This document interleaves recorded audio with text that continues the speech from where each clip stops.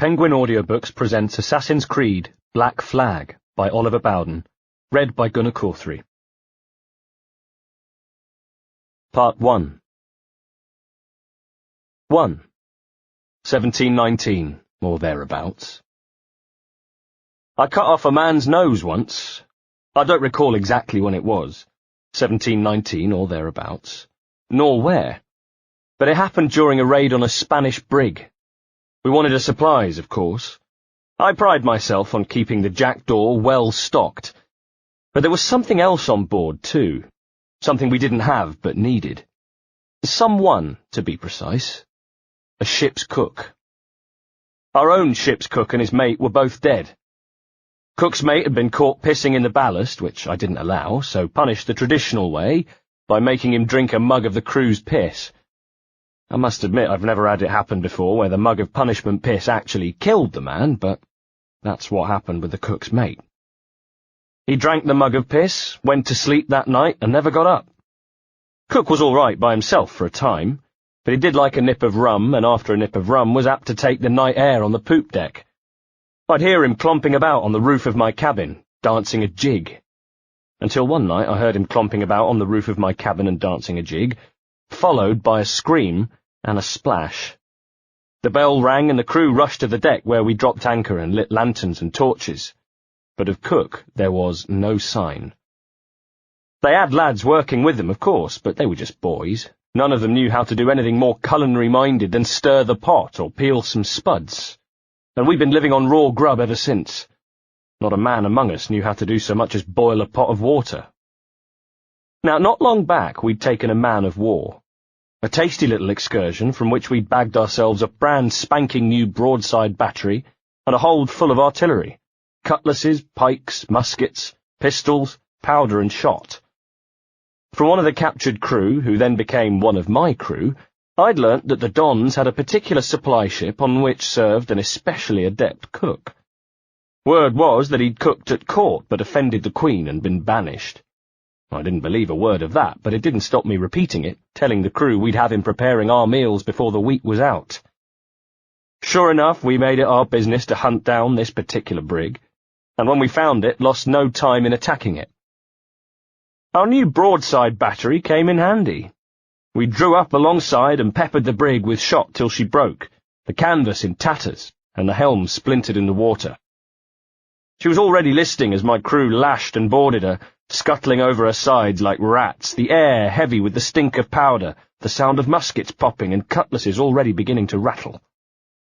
I was in among them, as always, cutlass in one hand and my hidden blade engaged, the cutlass for melee work, the blade for close finishing. Two of them came at me, and I made short of the first, driving my cutlass into the top of his head and slicing his tricorn in half as the blade cleaved his head almost in two. He went to his knees with the blade of my sword between his eyes, but the problem was I'd driven it in too deep, and when I tried to wrench it free, his writhing body came with it. Now the second man was upon me, terror in his eyes. Not used to fighting, obviously, and with a flick of the blade I sliced off his nose, which had the desired effect of sending him back with blood spraying from the hole where his beak had been, while I used two hands to finally wrench my cutlass out of the skull of the first attacker and continue the good fight. It was soon over, with as few of their crew dead as possible, me having given out special instructions that on no account was the cook to be harmed. Whatever happened, I'd said, we had to take the cook alive. And as their brig disappeared beneath the water and we sailed away, leaving a fog of powder smoke and a sea of splintered hull and bobbing bits of broken ship behind us, we gathered their crew on the main deck to flush out the cook.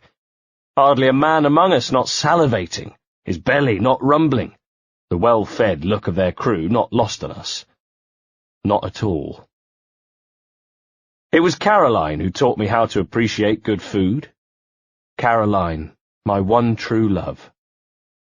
In the all too brief time we'd spent together, she'd refined my palate, and I like to think that she'd have approved of my policy towards the repast, and how I'd passed on a love of the finer things to the crew, knowing, as I did, partly due to what she'd shown me, that a well-fed man is a happy man, and a happy man is a man less prone to questioning the authority of the ship, which is why in all those years at sea I never had one sniff of mutiny.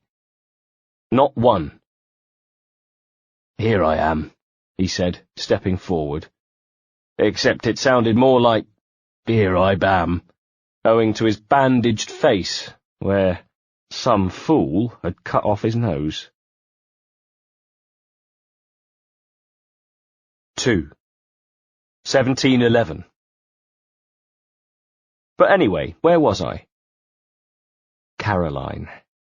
You wanted to know how I met her? Well, therein lies a tale, as they say. Therein lies a tale. For that I need to go much further back, to a time when I was just a simple sheep farmer, before I knew anything of assassins or Templars, of Blackbeard, Benjamin Hornigold, of Nassau or the Observatory, and might never have been any the wiser but for a chance meeting at the old shillelagh one hot summer's day, back in 1711. The thing is, I was one of those young firebrands who liked to drink, even though it got me into a few scrapes. Quite a few incidents, shall we say, of which I'm none too proud. But that's the cross you have to bear if you're a little over-fond of the booze. It's rare to find a drinker with a clean conscience. Most of us will have considered knocking it on the head at one time or another, reforming our lives and perhaps turning to God or trying to make something of ourselves. But then noon comes around and you know what's good for that head is another drink. And so you head for the tavern. The taverns I'm referring to were in Bristol, on the southwest coast of dear old England, where we were accustomed to fierce winters and glorious summers. And that year, that particular year, the year that I first met her, 1711, like I say, I was just 17 years old. And, yes, I was drunk when it happened. In those days, you'd have to say I was drunk a lot of the time. Perhaps, well, let's not exaggerate, I don't want to give a bad account of myself, but perhaps half of the time. Maybe a bit more. Home was on the outskirts of a village called Hatherton, 7 miles outside Bristol, where we ran a small holding keeping sheep. Father's interests lay with the livestock, they always had, so having me on board had freed him from the aspect of the business he most despised, which was making the trips into town with the merchandise, haggling with merchants and traders, bargaining, cutting deals. As soon as I'd come of age, by which I mean as soon as I was enough of a man to meet the eye of our business associates, and trade as an equal, well, that's what I did, and Father was all too glad to let me do it. My father's name was Bernard, my mother Linette. They hailed from Swansea, but had found their way to the West Country when I was 10 years old. We still had the Welsh accent. I don't suppose I minded much that it marked us out as different. I was a sheep farmer, not one of the sheep. Father and Mother used to say I had the gift of the gab, and Mother in particular used to tell me I was a good-looking young man, and that I could charm the birds off the trees. And it's true, even though I do say so myself. I did have a certain way with the ladies. Let's put it this way, dealing with the wives of the merchants was a more successful hunting ground than having to barter with their husbands. How I spent my days would depend on the season. January to May, that was lambing season, our busiest time, when I'd find myself in the barns by sun-up, sore head or not, needing to see whether any ewes had lambed during the night. If they had, then they were taken into one of the smaller barns and put into pens, lambing jugs we called them, where Father would take over while I was cleaning feeders, filling them up again, changing the hay and water, and Mother would be assiduously recording details of the new births in a journal. Me, I didn't have my letters then. I do now, of course. Caroline taught me them, along with much else that made me a man. But not back then, so that duty fell to Mother, whose own letters weren't much better, but enough to at least keep a record. They loved working together, Mother and Father. Even more reason why Father liked me going into town. He and my Mother, it was as though they were joined at the hip. I'd never seen another two people so much in love, and who had so little need to make a display of the fact. It was plain to witness that they kept each other going. It was good for the soul to see. In the autumn, we'd bring the rams through to the pasture to graze with the ewes, so that they could get on with the business of producing more lambs for the following spring, Fields needed tending to, fences and walls building and repairing. In winter, if the weather was very bad, we brought the sheep into the barns, kept them safe and warm, ready for January, when lambing season began. But it was during summer when I really came into my own. Shearing season. Mother and father carried out the bulk of it, while I made more frequent trips into town, not with carcasses for meat, but with my cart laden with wool. And in the summer, with even more opportunity to do so, I found myself frequenting the local taverns more and more. You could say I became a familiar sight in the taverns, in fact, in my long buttoned-up waistcoat, knee breeches, white stockings, and the slightly battered brown tricorn that I like to think of as my trademark, because my mother said it went well with my hair, which was permanently in need of a cut, but quite a striking sandy colour if I do say so myself. It was in the taverns I discovered that my gift of the gab was improved after a few ales at noon. The booze, it has that effect, doesn't it? Loosens tongues, inhibitions, morals. Not that I was exactly shy and retiring when I was sober, but the ale, it gave me that extra edge. And after all, the money from extra sales made as a result of my ale-inspired salesmanship more than covered the cost of the ale in the first place. Or at least that's what I told myself at the time. And there was something else, too, apart from the foolish notion that Edward in his cups was a better salesman than Edward sober, and that was my state of mind. Because the truth was, I thought I was different. No, I knew I was different. There were times I'd sit by myself at night and know I was seeing the world in a way that was all my own. I know what it is now, but I couldn't put it into words back then, other than to say I felt different. And either because of that, or despite it, I'd decided I didn't want to be a sheep farmer all my life. I knew it the first day when I set foot on the farm as an employee and not as a child, and I saw myself, and then looked at my father, and understood that I was no longer here to play, and would soon go home to dream about a future setting sail on the high seas. No, this was my future, and I would spend the rest of my life as a sheep farmer, working for my father, marrying a local girl, siring boys and teaching them to become sheep farmers, just like their father, just like their grandfather. I saw the rest of my life laid out for me, like neat work clothes on a bed, and rather than feel a warm surge of contentment and happiness about that fact, it terrified me.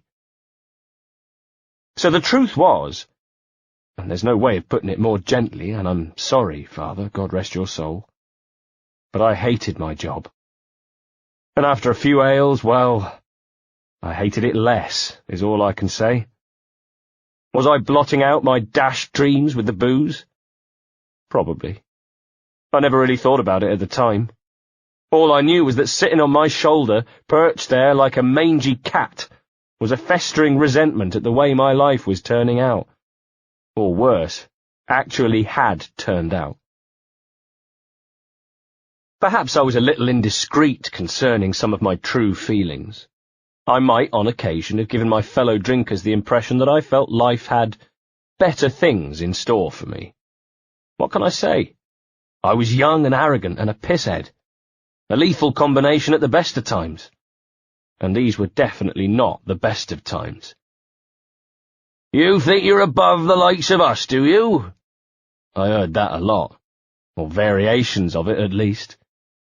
And perhaps it would have been more diplomatic of me to answer in the negative, but I didn't, and so I found myself in more than my fair share of fights. Perhaps it was to prove that I was better than them in all things, fighting included. Perhaps because in my own way I was upholding the family name. A drinker I might have been, a philanderer, arrogant, unreliable, but not a coward. Oh no, never one to shrink from a fight. And it was during the summertime when my recklessness reached its height, when I would be most drunk and most boisterous, and mainly a bit of a pain in the arse. But on the other hand, all the more likely to help a young lady in distress.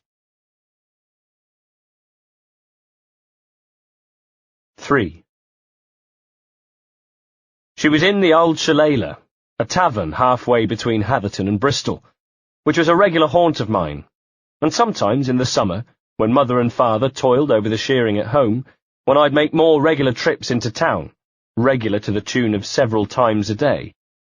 I admit I hadn't taken much notice of her at first, which was unusual for me, because I like to pride myself on knowing the exact location of any pretty woman nearabouts, and besides, the Shillelagh wasn't the sort of place you expected to find a pretty woman. A woman, yes, a certain type of woman, but this girl I could see wasn't like that. She was young, about my age, and she wore a white linen coif and a smock. Looked to me like a domestic. But it wasn't her clothes that drew my attention. It was the loudness of her voice, which you'd have to say was in complete contrast to the way she looked. She was sitting with 3 men, all of them older than her, who I recognised at once. Tom Cobley, his brother Seth, and Julian somebody whose surname escaped me, but who worked with them. 3 men with whom I had traded words, if not blows, before. The kind who looked down their noses at me because they thought I looked down my nose at them, who liked me no more than I liked them, which was not a lot. They were sat forward on their stools and watching this young girl with leering, wolfish eyes that betrayed a darker purpose, even though they were all smiles, thumping on the table, encouraging her as she drank dry a flagon of ale. No, she did not look like one of the women who usually frequented the tavern, but it seemed she was determined to act like one of them. The flagon was about as big as she was, and as she wiped her hand across her mouth and hammered it to the table, the men responded with cheers, shouting for another one and no doubt pleased to see her wobble slightly on her stool. Probably couldn't believe their luck. Pretty little thing like that. I watched as they let the girl drink yet more ale with the same tumult accompanying her success, and then as she did the same as before and wiped her hand across her mouth, but with an even more pronounced wobble this time, a look passed between them. A look that seemed to say, "The job is done." Tom and Julian stood, and they began, in their words, to escort her to the door, because, "You've had too much to drink, my lovely. Let's get you home, shall we?" "To bed," smirked Seth, thinking he was saying it under his breath, even though the whole tavern heard him. "Let's be getting you to bed." I passed a look to the barman, who dropped his eyes and used his apron to blow his nose. A customer sat down the bar from me, turned away. Bastards. Might as well have looked to the cat for help, I thought. Then with a sigh banged down my tankard, stepped off my stool, and followed the Cobleys into the road outside. I blinked as I stepped from the darkness of the tavern into bright sunlight. My cart was there, roasting in the sun. Beside it another one that I took to belong to the Cobleys. On the other side of the road was a yard with the house set far back, but no sign of a farmer. We were alone on the highway. Just me, the 2 Cobley brothers, Julian, and the girl, of course. "Well, Tom Cobley," I said, "the things you see on a fine afternoon. Things like you and your cronies getting drunk and getting a poor defenceless young woman even drunker." The girl sagged as Tom Cobley let go of her arm and turned to address me, his finger already raised. "Now just you stay out of this, Edward Kenway, you young good-for-nothing. You're as drunk as I am and your morals just as loose. I don't need to be given a talking to by the likes of you." Seth and Julian had turned as well. The girl was glazed over, like her mind had gone to sleep, even if her body was still awake.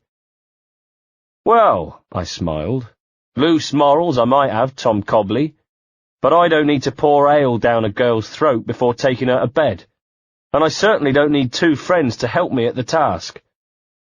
Tom Cobley reddened. "Why, you cheeky little bastard, you, I'm going to put her on my cart is what I'm going to do and take her home." "I've no doubt that you intend to put her on your cart and take her home.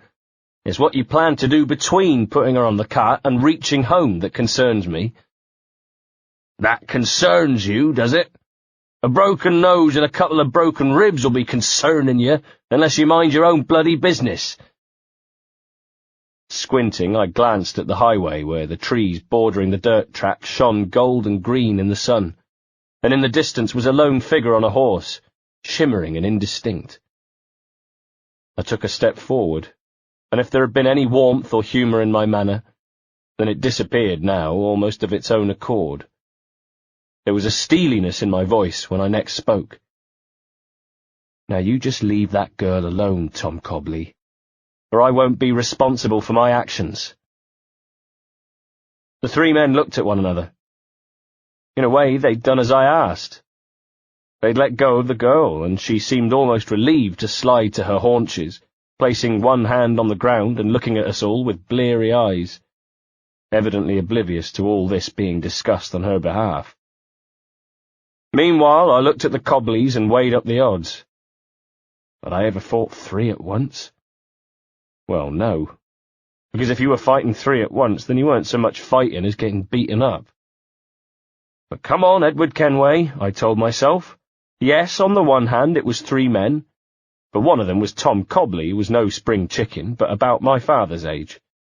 Another one was Seth Cobley, who was Tom Cobley's son. And if you can imagine the kind of person who would help his father get a young girl drunk, well, then you can imagine the sort of person Seth Cobley was, which was to say a maggoty, underhand type, more likely to run away from a fight with wet breeches than stand his ground. And what's more, they were drunk. On the other hand, I was drunk too. Plus, they had Julian, who, going on looks alone, could handle himself. But I had another idea. That lone rider I could see in the distance. If I could just hold off the Cobleys till he arrived, the odds were likely to shift back in my favour. After all, if he was a good character, the lone rider was bound to stop and help me out. "Well, Tom Cobley," I said, "you got the advantage over me, that's obvious for anyone to see. But, you know, I just wouldn't be able to look my mother in the eye knowing I'd let you and your cronies abduct this pretty young thing." I glanced up the road to where that lone rider was getting closer. Come on then, I thought. Don't hang about. "So," I continued, "even if you end up leaving me in a bloody heap by the side of this here road, and carry that young lassie off anyway, I'm going to have to do all that I can to make it as difficult for you as possible. And perhaps see to it that you go on your way with a black eye and maybe a pair of throbbing bollocks for your troubles." Tom Cobley spat, then peered at me through wizened, slitty eyes. "That's it then, is it? Well, you're just going to stand there talking about it all day, or are you going to attend to your task? Because time waits for no man." He grinned an evil grin. "I've got things to see, people to do." "Aye, that's right, and the longer you leave it, the more chance that poor lassie has of sobering up, eh?" "I don't mind telling you, I'm getting tired of all this talk, Kenway." He turned to Julian. "How about we teach this little bastard a lesson? Oh, and one more thing before we start, Master Kenway. You ain't fit to shine your mother's shoes, you understand?" That hit me hard, I don't mind admitting. Having someone like Tom Cobley, who had all the morals of a frothing dog and about half the intelligence, able to reach into my soul as if my guilt was an open wound, then stick his thumb in that open wound and cause me even more pain, well, it certainly firmed up my resolve, if nothing else. Julian pushed his chest forward and with a snarl advanced. 2 steps away from me, he raised his fists, dipped his right shoulder and swung. And I don't know who Julian was used to fighting outside taverns, but somebody with less experience than me, that's for sure, because I'd already taken note of the fact that he was right-handed, and he couldn't have made his intentions more obvious if he'd tried. The dirt rose in clouds around my feet as I dodged easily and brought my own right fist up sharply. He shouted in pain as I caught him under the jaw, and if it had just been him, the battle would have been won. But Tom Cobley was already upon me. From the corner of my eye I saw him, but was too late to react, and next thing you know, I was dazed by knuckles that slammed into my temple. I staggered slightly as I swung to meet the attack, and my fists were swinging much more wildly than I'd have liked. I was hoping to land a lucky blow, needing to put at least one of the men down to even up the numbers. But none of my punches made contact as Tom Cobley retreated, plus Julian had recovered from my first strike with alarming speed, and now came at me again. His right fist came up and connected with my chin, spinning me about so that I almost lost my balance. My hat flew off, my hair was in my eyes, and I was in disarray. And guess who came in with his boots kicking? that worm, Seth Cobley, shouting encouragement to his father and Julian at the same time. And the little bastard was lucky. His boot caught me in the midriff, and already off balance I lost my footing, and fell. The worst thing you can do in a fight is fall. Once you fall, it's over. Through their legs I saw the lone rider up the highway, who was now my only chance at salvation, possibly my only hope of getting out of this alive. But what I saw made my heart sink. Not a man on a horse, a tradesman who would dismount and come rushing to my aid. No, the lone rider was a woman.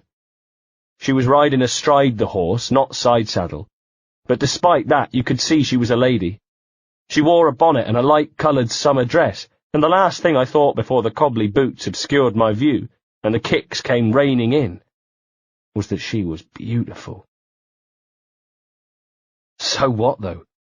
Good looks weren't going to save me now. "Hey," I heard. "You three men. Stop what you're doing right now." They turned to look up at her and removed their hats, shuffling in line to hide the sight of me, who lay coughing on the ground. "What is going on here?" she demanded to know. From the sound of her voice I could tell she was young and, while not highly born, definitely well-bred. Too well-bred, surely, to be riding unaccompanied. "We were just teaching this young man here some manners," rasped Tom Cobley, out of breath. Exhausting business it was, kicking me after death. "Well, it doesn't take three of you to do that, does it?" she replied. I could see her now, twice as beautiful as I'd first thought, as she glowered at the Cobleys, who for their part looked thoroughly mortified. She dismounted. "More to the point, what are you doing with this young lady here?" She indicated a girl who still sat dazed and drunk on the ground. "Oh, ma'am, begging your pardon, ma'am, but this is a young friend of ours who's had too much to drink." The lady darkened. "She is most certainly not your young friend. She is a maidservant, and if I don't get her back home before my mother discovers she's absconded, then she will be an unemployed maidservant." She looked pointedly from one man to the next. "I know you men, and I think I understand exactly what has been going on here. Now you will leave this young man alone and be on your way before I am of a mind to take this further." With much bowing and scraping, the Cobleys clambered aboard their cart and were soon gone. Meanwhile, the woman dismounted and knelt down to speak to me. Her voice had changed. She was softly spoken now. I heard concern. "My name is Caroline Scott. My family lives on Hawkins Lane in Bristol. Let me take you back there and tend to your wounds." "I cannot, my lady," I said, sitting up and trying to manage a grin. "I have work to do." She stood, frowning. "I see. And did I assess the situation correctly?" I picked up my hat and began to brush the dirt from it. It was even more battered now. "You did, my lady." "Then I owe you my thanks, and so will Rose when she sobers up. She's a wilful girl, not always the easiest of staff, but nevertheless, I don't want to see her suffer for her impetuousness." She was an angel, I decided then, and as I helped them mount the horse, Caroline holding on to Rose, who lolled drunkenly over the neck of the horse, I had a sudden thought. "Can I see you again, my lady? To thank you properly when I look a little more presentable, perhaps?" She gave me a regretful look. "I fear my father would not approve," she said, and with that shook the reins and left. That night I sat beneath the thatch of our cottage, gazing out over the pastures that rolled away from the farm as the sun went down. Usually my thoughts would be of escaping my future. That night I thought of Caroline. Caroline Scott of Hawkins Lane. 4. 2 days later I woke up to the sound of screaming. In a rush I dragged my breeches on and hopped out of the room with my shirt unbuttoned, still pulling my boots on over bare feet. I knew that scream. It was my mother. Moments later her screams had died down to a sob, replaced by my father cursing. the soft cursing of a man who had been proved correct. After my fight at the old shillelagh, I had returned to the tavern in order to do something about my cuts and bruises, to numb the pain, so to speak. And what better way of doing that than with a drink or two? Thus, when I'd eventually arrived home, I'd been in a bit of a state. And when I say state, I mean state, as in a man who looked as though he'd been in the wars, which I had. Bruises to my face, my neck, my clothes ragged and torn. But also state, as in a man who had had far too much to drink. Either one of these two things were likely to make Father angry, so we'd argued, and I'm ashamed to say I used some choice language in front of my mother. And of course Father was furious about that, and I felt the back of his hand for it. But what had really enraged him was that the brawl, as he called it, because he wouldn't accept that I'd been protecting a lady's honour, and that he would have done the same in my position, had all taken place during the working day. What he saw was them, exhausted from their labours, and me getting drunk and into fights, sullying the good name of the Kenways, and in this particular case, storing up even more trouble for the future. The Cobleys! He'd thrown up his hands in exasperation. That lot of bad bloody eggs, he'd said. It would have to be them, wouldn't it? They won't let it go, you know that, don't you? Sure enough, I rushed out to the front yard that morning, and there was Father in his work clothes, comforting Mother, who stood with her head buried in his chest, sobbing quietly, her back to what was on the ground.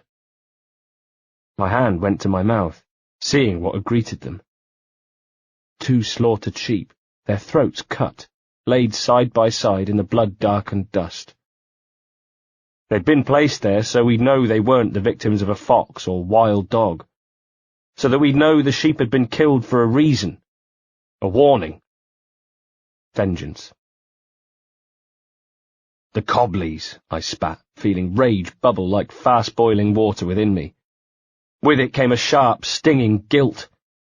We all knew it was my actions that had caused this. Father didn't look at me. On his face was all the sadness and worry you'd expect. Like I say, he was a well-respected man, and he enjoyed the benefits of that respect. His relations, even with his competitors, were conducted with courtesy and respect. He didn't like the Cobleys, of course he didn't. Who did? But he'd never had trouble before, either with them or anyone else. This was the first time. This was new to us. I know what you're thinking, Edward, he said. He couldn't bear to look at me, I noticed. He just stood holding Mother with his eyes fixed on some point in the distance. But you can think again. What am I thinking, Father?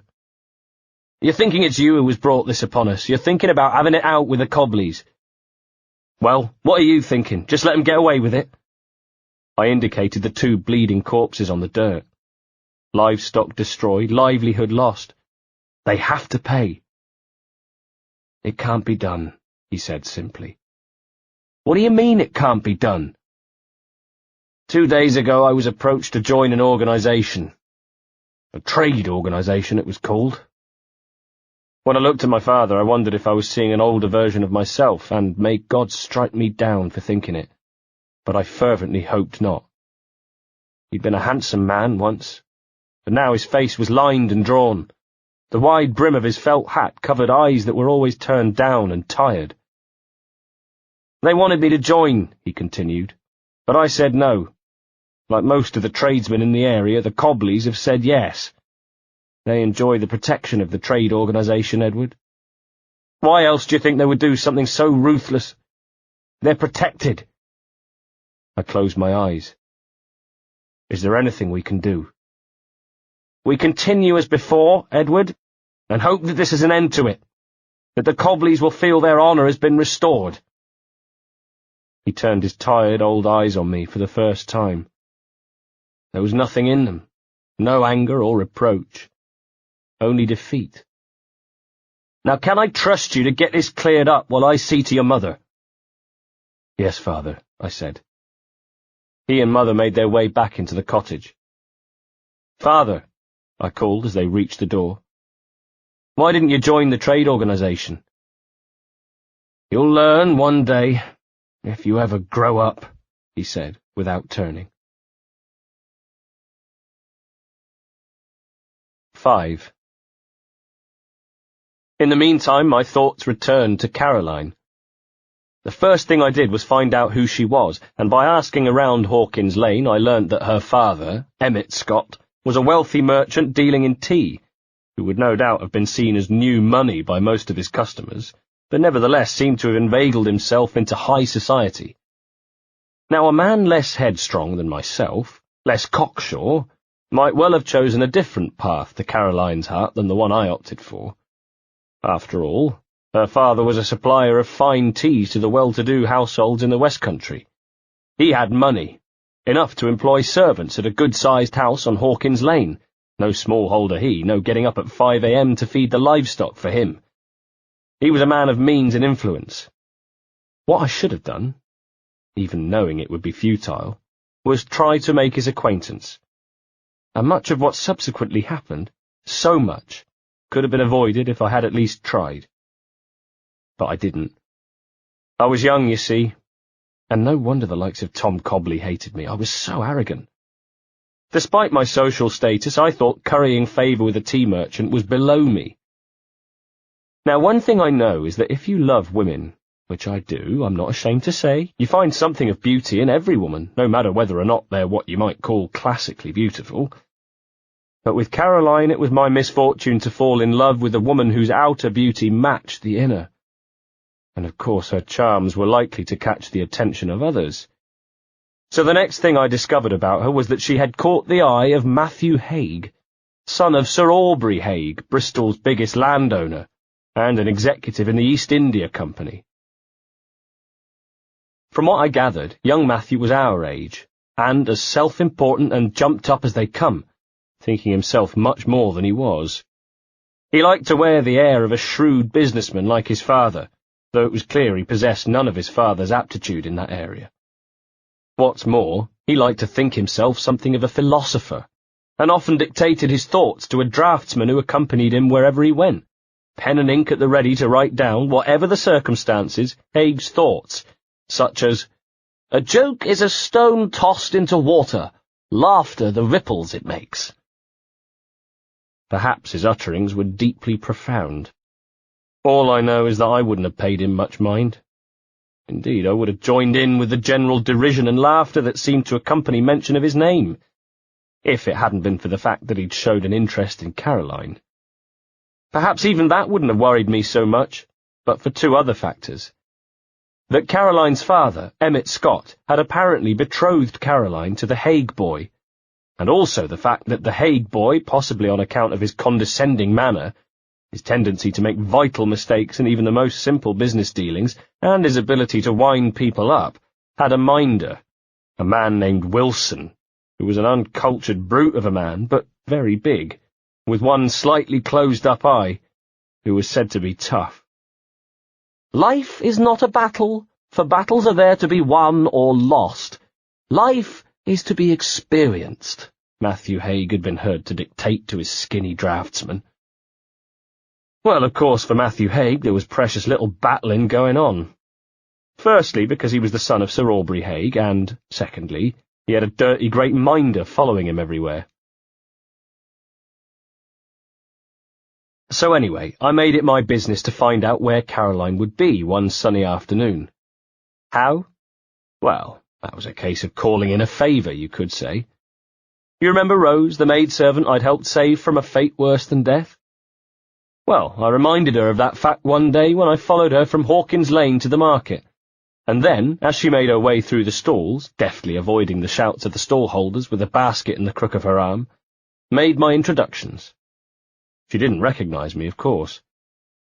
"I'm sure I have no idea who you are, sir," she said, with little startled eyes darting in all directions, as though her employers might come a-leaping from the aisles between the stalls. "Well, I know exactly who you are, Rose," I said. "And it was me who took a beating on your behalf outside the old Shillelagh last week. Drunk as you were, you remember the presence of a good Samaritan, I hope?" She nodded reluctantly. And yes, perhaps it's not the most gentlemanly thing to do, to use a young lady's unfortunate circumstances in such a mercenary fashion to, well, I wouldn't go as far as to say blackmail, but as leverage. But there we have it. I was smitten, and given that my penmanship skills were none too clever, had decided that a face-to-face encounter with Caroline was the best way to begin the process of winning her heart. Charm the birds out the trees, see? Well, it worked on traders, and on the occasional young lady I encountered in the taverns. Why not on someone of high-born stock? From Rose I learned that Caroline enjoyed taking the air at the Bristol docks on a Tuesday afternoon. But, she said, with a quick look left to right, I should be wary of Mr. Haig, him and his manservant, Wilson. Mr. Haig was most keen on Caroline, so Rose said, and was very protective of her. So it was that the following morning I made sure I took a trip into town, moved my goods as quickly as possible, and then made my way down to the harbour. There the air was thick with the scent of sea salt and manure and boiling pitch, and rang to the cries of seagulls, as well as the endless shouts of those who made the docks their place of work, crews calling to one another as they loaded and unloaded ships whose masts rocked slightly in the gentle breeze. I could see why Caroline might like it here.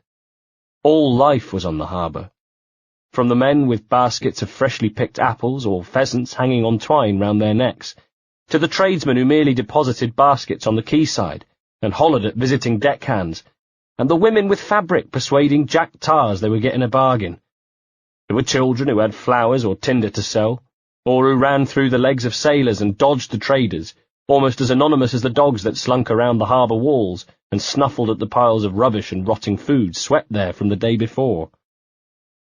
Among them all was Caroline, who, with a bow in her bonnet and a parasol over one shoulder, with Rose a respectful few feet behind her, looked every inch the lady. And yet I noticed. I kept my own distance for the time being, needing to choose my moment. She didn't look down her nose at the activity around her, as she so easily could have done. From her demeanour I could tell that she, like me, enjoyed seeing life in all its forms. I wondered, did she also, like me, ever look out to a sea that glittered with treasure, masts of ships tilting gently, gulls flying towards where the world began, and wonder what stories the horizons had to tell? I am a romantic man, it's true, but not a romantic fool, and there have been moments since that day outside the tavern when I'd wondered if my growing affections for Caroline were not partly an invention of my mind. She had been my saviour after all. But now, as I walked along the harbour, I fell for her anew. Did I expect to speak to Caroline in my sheep farmer's clothes? Of course not. So I'd taken the precaution of changing, trading my dirty boots for a pair of silver-buckled shoes, neat white stockings and dark breeches, a freshly laundered waistcoat over my shirt, and a matching three-cornered hat instead of my trusty brown one. I looked quite the gentleman, if I do say so myself. I was young, good-looking, and full of confidence, the son of a well-respected tradesman in the area, a Kenway.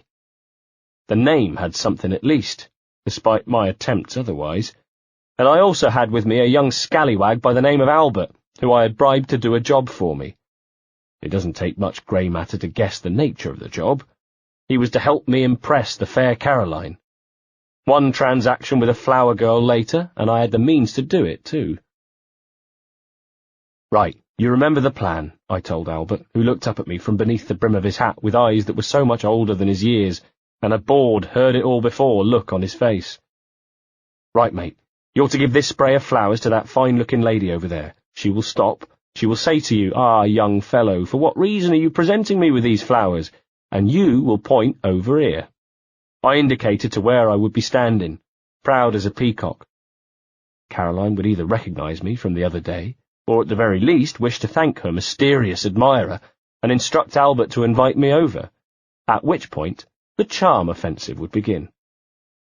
"And what's in it for me?" asked Albert. "What's in it for you? How about counting yourself lucky I don't give you a thick ear?" He curled a lip. "How about you taking a running jump off the side of the harbour?" "All right," I said, knowing when I was beaten. "There's half a penny in it for you." "Half a penny? Is that the best you can do?" "As a matter of fact, Sonny Jim, it is the best I can bloody do. And for walking across the harbour and presenting a flower to a beautiful woman, it's also the easiest halfpenny's work there ever was." "Ain't she got a suitor with her?"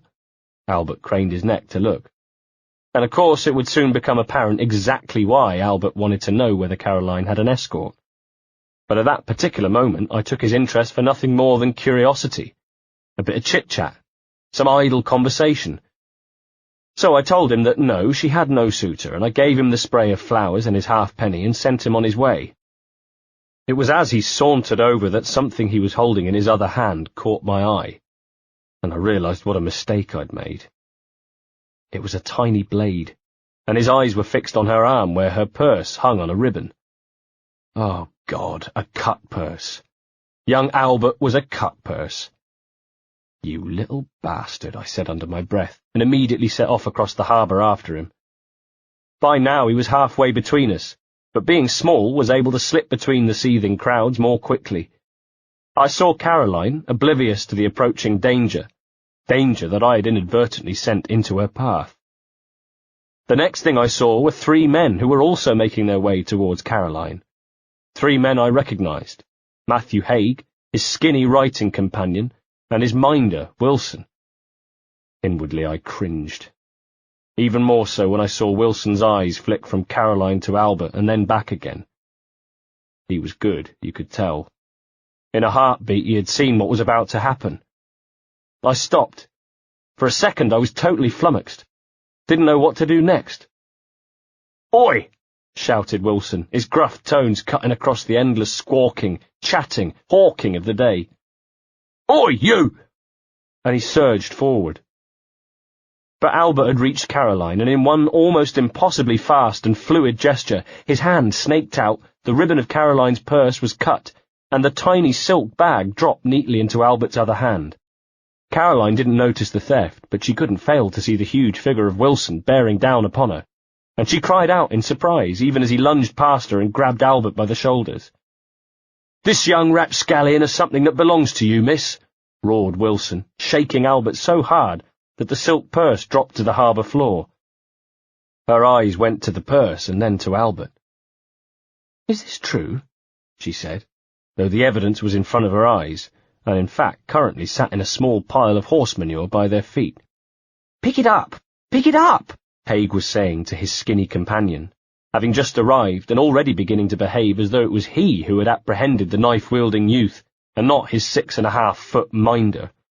"Teach the young ruffian a lesson, Wilson." This was Haig waving his hand as though attempting to ward off some especially noxious flatulence. "With pleasure, sir."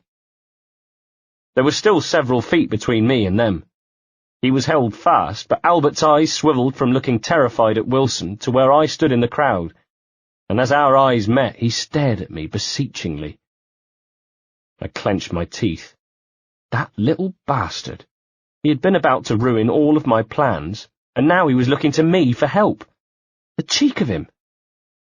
But then Wilson, holding him by the scruff of the neck with one hand, drove his fist into Albert's stomach, and that was it for me. That same sense of injustice I had felt at the tavern was reignited, and in a second I was shoving through the crowd to Albert's aid. "Hey!" I shouted. Wilson swung to see me, and though he was bigger than me, and far uglier than me, I'd just seen him hit a child, and my blood was up. It's not an especially gentlemanly way to conduct a fight, but I knew from experience, both as giver and receiver, that there was no quicker and cleaner way to put a man down. So I did it. I led with the knee. My knee into his bollocks, to be precise. So quick and so hard that where one second Wilson was a huge snarling bully about to meet my attack, the next he was a snivelling, mewling heap of a man, his hands grasping at his groin as he landed on the floor. Heedless of Matthew Haig's outraged screaming, I grabbed Albert. "Say sorry to the lady," I ordered him, with a finger in his face. "Sorry, miss," said Albert obediently. "Now hop it," I said, and pointed him off down the harbour. He needed no second invitation, and in a trice was gone, prompting even more protestations from Matthew Haig, and I thanked God that at least Albert was out of the picture and unable to dob me in. I had saved Albert from getting a worse beating, but my victory was short-lived, and I certainly didn't get the time to enjoy it.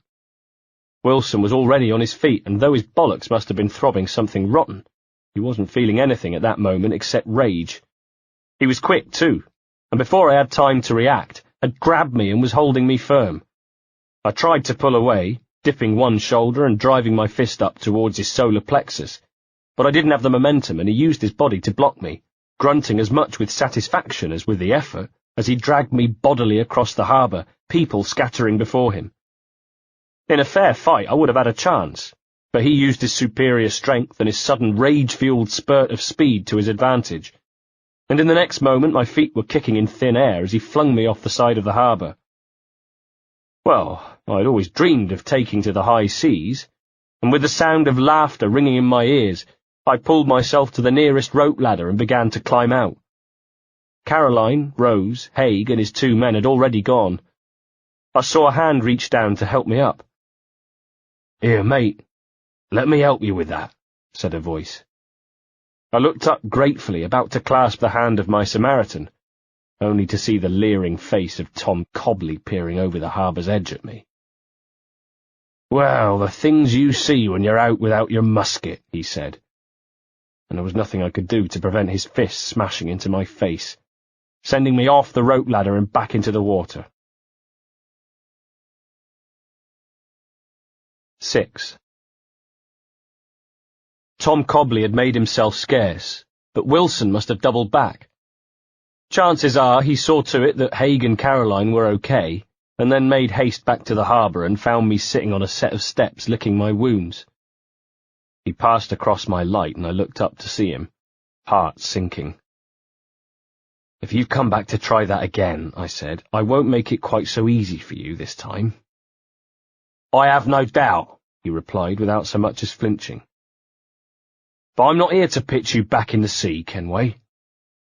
At that, I looked sharply at him. "That's right, boy.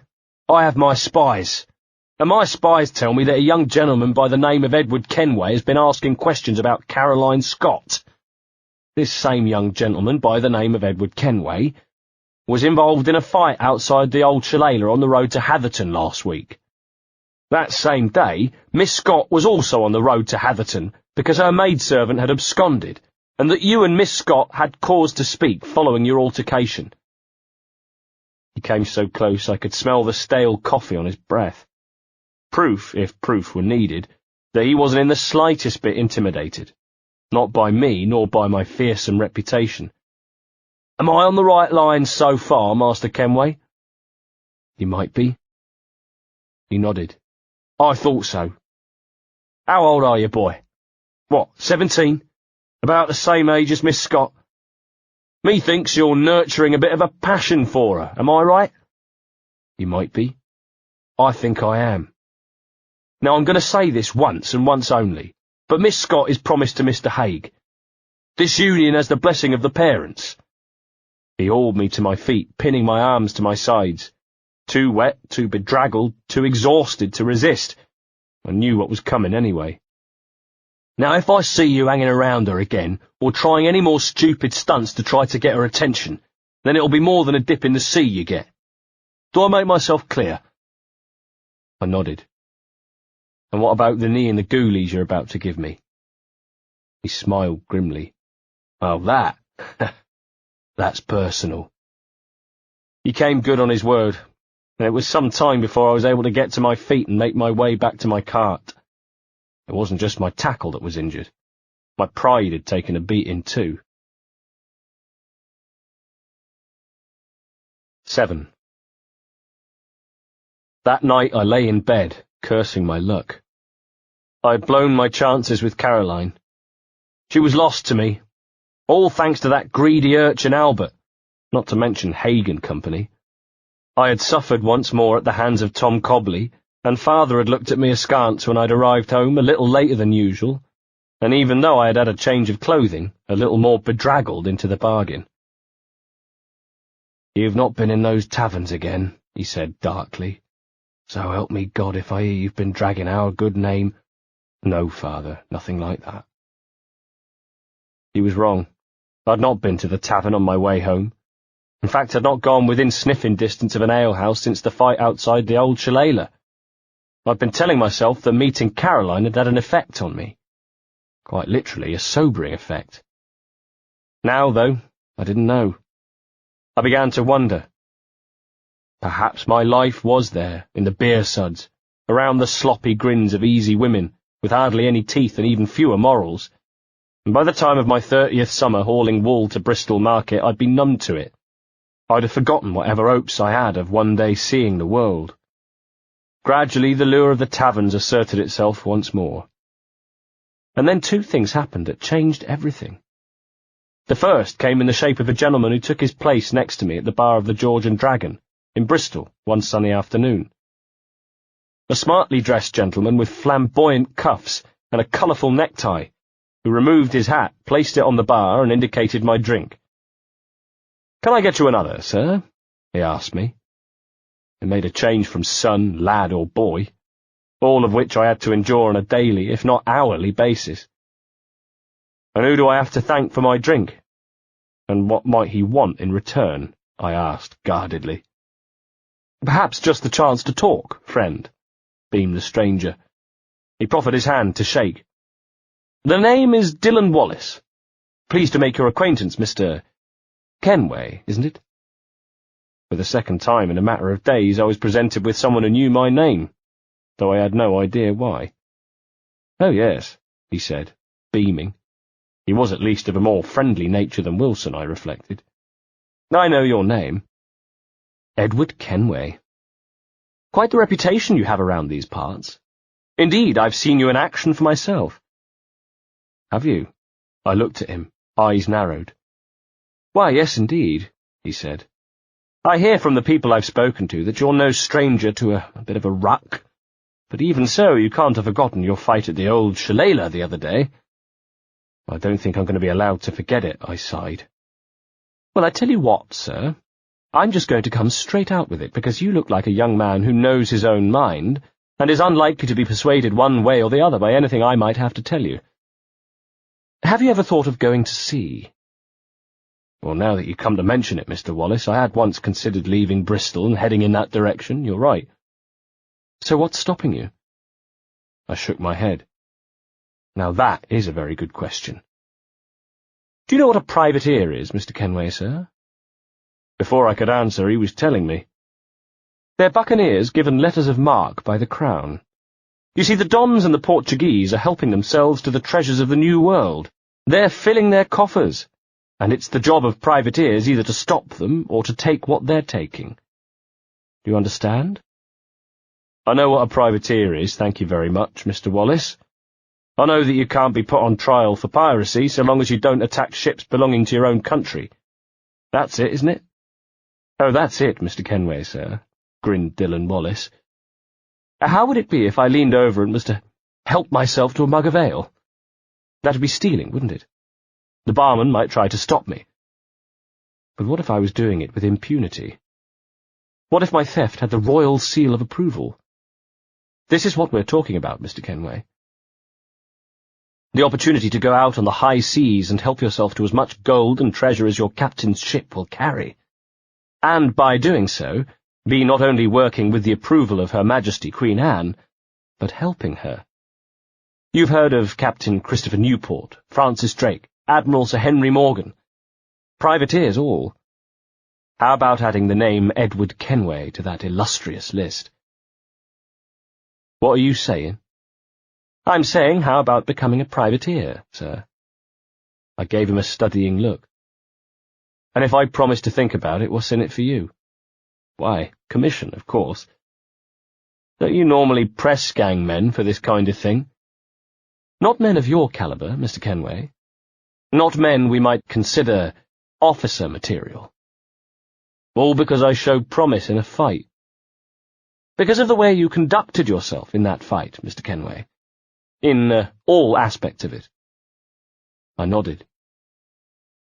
"If I promise to think about it, does that mean I don't need to return the favour of an ale?" 8.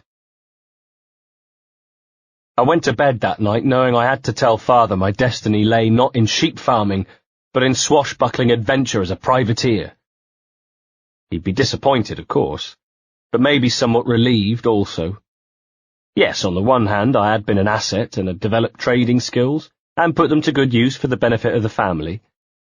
But on the other hand, there was the drinking, the brawling, and, of course, the rift with the Cobleys.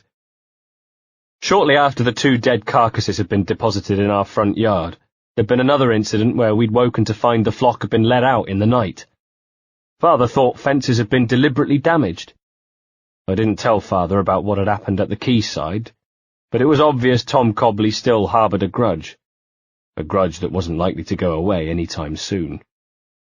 That I had brought down on Father's head, and without me in the picture, then perhaps the vendetta would end. And so as I laid my head down that night, my only decision was how to break the news to my father, and how my father might break the news to my mother. And then I heard something from the window. A tapping.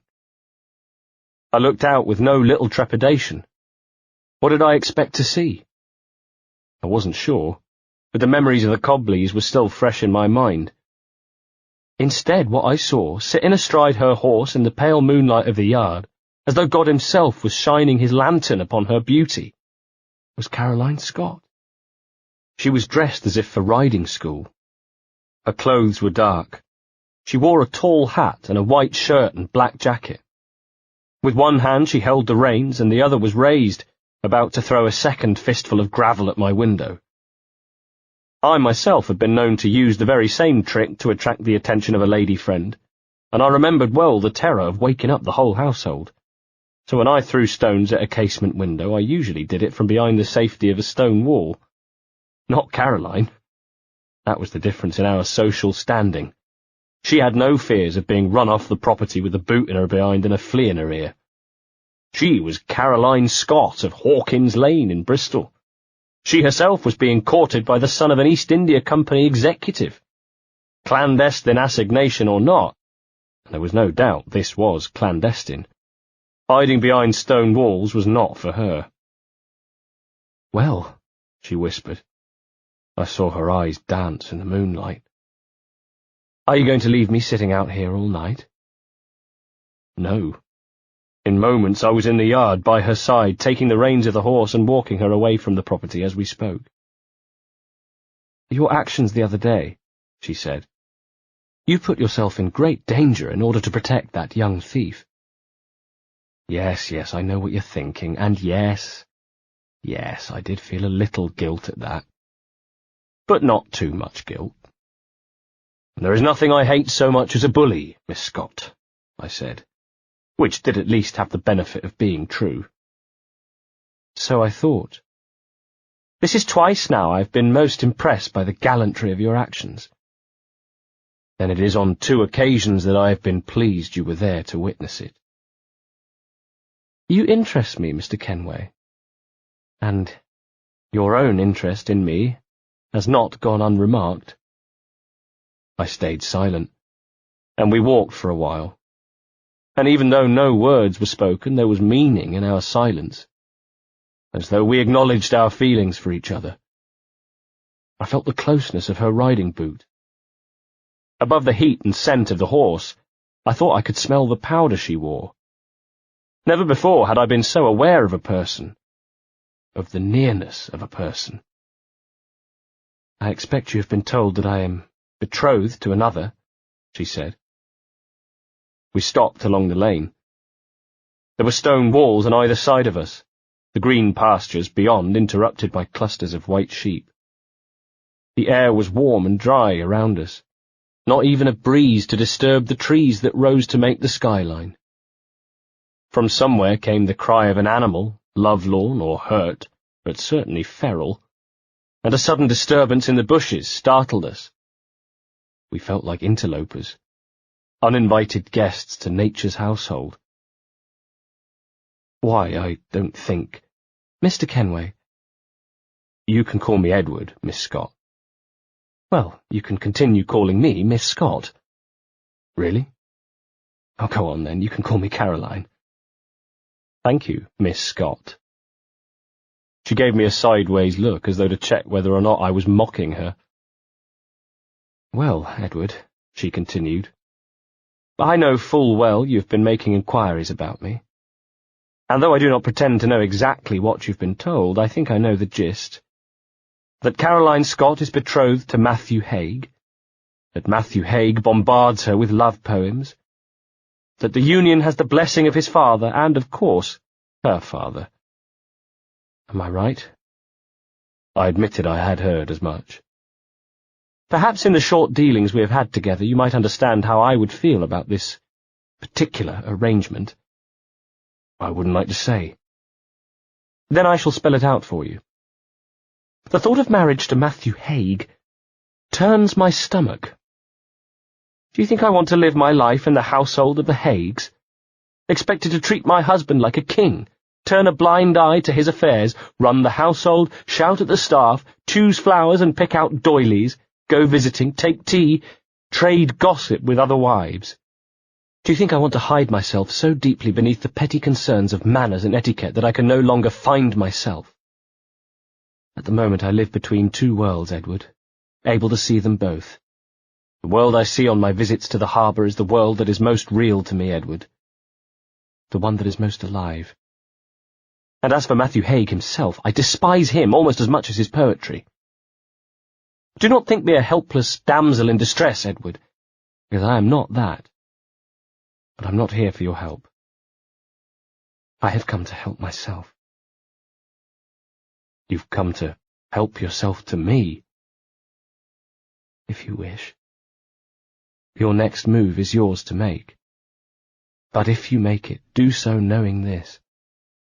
Any relationship between you and me would not have the blessing of my father, but it would have mine. Excuse me, but it's not so much your father who concerns me, as his choice for you. And the thought of making an enemy of the Haigs? Does that put you off? I knew at that moment nothing would put me off. No, Caroline, it doesn't. I hoped as much. We parted with arrangements made to meet again. And after that our relationship began in earnest. We were able to keep it a secret. For some months, in fact, our meetings were held entirely in private, snatched moments spent wandering the lanes between Bristol and Hatherton, riding in the pastures. Until one day she announced that Matthew Haig planned to ask for her hand in marriage the following morning, and my heart stopped. I was determined not to lose her. Because of my love for her, because I could think of nothing but her, because when we were together I savoured every moment. Every word, every gesture that Caroline made was like nectar to me. Everything about her, every curve and contour, her scent, her laugh, her refined manners, her intelligence. And all of this ran through my mind as I dropped to one knee and took her hand. Because what she was telling me, perhaps it wasn't an invitation, but a farewell. And if it was, well, at least my humiliation would not be known far and wide, confined to the birds in the trees and the cows that stood in the fields watching us, with sleepy eyes and chewing ruminatively. Caroline, will you marry me? I said. I held my breath. During our courtship, every meeting we'd had, every stolen kiss we'd shared, I'd been haunted by a feeling of not believing my luck. It was as though a great joke was being played on me. I half expected Tom Cobley to come leaping out of the shadows, snorting with laughter. And if not that, if not some vengeful practical joke at my expense, then perhaps I was merely a diversion for Caroline, a final fling before she applied herself to her familial duty.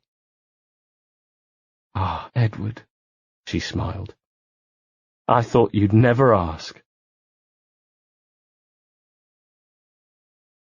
9. I couldn't accept it, though, and I found myself travelling into town the next day, my journey taking me to Hawkins Lane. All I knew was that Matthew Haig planned to pay her a visit in the morning, and as I sidled up the highway and past the row of houses among which was hers, I wondered if he was in there now, perhaps making his proposal. One thing I knew of Caroline. She was a brave woman, the bravest I'd ever known, but even so, she was passing up the opportunity to live the rest of her days in pampered luxury. And worse, she was going to scandalize her mother and father. I knew only too well the pressures of trying to please a parent, how tempting it was to go down that route. An unfulfilled soul, or a soul troubled with guilt? Which was the hardest cross to bear? With me standing before her, and she loved me, I'm sure of that, perhaps the decision was easier to make. But what about at night, when misgivings made their rounds and doubt came visiting? Perhaps she might simply have changed her mind, and she was at this very moment blushing in her acceptance of Matthew Haig's proposal, and mentally writing a letter to me. And if that happened, well, there was always Dylan Wallace, I suppose. But then from the corner of my eye I saw the front door open, and Wilson appear, quickly followed by the draftsman, and behind them Matthew Haig, who offered his arm for Caroline, Rose taking up the rear as they began their perambulations. Staying some distance behind, I followed them all the way to the harbour, puzzling over his intentions. Not the harbour, surely. The dirty, smelly, crowded harbour, with its stench of manure and burning pitch, and just-caught fish, and men who had returned from months away at sea without so much as a bath during that time. They were making their way towards what looked like a schooner moored at the dock, around which were gathered some men. It was difficult to tell, though, because hanging from the back of the ship was some kind of canvas, obscuring the name of the vessel. However, as the group drew closer to it, I thought I knew what it was. I thought I knew his plan. Sure enough, they stopped before it, and still out of sight, I watched as Caroline's eyes flicked nervously from Matthew Haig to the schooner, guessing that she too had worked out the purpose of their visit. Next thing I knew, Haig was down on one knee, and the staff of the schooner, Wilson and the draftsman, were all standing with their hands behind their backs, ready for the round of applause as Matthew Haig popped his question. "My darling, would you do me the honour of becoming my wife?" Caroline swallowed and stammered. "Matthew, must we do this here?" He shot her a patronising look, then with an expansive gesture of his hand, ordered the canvas come off the rear of the schooner. There, etched in a gold leaf, was the vessel's name. Caroline. "Where better place, my dear?" And if it hadn't been for the situation, I might even have slightly enjoyed the sight of Caroline at a loss. Usually she was nothing if not sure of herself. The doubt and near panic I saw in her eyes was, I suspect, as new to her as it was to me. "Matthew, I must say, you're embarrassing me." "My dear, dear Caroline, my precious flower," he said, and made a small gesture to his draftsman, who immediately began rooting around for his quill in order to record his master's poetic words. "But how else would I have unveiled my marital gift to you? Now I must press you for an answer. Please, with all these people watching." And yes, I realized, looking around, the entire harbour seemed to have halted, everybody hanging on Caroline's next words, which were, "No, Matthew."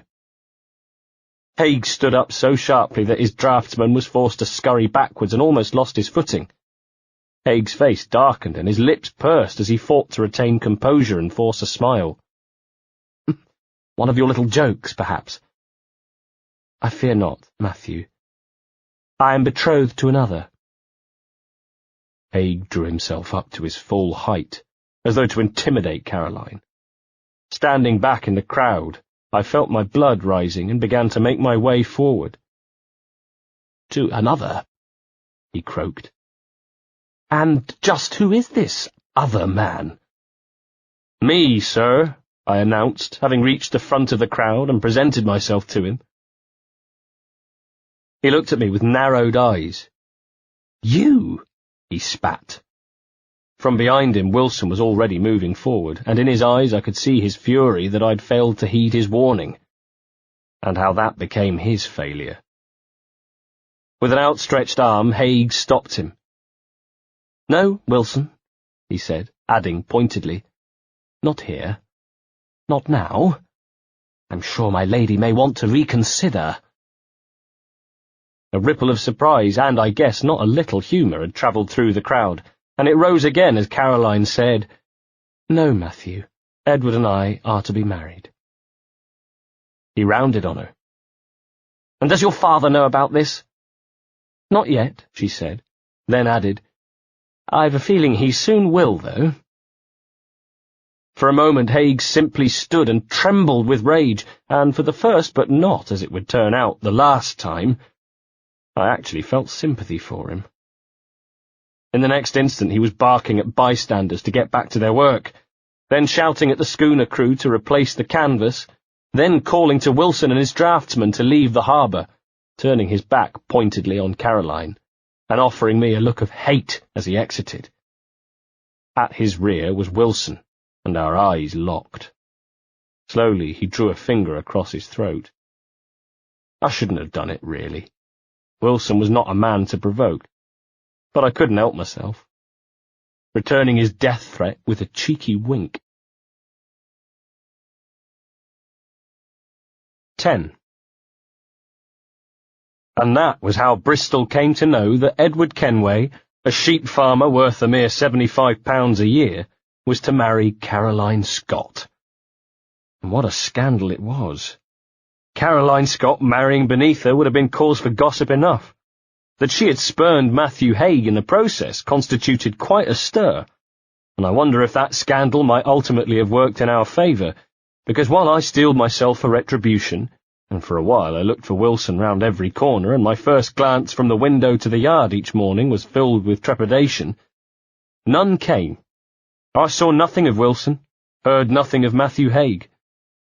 In the end, the threat to our marriage came not from outside, not from the Cobleys, Emmett Scott, Matthew Haig, or Wilson. It came from the inside. It came from me. I've had plenty of time to think about the reasons why, of course, and the problem was that I kept returning to my meeting with Dylan Wallace and his promises of riches in the West Indies. I wanted to go and return to Caroline a rich man. I had begun to see it as my only chance of making a success of myself, my only chance of being worthy of her. For of course, yes, there was the immediate glory, or perhaps you might say stature, of having made Caroline Scott my wife, taking her from beneath the nose of Matthew Haig, but that was soon followed by a kind of, well, I can only describe it as stagnation. Emmett Scott had delivered his cutting blow at the wedding. We should have been grateful, I suppose, that he and Caroline's mother had deigned to attend, although for my own part I was not at all grateful. I would have preferred it if the pair of them had stayed away.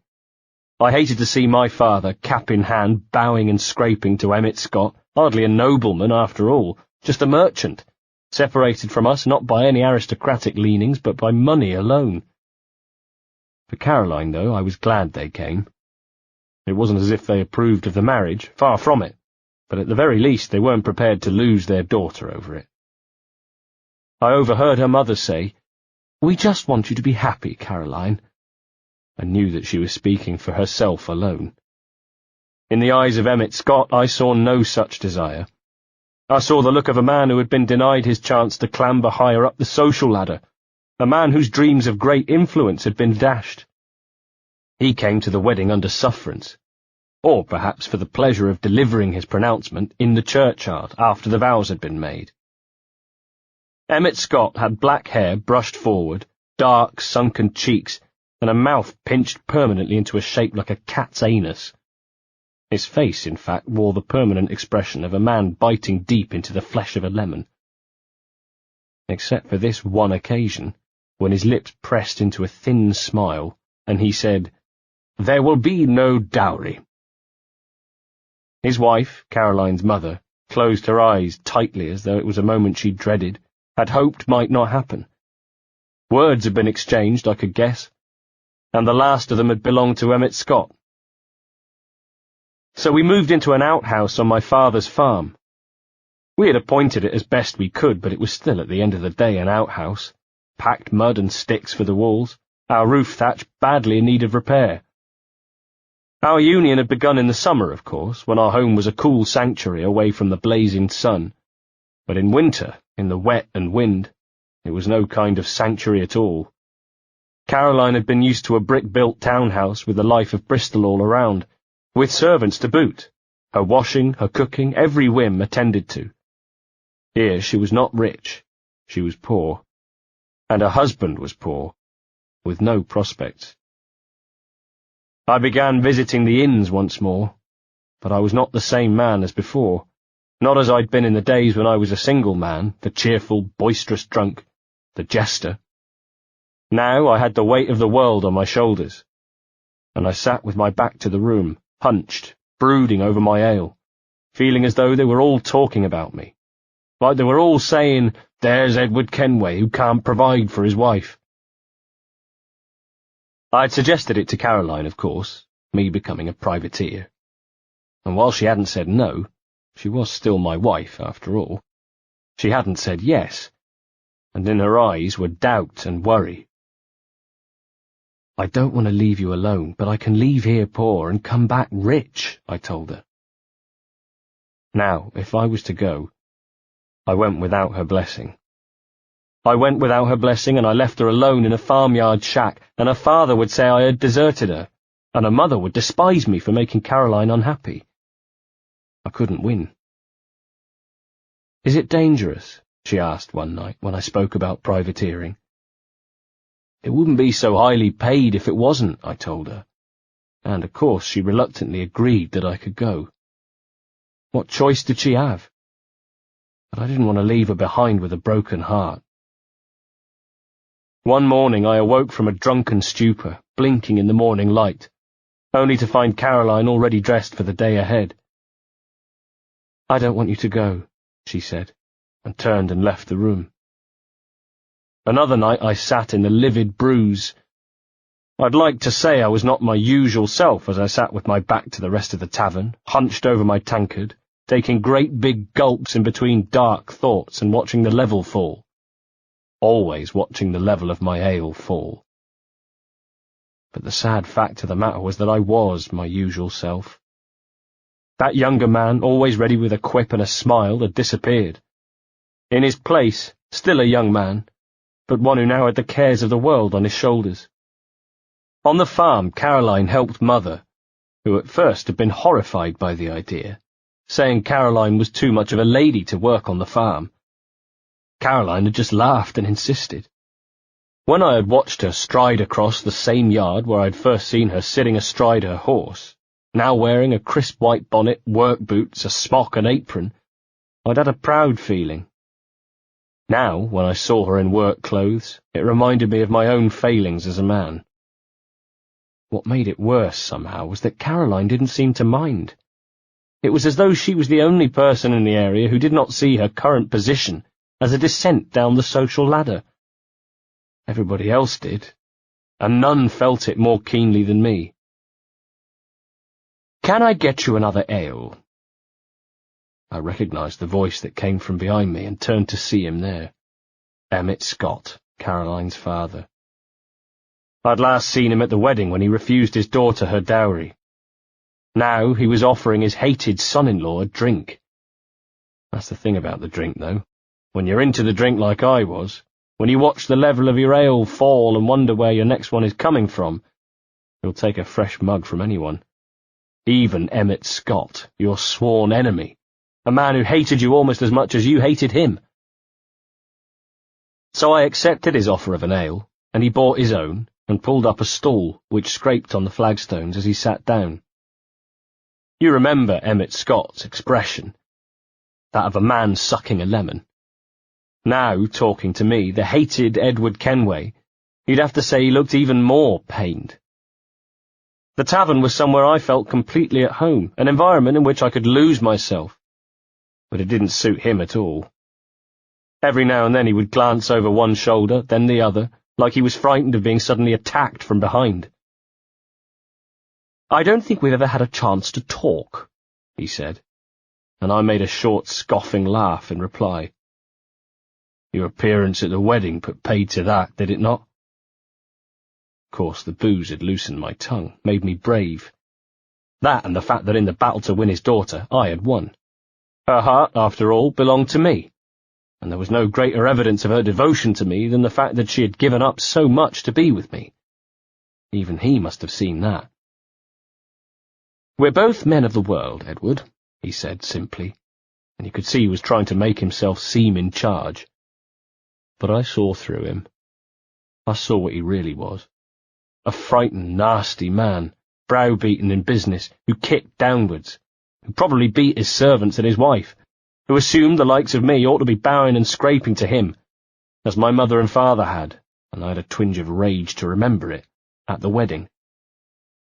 How about we do a deal like businessmen? I took a long slug of my ale and held his eyes. What did you have in mind, father-in-law of mine? His face hardened. You walk out on her. You throw her out, whatever you want. You set her free. Send her back to me. And if I do, I'll make you a rich man. I drained the rest of my ale. He nodded towards it with questioning eyes, and I said yes, waited while he fetched another one, and drank it down almost in one go. The room was beginning to spin. Well, you know what you can do with your offer, don't you? Edward, he said, leaning forward. You and I both know you can't provide for my daughter. You and I both know you sit here in despair because you can't provide for my daughter. You love her, I know that, because I was once, like you, a man of no qualities. I looked at him with my teeth clenched. No qualities. Oh, it's true, he spat, sitting back. You're a sheep farmer, boy. What happened to Edward? I thought you were talking to me like an equal. An equal?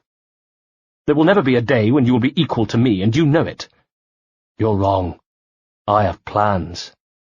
I've heard about your plans. Privateering. Becoming a man of substance on the high seas. You don't have it in you, Edward Kenway. I do. You don't have the moral fibre. I am offering you a way out of the hole you have dug for yourself, boy. I suggest you think about it very hard. I sank the rest of my ale. How about I think about it over another drink? As you wish. A fresh tankard materialized on the table in front of me, and I set to making it a thing of history, my mind reeling at the same time. He was right. This was the most devastating thing about the whole conversation. Emmett Scott was right. I loved Caroline, yet could not provide for her. And if I truly was a dutiful husband, then I would accept his offer. She doesn't want me to go away, I said. And you want to? I want for her to support my plans. She never will. I can but hope. If she loves you, as she says, she never will. Even in my drunken state, I could not fault his logic. I knew he was right. He knew he was right. You have made enemies, Edward Kenway. Many enemies, some of them powerful. Why do you think those enemies haven't taken their revenge on you? They're frightened? A drunken arrogance in my voice. He scoffed. Of course they're not frightened. They leave you alone because of Caroline. Then if I was to accept your offer, there would be nothing to stop my enemies from attacking me. Nothing but my protection. I wasn't sure about that. I sank another ale. He sank deeper into despondency. He was still there at the end of the night, his very presence reminding me how far my choices had shrunk. When I tried to stand to leave, my legs almost gave way, and I had to grab the side of the table just to remain on my feet. Caroline's father, a disgusted look on his face, came to help me, and before I knew it, he was taking me home. Though not because he wanted to see me safe, but because he wanted to make sure Caroline saw me in my drunken state, which indeed she did as I rolled in, laughing. Emmett Scott puffed up and told her, "This tosspot is a ruined man, Caroline, unfit for life on land, much less at sea. If he goes to the West Indies, it's you who will suffer." "Father, father!" She was sobbing, so upset. And then as I lay on the bed, I saw his boots move off and he was gone. "That old muckworm," I managed. "He's wrong about me." "I hope it's so," she replied. I let my drunken imagination carry me away.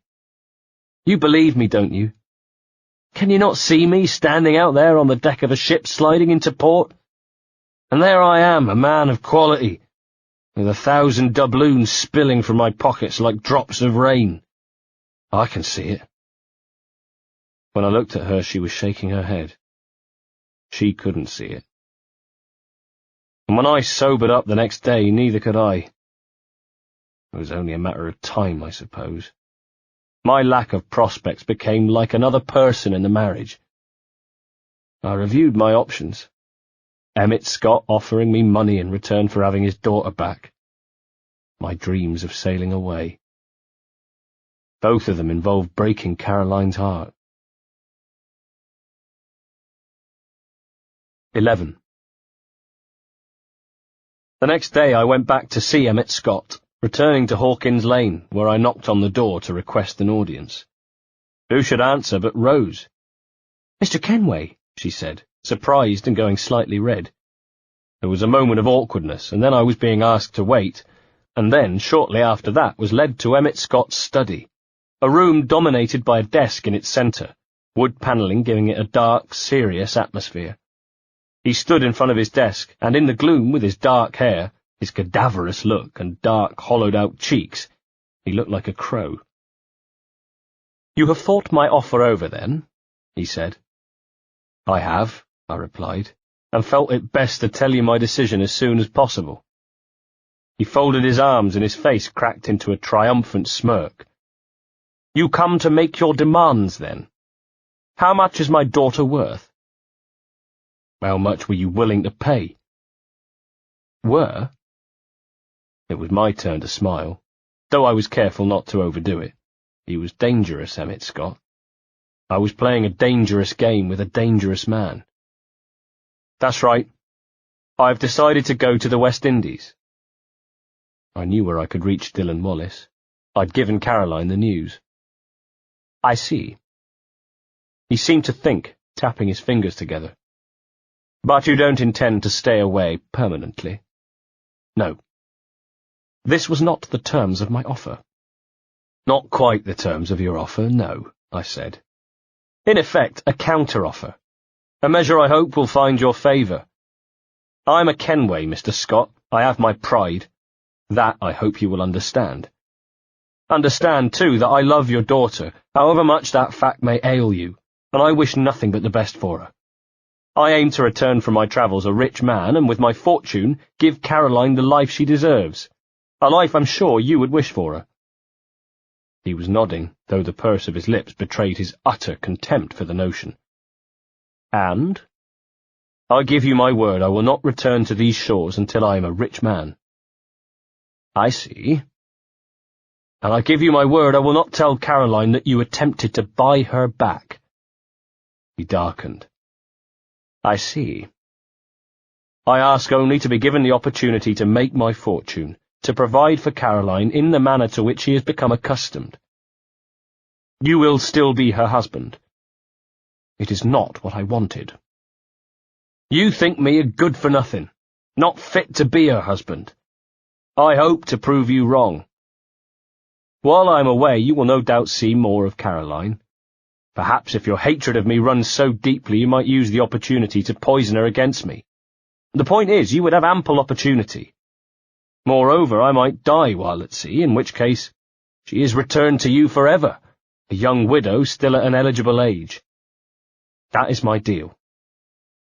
In return, I ask only that you allow me to try to make something of myself, unhindered." He nodded, considering the idea, perhaps savouring the thought of me dying while at sea. 12. Dylan Wallace assigned me to the crew of the Emperor, which was docked in Bristol Harbour and leaving in 2 days. I returned home and told my mother, father, and Caroline. There were tears, of course, and recriminations, and pleas to stay. But I was firm in my resolve, and after I'd broken my news, Caroline, distraught, left. She needed time to think, she said, and we stood in the yard and watched her gallop away, to her family, where at least she would give the news to Emmett Scott, who would know I was fulfilling my part of the deal. I could only hope, or should I say, I hoped at the time, that he would fulfill his part of the deal too. Sitting here talking to you now all these years later, well, it has to be said that I don't know whether he did. But I will. Shortly I will. And there will be a day of reckoning. But not then. Then I was young, stupid, arrogant and boastful. I was so boastful that once Caroline was away I took to the taverns again, and perhaps found that some of my old liveliness had returned, as I told all who would listen that I was to sail away, and that Mr. and Mrs. Edward Kenway would soon be a rich couple, thanks to my endeavours on the high seas. I took great delight in their sneering looks, their rejoinders that I was too big for my boots, or did not have enough character for the task, that I would soon return with my tail between my legs, that I was letting down my father. Not once did I let my grin slip, my knowing grin. My grin that said, "You'll see." But even with the booze inside me and my departure a day or so away, or maybe even because of those things, I still took their words to heart. I asked myself, did I really have enough of a man inside me to survive the life of the privateer? Was I going to return with my tail between my legs? And yes, I knew that I might die. And also, they were right. I was letting my father down. I'd seen the disappointment in his eyes the moment I delivered the news, and it had remained there since. It was a sadness, perhaps, that his dream of running the farm together, fading as it must have been, had finally been dashed for good. I was not just leaving to embrace a new life, but wholeheartedly rejecting my old one. The life he had built for himself, my mother and me. I was rejecting it. I'd decided I was too good for it. Perhaps I never gave enough thought to the effect that all of this might have on Caroline's relationship with my mother and father, but looking back now, it is ludicrous of me to have expected her to simply remain at the farm. One night I returned home to find her dressed up. "Where are you going?" I slurred, having spent most of the evening in a tavern. She was unable to meet my gaze. By her feet was a bedsheet tied into a bulging parcel, somehow at odds with her attire, which as I focused on her I realized was more smart than usual. "No, Finally her eyes met mine. "My parents have asked me to go and live with them, and I'd like to." "What do you mean, live with them? You live here, with me?" She told me that I shouldn't have given up work with father. I should have been happy with what I had. I should have been happy with her. Through a fog of ale I tried to tell her that I was happy with her, that everything I was doing for her. She had been talking to her parents while she was away, of course, and while I'd expected her father to begin poisoning her against me, that muckworm, I hadn't expected him to start quite so soon. "Decent wage?" I raged. "That job was near as damn it to robbery. You want to be married to a peasant the whole of your life?" I'd spoken too loudly. A look passed between us, and I cringed to think of my father hearing.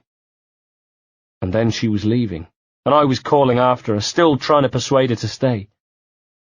To no avail. And the next morning, when I'd sobered up and recalled the events of the night before, mother and father were brooding, staring at me with recriminatory looks. Not only had they liked, I'd go as far as saying loved, Caroline, because mother had lost a daughter many years ago, so to her Caroline was the daughter she never had. But she was also a help around the farm and did it for minimal wages. To help out, so she said. "Maybe before the baby arrives," my mother would say, and give my grinning father a nudge in the ribs. To which Caroline would blush to her roots and reply, "Maybe." Well, we were trying, and there'd be an end to that when I was away on my travels, of course. And apart from being well-liked and a help on the farm, another female to have around the place, she'd also been helping my mother with her numbers and letters. Now she was gone. Gone because I had not been content with my lot. Gone because I wanted adventure, because the drink was no longer doing anything to stave off boredom. Why couldn't I be happy with her, she'd asked. I was happy with her. Why couldn't I be happy with my life, she'd asked. but I wasn't happy with my life. I went to see her to try to persuade her to change her mind. As far as I was concerned, she was still my wife, I was still her husband, and what I was doing was for the good of the marriage, for the good of both of us, not just me. And I think I kidded myself that was true. And maybe to some small degree it was true. But I knew, and probably she knew too, that while of course I wanted to provide for her, I also wanted to see the world beyond Bristol. It did no good. She told me she was worried about me being hurt. I replied that I would be careful, that I would return with coin or send for her. I told her I needed her faith, but my appeals fell on deaf ears. It was the day I was due to leave, and I left them and I packed my bags, slung them over my horse and went, with those very same recriminatory looks boring into my back, stabbing at me like arrows. And I rode into the dark as evening fell with a heavy heart, and there found the Emperor. But instead of the expected industry, the ship due to sail the following morning, I found it near deserted. The only people present were a group of 6 men who I took to be deckhands, who sat gambling with leather flasks of rum close at hand, casks for chairs, a crate for a dice table. I looked from them to the Emperor. A refitted merchant ship, she was riding high in the water. The decks were empty, none of the lamps were lit, and the railings shone in the moonlight. A sleeping giant she was. And despite feeling perplexed at the lack of activity, I was still in awe of her size and stature. On those decks I would serve. On hammocks in quarters below decks I would sleep. The masts I would climb. I was looking at my new home. One of the men eyed me carefully. "Now, what can I do for you?" he said. I swallowed, feeling very young and inexperienced, and suddenly, tragically wondering if everything they said about me, Caroline's father, the drinkers in the taverns, even Caroline herself, might be true. That actually, I might not be cut out for life at sea. "I'm here to join up," I said. "Sent here by Dylan Wallace." A snicker ran through the group of 4, and each of them looked at me with an even greater interest. "Dylan Wallace, the recruitment man, eh?" said the first. "He's sent 1 or 2 to us before." "What is it you can do, boy?" "Mr. Wallace thought I would be material enough to serve," I said, hoping I sounded more confident and able than I felt. "How's your eyesight?" said one. "My eyesight is fine." "Do you have a head for heights?" I knew what they meant now, as they pointed up to the highest point of the Emperor's rigging, the crow's nest, home to the lookout. "Mr. Wallace had me more in mind as a deckhand, I think." Officer material was what he'd actually said, but I wasn't about to tell this lot. I was young and nervous, not stupid. "Well, can you sew, lad?" came the reply. They were mocking me, surely.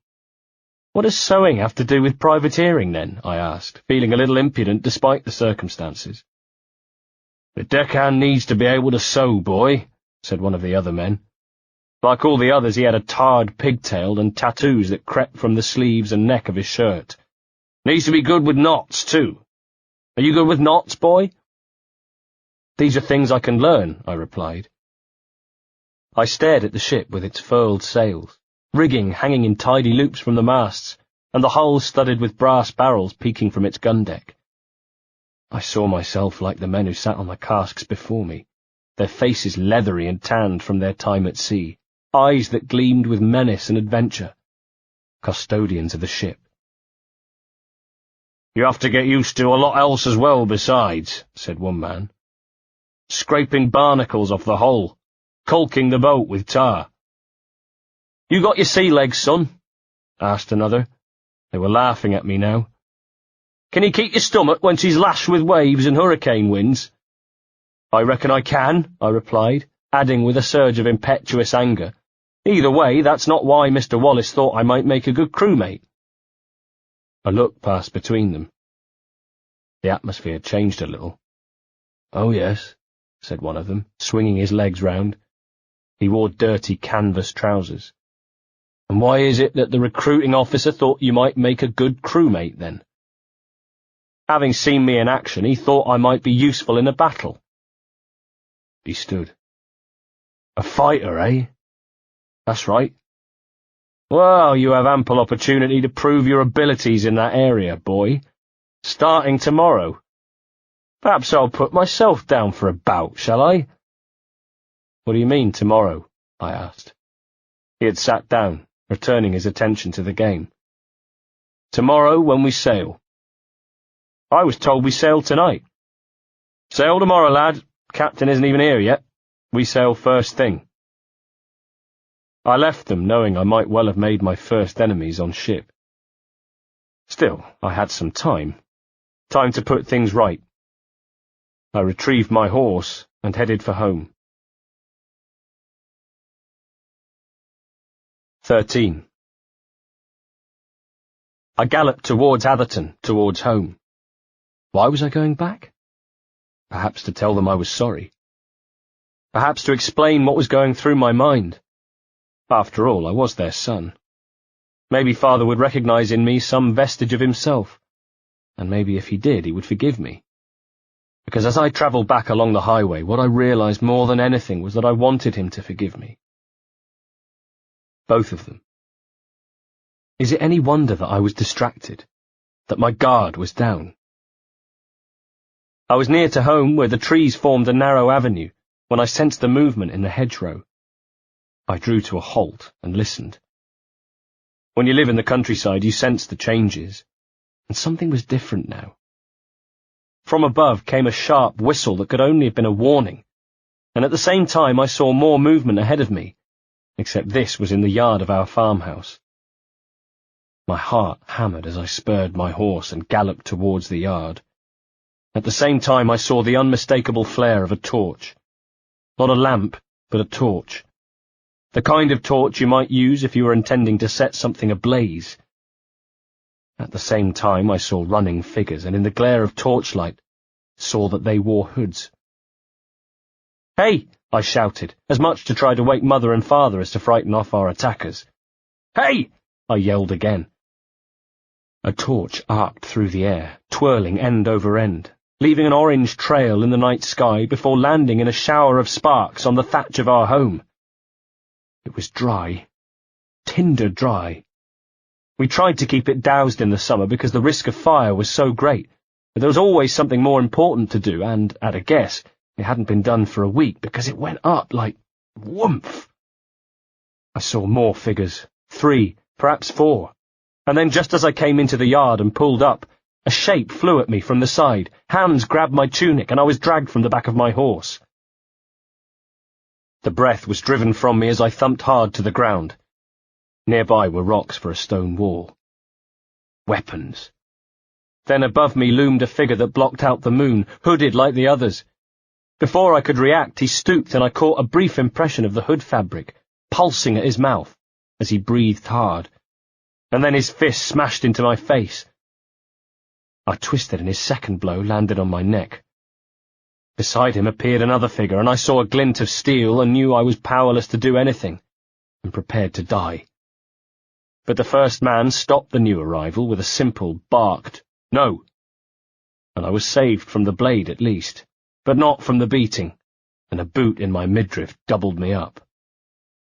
That boot. I recognized that boot. Again it came, again and again, until at last it stopped and my attacker ran off. My hands went to my wounded belly, and I rolled onto my front and coughed, the blackness threatening to engulf me. Maybe I'd let it. The idea of sinking into oblivion seemed tempting. Let unconsciousness take the pain, deliver me into the future. The sound of running feet as my attackers escaped, some indistinct shouting, the cries of the disturbed ewes. But no. I was still alive, wasn't I? About to kiss steel, I'd been given a second chance, and that was too good a chance to pass up. I had my parents to save. And even then I knew that I was going to make these people pay. The owner of those boots would regret not killing me when he had the chance. Of that I was sure.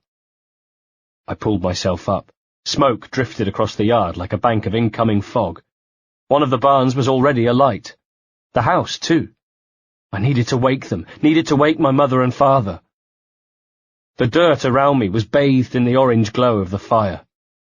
As I stood, I was aware of horses' hooves and swung about to see several riders retreating, riding away from the farmhouse, their job done, the place well alight now. I snatched up a rock and considered hurling it at one of the riders, but there were more important matters to worry about, and instead, with a grunt that was part effort and part pain, I launched it at the top window of the farmhouse. My aim was true, and I prayed it would be enough to rouse my parents. The smoke thick in the yard now, the roar of the flames like an escaped hell. Ewes were screaming in the barns as they burned alive. At the door they appeared, father battling his way out of the flames with mother in his arms. His face was set, his eyes blank. All he could think about was making sure she was safe. After he'd taken mother out of the reach of the flames and laid her carefully down in the yard near where I stood, he straightened and, like me, gaped helplessly at the burning building. We hurried over to the barn, where the screams of the ewes had died down. Our livestock, father's livelihood, gone. And then, his face hot and glowing in the light of the flames, my father did something I'd never seen. He began to cry. "Father!" I reached for him, and he pulled his shoulder away with an angry shrug. And when he turned to me, his face blackened with smoke and streaked by tears, he shook with restrained violence, as though it was taking every ounce of his self-control to stop himself from lashing out. From lashing out at me. "Poison! That's what you are," he said through clenched teeth. "Poison! The ruin of our lives." "Father!" "Get out of here," he spat. "Get out of here! I never want to see you again." Mother stirred as though she was about to protest, and rather than face more upset, rather than be the cause of more upset, I mounted my horse and left. It would be the last time I saw either of them. 14. I flew through the night with heartbreak and fury my companions, riding the highway into town and stopping at the old shillelagh where all this had begun. I staggered inside, one arm still clutching my hurt chest, face throbbing from the beating. Conversation in the tavern died down. I had their attention. "I'm looking for Tom Cobley and his weasel son," I managed, breathing hard, glaring at them from beneath my brow. "Have they been in here?" Backs were turned to me, shoulders hunched. "We'll not have any trouble in here," said Jack the landlord from behind the bar. "We've had enough trouble from you to last us a lifetime, thank you very much, Edward Kenway." He pronounced "thank you very much" as though it was all one word. "Thank you very much." "You know the full meaning of trouble if you're sheltering the Cobleys," I warned, and I strode to the bar where he reached for something I knew to be there, a sword that hung on a nail out of sight. I got there first, and stretched with a movement that set the pain in my stomach off, but grabbed it and snatched it from its scabbard in one swift movement. It all happened too quickly for Jack to react. 1 second he'd been considering reaching for the sword, the next instant that very same sword was being held to his throat, "Thank you very much." The light in the inn was low. A fire bimbled in the grate, dark shadows pranced on the walls, and drinkers regarded me with narrowed, watchful eyes. "Now tell me," I said, angling the sword at Jack's throat, making him wince, "have the Cobleys been in here tonight?" "Weren't you supposed to be leaving on the Emperor tonight?" It wasn't Jack. It was somebody else who spoke. Someone I couldn't see in the gloom. Didn't recognize the voice. "Aye, well, my plans changed, and it's lucky they did, otherwise my mother and father would have burned in their beds." My voice rose. "Is that what you wanted, all of you? Because that's what would have happened. Did you know about this?" You could have heard a pin drop in that tavern. From the darkness they regarded me, the eyes of men I'd drunk and fought with, women I'd taken to bed. They kept their secrets. they would continue to keep them. From outside came the rattle and clank of a cart arriving. Everybody else heard it too. The tension in the tavern seemed to increase. It could be the Cobleys. Here to establish their alibi, perhaps. Still with the sword to his throat, I dragged Jack from behind the bar and to the door of the inn. "Nobody say a word," I warned. "Nobody say a bloody word and Jack's throat stays closed. The only person who needs to be hurt here tonight is whoever took a torch to my father's farm." Voices from outside now. I heard Tom Cobley. I positioned myself behind the door just as it opened, with Jack held as a shield, the point of the sword digging into his neck. The silence was deathly, and instantly noticeable to the three men who were a fraction too slow to realize something was wrong. What I heard as they came in was Cobley's throaty chuckle dying on his lips, and what I saw was a pair of boots I recognized, boots that belonged to Julian. So I stepped out from behind the door and ran him through with the sword. "You should have killed me when you had the chance. I'll have it on my gravestone." Arrested in the doorframe, Julian simply stood and gawped, his eyes wide as he stared, first down at the sword embedded in his chest, then into my eyes.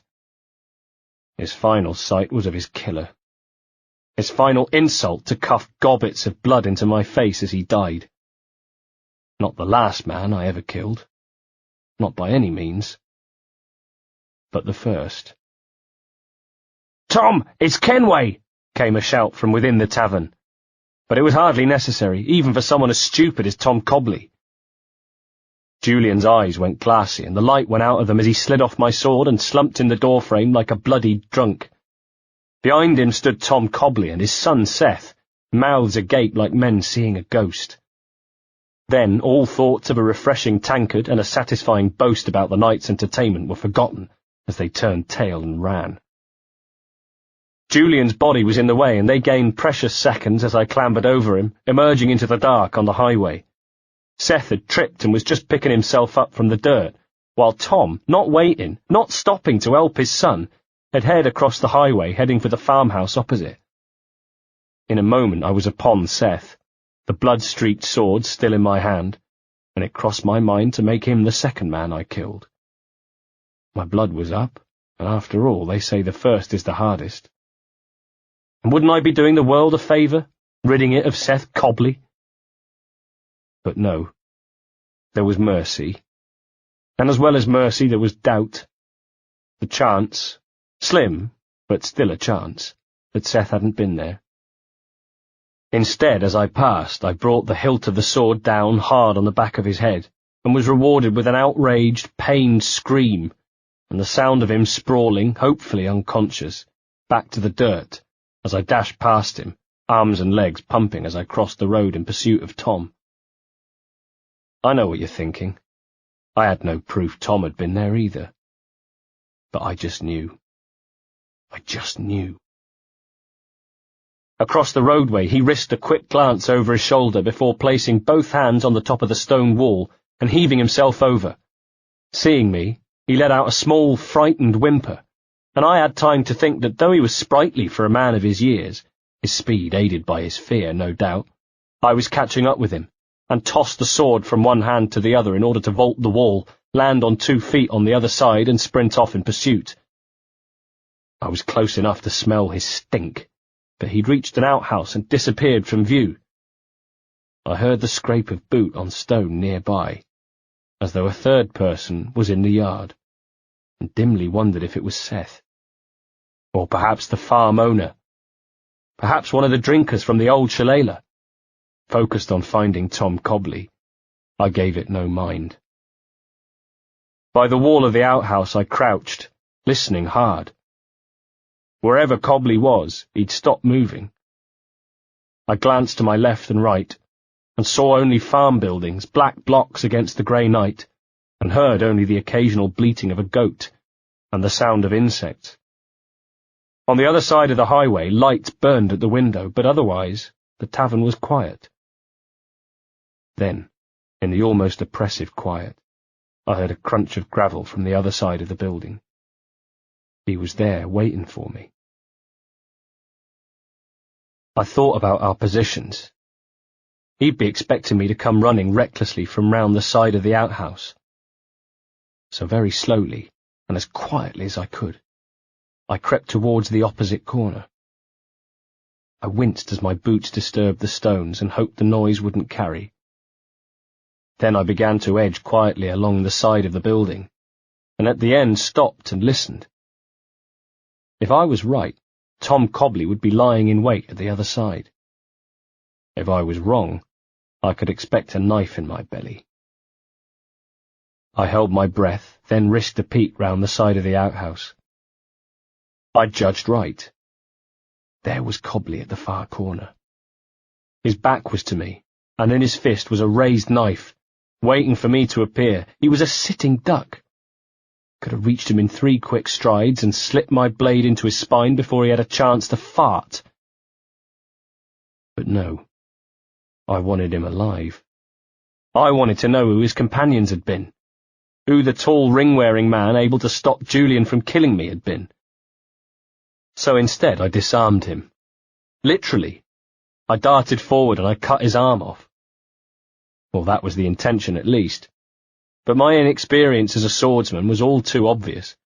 Or was it simply because the sword was too blunt? Either way, as I brought it down two-handed on Tom Cobley's forearm, it cut his sleeve and burrowed into the flesh, but didn't sever the arm. At least he dropped the knife. Cobley screamed and pulled away. He grabbed at his wounded arm that jetted blood across the wall of the outhouse and onto the dirt. At the same time, I saw a movement in the darkness and remembered the noise I had heard, that possible other presence. Too late. The shadows delivered a figure into the moonlight, and I saw blank eyes behind a hood, and work clothes and boots that were somehow too clean. Poor Tom Cobley. He never saw it coming and virtually backed onto the stranger's sword, pinned as the new arrival thrust his blade into his back and through the front of his ribcage so that it emerged dripping blood. He looked down at it, a grunt his final worldly utterance, before the stranger flicked his sword to one side, and the corpse span from the blade and thumped heavily to the dirt. There is a saying, isn't there? My enemy's enemy is my friend. Something like that.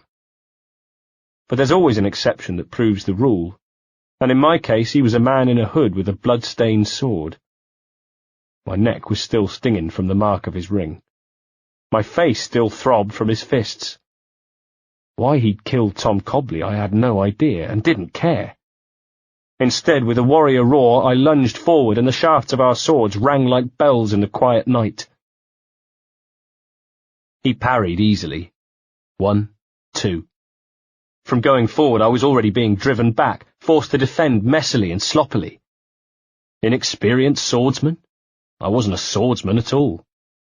I might as well have been wielding a club or a cosh for all the skill I had with the blade. With a swish of his sword point, he opened a gash in my arm, and I felt warm blood wash down my bicep and soak my sleeve before the strength seemed to leak out of my sword arm. We weren't fighting. Not anymore.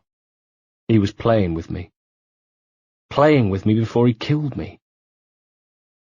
"Show me your face," I gasped. But he made no reply. The only sign he'd even heard was a slight smiling of the eyes.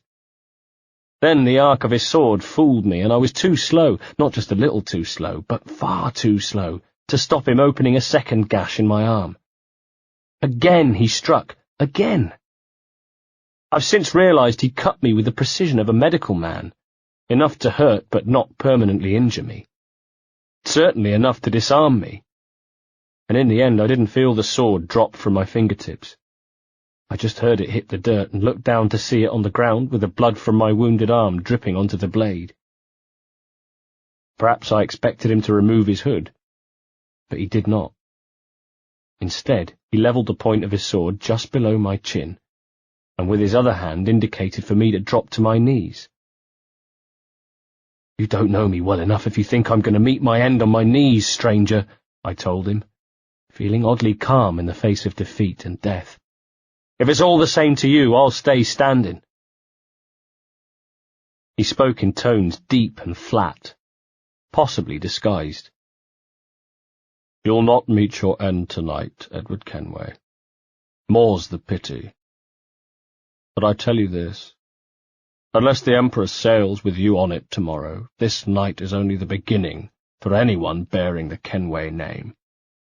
Leave at first light, and no more harm will come to your mother or father. But if that ship sails without you, they will suffer. You all will. Do I make myself clear? And do I get to know the identity of my gracious enemies? I asked. You do not. You should know only that there are forces in this world more powerful than you could possibly comprehend, Edward Kenway. Tonight you have seen them in action. You have suffered at their hands. Let this be an end to it. Never return to these shores. And now, Edward Kenway, you will kneel. His sword came up, and the hilt smashed into my temple. When I woke up, I was on the Emperor. 15. At least I thought I was on the Emperor. I hoped so anyway. And with my head throbbing, I pulled myself out of my hammock, put my boots to the deck, and was sent flying forward. My fall was broken by my face. I lay groaning on the planks for a moment or so, wondering why I felt so drunk when I didn't remember doing any actual drinking. Except, of course, I wasn't drunk. But if I wasn't drunk, why was the floor moving? It tipped this way and that, and I spent a moment or so waiting for it to settle, until I realized that the constant rocking was exactly that. Constant. It wasn't going to stop. On unsteady feet that shuffled and danced in the sawdust, I straightened, hands out like a man trying to negotiate a balancing beam. My body still hurt from the beating I'd taken, but I was on the mend, my wounds a day or so old. What hit me next was the air thick with a smell. No, not a smell. A stench.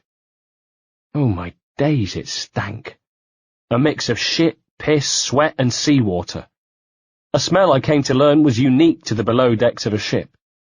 Just as every butcher shop and every tavern has its own smell, so does every below decks. The frightening thing was how quickly you got used to it. The smell was of men, and on the Emperor there were 150 of the blighters, who, when they weren't manning their positions, hanging from the rigging or crowded into the galleys, would sleep cuddled up to carriages on the gun decks, or in hammocks much like the one I'd woken up in. I could hear one of the crew now, sniggering in the shadows as the ship lurched and I was thrown against a wooden support, then just as violently slammed into a column opposite. Sea legs. That was what they called it. I had to get my sea legs. "Is this the Emperor?" I said into the murk. The creak of the ship. Like the smell and the sea legs, it was something I'd get used to.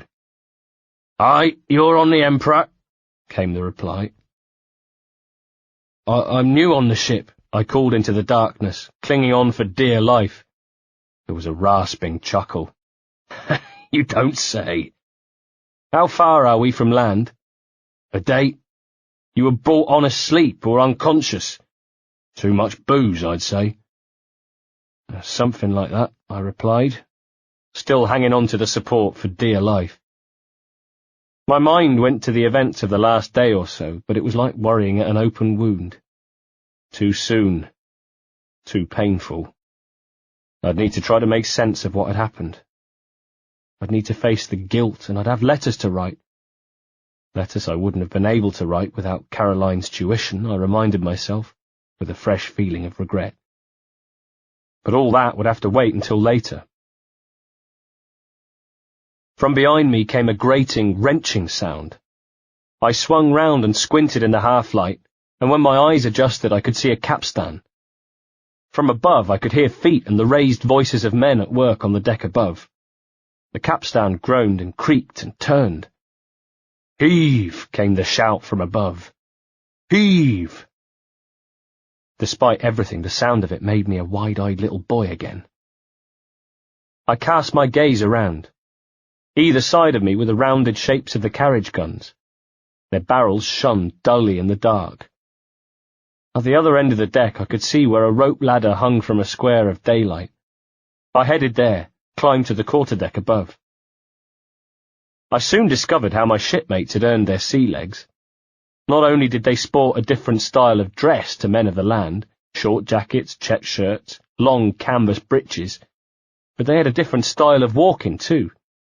Their entire bodies seemed to move with the ship, something that happened entirely by instinct. I spent my first couple of days on board being tossed from pillar to post by the heaving waves beneath us, and had to grow accustomed to the sound of laughter as I sprawled on the deck, time after time. But soon, just as I got used to the smell below decks, and the constant creak of the hull, and the sense that the whole sea was kept at bay by a few puny planks of wood and coats of caulking, so I learnt to move with the motion of the water, with the Emperor. Soon I, too, walked like every other man on board. My shipmates were nut brown, every single one of them. Most wore scarves or handkerchiefs tied loosely round the neck, had tattoos, beards, and wore gold earrings. There were older crewmates aboard, their brown, weather-worn faces like melted candles, their eyes hooded and cautious, but most were about 10 years older than I was. They came from all over, I soon discovered. London, Scotland, Wales, the West Country. Many of our number, around a third, were black. Some of them runaway slaves who'd found freedom on the seas, treated as an equal by their captain and shipmates, or should that be, treated as the same level of scum by their captain and shipmates. There were also men from the American colonies, from Boston, Charleston, Newport, New York, and Salem. Most seemed to wear weapons constantly. Cutlasses, daggers, flintlock pistols. Always more than one pistol, it seemed, which I soon found out was due to the danger of the first one failing to fire because of a damp charge. They liked to drink rum, were almost unbelievably coarse in their language and the way they spoke about women, and liked nothing better than a roaring argument. But what bonded them all were the captain's articles. He was a Scotsman, Captain Alexander Dazelle. A big man, he rarely smiled. He adhered to the articles of the ship, and liked nothing more than reminding us of them. Standing on the stern castle deck, his hands on the rail as we stood assembled on the quarterdeck, main deck, and forecastle, warning us that any man who fell asleep on duty would be tarred and feathered. Any man found with another man would be punished with castration. No smoking below decks, no pissing in the ballast. And of course, as I've already told you, that particular article was something I carried over to my own commands. I was fresh, though, and new on board ship. At that stage of my career, I don't think it would even have occurred to me to break the rules. I soon began to settle into the rhythm of life at sea. I found my sea legs, learnt which side of the ship to use, depending on the wind, and to eat with my elbows on the table to stop my plate from sliding away. My days consisted of being posted as lookout or on watch. I learnt how to take soundings in shallow waters, and picked up the basics of the navigation. And I learnt from listening to the crew, who, when not exaggerating tales of going into battle against the Spanish, liked nothing better than to impart nuggets of nautical wisdom. Red at night, sailors delight. Red in the morning, sailors take warning. The weather. The winds. What slaves we were to them. When it was bad, the usual cheery atmosphere would be replaced by one of grim industry, as the day-to-day business of keeping the ship afloat became a matter of simple survival in hurricane winds, when we would snatch food in between maintaining sail, patching the hull, and pumping out. All done with the quiet, concentrated desperation of men working to save their own lives.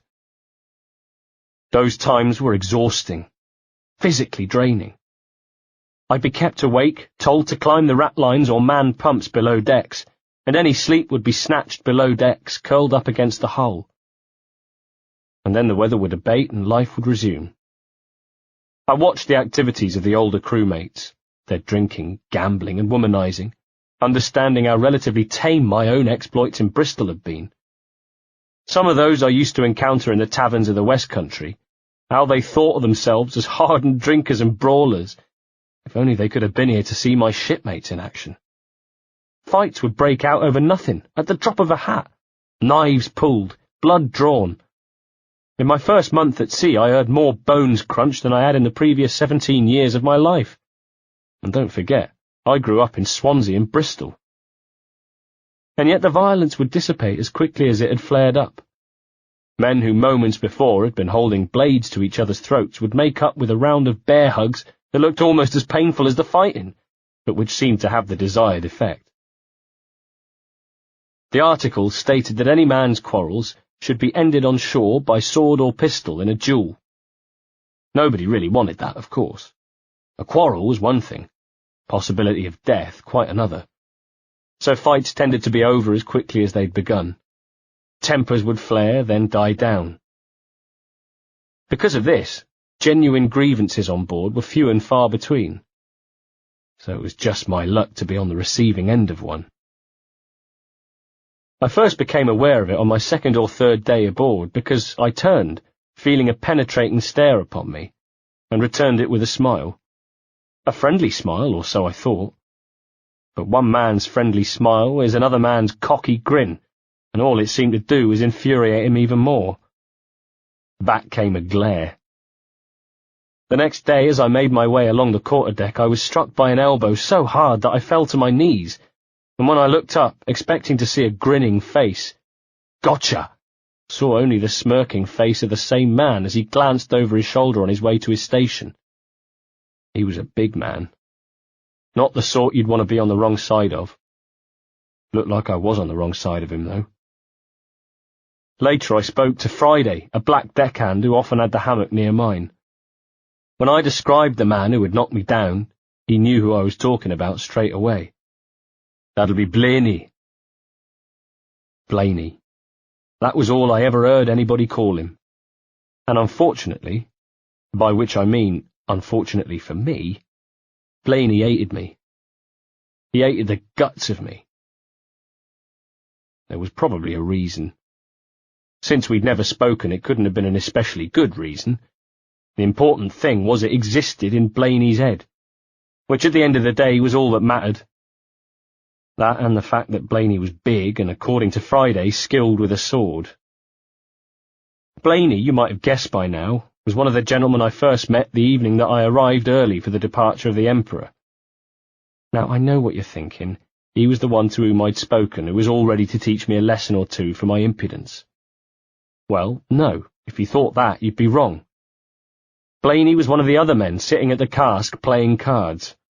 A simple, brutish man, with what you might call a prominent forehead, thick eyebrows that were permanently bunched together as though he was always confused about something. I hardly noticed him on the night, and thinking about it now, perhaps that was why he was so infuriated. Perhaps that's why the grudge was born. He'd felt ignored by me. "Why might he have taken against me?" I asked, to which Friday could only reply with a shrug and a mumble of, "Ignore him."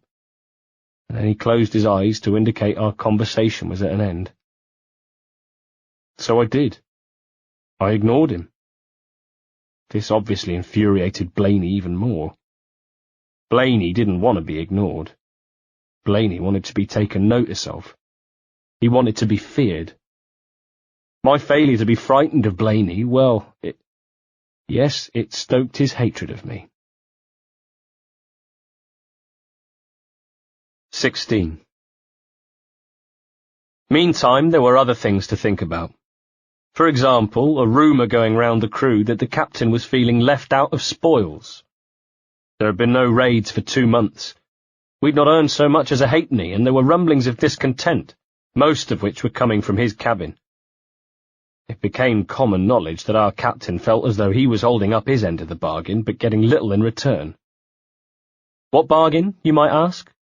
Well, as privateers, we provided a presence for Her Majesty.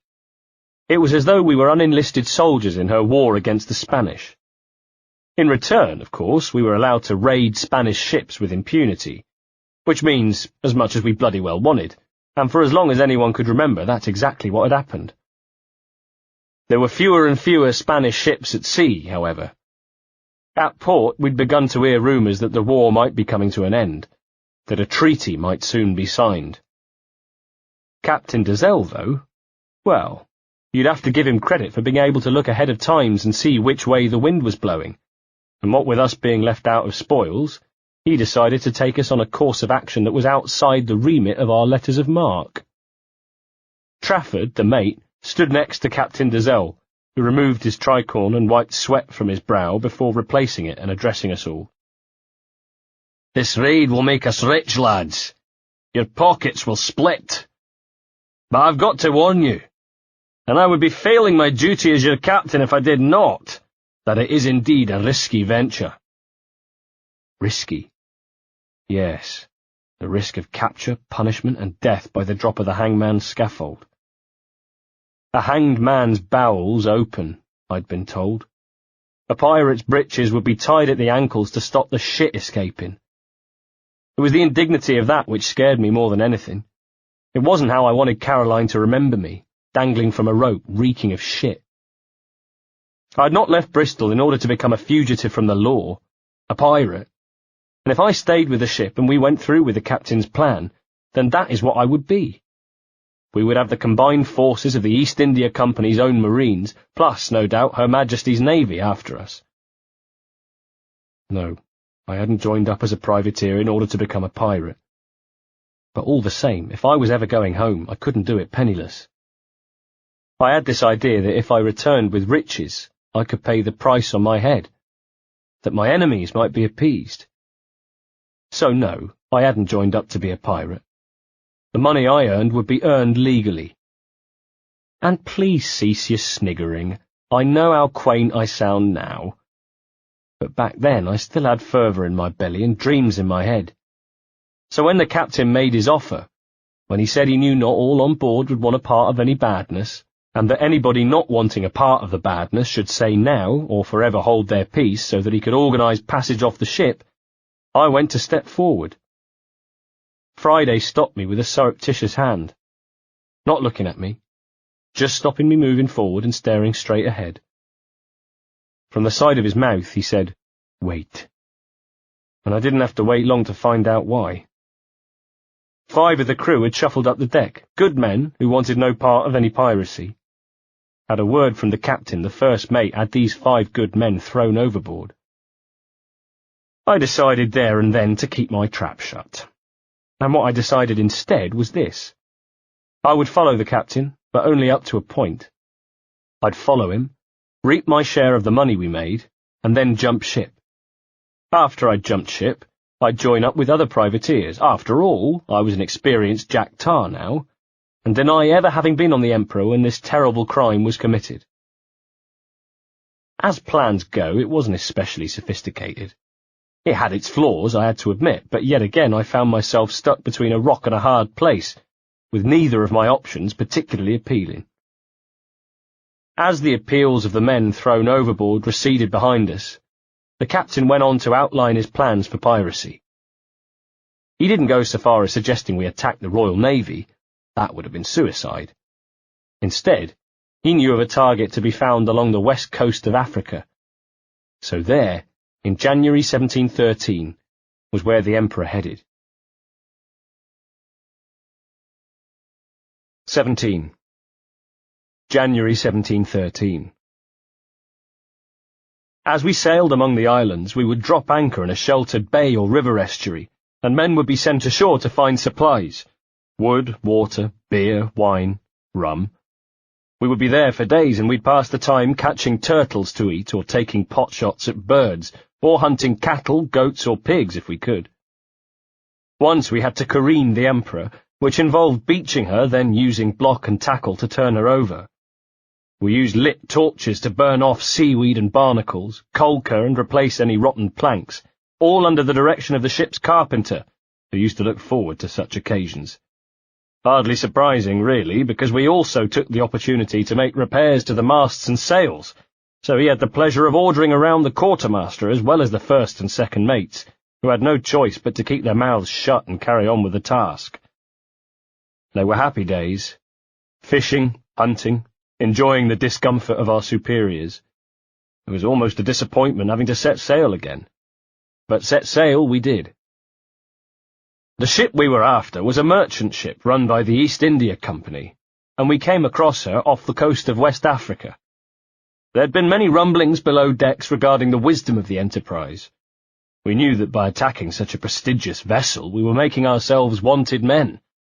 But the captain had said there were only 3 naval warships and 2 naval sloops patrolling the entire Caribbean Sea, and that the East India Company's ship, the Amazon galley, was said to be carrying treasure, and that providing we brought the galley to a halt in open water, out of sight of land, we should be able to plunder the ship at our leisure, escape, and be out of it. Wouldn't the crew of the galley be able to identify us, though? I wondered aloud.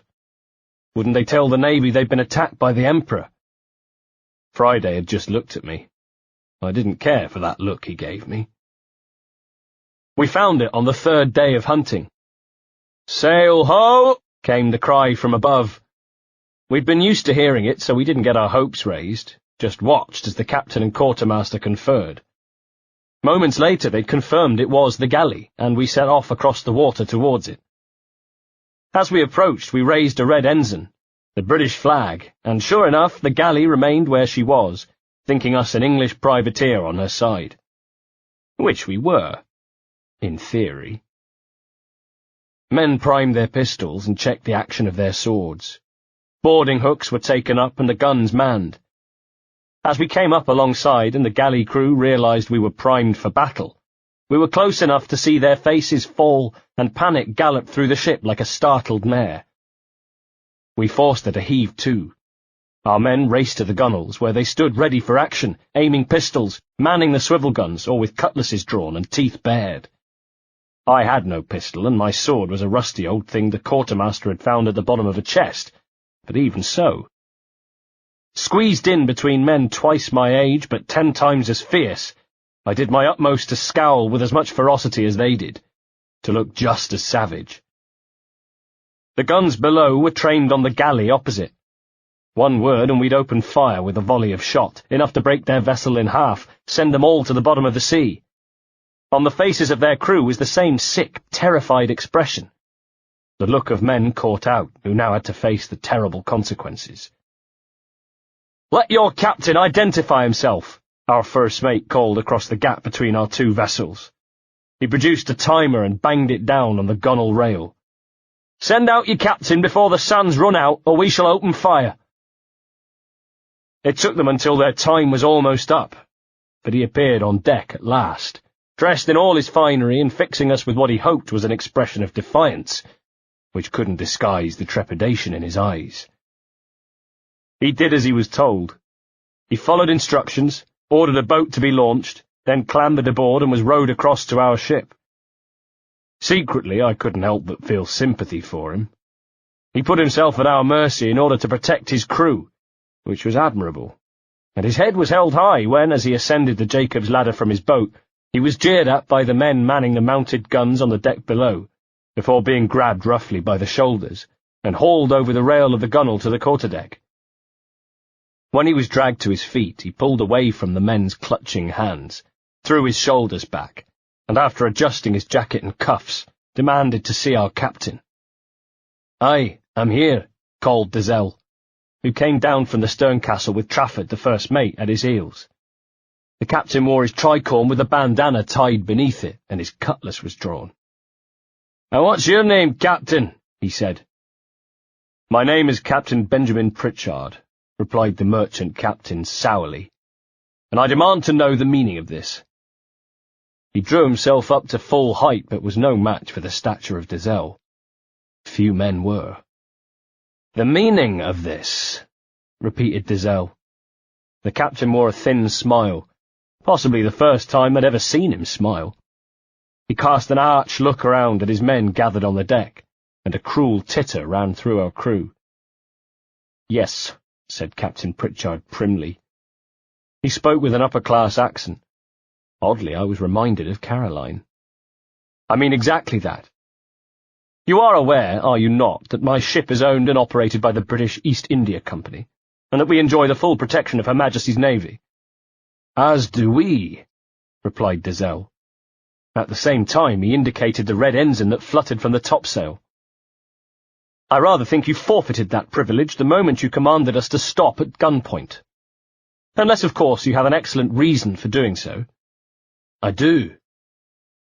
I glanced across to where the crew of the galley were pinned down by our guns, but just as enthralled by the events on deck as we were. You could have heard a pin drop. The only sound was the slapping of the sea on the hulls of our ships, and the whisper of the breeze in our masts and rigging. Captain Pritchard was surprised. "You do have a good reason." "I do." "I see. Then perhaps we should hear it." "Yes, Captain Pritchard.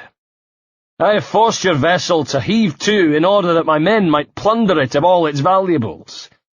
You see, pickings on the seas have been awfully slim of late. My men are getting restless. They're wondering how they'll be paid on this trip." "You are a privateer, sir," retorted Captain Pritchard. "If you continue along this course of action, you will be a pirate, a wanted man." He addressed the entire crew. "You all will be wanted men. Her Majesty's Navy will hunt you down and arrest you. You'll be hanged at Execution Dock, then your bodies displayed in chains at Wapping. Is that really what you want?" "Pissing yourself as you died. Stinking of shit," I thought. "Way I hear it, Her Majesty is on the verge of signing treaties with the Spanish and the Portuguese. My services as a privateer will no longer be required. What do you think my course of action will be then?" Captain Pritchard swallowed, for there was no real answer to that. And now, for the first time ever, I saw Captain Dazelle really smile, enough to reveal a mouthful of broken and blackened teeth, like a plundered graveyard. "Now, sir, how about we retire to discuss the whereabouts of whatever treasure you might happen to have on board?" Captain Pritchard was about to complain, but Trafford was already moving forward to grab him, and he was propelled up the steps and into the navigation room. The men, meanwhile, turned their attention to the crew of the ship opposite, and an uneasy, threatening silence reigned. And then we began to hear the screams. I jumped, my eyes going to the door of the cabin to which they had gone. Darting a look at Friday, I saw that he, too, was staring at the navigation room door. An unreadable look on his face. "What's going on?" I asked. "Hush, keep your voice down. What do you think is going on?" "They're torturing him." He rolled his eyes. "What did you expect, rum and pickles?" The screams continued. Over on the other ship, the men's expressions had changed. A moment ago they had stared at us resentfully, balefully, as though biding their time before they might launch a cunning counterattack, like we were scoundrels and knaves and would soon be whipped like the scurvy dogs we were. Now in their eyes was sheer terror, that they might be next. It was strange. I felt both ashamed and emboldened by what was happening. I've caused my fair share of pain and left sorrow in my wake, but I've never been able to abide cruelty for its own sake. Dazelle would have said, "Not for its own sake, boy, to find out where the treasure was hid." But he would have been telling a half-truth. But the fact was that as soon as our men swarmed their vessel, they'd quickly locate whatever booty was aboard. No. The real purpose of torturing the captain was the changing faces of the men who stood opposite. It was to strike terror into their crew. Then, after I don't know how long, perhaps a quarter of an hour or so, when the screams had reached a peak, when the heartless sniggering of the deckhands had been exhausted, and even the most pitiless man had begun to wonder if, perhaps, enough pain had been inflicted for one day, the door to the navigation room was thrown open, and Dazelle and Trafford appeared. Wearing a look of grim satisfaction, the captain surveyed the men of our own ship, and then the apprehensive faces of the other crew, before pointing and saying, "You, boy." He was pointing at me. "Yes, sir," I stammered. "Into the cabin, boy. Guard the captain while we find out what his information is worth. You too." He was pointing at somebody else. I didn't see who as I hurried to the front of the quarterdeck, barging against the tide of a surge towards the gunwales as men readied themselves to board the other ship. And then I had the first of two shocks as I entered the navigation room and saw Captain Pritchard. The cabin had a large dining table that had been set to one side, as too was the quartermaster's table, on which were laid his navigation instruments, maps, and chart. In the middle of the cabin, Captain Pritchard sat tied to a chair, his hands bound behind him. Lingering in the cabin was a brackish smell I couldn't place. Captain Pritchard's head hung, chin on his chest. At the sound of the door, he lifted it and focused bleary, pain-racked eyes on me. "My hands," he croaked. "What have they done to my hands?" Before I could find out, I had my second surprise, when my fellow jailer entered the room and it was none other than Blaney. Oh, shit. He pulled the door to behind him. His eyes slid from me to the wounded Captain Pritchard and back to me again. From outside came the cries of our crew as they prepared to board the other ship, but it felt as though we were cut off from it, as though it was happening far away and involved people not known to us.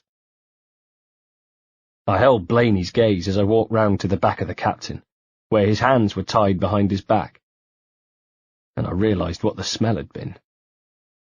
It was the smell of burnt flesh. 18. Dalzell and Trafford had pushed lit fuses between Captain Pritchard's fingers in order to make him talk. There was a scattering of them on the boards, as well as a jug of something that, when I put my nose to it, I thought was brine they'd used to pour on his wounds, to make them more painful. His hands were blistered, charred black in some places, raw and bleeding in others, like tenderized meat. I looked for a flask of water, still cautious of Blaney, wondering why he hadn't moved, why he hadn't spoken. He put me out of my misery. "Well, well, well," he rasped. "We find ourselves together." "Yes," I replied dryly. "Aren't we lucky, mate?" I saw a jug of water on the long table and moved towards it. He ignored my sarcasm. "And what would you be up to exactly?" "I'm fetching water to put on this man's wounds." "Captain didn't say nothing about attending to the prisoner's wounds." "He's in pain, man, can't you see?" "Don't you talk to me like that, you little whelp," snapped Blaney, with a ferocity that chilled my blood. Still, I wasn't going to show it. Full of bravado, always tough on the outside. "You sound like you're fixing up for a fight, Blaney." I hoped I came across more confident than I felt. "Aye, maybe I am at that." He had a brace of pistols in his belt and a cutlass at his waist, but the silver that seemed to appear in his hand almost from nowhere was a curved dagger. I swallowed. "And what do you plan on doing, Blaney, with a ship about to mount a raid, us in charge of guarding the captain here? Now, I don't know what it is you have against me, what measure of grudge it is you're nursing, but it'll have to be settled another time, I'm afraid, unless you've got a better idea." When Blaney grinned, a gold tooth flashed. "Oh, I've got other ideas, boy. An idea that maybe the captain here tried to escape and ran you through in the process. Or how about another idea altogether? An idea that it was you who helped the captain, that you untied the prisoner and tried to make good your escape, and it was me who stopped you, running you both through in the process. I think I like that idea even better. How's about that?" He was serious, I could tell. Blaney had been biding his time. No doubt he wanted to avoid the flogging he would have received for giving me a beating. But now he had me where he wanted. Then something happened that directed me. I'd knelt down to see to the captain, and something caught my eye. The ring he was wearing. A thick signet ring. It bore a symbol I recognised. The day I'd woken up on the Emperor, I'd found a looking-glass below decks and inspected my wounds. I had cuts, bruises, and scrapes. I looked like what I was, a man who'd been beaten up. One of the marks was from where I'd been punched by the man in the hood. His ring had left its imprint on my skin, a symbol of a cross. I saw that very same symbol now on Captain Pritchard's ring. Despite the poor man's discomfort, I couldn't help myself. "What's this?" My voice, a little too sharp and a little too loud, was enough to arouse the suspicions of Blaney, and he pushed himself away from the closed cabin door and moved further into the room to see. "What is what?" Pritchard was saying, but by now Blaney had reached us, and he too had seen the ring, only his interest in it was less to do with its meaning, more to do with its value, and without hesitation, and heedless to Pritchard's pain, he reached and yanked it off, flaying the finger of burnt and charred skin at the same time. The captain's screams took some time to die down, and when they had, his head lolled forward onto his chest, and a long rope of saliva dripped to the cabin floor. "Give me that back," I said to Blaney. "Why should I give it to you?" "Now come on, Blaney," I started. And then we heard something. A shout from outside. "Sail ho!" It wasn't as though our feud was forgotten, more like it was placed to one side for a moment as Blaney said, "Wait there." And pointing with his dagger, he left the room to see what was going on. The open door framed a scene of panic outside, and as the ship lurched, it slammed shut. I looked from that to Captain Pritchard, now groaning in pain. I'd never wanted to be a pirate. I was a sheep farmer from Bristol. A man in search of adventure, it's true, but by fair means, not foul. I wasn't a criminal, an outlaw. I'd never wanted to be party to the torture of innocent men. "Untie me," said the captain, his voice dry and pained. "I can help you. I can guarantee you a pardon. If you tell me about the ring." Captain Pritchard was moving his head slowly from side to side as though to shake away the pain. "The ring? What ring?" he was saying, confused, trying to work out why on earth this young deckhand should be asking him about such an irrelevance. "A mysterious man I consider my enemy wore a ring just like yours. I need to know its significance." He gathered himself, his voice parched but measured. "Its significance is great power, my friend. Great power that can be used to help you. What if that great power was being used against me? That can be arranged as well. I feel it already has been used against me. Set me free, and I can use my influence to find out for you. Whatever wrong has been done to you, I can see it put right. It involves the woman I love. Some powerful men." His next words reminded me of something the man in the hood had said that night in the farmyard. "There are powerful men and powerful men. I swear on the Bible, boy, that whatever ails you can be solved. Whatever wrong has been done to you can be put right." Already my fingers were fiddling with his knots, but just as the ropes came away and slithered to the cabin floor, the door burst open. Standing in the doorway was Captain Dazelle. His eyes were wild. His sword was drawn. Behind him was a great commotion. Men who moments before had been ready to board the Amazon galley, as organised a fighting unit as privateers could be, were suddenly in disarray. Captain Dazelle said one word, but it was enough. The word was, "Privateers!" 19. "Sir," I said, and thankfully Dazelle was too preoccupied with developments to wonder what I was doing standing behind Captain Pritchard's chair. "Privateers are coming!"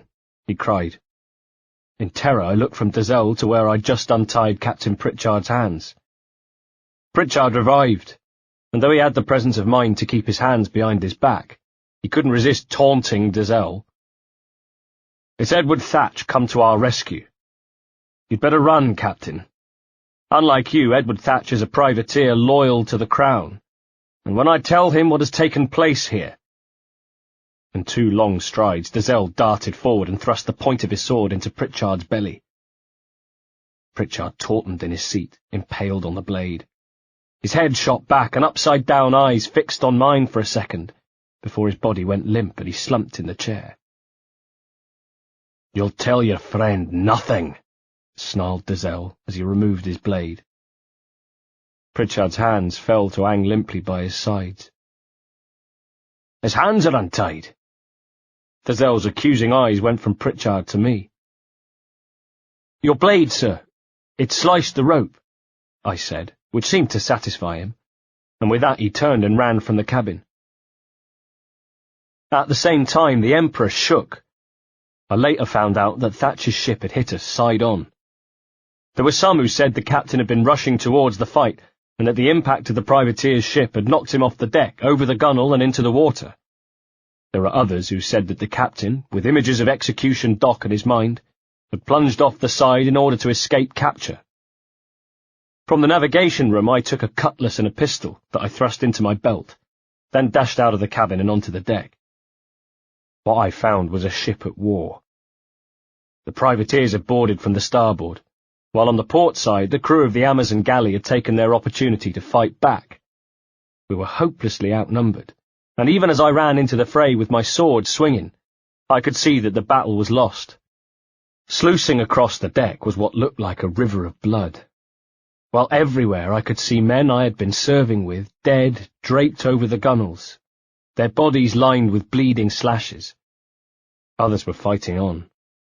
There was the roar of musket and pistol, the day torn apart by the constant ring of steel, the agonized screams of the dying, the warrior yells of the attacking buccaneers. And yet even so I found myself strangely on the outside of the battle. Cowardice has never been a problem with me, but I'm not sure I exchanged more than 2 sword strokes with one of the enemy before it seemed the battle was over. Many of our men were dead. The rest began to drop to their knees and let their swords fall to the deck, hoping no doubt for the clemency of our invaders. Some still fought on, including the first mate, Trafford. By his side another man I didn't know, Melling I think his name was. And as I watched, 2 of the attacking buccaneers came at him at once, swinging their swords with such force that no amount of fighting skill could have stopped them, and he was driven back to the rail, slashes and cuts opening up in his face, screaming as they both stabbed into him. Blaney was there, I saw. Also not far away was the 3rd captain, a man I would come to know as Edward Thatch, and who years later the world would know as Blackbeard. He was just as the legend would describe him, though his beard was not so long back then, tall and thin, with thick dark hair.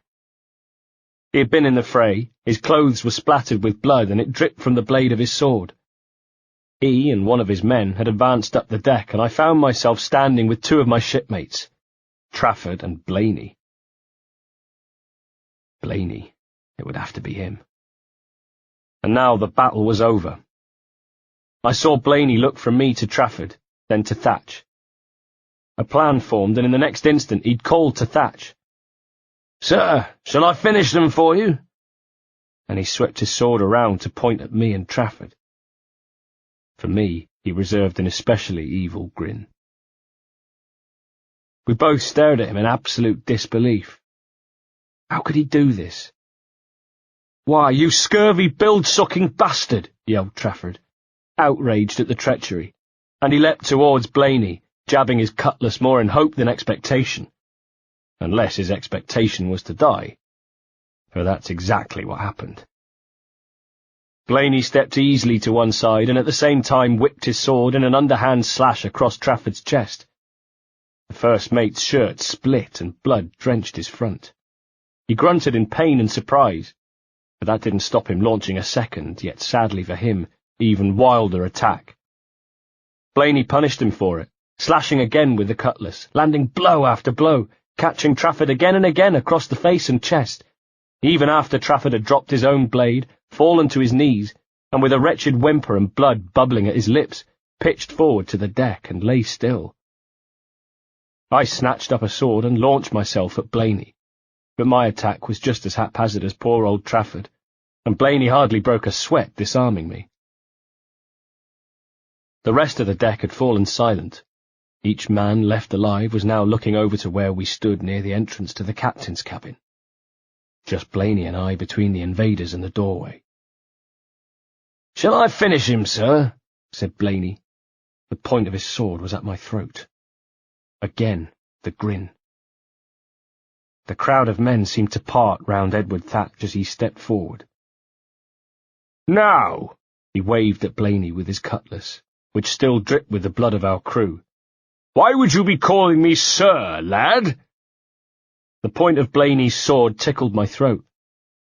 "I hope to join you, sir," he replied, "and prove my loyalty to you." Thatch turned his attention to me. "And you, young'un? What did you have in mind, besides dying at your shipmate's sword, that is? Would you like to join my crew as a privateer, or die a pirate, either at the hands of your crewmate here or back home in Blighty?" "I never wanted to be a pirate, sir," I said quickly. "Stop your grinning." "I merely wanted to earn some money for my wife, sir, honest money to take back to Bristol." A Bristol from which I was banished, and a wife I was prevented from seeing. But I decided not to bother Thatch with the little details. "Aye," laughed Thatch, and threw out an arm to indicate the mass of captured men behind him. "And I suppose I could say this for every one of your crew left alive. Every man will swear he never intended a career in piracy. Ordered to do it by the captain, they'll say. Forced into it against their will." "He ruled with a rod of iron, sir," I said. "Any man who said as much would be telling you the truth." "And how did your captain manage to persuade you to enter into this act of piracy, pray tell?" demanded Thatch. "By telling us we would soon be pirates anyway, sir, when a treaty was signed." "Well, he's right, most likely," sighed Thatch thoughtfully. "No denying it. Still, that's no excuse." He grinned. "Not while I remain a privateer, that is, sworn to protect and assist Her Majesty's Navy, which includes watching over the likes of the Amazon galley. Now, you're not a swordsman, are you, boy?" I shook my head.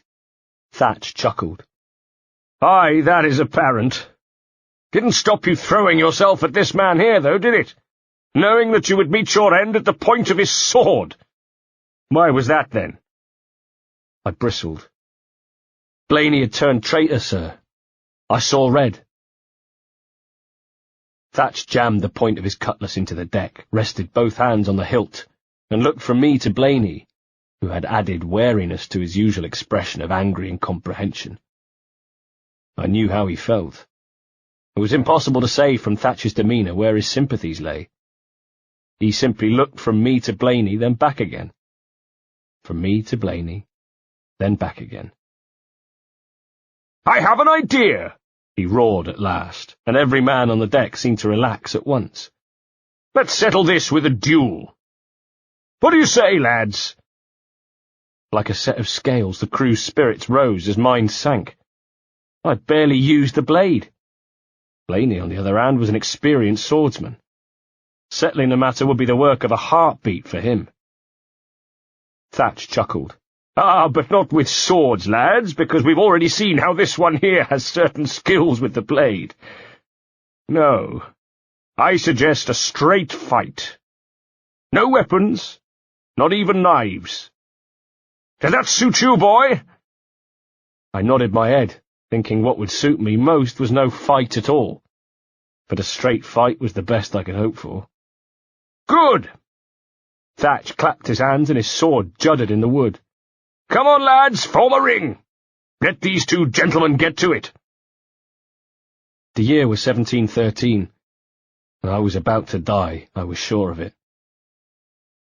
Thinking about it, that was 12 years ago, wasn't it? It would have been the year you were born. 20. "Then let us begin," Thatch commanded. Men had shimmied up the rigging and clung to the masts. Men were in the ratlines, on the rails, and the top decks of all three ships, every man jack of them craning to get a better view. Playing to the crowd, Blaney stripped off his shirt so that he was down to his breeches. Conscious of my puny torso, I did the same. Then we dropped our elbows, raised our fists, eyed each other up. My opponent grinned behind raised forearms. His fists were as big as hams and twice as hard. His knuckles like statues' noses. No, this probably wasn't quite the sword fight Blaney wanted, but it was the next best thing. The chance to pulverise me with the captain's consent, to beat me to death without risking the taste of a cat-o'-nine-tails. From the decks and rigging came the shouts of the crew, keen to witness a good bout, by which I mean a bloody bout. Just from the catcalls it was difficult to make out if they had a favourite, but I put myself in their position. What would I want to see if I were them? I'd want to see sport. So let's give it to them, I thought. I brought my own fists up higher, and what I thought about was how Blaney had been a huge pain in the arse from the moment I'd set foot on board. Nobody else, just him. This thick-as-pig-shit cretin. All my time on ship I'd spent dodging Blaney and wondering why he hated me, because I wasn't snot-nosed and arrogant then, not like I'd been back home. Life on board had tamed that side of me. I dare say I'd grown up a bit. What I'm saying is, he had no real reason to hate me. But right then it came to me. The reason why. He hated me because. Just because. And if I hadn't been around to hate, he would have found someone else to fill my shoes. One of the cabin boys, perhaps. One of the blacks.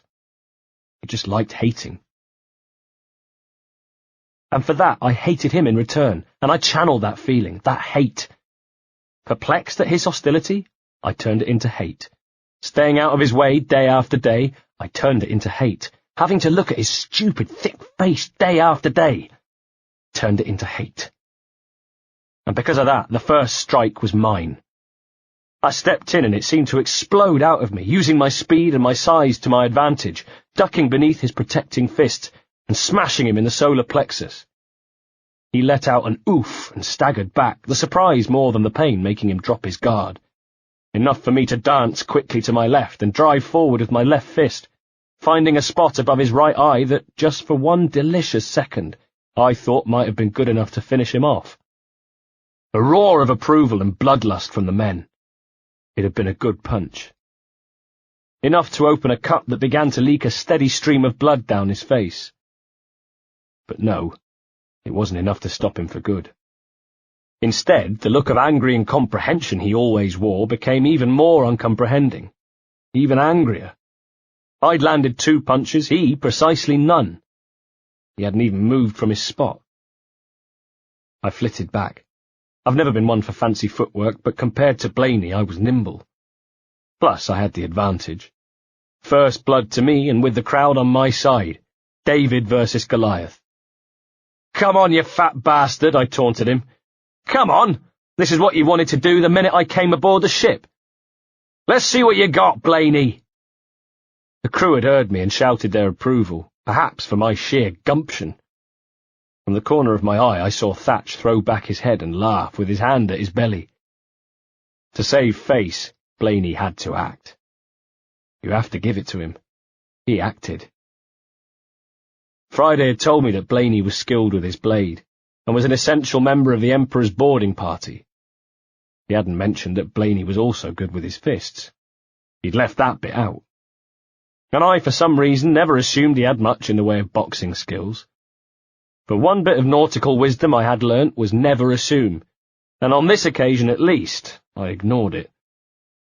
Once again my arrogance had got me into trouble. And how quick the crowd was to turn as Blaney struck. Never go down in a fight. It's the one golden rule, never go down in a fight. But I had no choice as his fist made contact and bells rang in my head as I went to the deck on my hands and knees and spat out teeth on a string of blood and phlegm. My vision jarred and blurred. I'd been hit before, of course, many times, but never as hard as that. Amid the rushing of my pain and the roaring of the spectators, roaring for blood, which Blaney was going to give them with pleasure, he bent to me, putting his face close enough for me to smell his rancid breath, which spilled like fog over black and rotted teeth. "Fat bastard, eh?" he said, and hawked up a grin. I felt the wet slap of phlegm on my face. One thing you have to say about a fat bastard taunt, it always gets him going. And then he straightened, and I could see his boot so near to my face I saw the spider cracks in the leather, and still trying to shake off the pain, I lifted one pathetic hand as though to ward off the inevitable kick. The kick, though, when it came, was aimed not at my face, but squarely at my belly, and was so hard that it lifted me into the air, and I was deposited back on the deck. From the corner of my eye I saw Thatch, and perhaps I'd allowed myself to believe that he favoured me in the bout, but he was laughing just as heartily at my misfortune as he had been when Blaney was rocked. I rolled weakly to my side as I saw Blaney coming towards me. He lifted his boot to stamp on me and looked up to Thatch. "Sir?" he asked. To hell with that. I wasn't waiting. With a grunt, I grabbed his foot, twisted it, and sent him sprawling back to the deck. A tremor of renewed interest ran through the spectators. Whistles and shouts, cheers and boos. They didn't care who won. They just wanted the spectacle. But now Blaney was down, and with a fresh surge of strength, I threw myself on top of him, pummeling him with my fists, at the same time as I drove my knees into his groin and midriff, attacking him like a child in the throes of a temper tantrum, hoping against hope that I might lay him out with a lucky blow. I didn't. There were no lucky blows today. Just Blaney grabbing my fists, wrenching me to the side, slamming the flat of his hand into my face, and sending me flying backwards. I heard my nose break and felt blood gush over my top lip. Blaney lumbered over, and this time he wasn't waiting for Thatcher's permission. This time he was coming in for the kill. In his fist shone a blade. There was the crack of a pistol, and a hole appeared on his forehead. His mouth dropped open, and the fat bastard fell to his knees, dead to the deck. When my vision cleared, I saw Thatch reaching to help me from the deck with one hand. In the other, a flintlock pistol, still warm. "I got a vacancy on my crew, lad," he said. "Do you want to fill it?" I nodded as I stood and looked down at Blaney's body. A wisp of smoke rose from the bloody hole in his forehead. Should have killed me when you had the chance, I thought. 21. March 1713. Miles away, in a place I'd never visited and never would, although, after all, it's never too late, a bunch of representatives of England, Spain, France, Portugal, and Holland were sitting down to draft a series of treaties that would end up changing all our lives, forcing us to take a new direction, shattering our dreams. But that was to come. First, I found myself adjusting to a new life, a life I liked very much. I was lucky, I suppose, because Edward Thatch took to me. A scrapper was what he called me, and I think he liked having me around. He used to say that in me he had a trusted hand, and he was right, he did, for Edward Thatch had saved me from embarking on a life of crime under Captain Dezelle. Well, either that or be thrown overboard like those other poor fellows. It was thanks to his intervention, and thanks to being taken under his wing, that I could make something of myself, return to Bristol and to Caroline as a man of quality, head held high. And yes, just because you and I know that it didn't work out that way doesn't make it any less true. Life at sea was very much the same as it had been before, but with certain attractive differences. There was no Blaney, of course. The last I'd seen of that particular barnacle in my life was him slipping into the sea like a dead whale. And there was no Captain Alexander Dezelle. He ended up being condemned to death by the British in 1715. Without those two, life on ship immediately improved. It was the life of a privateer. And so we engaged the Spanish and Portuguese when we could, and took prizes when we could, and along with the skills of a sailor I began to refine the craft of combat. Thatch took me under his wing. From him I learnt better sword skills, and I learnt how to use pistols. And also from Edward Thatch, I learnt a certain philosophy of life, a philosophy that he in turn had learnt from another older buccaneer, a man under whom Edward served, who would also be my mentor, a man named Benjamin Hornigold. And where else should I meet Benjamin but at Nassau? I'm not sure we ever thought of the port of Nassau on New Providence Island as ever really belonging to us, because that wasn't our way. But it was a kind of heaven for us, with its steep cliffs on one side, its long sloping beach that swept down to a shallow sea, too shallow for His Majesty's men of war, its quayside where we offloaded booty and supplies, and its hillside fortress on the hill, overlooking a raggle-taggle collection of shanty houses, huts, and crumbling wooden terraces. And, of course, it had a wonderful harbour, where vessels enjoyed shelter from the elements and from our enemies. Making an attack even more difficult was the ship's graveyard, where the skeletal remains of burnt and grounded ships were a warning to the unwary.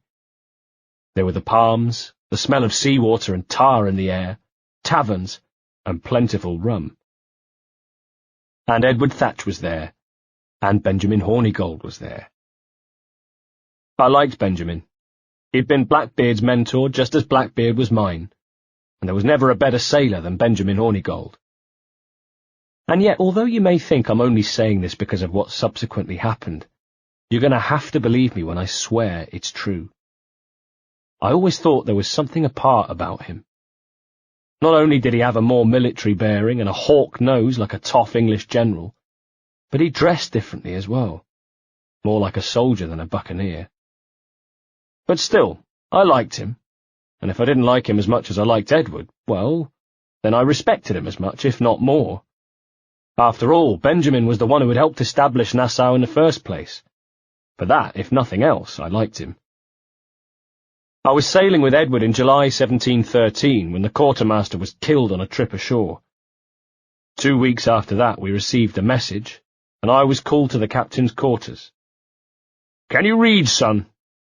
"Yes, sir," I said, and I thought briefly of my wife back home. Edward sat at one side of his navigation table rather than behind it. His legs were crossed and he wore long black boots, a red sash at his waist, and 4 pistols in a thick leather shoulder belt. Maps and charts were laid out beside him, but something told me it wasn't those he needed reading. "I need a new quartermaster," he said. "Oh, sir, I don't think—" He roared with laughter and slapped his thighs. "No, son, I don't think either. You're too young and you don't have the experience to be a quartermaster. Isn't that right?" I looked at my boots. "Come here," he said. "Read this." I did as I was asked, reading aloud a short communication with news of a treaty between the English, the Spanish, Portuguese. "Does it mean—" I said, when I'd finished. "Indeed it does, Edward," he said. And it was the first time he'd ever called me by my name rather than son or lad. In fact, I don't think he ever called me son or lad again. "It means your Captain Alexander Dazelle was right, and that the days of privateers filling their boots are over. I'll be making an announcement to the crew later. Will you follow me yourself?" I would have followed him to the ends of the earth, but I didn't say so. Just nodded as though I had a lot of options. He looked at me. All that black hair and beard lent his eyes an extra penetrating shine. "You will be a pirate, Edward. A wanted man. Are you sure you want that?" To tell you the truth, I wasn't. But what choice did I have? I couldn't go back to Bristol. I didn't dare go back without a pot of money, and the only way of making money was to become a pirate. "We shall set sail for Nassau," said Thatch. "We pledge to meet Benjamin, should this ever happen. I dare say we shall join forces, for we'll both lose crew in the wake of this announcement. I'd like you by my side, Edward. You've got courage and heart and skill in battle, and I can always use a man with letters." I nodded, flattered. When I went back to my hammock, though, and was alone, I closed my eyes for fear that tears might squeeze out. I had not come to sea to be a pirate. Oh, of course I saw I had no other choice but to follow that path. Others were doing it, including Edward Thatch. But even so, it was not what I had wanted for myself. I'd never wanted to be an outlaw. Like I say, though, I didn't feel I had much choice. And from that moment on, I abandoned any plans I had of returning to Bristol as a man of quality. The best I could hope for was to return to Bristol as a man of means. From that moment on, my quest became one of acquiring riches. From that moment on, I was a pirate. Part 2. 22. June 1715. There is nothing quite so loud as the sound of a carriage gun blast, especially when it goes off in your ear. It's like being pummeled by nothing, a nothing that seems to want to crush you. And you're not sure whether it's a trick of your eyesight, shocked and dazzled by the blast, or whether the world really is shaking. Probably it doesn't even matter. Somewhere the shot impacts. Boat planks splinter, men with their arms and legs torn off, and men who look down and in the few seconds they have before dying realise half their body has been shot away, begin shrieking. All you hear in the immediate aftermath is the shrieking of the damaged hull, the screams of the dead and dying. I wouldn't say you ever get used to it, the blast of a carriage gun, the way it tears a hole in your world. But the trick is to recover swiftly. The trick is to recover from it more swiftly than your enemy. That's how you stay alive. We'd been off the coast of Cape Buena Vista in Cuba when the English had attacked. We called them the English upon the brigantine, even though English made up the core of our crew, and I myself was English by birth, English in my heart. But it counted for nothing as a pirate. You were an enemy of His Majesty. Queen Anne had been succeeded by King George. An enemy of the Crown, which made you an enemy of His Majesty's Navy. And so when, sail ho, we saw the red ensign on the horizon, the sight of a frigate foaming across the ocean towards us, and the figures running to and fro on her decks, what we said was, "The English are attacking! The English are attacking!" with no regard for the small details of our actual nationalities.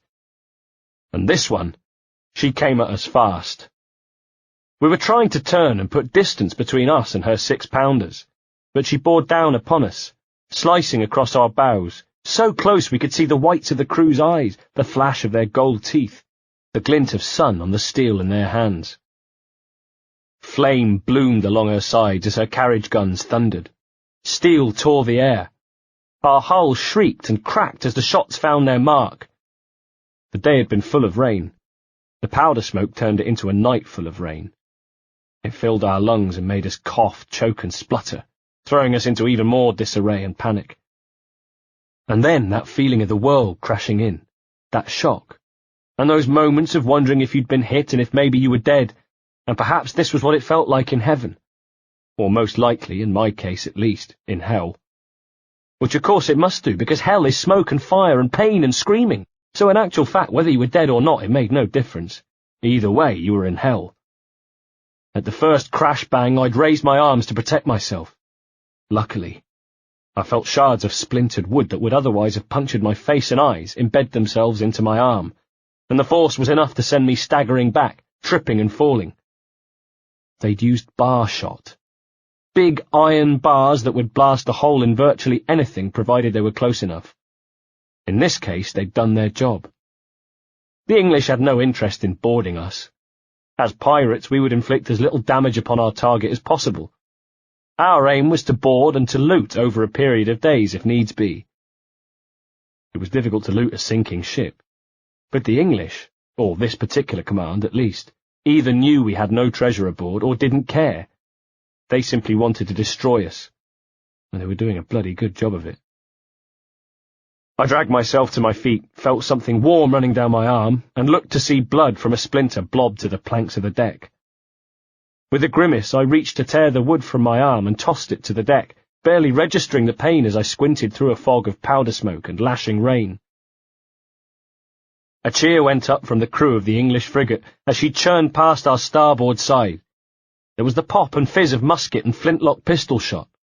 Stink pots and grenados came sailing over, exploding on deck and adding to the chaos, the damage and the choking smoke that hung over us like a death shroud. The stink pots in particular let out a vicious sulphur gas that sent men to their knees, making the air so dense and black that it became difficult to see, to judge distance. Even so, I saw him, the hooded figure who stood on their forecastle deck. His arms were folded, and he stood still in his robes, his entire demeanour emanating unconcern at the events that were unfolding around him. This I could tell from his posture and his eyes that gleamed from beneath the cowl of his robes. Eyes that for a second were fixed on me.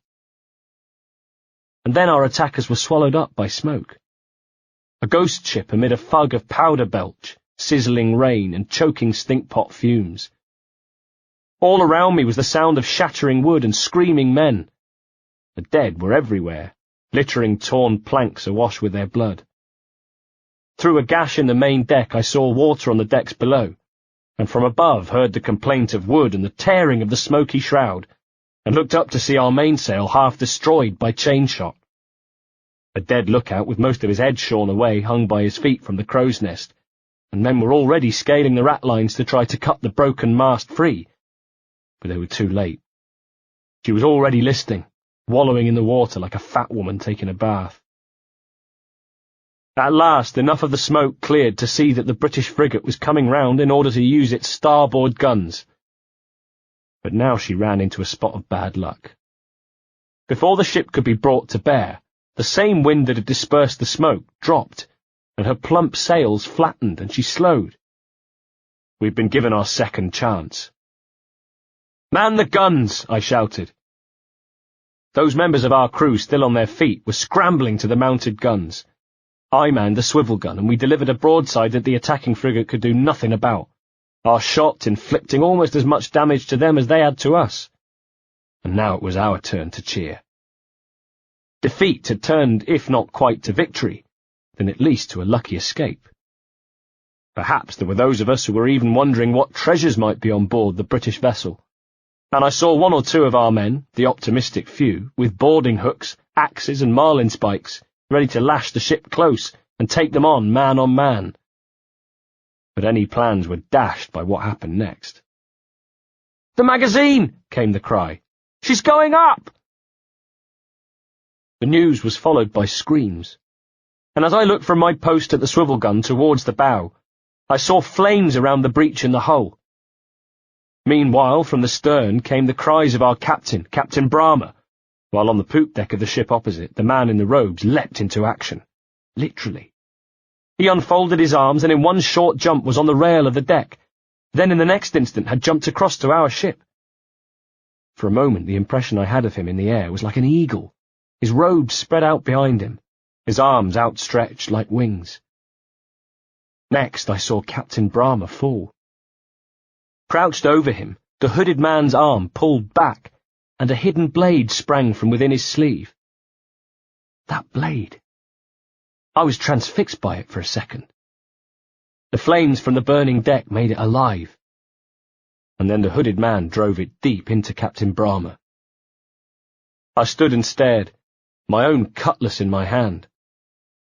From behind I vaguely heard the cries of the crew as they tried in vain to stop the fire spreading to the magazine.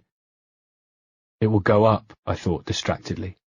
The magazine will explode, thinking of the barrels of gunpowder stored there. The English ship close enough so that the explosion would surely blast a hole in the hull of both ships. All of this I knew, but only as distant, distracted thoughts. I was spellbound by the hooded man at work, mesmerized by this agent of death, who had ignored the carnage around him by biding his time and waiting to strike. The kill was over. Captain Brahma dead. The assassin looked up from the dead body of the captain, and once again our eyes met. Only this time something flared within his features, and in the next instant he had bounded to his feet, a single lithe jump that took him over the corpse, and he was bearing down upon me. I raised my cutlass, determined not to go easily into the great unknown. And then from the stern, in fact, from the magazine, where our men had obviously failed to douse the fire whose fingers had found the stores of gunpowder, came a great explosion. In a thunderclap I was blasted off the deck, describing a circle in the air and finding a moment of perfect peace, not knowing whether I was alive or dead, whether I still had all of my limbs, and in that moment not caring anyway, not knowing where I'd come to rest, whether I'd slam to the deck of a ship and break my back, or land impaled on a snapped mast, or be tossed into the eye of the magazine inferno, or what I did, which was slap into the sea. Maybe alive, maybe dead, maybe conscious, maybe not. Either way I seemed to drift not far below the surface, watching the sea above. A shifting mottle of blacks, greys, and the flaming orange of burning ships. past me sank dead bodies, eyes wide open, as though surprised in death. They discoloured the water in which they sank, and trailed guts and stringy sinew like tentacles. I saw a smashed mizzenmast twirling in the water, bodies snared in rigging dragged to the depths. I thought of Caroline, of my father, then of my adventures on the Emperor. I thought about Nassau, where there was only one law, pirate law. And of course, I thought about how I had been mentored from privateer to pirate by Edward Thatch. 23. All of this I thought as I sank, eyes open, aware of everything happening around me. The bodies, the wreckage. Aware of it, yet uncaring. As though it was happening to somebody else. Looking back, I know it for what it was, that brief moment, and it was brief, as I sank in the water. I had, in those moments, lost the will to live. After all this expedition, Edward had warned against it. He told me not to go. "That Captain Brahma's bad news," he'd said. "You mark my words." And he was right. And I was going to pay for my greed and stupidity with my life. And then I found it again, the will to go on. I found it, I grasped it, I shook it. I held it close to my bosom, and from that moment to this, I never let it go again. My legs kicked, my arms arrowed, and I streaked towards the surface, breaking the water and gasping for air, and in shock at the carnage around me, watching as the last of the English frigate slipped below the water, still ablaze. All across the ocean were small blazes soon to be doused by the water, floating debris everywhere, and men, of course, survivors. And then, just as I had feared, the sharks started to attack and the screams began. Screams of terror at first, and then, as the sharks began to investigate more insistently, screams of agony that only intensified as more predators gathered and they began to feed. The screams I'd heard during the battle, agonized as they were nothing compared to the shrieks that tore that soot-filled afternoon apart. I was one of the lucky ones, whose wounds were not enough to attract the sharks' attention, and I swam for shore. At one point I was knocked by a shark gliding past, thankfully too concerned with joining the feeding frenzy to stop. My foot seemed to snag what felt like a fin in the water, and I prayed that whatever blood I was leaking was not enough to tempt the shark away from the more plentiful chum elsewhere. It was a cruel irony that those more heavily wounded were the ones who were attacked first. I say attacked. You know what I mean. They were eaten. Devoured. How many survivors there were from the battle I have no way of knowing. All I can say is that I saw that most survivors ended up as food for the sharks. Me, I swam to the safety of the beach at Cape Buena Vista, and there I collapsed with sheer relief and exhaustion. And if the dry land hadn't been made up entirely of sand, I probably would have kissed it. My hat was gone. My beloved three-pointer which had sat upon my head as man and boy. What I didn't know at the time, of course, was that it was the first step in me shedding the past, saying goodbye to my old life. What's more, I still had my cutlass, and given the choice between losing my hat or my cutlass. And so, after some time thanking my lucky stars, listening out for other survivors but hearing just faint screams in the distance, I rolled onto my back, then heard something to my left. It was a groan, and looking over I saw its source was the robed assassin. He'd come to rest just a short distance away from me, and he was lucky, very lucky, not to be eaten by the sharks, because when he rolled over to his back he left behind a patch of crimson-stained sand.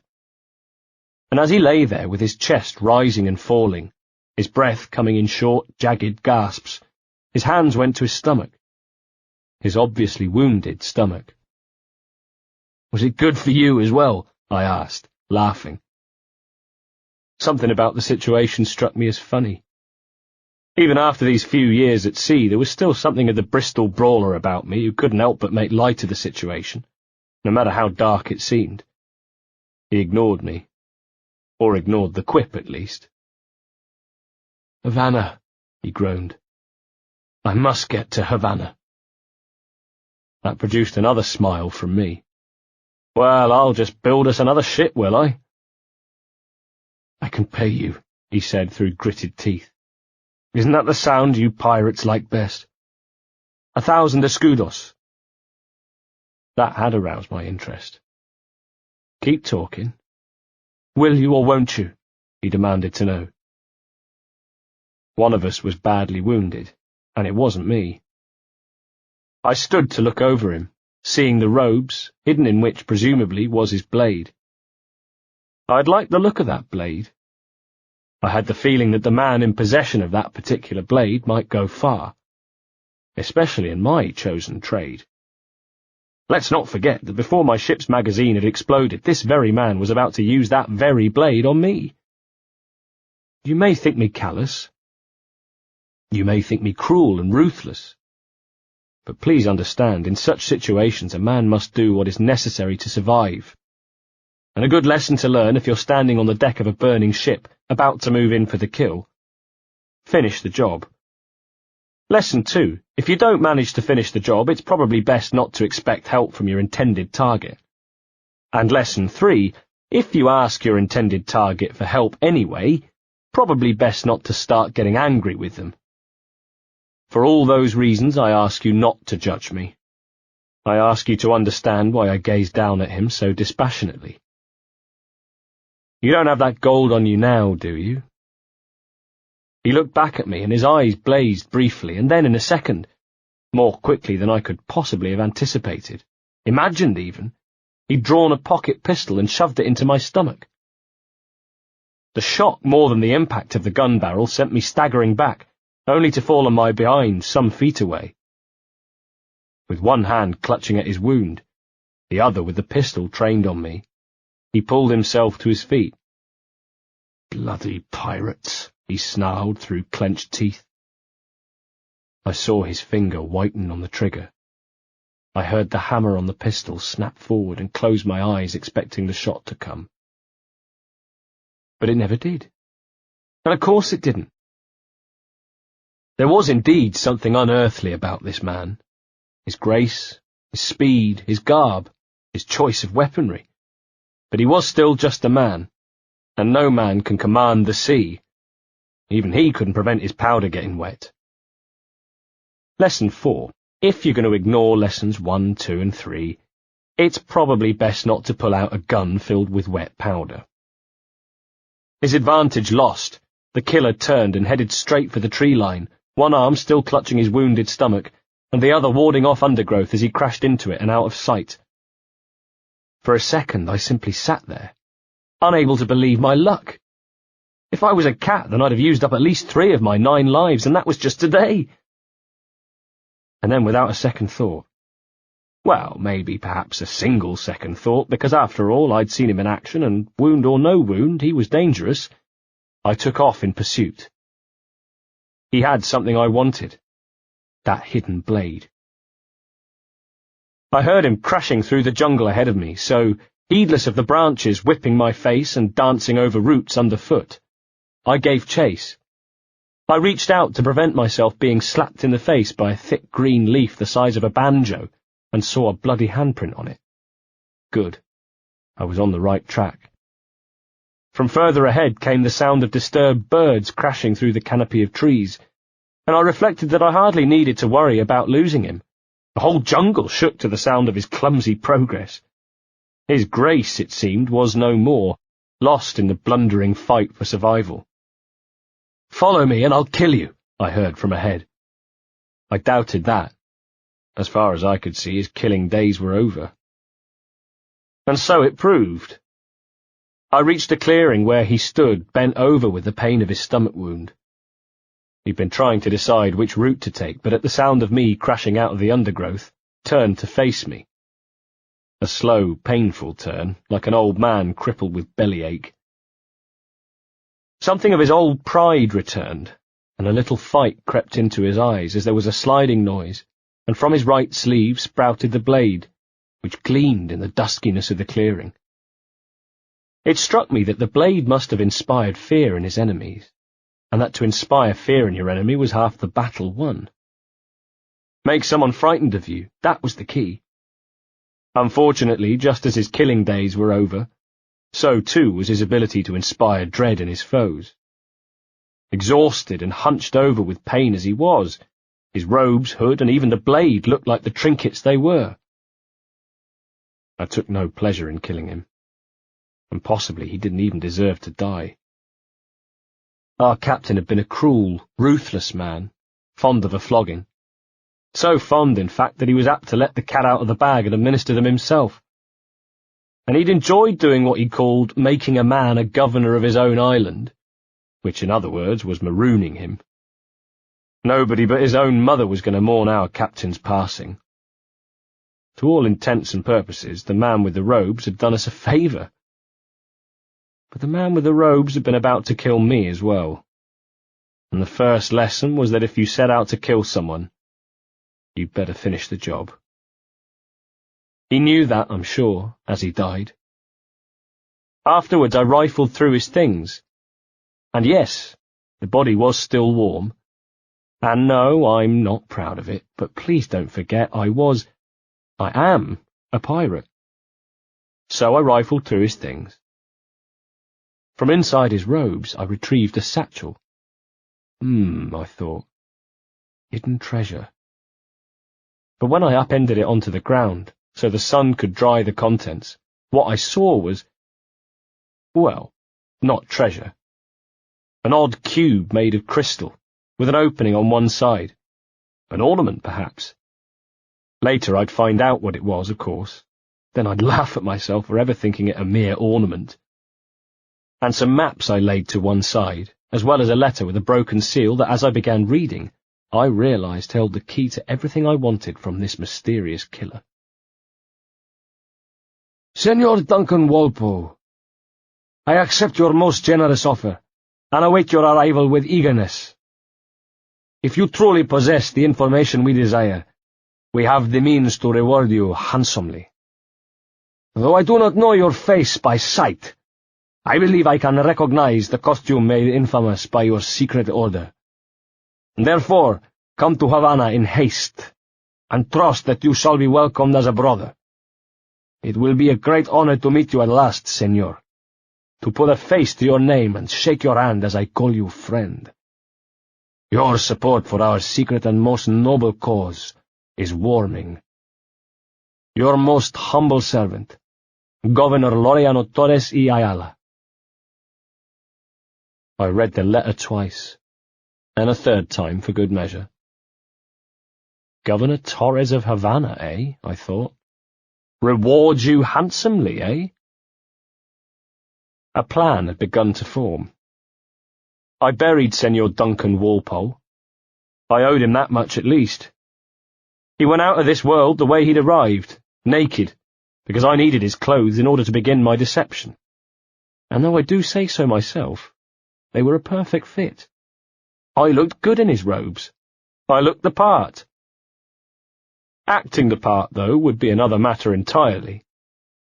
The man I was impersonating? Well, I've already told you of the aura that seemed to surround him. When I secured his hidden blade to my own forearm and tried to eject it as he had, well, it just wasn't happening. I cast my mind back to seeing him do it and tried imitating him. A flick of the wrist. Something special, obviously, to stop the blade engaging by accident. I flicked my wrist. I twisted my arm. I wriggled my fingers, all to no avail. The blade sat stubbornly in its housing. It looked both beautiful and fearsome, but if it wouldn't engage, it was no good to man nor beast. What was I to do? Carry it around and keep trying? Hope I'd eventually chance upon its secret? Somehow I thought not. I had the feeling there was arcane knowledge attached to this blade. Found upon me, it could betray me. With a heavy heart I cast it away, then addressed the graveside I had prepared for my victim. "Mr. Walpole," I said, "let's collect your reward." 24. I came upon them at Cape Buena Vista Beach the next morning. A schooner anchored in the harbour, boats brought ashore and crates offloaded and dragged onto the beach, where they'd been stacked either by the dejected-looking men who sat on the sand with their hands bound, or perhaps by the bored English soldiers who stood guard over them. As I arrived, a third boat was arriving, more soldiers disembarking and casting their eyes over the prisoners. Why the men were tied up, I wasn't sure. They certainly didn't appear to be pirates. Merchants, by the looks of them.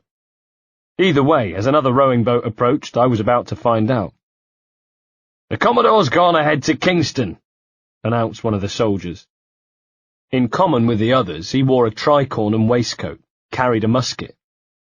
"We are to commandeer this lubber's ship and follow." So that was it.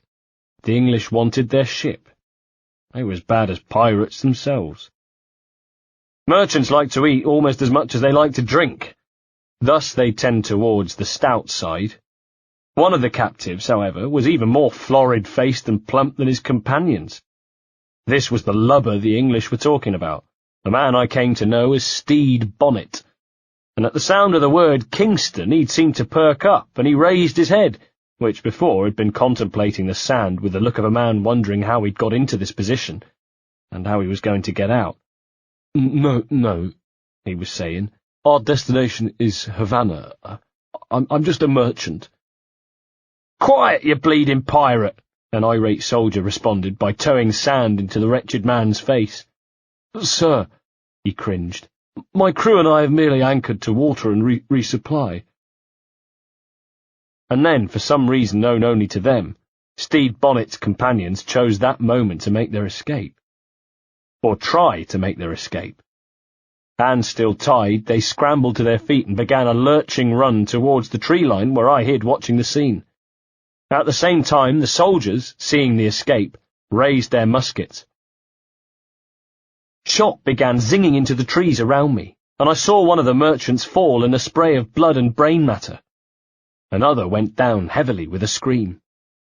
Meanwhile, one of the soldiers had placed the muzzle of his rifle at Bonnet's head. "Give me one reason I shouldn't vent your skull," he snarled. Poor old Bonnet, accused of being a pirate, about to lose his ship, and now seconds away from a steel ball in the brain. He did the only thing a man in his position could do. He stammered. He spluttered. Possibly even wet himself. And now I drew my cutlass and emerged from the tree line with the sun behind me. The soldier gaped. What I must have looked like as I stepped out of the glare of the sunshine with my robes flowing and cutlass swinging, I don't know, but it was enough to give the rifleman pause. A second in which he hesitated. A second that cost him his life. I slashed upwards, opening his waistcoat and spilling his guts to the sand, spinning around in the same movement and dragging my blade across the throat of another soldier who stood nearby.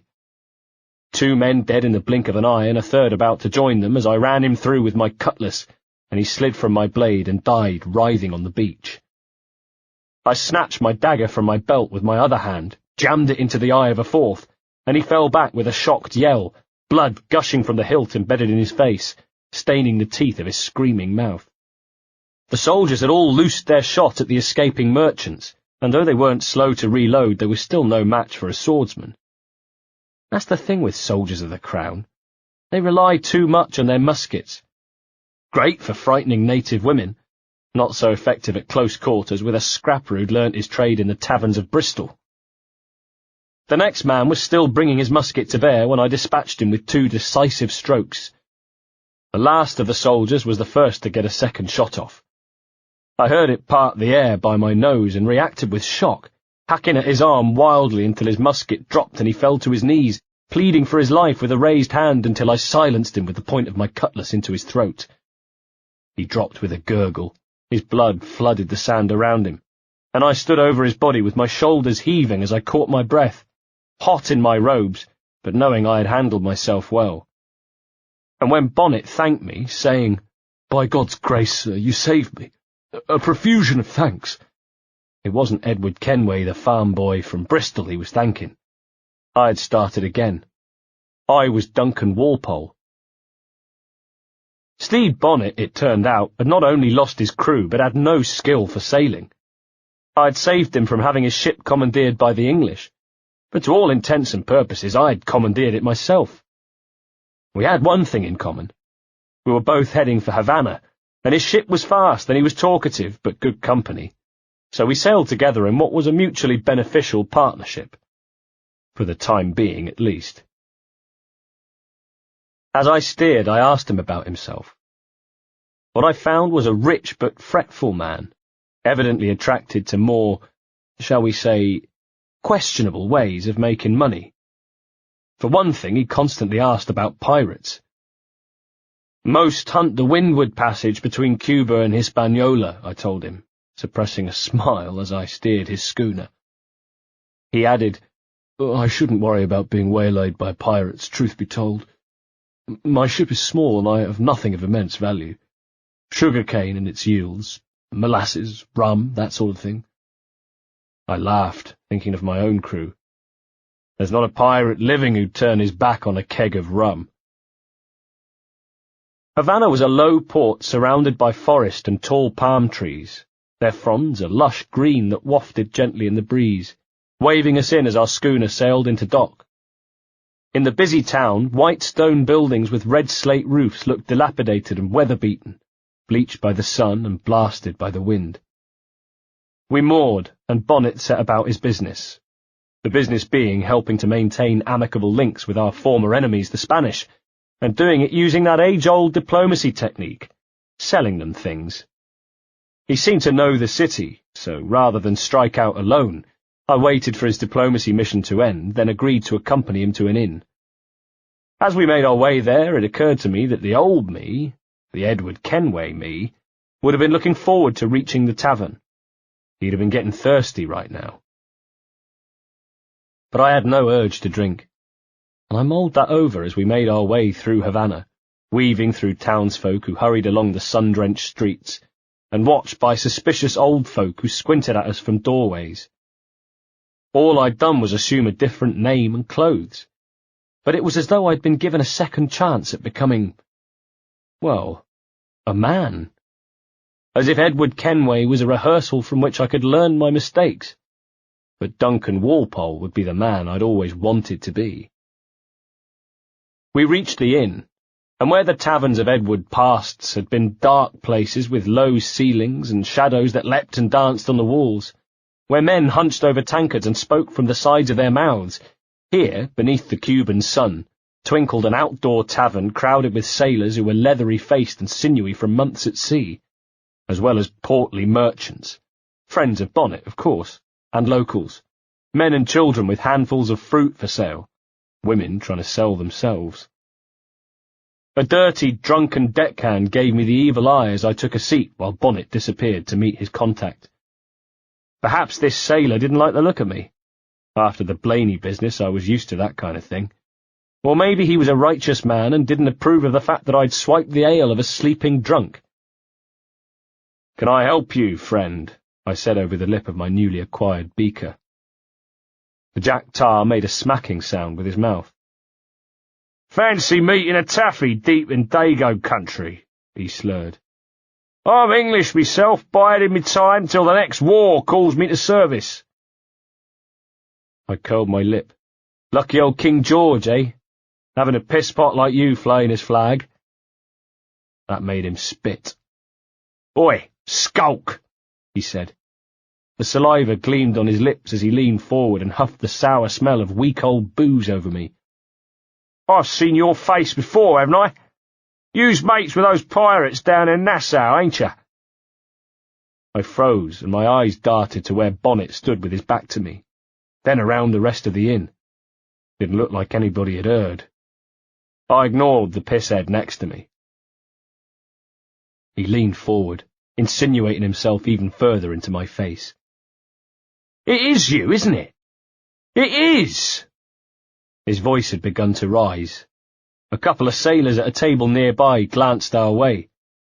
"It is you, isn't it?" Almost shouting now. I stood, grabbed him, writhing from his seat, and slammed him against a wall. "Shut your gob before I fill it with shot, you hear me?"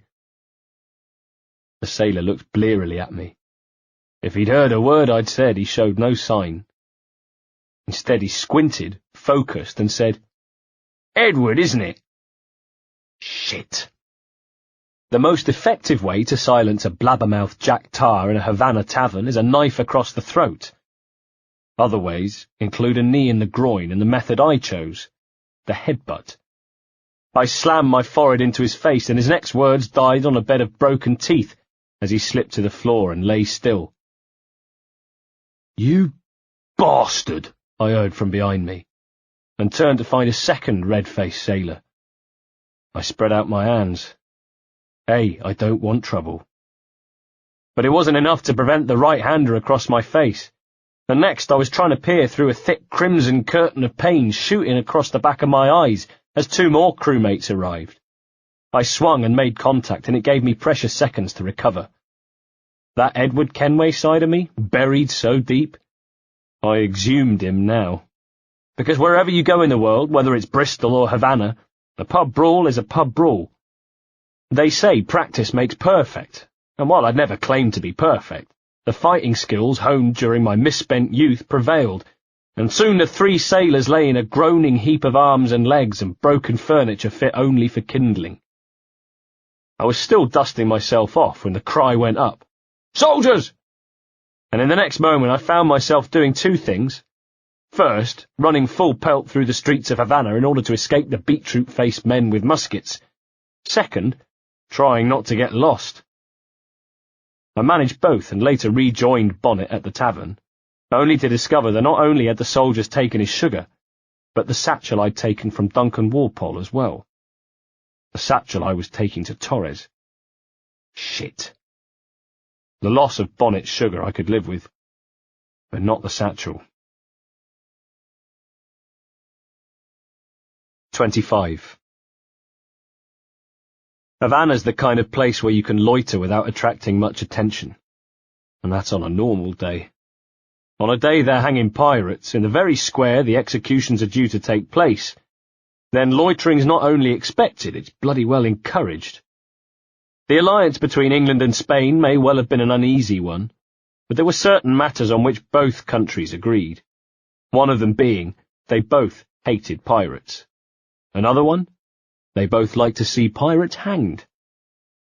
So on the scaffold in front of us, three buccaneers stood with their hands tied, staring with wide, frightened eyes through the nooses before them.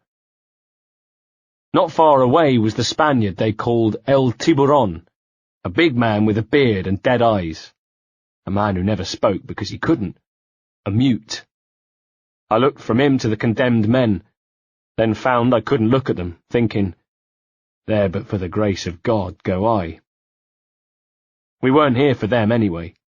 Bonnet and I stood with our backs to a weather-bleached stone wall, looking for all the world as though we were idly watching the world go by and awaiting the execution, and not at all interested in the conversation of the Spanish soldiers gossiping nearby. Oh no, not at all. "Are you still keen to look over the cargo we confiscated last night? I hear there were some crates of English sugar."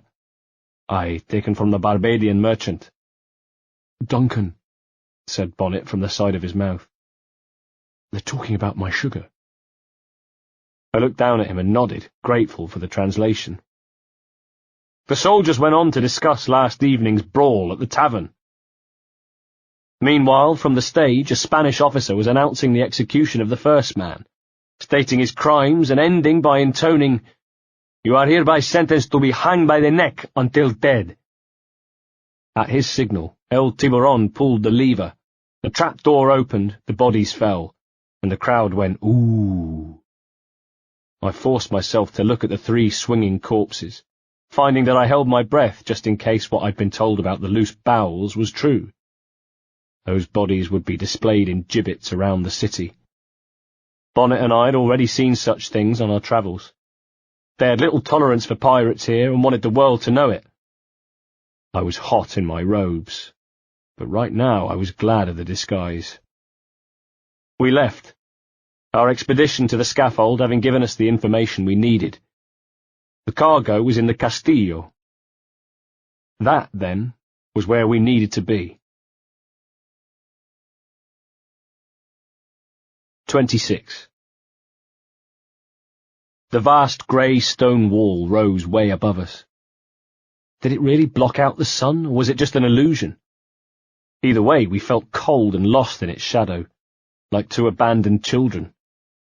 I'll say this for the Cubans, or the Spanish, or whoever you'd say was responsible for building the Grand Castillo de los Tres Reyes del Moro. They knew how to build an intimidating fortress. Around 150 years old, it was built to last, too, and looked as though it would still be there in 150 years' time. I looked from its walls out to sea and pictured it bombarded by the broadsides of a man of war. What impression would the steel balls of mounted guns make, I wondered. Not much. Either way, I didn't have a man of war. I had a sugar merchant. So what I needed was a more covert way of gaining entry. The advantage I had was that nobody in their right mind actually wanted to be on the inside of those dark, brooding walls, for in there was where the Spanish soldiers tortured confessions from their prisoners, and perhaps even performed summary executions. Only a fool would want to go in there, where the sun didn't shine, where nobody could hear you scream. Even so, you couldn't just walk right in. "Oi, mate, you couldn't tell us where the loot room is, could you? I've lost a satchel full of important documents and a weird-looking crystal." Thank God, then, for prostitutes. Not because I was feeling randy, but because I'd seen a way to get inside. Inside the fortress, I mean.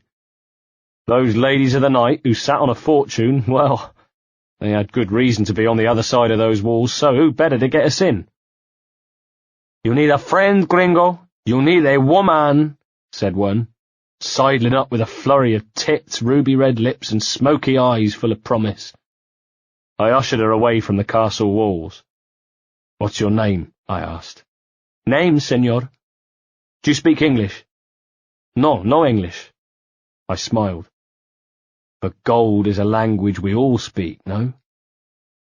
Yes, as it turned out, Ruth did speak gold. She was almost fluent in gold, and so was her friend, Jacqueline. Bonnet had been hanging around looking shifty. Introductions were made, and a few minutes later we were walking, bold as brass, to the front gate of the castle.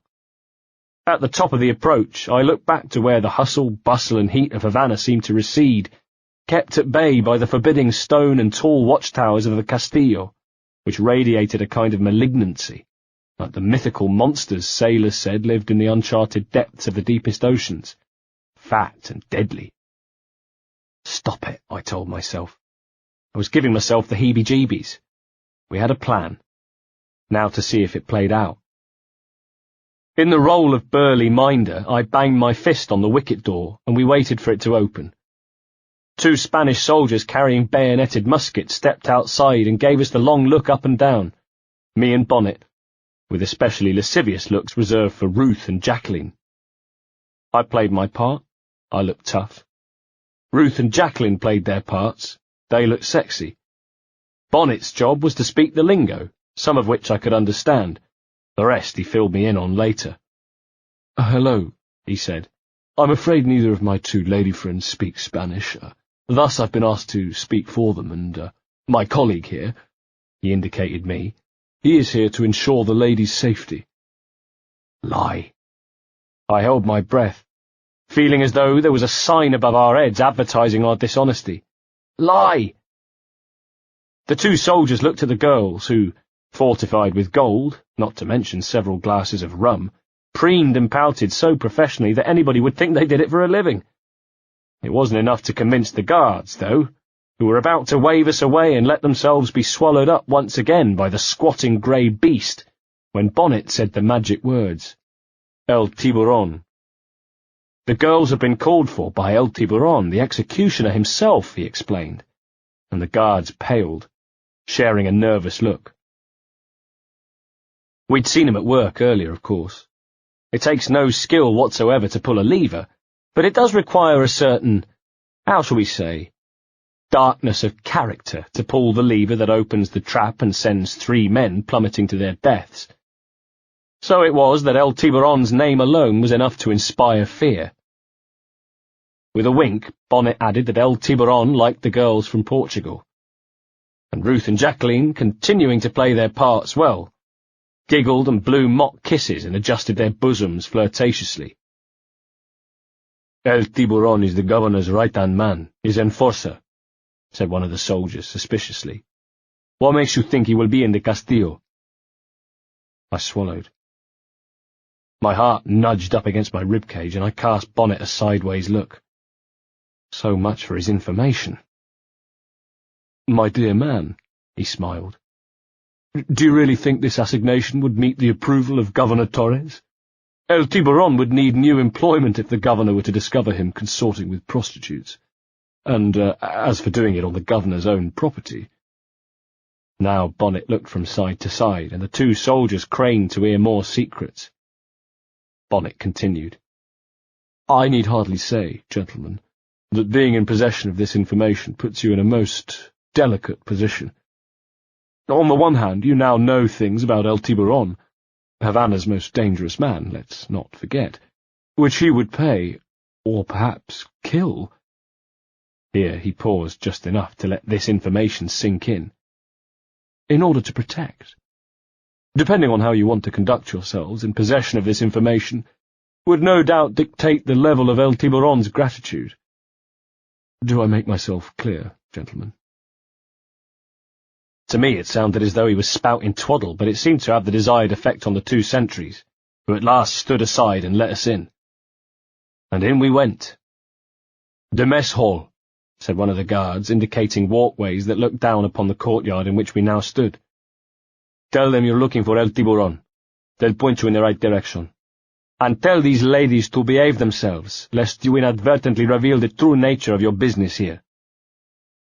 Bonnet gave his best greasy smile, bowing as we moved past and giving me a sly nod at the same time.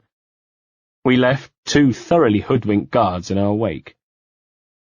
I left them to it as I climbed steps, hoping for all the world that I looked like I belonged in the fortress. At least it was quiet. Apart from the sentries, there were very few troops about. Most seemed to have congregated in the mess room. Me? I headed straight for the loot room, where I almost cheered to find the satchel with all the documents and the crystal present and correct. I pocketed it and glanced around. Bloody hell. For a loot room, it was woefully empty of any actual loot. All there was, apart from a pouch containing a few gold coins, which went into my pocket, were crates of Bonnet's sugar. I looked at them. It occurred to me we had no contingency for their rescue. "Sorry, Bonnet, it will have to wait for another time." A few minutes later, and I'd rejoined them. They'd decided not to risk the mess room, and instead had been loitering on the walkways, nervously awaiting my return. Bonnet was too relieved to see me back to ask about the sugar. That particular pleasure would have to wait until later. And wiping nervous sweat from his brow, he ushered us back along the passage and down the steps to the courtyard, where our friends the sentries shared a look as we approached. "I see. Back so soon?" Bonnet shrugged. "We asked at the mess hall, but of El Tiburon there was no sign. Possibly there has been some mistake. Perhaps his desires have been satisfied elsewhere." "We will tell El Tiburon that you are here, then," said one of the guards. Bonnet nodded approvingly. "Yes, please do that, but remember, be discreet." The two guards nodded, and one even tapped the side of his nose. Our secret would be safe with them. Later we stood on the port, with Bonnet's ship nearby. I handed him the bag I'd filched from the loot room at the Castillo. Seemed a decent thing to do, to make up for his lost sugar. I wasn't all bad, you know. "Oh, it's no great loss," he said, but took it anyway. "Will you stay long?" I asked him. "For a few weeks, yes. Then back to Barbados, to the tedium of domesticity." "Don't settle for tedium," I told him. "Sail to Nassau. Live life as you see fit." By now he was halfway up the gangplank, his newly acquired crew readying themselves to set sail. "Haven't I heard that Nassau is crawling with pirates?" he laughed. "Seems a very tawdry place." I thought of it. I thought of Nassau. "No, not tawdry," I told him. "Liberated." He smiled. "Oh, God, that would be an adventure." "But no, I'm a husband and a father. I have responsibilities." Life can't be all pleasure and distraction, Duncan. For a moment I'd forgotten my assumed identity and felt the tremor of guilt. Bonnet had done nothing but help me. Quite what had possessed me, I wasn't sure. Guilt, I suppose. But I told him. Hey, Bonnet. The name's Edward, in truth. Duncan is only a handle. Ah, he smiled. A secret name for your secret meeting with the governor. Yes, the governor, I said. Right, I think I've kept him waiting long enough. 27. I went straight to Governor Torres's residence, a vast mansion set behind steep walls and metal gates, well away from Havana's hubbub. There I told the sentries, "Good afternoon, Mr. Duncan Walpole of England to see the governor. I believe he is expecting me." "Yes, Mr. Walpole. Please enter." That was easy. The gates squeaked, a hot summer's day sound, and I stepped through to be awarded with my first glance of how the other half lived. Everywhere were palm trees and short statues on plinths, and from somewhere the sound of running water, a marked contrast to the fortress, opulent where that had been grimy, gaudy where that had been forbidding. As we walked, the two sentries stayed a respectful but still watchful distance behind, and my limited Spanish picked up fragments of their gossip. Apparently I was a couple of days late. Apparently I was an asesino, an assassin. There was something about the way they said the word that was odd, the way they stressed it. I kept my shoulders back, chin held high, thinking only that I needed to continue the subterfuge for a short while longer. I'd enjoyed being Duncan Walpole. It had felt liberating to leave Edward Kenway behind, and there were times I'd considered saying goodbye for good. Certainly there were parts of Duncan I wanted to keep, souvenirs, keepsakes. His robes, for one, his fighting style, his bearing. Right now, though, what I wanted most was his reward. We came into a courtyard, which was vaguely reminiscent of the fortress, except while that was a stony drill square overlooked by shadowed walkways, this was an oasis of sculpture, lush-leaved plants, and the ornate galleries of the Palacio framing a sky of deep blue and a sun that smouldered in the distance. There were two men already there, both well-dressed, men of class and distinction, I could tell. More difficult to fool. Close by them was a rack of weapons. One of them stood aiming a pistol at a target, the other cleaning another pistol. At the sound of myself and the sentries entering the courtyard, the shooter looked over, annoyed at the interruption, and then with a little shake of his shoulders composed himself, squinted along the line of the pistol, and squeezed off a shot. The sound rang around the courtyard. Applause came from startled birds. A tiny wisp of smoke rose from the dead centre of the target, which had rocked slightly on its tripod. The shooter looked to his companion with a wry smile, received an impressed eyebrow raise in return. This the vocabulary of the well-to-do. And then they turned their attention to me. "You're Duncan Walpole," I told myself, and tried not to wilt beneath their scrutiny. "You're Duncan Walpole, a man of danger, an equal, here at the invitation of the governor." "Good afternoon, sir." The man who'd been cleaning the gun smiled broadly. He had long greying hair tied back and a face that had spent many an hour in the sea breeze. "Would I be correct in thinking you are Duncan Walpole?" Remembering how Walpole had spoken, cultured tones. "I am indeed," I replied, and I sounded so phony to my own ears that I half expected the gun cleaner to point his pistol straight at me and order the guards to arrest me on the spot. Instead, he said, "I thought as much," and still beaming strode across the courtyard to offer me a hand that was as hard as oak. "Woodes Rogers. A pleasure." Woodes Rogers. I'd heard of him, and the pirate in me paled because Woodes Rogers was the scourge of my kind. A former privateer, he'd since declared a hatred of those who turned to piracy, and pledged to lead expeditions aimed at rooting them out. pirates such as Edward Kenway he'd like to see hanged. But you're Duncan Walpole, I told myself, and met his eye as I shook his hand firmly. Not a pirate. Oh no, perish the thought. An equal. Here at the invitation of the governor. The thought, comforting as it had been, faded in my mind as I realized that he'd fixed me with a curious gaze. At the same time, he wore a quizzical half-smile, as though he'd had a thought and wasn't sure whether to let it go free. I must say, my wife has a terrible eye for description, he said, evidently letting his curiosity get the better of him. I'm sorry? My wife. You met her some years ago at the Percy's masquerade ball. Ah, quite. She called you devilishly handsome. Obviously a lie to stoke my jealousy. I laughed as though in on the joke. Should I be offended he didn't think me devilishly handsome? Or just pleased the conversation had moved on? Eyes on his gun, I plumped for the latter. Now I was being introduced to the second man, a dark Frenchman with a guarded look called Julien de Casse, who was calling me the guest of honour and talking about some order I was supposed to join. Again I was referred to as an assassin. Again it was with an odd emphasis I couldn't quite decode. Assassino. Assassin. Assassin.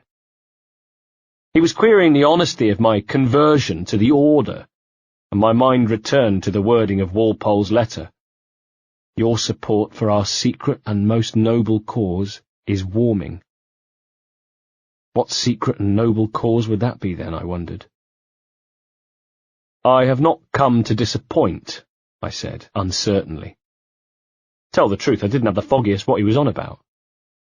What I wanted was to give the satchel with one hand and receive a bulging bag of gold with the other. Failing that, I wanted to move on, because right now I felt as though my deception was likely to crumble at any second. In the end, it was a relief when Woods Roger's face broke into a grin. The same grin he no doubt grinned at the thought of pirates' heads in hangmen's nooses, and he clapped me on the back and insisted I take part in the shooting. Happy to oblige, anything to take their minds off me, I engaged them in conversation at the same time. How is your wife these days, Captain Rogers? Is she here in Havana? I held my breath, steeling myself against his next words. Yes, here she is right now. Darling, you remember Duncan Walpole, don't you? Instead, he said, Oh, no, no, we've been separated these 2 years past. Sorry to hear that, I said, thinking what excellent news it was. I trust she is well, he went on, a touch of wistfulness in his voice that sparked a brief thought of my own lost love. But I wouldn't know. I've been in Madagascar some 14 months, hunting pirates. So I had heard. You mean Libertalia, the pirate town? That was Libertalia, in Madagascar. According to legend, Captain William Kidd had stopped there in 1697, and ended up leaving with only half his crew, the rest of them seduced by the lifestyle of a pirate utopia, where the motto was, for God and liberty, with the emphasis on liberty, where they spared the lives of prisoners, kept killing to a minimum, shared all the spoils fairly, no matter your rank or standing. It sounded too good to be true, and there were plenty who thought it was a mythical place, but I'd been assured it existed. Rogers was laughing. What I saw in Madagascar was little more than the aftermath of a sad orgy. A ruffian squat. Even the feral dog seemed ashamed of its condition. As for the 20 or 30 men living there, I cannot say they were ragged, since most wore no clothes at all. They had gone native, as the saying goes. I thought of Nassau, where such low standards wouldn't be tolerated. Not before nightfall, at least. And how did you deal with their kind? I asked, a picture of innocence. Very simply. Most pirates are as ignorant as apes. I merely offered them a choice. Take a pardon and return to England, penniless but free men, or be hanged by the neck until dead. It took some work to dislodge the criminals there, but we managed it. In future I hope to use the same tactics throughout the West Indies. Ah, I said. I imagine Nassau will be your next target. Very astute, Duncan. Indeed. Point of fact, the moment I return to England I intend to petition King George with the hope of becoming his emissary in the Bahamas. As governor, no less. So that was it. Nassau was the next step. A place I'd come to think of as my spiritual home was under threat, from the carriage gun, the musket ball, or maybe just the scratch of a quill. But under threat all the same. I managed to distinguish myself in the shooting and was feeling pretty pleased with myself, all told. So once again my thoughts returned to the reward. As soon as I had my money I could return to Nassau, and once there warn Edward and Benjamin that the infamous Woodes Rogers had a Bahamas-shaped bee in his bonnet for our little pirate republic, that he was coming for us. And then a box was opened, and I heard Rogers say, "Wonderful. You're a crack shot, Duncan. As good with a pistol as with your wrist blade, I imagine." Wrist blade, I thought distantly. Wrist blade? If only he had one, Ducasse was saying as I peered at several sets of hidden blades displayed in the box. Blades like the one I'd reluctantly discarded on the beach at Cape Buena Vista. "Duncan, where is your wrist blade? I have never seen an assassin so ill-equipped." Again, assassin, as in assassin. Damaged, sadly, beyond repair," I replied. Ducasse indicated the selection in the box. "Then have your choice," he purred. And was it his thick French accent, or did he mean to make it sound more like a threat than an offer? I wondered where the blades were from. Other assassins, of course.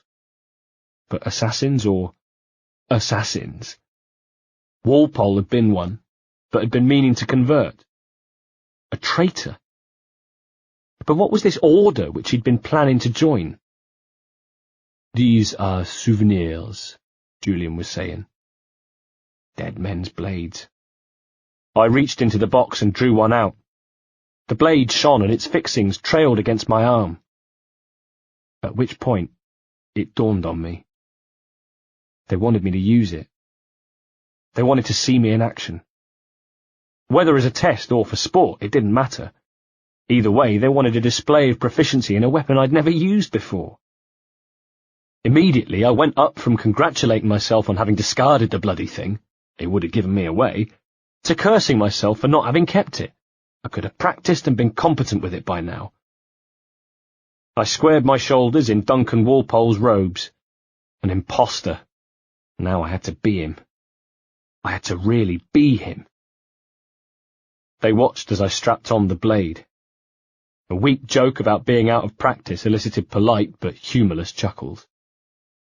With it on, I let my sleeve drop down over my hand, and as we walked, began to flex my fingers, adjusting my wrist and feeling for the telltale catch of the blade engaging. Walpole's blade had been wet that day we fought.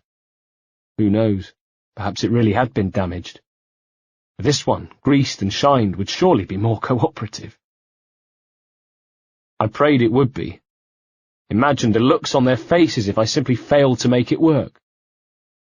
"Are you sure you are who you say you are?" "Guards!" Instinctively, I found myself seeking out the nearest escape route. And not only that, but wishing I'd just left the bloody satchel of documents where I'd found it, wishing I'd left Walpole well alone. What was wrong with life as Edward Kenway anyway? I was poor, but at least I was alive. I could have been back in Nassau right now, planning raids with Edward and eyeing up Anne Bonny at the old Avery. Edward had warned me not to join Captain Brahma. From the moment I'd suggested it, he told me Brahma was bad news. Why didn't I bloody listen? The voice of Julian Ducasse interrupted my thoughts. "Duncan," he pronounced it Durnkern, "would you indulge us with a demonstration of your techniques?" I was being tested. Every question, every challenge they threw my way, it was all an attempt to force me to prove my mettle.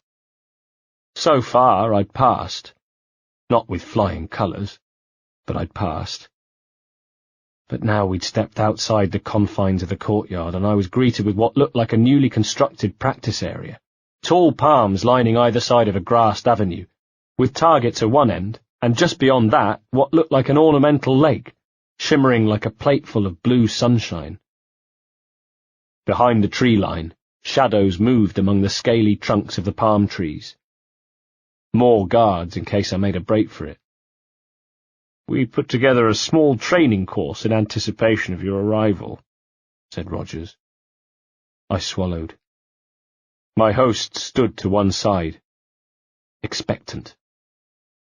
Rogers still carried the pistol, held loosely in one hand, but his finger was on the trigger, and Julian rested his right palm on the hilt of his sword. Behind the trees, the figures of the guards stood motionless, waiting. Even the chirruping of insects and birds seemed to drop away. "It would be a shame to leave here without seeing you in action." Woods Rogers smiled, but his eyes were cold. And just my luck, the only weapon I had I couldn't bloody use. "Doesn't matter. I can take them anyway." To the old Bristolian scrapper in me, they were just another pair of leery twats outside a tavern. I thought of how I'd watched Walpole fight, with perfect awareness of his surroundings. How we could lay these two out and then be upon the nearest guards before they had a chance to even raise their muskets. Yes, I could do that. Catch them unawares. Now was the time, I thought. Now. I braced and drew back my arm to throw the first punch. And the blade engaged. 28. "Oh, well done, Duncan," said Rogers, clapping, and I looked from him and Ducasse to my shadow cast on the grass. I'd struck quite a pose with the blade engaged. What's more, I thought I knew how I had done it. A tensing of muscle that came as much from the upper arm as the forearm. "Very impressive," said Ducasse. He stepped forward, held my arm with one hand that he used to release a catch, and then very carefully used the flat of his other palm to ease the blade back into its housing. "Now, let's see you do it again." Without taking my eyes off him, I took a step back and assumed the same position. This time there was no luck involved, and even though I didn't know quite what I was doing, I had perfect confidence it would work. Don't ask me how I knew. I just did. Sure enough. Snick. The blade sprang from the support and glinted evilly in the afternoon sun. "A little noisy," I smiled, getting cocky now. "Ideally, you'd not hear a thing, otherwise it's fine." Their challenges were interminable, but by the end I felt I was performing for the pleasure rather than their reassurance. Any tests were over. The guards had drifted away, and even Ducasse, who wore his wariness like a favoured old frock coat, seemed to have relaxed. By the time we left the makeshift training area, he was talking to me like an old friend. "The assassins have trained you well, Duncan," he said. The assassins, I thought. So that's what this group were called. Walpole had been a member but intended to betray his brothers, low-down scum-sucker that he obviously was. Betray them for what, is the question. "You chose the perfect time to leave them behind." "At great risk," enthused Rogers. "Betraying the assassins is never good for one's health." "Well," I said, somewhat pompously, "neither is drinking liquor, but I am drawn to its dangers all the same." He chuckled as I turned my attention to Ducasse. "And, what is your business here, sir? Are you an associate of the governor's, or an impending acquaintance, like me?"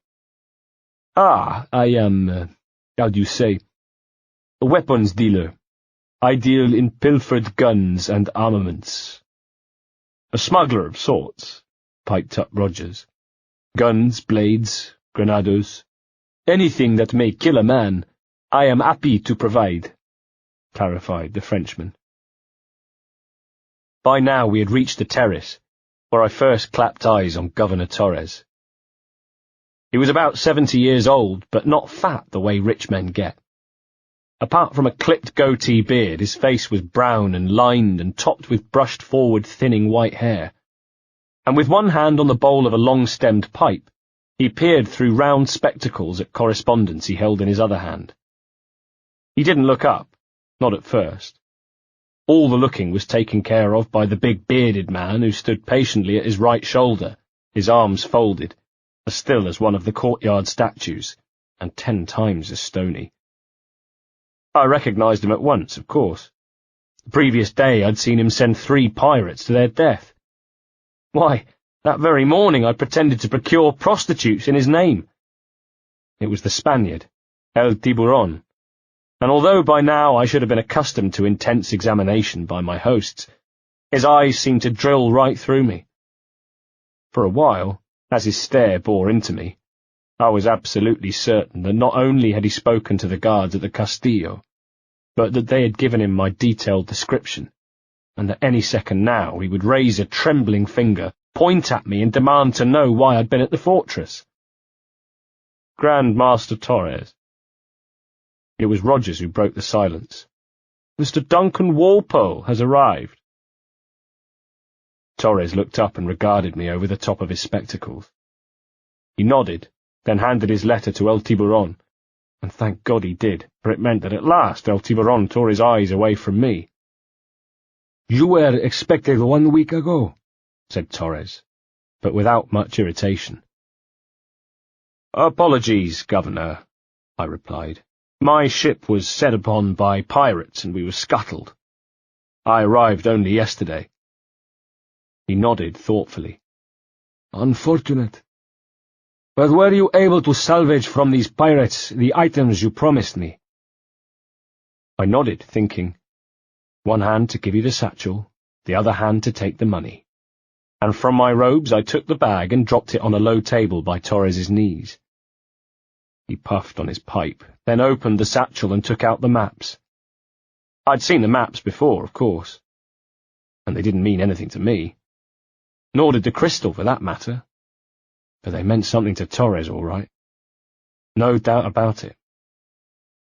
Incredible, he said in tones of wonderment. The assassins have more resources than I had imagined. And now he reached for the crystal, squinting at it through his spectacles and turning it over in his fingers. This ornament, or whatever it was, well, to him it was no ornament. He placed the papers and crystal back into the satchel and crooked a hand for El Tiburon, who stepped forward and took the satchel. With that, Torres reached for my hand to shake, pumping it vigorously as he spoke. It is a pleasure to meet you at last, Duncan, he said. You are most welcome. Come, gentlemen, he motioned to the others. We have much to discuss. Come. We began to move away from the terrace, all friends together. Still no word about the bloody reward. Shit. I was getting deeper and deeper into something I wanted no part of. 29. We stood around a large table in a private room inside the main building.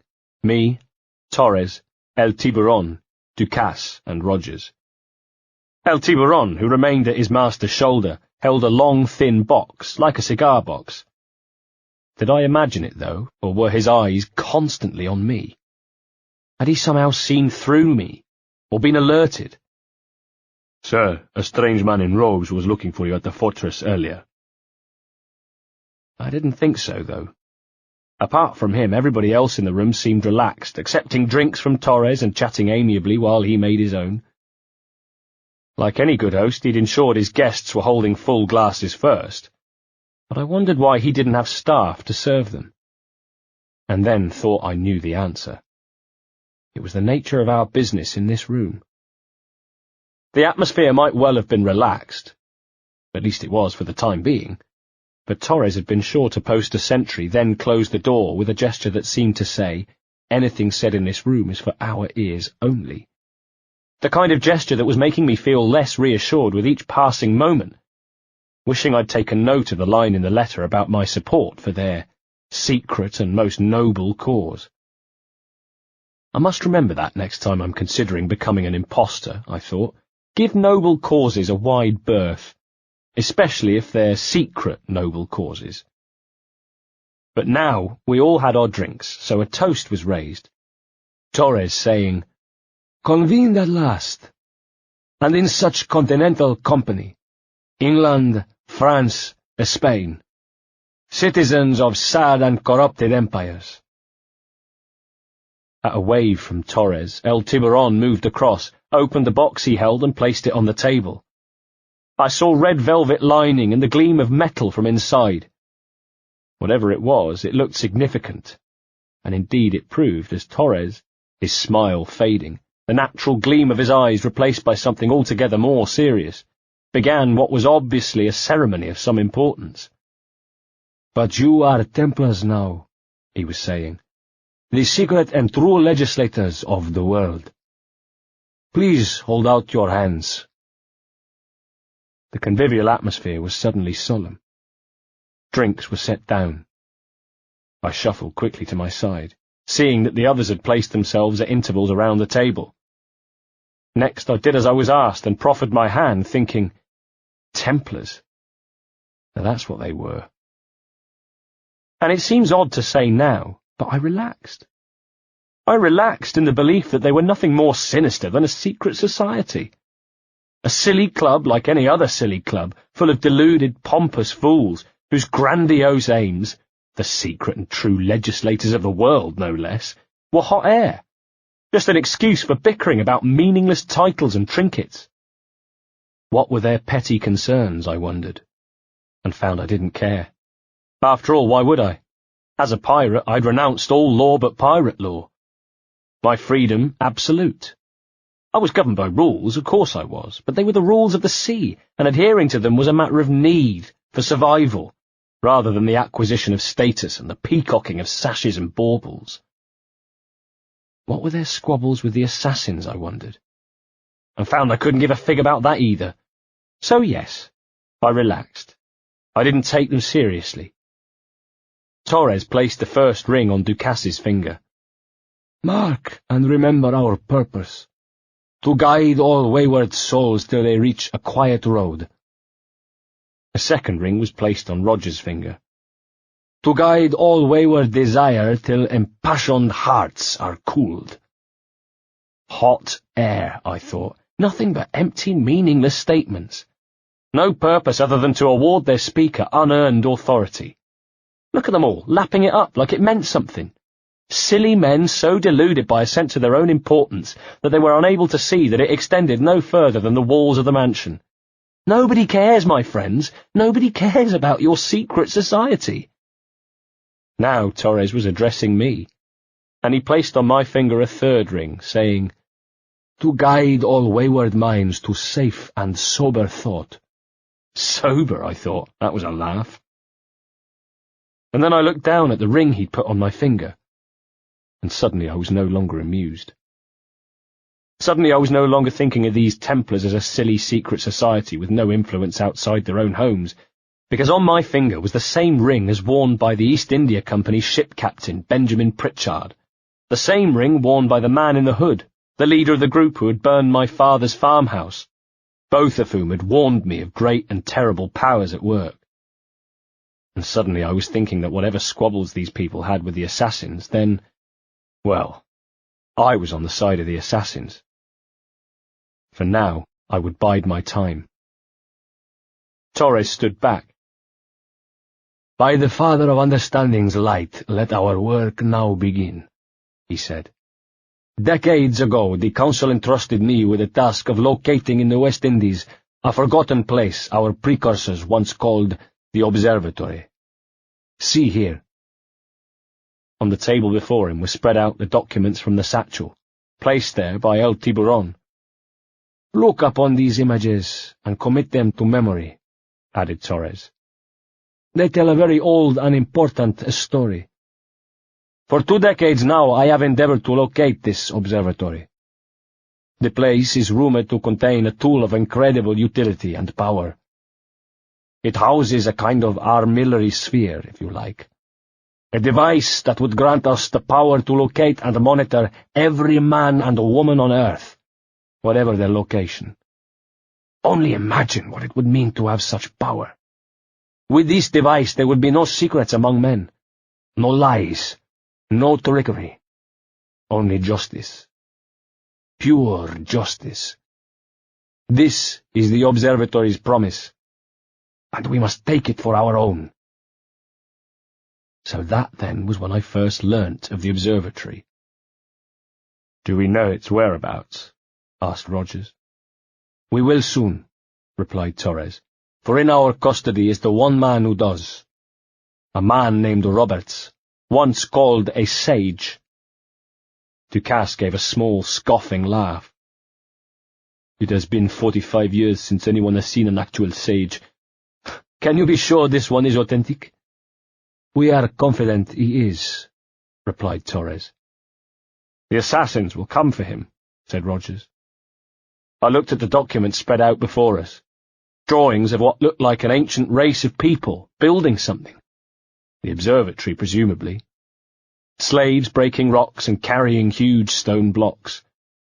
They looked human, but not quite human. One thing I did know, a plan was beginning to form. This observatory, which meant so much to the Templars, what would it be worth? More to the point, what would it be worth to a man planning revenge on the people who had helped torch his childhood home? The small crystal cube was still on the table. I puzzled over it, just as I had on the beach at Cape Buena Vista. Now I watched as Torres reached and picked it up, replying to Rogers at the same time. "Indeed, the assassins will come for us, but, thanks to Duncan and the information he has delivered, the assassins won't be a problem for much longer. All will be made clear tomorrow, gentlemen, when you meet the sage for yourselves. Until then, let us drink." Our host indicated a drinks table, and while backs were turned, I reached to the documents and pocketed a page of manuscript, a picture of the observatory. Just in time. Torres turned, handing glasses to the men. "Let us find the observatory together, for with its power, kings will fall, clergy will cower, and the hearts and minds of the world will be ours." We drank. We drank together, though I know for sure we drank in honour of very different things indeed. 30. The next day I'd been asked to meet my fellow Templars at the city's northern ports, where it was said the treasure fleet would be arriving with my reward, and we could discuss further schemes. I nodded, keen to give the impression that I was an eager Templar, plotting with my new firm friends to do whatever it was that Templars plot to do, a small matter of being able to influence every man and woman on Earth. In fact, what I intended to do, just between me and you, was pocket the money, make my excuses, whatever those excuses needed to be, and leave. I was looking forward to spending my money and sharing my newfound information with my confederates at Nassau, then finding the observatory, reaping the rewards, helping the downfall of these Templars. But first I had to collect my money. "Good morning, Duncan." I heard Woods Rogers hailing me from the docks. It was a fresh morning in Havana, the sun yet to reach full temperature and a light breeze blowing in from the Gulf of Mexico. I began following Rogers. Then I heard a voice shout, "Edward! Hello, Edward!" For a second or so I thought it was a case of mistaken identity, even found myself looking over my shoulder to see this Edward, until I remembered. Edward was me. I was Edward. Stupid Edward, who from a misplaced sense of guilt had admitted my secret to Havana's biggest blabbermouth, Stede Bonnet. "I found a man to purchase my remaining sugar. Quite a coup, I must say," he called across the harbour. I waved back, "Excellent news," aware of Roger's eyes upon me. "He just called you Edward," said my companion. That same curious smile I'd seen yesterday played about his lips again. "Oh, that's the merchant who sailed me here," I explained, with a conspiratorial wink. Out of caution, I gave him a false name. "Ah, well done," said Rogers, but not convinced. I was thankful to leave the main harbour behind when Rogers and I joined the same group of Templars who'd met at Torres's mansion the day before. Hands were shaken, the rings of our brotherhood, still fresh on our fingers, glinted, and we gave each other short nods. Brothers. Brothers in a secret society.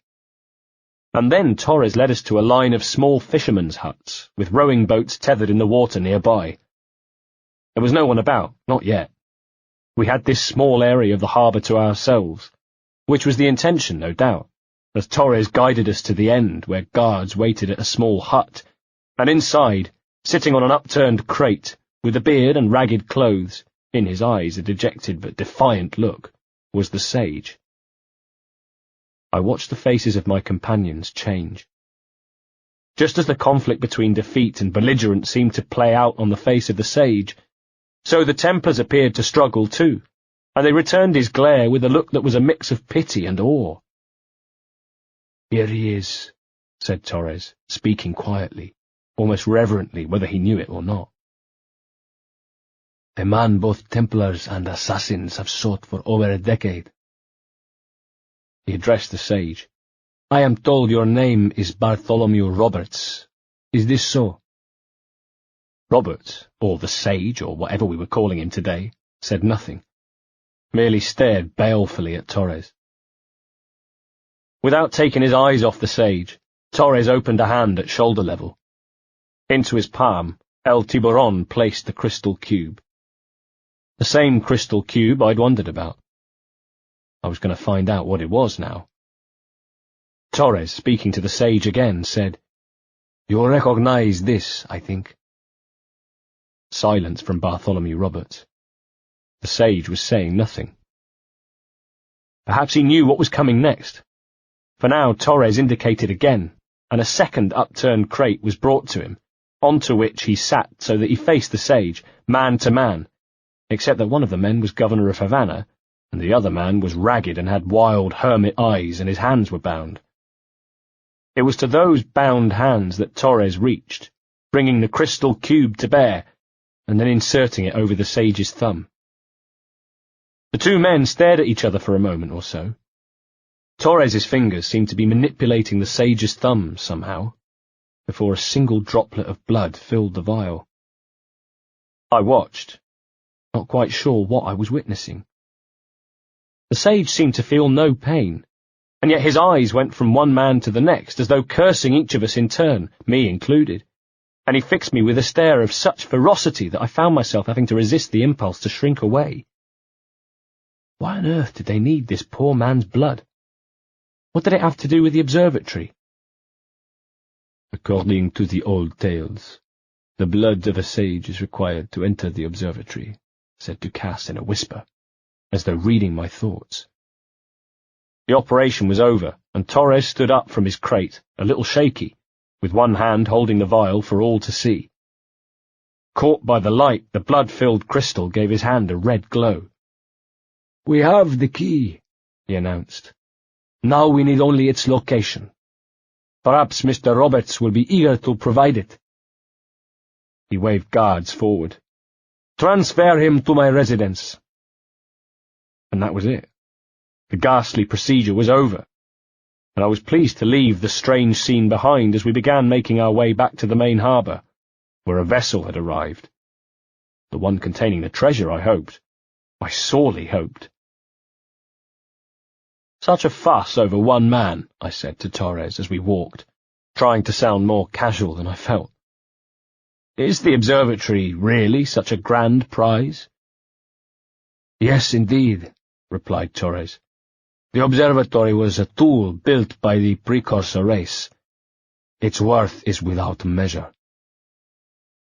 I thought of the ancients I had seen in the pictures at the mansion. Torres's precursor race?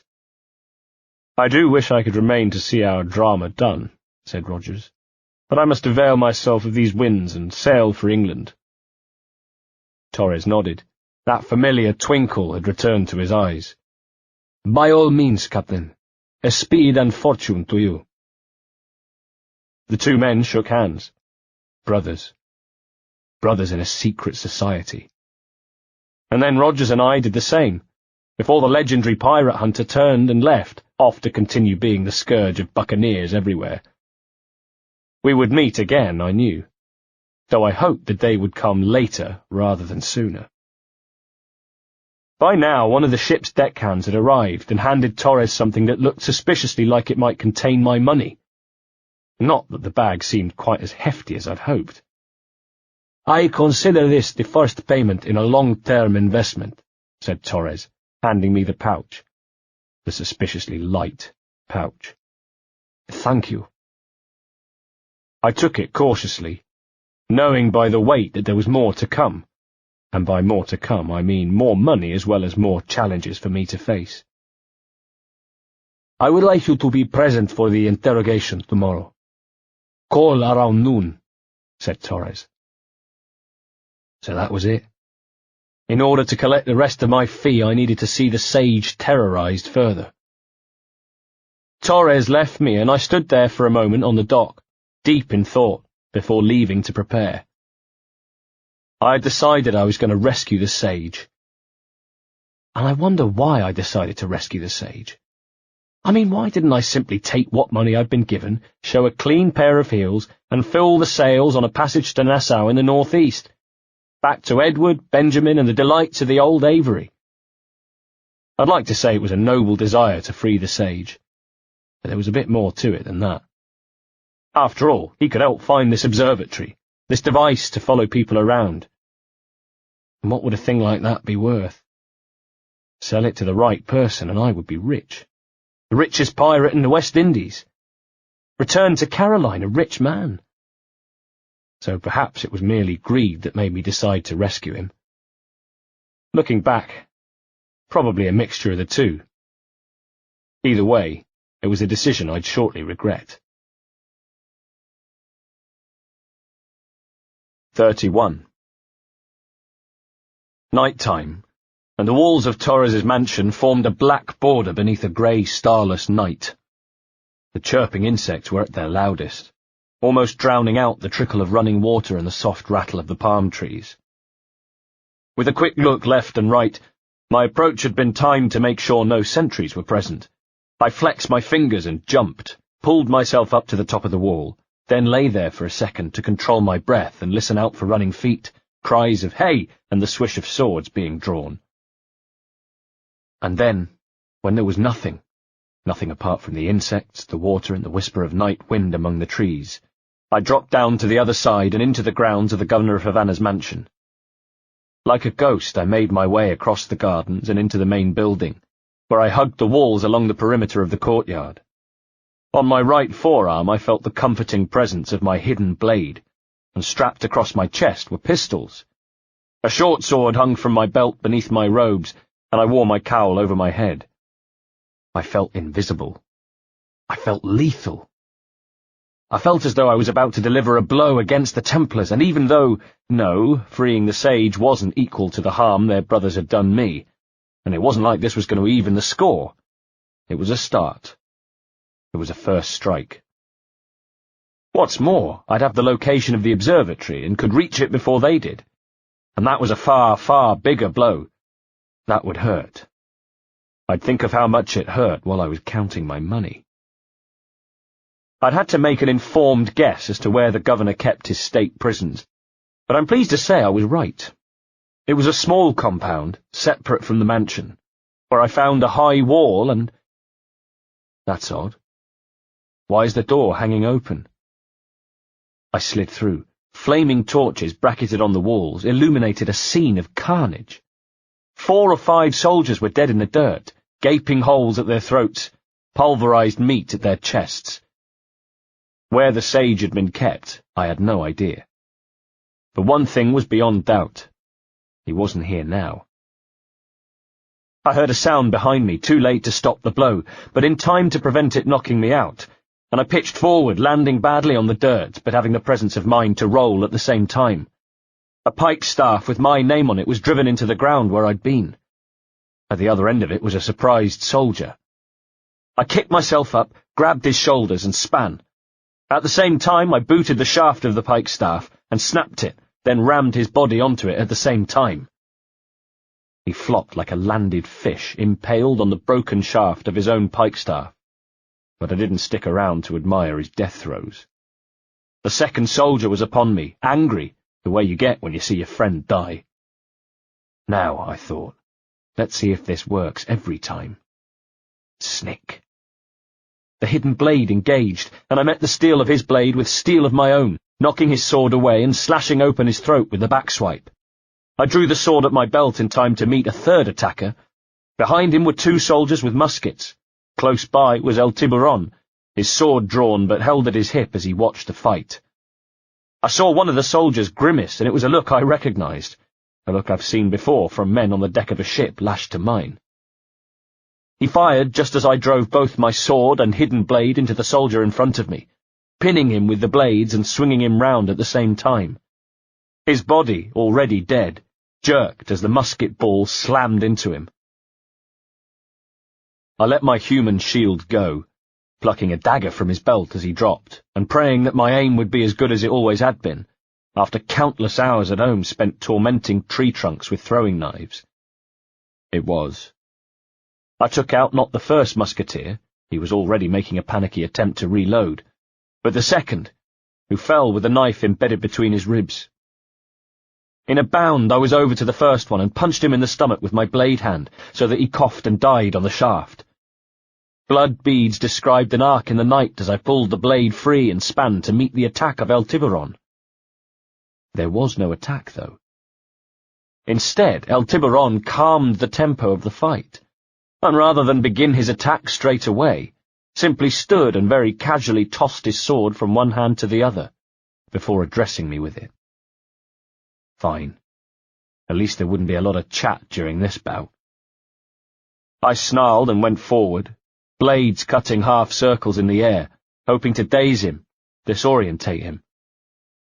His expression hardly changed, and with fast movements of his elbow and forearm he met my attack easily. He was concentrating on my left hand, the hand that held the sword, and before I even realized he was doing it, my cutlass went spinning from my bloody fingers to the dirt. My blade now. He concentrated on it, seeming to know it was new to me. Behind him, more guards had gathered in the courtyard, and though I couldn't understand what they were saying, it was obvious that I was no match for El Tiburon, that my end was but a heartbeat away. And so it proved. The last of his attacks ended with a smash of the knuckle guard across my chin, and I felt teeth loosen and my head spin as I sank, first to my knees, before pitching forward. Beneath my robes, blood sluiced my sides like sweat, and what little fight was left in me was leached away by the pain. El Tiburon came forward. A boot stepped onto my blade and held my arm in place, and dimly I wondered if the blade had a quick-release buckle, even though it would do me no good, as the tip of his sword nudged my neck, ready for the final lethal strike. "Enough!" came the cry from the compound door. Squinting through a veil of blood, I saw the guards part, and Torres stepped through, followed closely by Ducasse. The two Templars shouldered El Tiburon aside, and with the merest flicker of irritation in his eyes, the hunter denied his kill. The enforcer stepped away. I'll be honest, I wasn't sad to see him go. I gasped ragged breath. My mouth filled with blood, and I spat as Torres and Ducasse crouched, studying me like two medical men examining a patient. When the Frenchman reached for my forearm, I half expected him to feel for my pulse, but instead he disengaged the hidden blade, unclipped it with practiced fingers, then tossed it away. Torres looked at me, and I wondered if he really was as disappointed as he looked, or whether it was theatrics. He took hold of my other hand, removed my Templar ring, and pocketed it. "What is your true name, rogue?" said Torres. Disarmed as I was, they let me pull myself to a sitting position. "It's, Captain Piss Off." Again I spat, this time close to Ducasse's shoe, and he looked from the gobbet of blood to me with a sneer. "Nothing but a filthy peasant." He moved to strike me, but Torres held him back. He had been looking around the courtyard at the bodies, as though trying to assess the situation. "Where is the sage?" he asked. "Did you set him free?" I had nothing to do with that, much as I wish I did, I managed. As far as I was concerned, the sage had either been sprung by assassin friends, or staged a breakout himself. Either way, he was out of harm's way and in possession of the one secret we all wanted, the observatory location. And my trip was a wasted one. Torres looked at me and must have seen the truth in my eyes. His Templar affiliations made him my enemy, but there was something in the old man I liked, or respected at least. Perhaps he saw something in me, a sense that maybe we weren't so different. Certainly one thing I knew. If the decision had been left to Ducasse, I'd have been watching my guts drop to the compound floor. Instead, Torres stood up and signalled to his men. "Take him to the ports. Send him to Seville with the treasure fleet." "To Seville?" queried Ducasse. "Yes," replied Torres. "But we can interrogate him ourselves," said Ducasse. I heard the cruel smile in his voice. "Indeed, it would be a pleasure." "Which is exactly why I intend to entrust the job to our colleagues in Spain," said Torres firmly. "I hope this is not a problem for you, Julian." Even fogged by pain, I could hear the irritation in the Frenchman's voice. "Non, monsieur," he replied. Still, he took a great pleasure in knocking my lights out. 32. When I awoke, I was on the floor of what looked like the lower deck of a galleon. A large galleon it was, the kind that looked like it was used to transport people. My legs were gripped by iron bilboes, big, immovable manacles that were scattered all around the deck, some empty, some not. Not far away I could make out more bodies in the gloom. More men back there, at a guess maybe a dozen or so, shackled just as I was, but in what sort of shape it was difficult to tell from the low groans and mumblings that reached my ears. At the other end of the deck was piled what I took to be the captives' possessions: clothes, boots, hats, leather belts, backpacks, and chests. In among them I thought I saw my robes, still dirty and bloody from the fight in the prison compound. You remember me saying how lower decks had their own smell? Well, this one had a different smell altogether. A smell of misery. A smell of fear. A voice said, "Eat it fast," and a wooden bowl landed with a dull thump by my bare feet before the black leather boots of a guard retreated, and I saw sunlight from a hatch and heard the clip-clop of a ladder being climbed. Inside the bowl, a dry flour biscuit and a splodge of oatmeal. Not far away sat a black man, and like me, he was eyeing the food dubiously. "You hungry?" I asked him. He said nothing, made no move to reach for the food. Instead, he reached for the manacles at his feet and began to work at them, on his face an expression of profound concentration. At first I thought he was wasting his time, but as his fingers worked, sliding between his feet and the irons, his eyes went to me, and though he said nothing, I thought I saw in them the ghost of painful experience. His hands went to his mouth, and for a moment he looked like a cat cleaning itself, until the same hand dipped into the oatmeal, mixing the goo inside with saliva, and then using it to lubricate his foot in the manacle. I knew what he was doing now, and could only watch in admiration and hope as he continued to do it, making the foot more and more greasy until it was slippery enough to try. He looked at me, silenced any encouragement before it even left my lips, then twisted and pulled at the same time. He would have yelled in pain if he wasn't concentrating on keeping so quiet, and his foot, when it came free of the leg iron, was covered in a revolting mixture of blood and spit and oatmeal. But it was free, and neither of us wanted to eat the oatmeal anyway. He glanced back up the deck towards the ladder, and both of us steeled ourselves against the appearance of a guard. Then he began working at the other foot, and was soon free.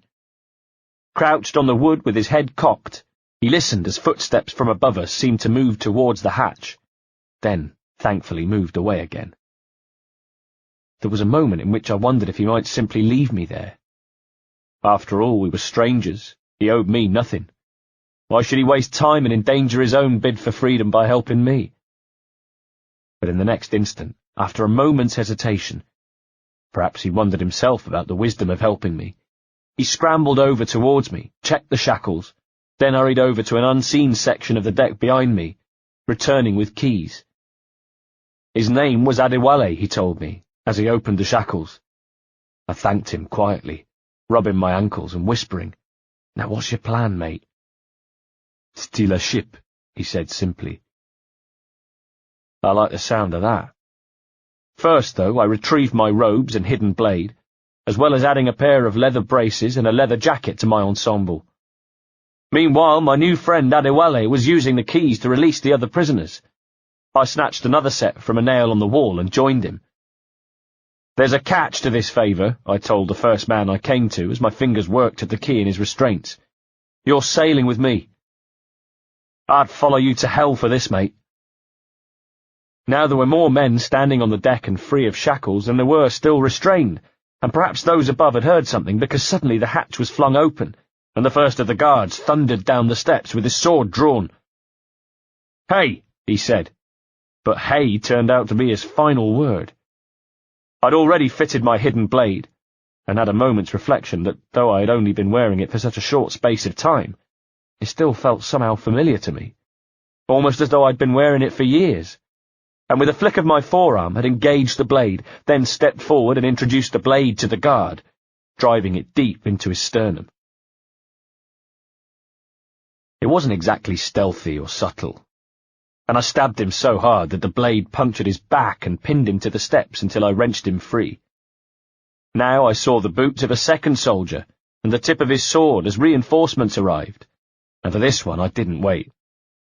Backhanded, I sliced the blade just below his knees, and he screamed and toppled, losing his sword, losing his balance, one of his lower legs cut to the bone and pumping blood to the deck as he joined his mate on the wood. By now it was a full-scale mutiny, and the freed men ran to the piles of confiscated goods and liberated their own gear, arming themselves with cutlasses and pistols, pulling boots on. I saw squabbles breaking out, already, over whose items were whose, but there was no time to play arbitrator. A clip around the ear was what it took, and then our new team was ready to go into action. Above us we heard the sound of rushing feet and panicked shouting in Spanish, as the guards prepared themselves for the uprising. Just then, something else. The ship suddenly rocked by what I knew was a gust of wind. Across the deck I caught Adewale's eye, and he mouthed something to me. One word. Hurricane. Again it was as though the ship had been rammed as a second gust of wind hit us. Now time was against us. The battle needed to be won fast, and we had to take our own ship because these winds, furious as they were nothing compared to the force of a full-scale hurricane. You could time its arrival by counting the delay between the first gusts. You could see the direction the hurricane was coming from. And if you were an experienced seaman, which I was by now, then you could use the hurricane to your advantage. So long as we set sail soon, we could outrun any pursuers. Yes, that was it. The terror of the hurricane had been replaced by the notion that we could make it work in our favour. Use the hurricane, outrun the Spanish. A few words in Adewale's ear, and my new friend nodded and began to spread news of the plan throughout the rest of the men. They would be expecting us out of the main hatch. They'd be expecting an uncoordinated, haphazard attack through the hatch of the quarterdeck. So let's make them pay for underestimating us. Directing some of the men to stay near the foot of the steps and make the noise of men preparing to attack, I led the rest to the stern, where we broke through into the infirmary, then stealthily climbed the steps to the galley. In the next instant we poured out onto the main deck, and sure enough the Spanish soldiers stood unaware, their backs turned and their muskets trained on the quarterdeck hatch. They were idiots. They were careless idiots, who had not only turned their backs on us, but brought muskets to a sword fight, and they paid for it with steel in their guts and across their throats, and for a moment the quarterdeck was a battlefield as we ruthlessly pressed home the advantage our surprise attack gave us, until at our feet lay dead or dying Spaniards, while the last of them threw themselves overboard in panic, and we stood and caught our breath. Though the sails were furled, the ship rocked as it was punched by another gust of wind. The hurricane would be upon us any minute. Now, on other ships along the harbour belonging to the treasure fleet, we saw soldiers handing out pikes and muskets as they began to prepare themselves for our attack. We needed a faster ship than this one, and Adewale had his eye on one, already leading a group of our men across the gangplank and to the quay. Soldiers on the harbour died by their blade. There was a crack of muskets, and some of our men fell, but already we were rushing the next galleon beside us, a beautiful-looking ship, the ship I was soon to make my own. And then we were up on it just as the sky darkened, a suitable backdrop for the battle and a terrifying augur of what was to come. Wind whipped at us, growing stronger now, hammering us in repeated gusts.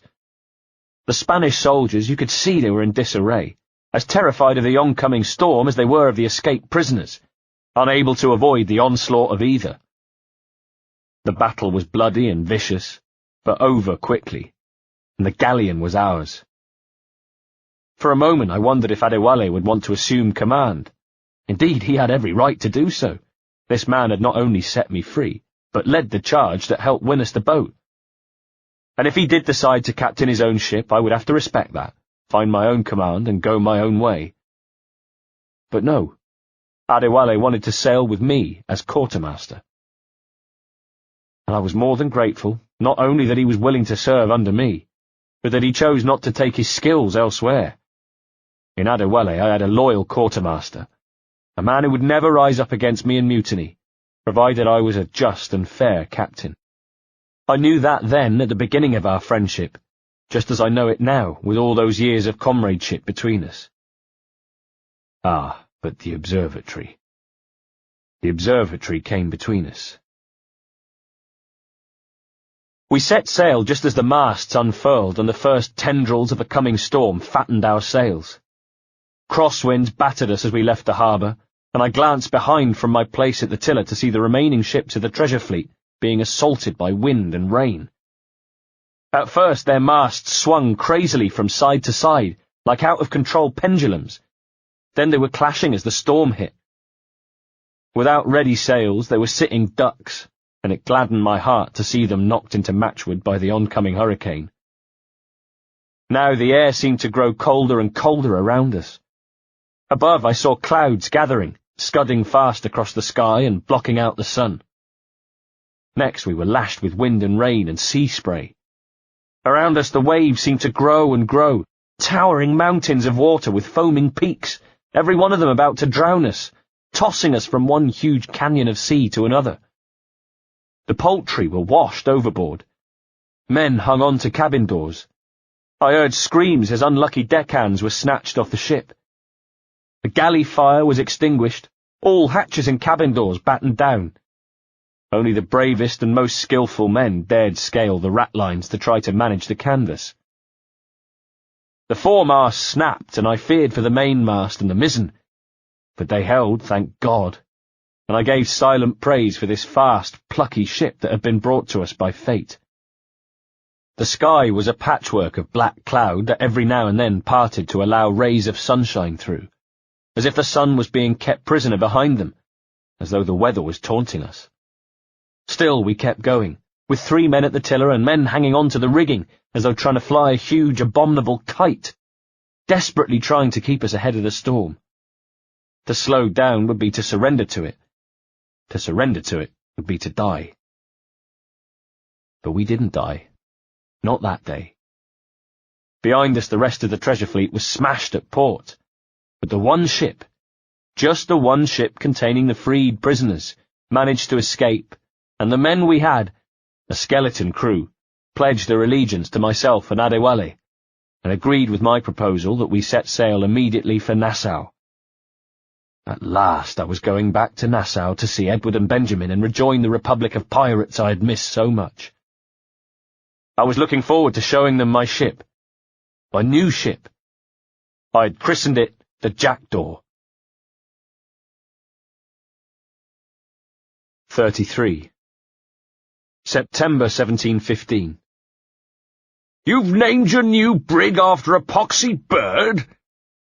Any other man, and I would have drawn my pistol, or perhaps engaged my hidden blade and made him eat his words.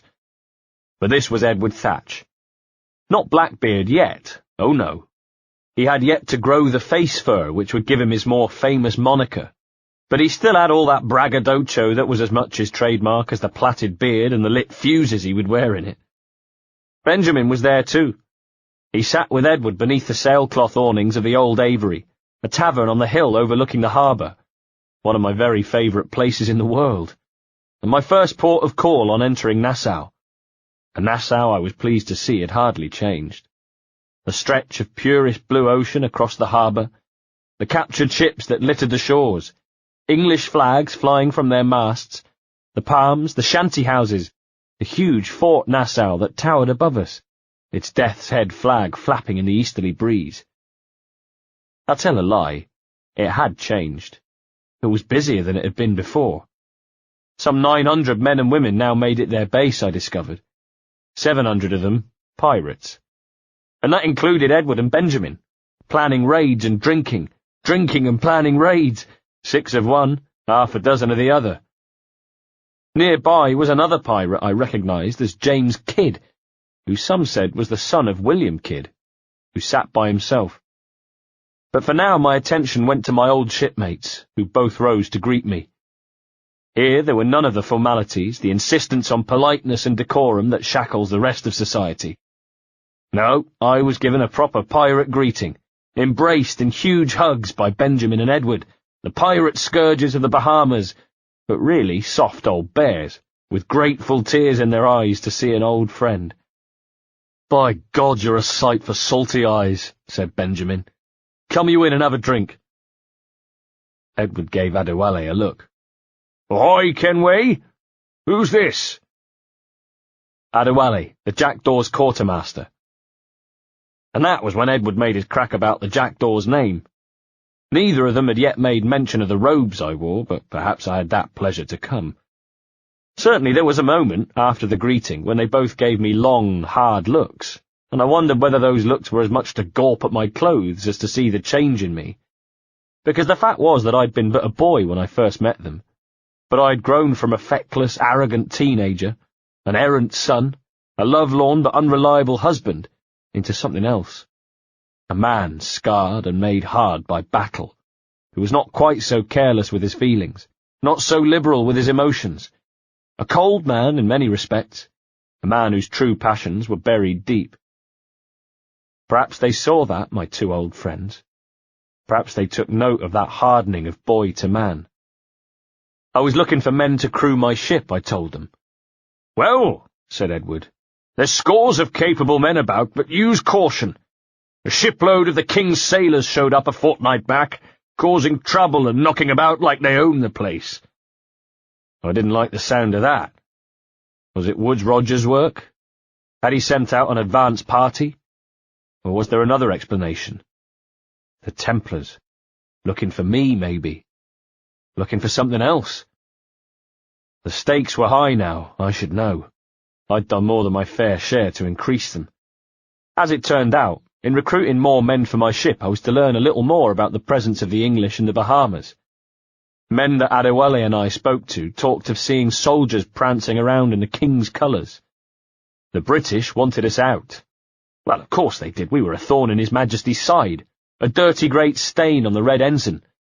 But it felt as though there was, if anything, an increase in British interest. So it was that when I next met Edward, Ben, and, joining us, James Kidd in the Old Avery, I was extra wary of unfamiliar faces, and sure to speak out of earshot. "Have you ever heard of a place called the Observatory?" I asked them. I'd been thinking about it a lot. At its mention there was a flicker in James Kidd's eyes. I shot him a glance. He was young, about 19 or 20 years old, I'd say, so a bit younger than I was, and just like me, a bit of a hothead. So as Thatch and Hornigold shook their heads, it was he who spoke up. "Aye," he said. "I've heard of the Observatory, an old legend like El Dorado or the Fountain of Youth." I ushered them to a table where, with a look left and right, a check to see if any of the king's spies were in residence, I smoothed out the picture purloined from Torres's mansion and placed it on the table. A bit dog-eared, but still, there in front of us was an image of the observatory, and all three men looked at it with interest. Some with more interest than others. Some who pretended they were less interested than they really were. "What have you heard?" I asked James. "It's meant to be a temple or a tomb, hiding a treasure of some kind." "Ah, rocks!" bellowed Edward. "It's fairy stories you prefer to gold, is it?" Edward. He'd have no part in trying to find the observatory. I knew that from the start. Hell, I'd known that before I'd even opened my mouth. He wanted treasure he could weigh on scales, chests filled with pieces of 8, rusted with the blood of their previous owners. "It's worth more than gold, Thatch. 10,000 times above what we could pull off any Spanish ship." Ben was looking doubtful too. Matter of fact, the only ear I seemed to have belonged to James Kidd. "Robbing the king to pay his paupers is how we earn our keep here, lad," said Ben, with an admonishing tone. He jabbed a grimy, weather-beaten finger at my stolen picture. "That ain't a fortune. It's a fantasy." "But this is a prize that could set us up for life." "My 2 old shipmates, they were salt of the earth, the 2 very best men I'd ever sailed with, but I cursed their lack of vision. They spoke of 2 or 3 scores to set us up for months, but I had in mind a prize that would set us up for life, not to mention making me a gentleman, a man of property and promise." "Are you still dreaming on that strumpet back in Bristol?" jeered Ben when I mentioned Caroline. "Jesus, let go, lad. Nassau's the place to be, not England." And for a while I tried to convince myself that it was true and that they were right, and that I should set my sights on more tangible treasures. During days spent drinking, planning raids, then carrying out those raids, drinking to their success and planning more raids, I had plenty of time to reflect on the irony of it all, how standing around a table with my Templar friends, I'd thought them deluded and silly and yearned for my pirate mates with their straight-talking and free-thinking. Yet here on Nassau, I found men who had closed their minds despite appearances to the contrary, despite what they said, and even the symbolism of the black flag, with which I was presented one afternoon when the sun beat down on us. "We fly no colours out here, but praise the lack of them," said Edward, as we looked out towards the jackdaw, where Adewale stood by the flagpole. "So let the black flag signal nothing but your allegiance to man's natural freedoms. This one is yours. Fly it proud." The flag flapped gently in the wind, and I was proud. I was proud. I was proud of what it represented, and of my part in it. I had helped build something worthwhile, struck a blow for freedom, true freedom. And yet there was still a hole deep in my heart, where I thought of Caroline, and of the wrong that had been done to me. You see, my sweet, I'd returned to Nassau a different man. Those passions buried deep. I was waiting for the day to act upon them. In the meantime, there were other things to think about, specifically the threat to our way of life. One night found us sitting around a campfire on the beach, our ships, the Benjamin and the Jackdaw, moored offshore. "Here's to a pirate republic, lads," said Thatch. "We are prosperous and free, and out of the reach of the king's clergy and debt collectors."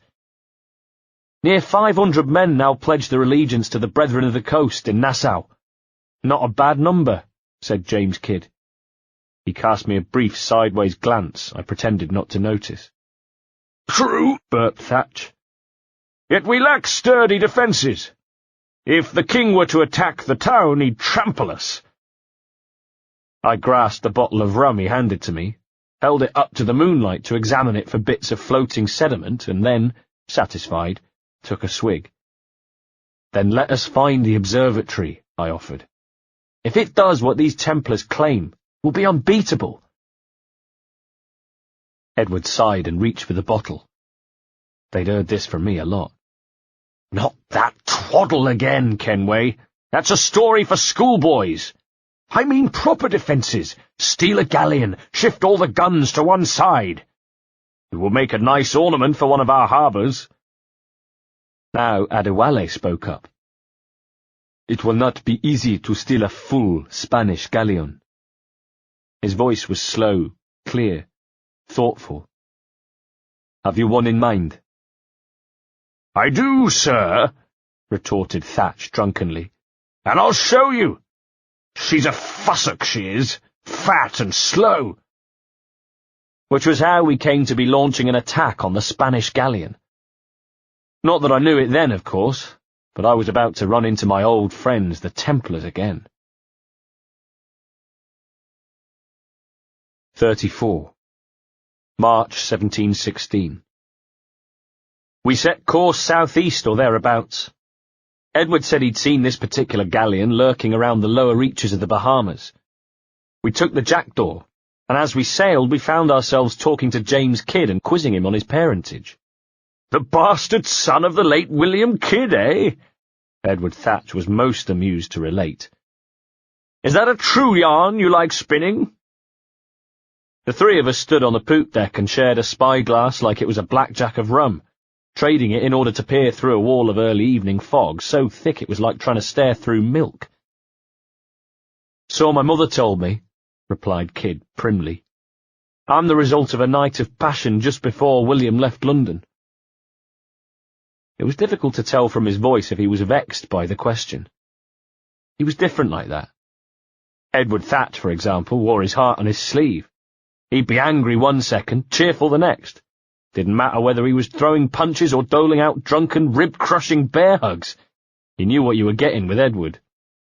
Whatever cards Kidd was holding, he kept them close to his chest. I remembered a conversation we'd had a while back. Did you steal that costume from a dandy in Havana? He'd asked me. No, sir, I replied. Found this on a corpse. One that was walking about and talking shite to my face only moments before. Ah, he'd said, and a look had crossed his face. Impossible to decipher. Still, there was no hiding his enthusiasm when we finally saw the galleon we were looking for. That ship's a monster. Look at the size of her, said Kidd, as Edward preened himself as though to say, I told you so. Aye, he warned, and we cannot last long face to face with her. You hear that, Kenway? Keep your distance and we'll strike when fortune favours us. Under cover of darkness, most likely, I said with my eye to the spyglass. Thatch was right. She was a beauty. A fine ornament for our harbour indeed, and an imposing line of defence in its own right. We let the galleon draw away towards a disruption of horizon in the distance that I took to be an island.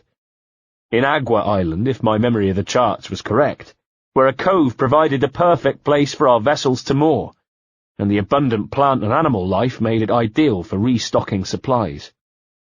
Edward confirmed it. I know the place, a natural stronghold used by a French captain named Ducasse. Julian Ducasse, I said, unable to keep the surprise out of my voice. The Templar. Name's right, replied Edward, distracted. I didn't know he had a title.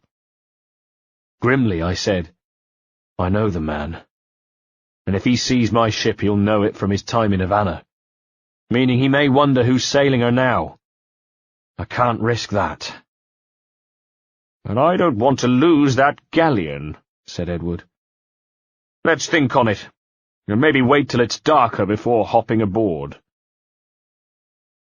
Later I took the opportunity to address the men, climbing the rigging and gazing down upon them gathered on the main deck, Edward Thatch and James Kidd among them. I wondered as I hung there for a moment, waiting for silence to fall, whether Edward looked at me and felt proud of his young protégé, a man he had mentored in the ways of piracy. I hoped so. Gentlemen, as is custom among our kind, we do not plunge headlong into folly on the orders of a single madman, but act according to our own collective madness. They roared with laughter. The object of our attention is a square-rigged galleon, and we want her for the advantage she shall bring Nassau. So I'll put it to the vote. All those in favour of storming this cove and taking the ship, stomp and shout, Aye! The men roared their approval, not a single voice of dissent among them, and it gladdened the heart to hear it. And those who oppose, whimper nay. There was not a nay to be heard. Never was the King's Council this unified, I roared, and the men joined in, and I looked down at James Kidd and especially at Edward Thatch, and they beamed their approval. Shortly after, as we sailed into the cove, I had a thought. I needed to be sure that Julian Ducasse was taken care of. If he saw the jackdaw, and more to the point, if he saw me and then escaped, he could tell his Templar confederates where I was. And I didn't want that. Not if I still held out hope of locating the observatory, which, despite what my pals were saying, I did. I gave the matter some thought, mulling over the various possibilities, and in the end decided to do what had to be done. I jumped overboard. Well, not straight away, I didn't. First, I told Edward and James of my plans, and then, when my friends had been told that I planned to go on ahead and surprise Ducasse before the main attack started, I jumped overboard. I swam to shore, where I moved like a wraith in the night, thinking of Duncan Walpole as I did it, my mind going back to the evening I'd broken into Torres's mansion, and dearly hoping that tonight didn't turn out the same way. I passed clusters of Ducasse's guards, my limited Spanish picking up snippets of conversation as they moaned about having to hunt down supplies for the boat. Night was falling by the time I came to an encampment and crouched in the undergrowth, where I listened to a conversation from within the canvas of a lean-to. One voice I recognized in particular. Julian Ducasse. I already knew Ducasse kept a manor house on the island, where he no doubt liked to relax after returning from his endeavours to control the world. The fact that he wasn't returning there now meant that this was but a fleeting visit to collect supplies.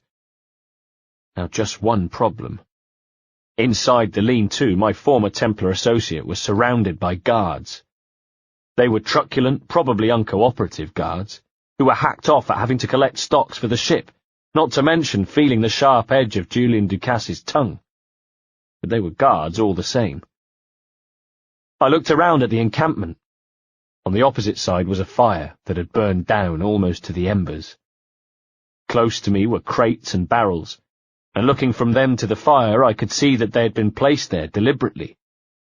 Sure enough, when I crabbed over and had a better look, what I saw were kegs of gunpowder.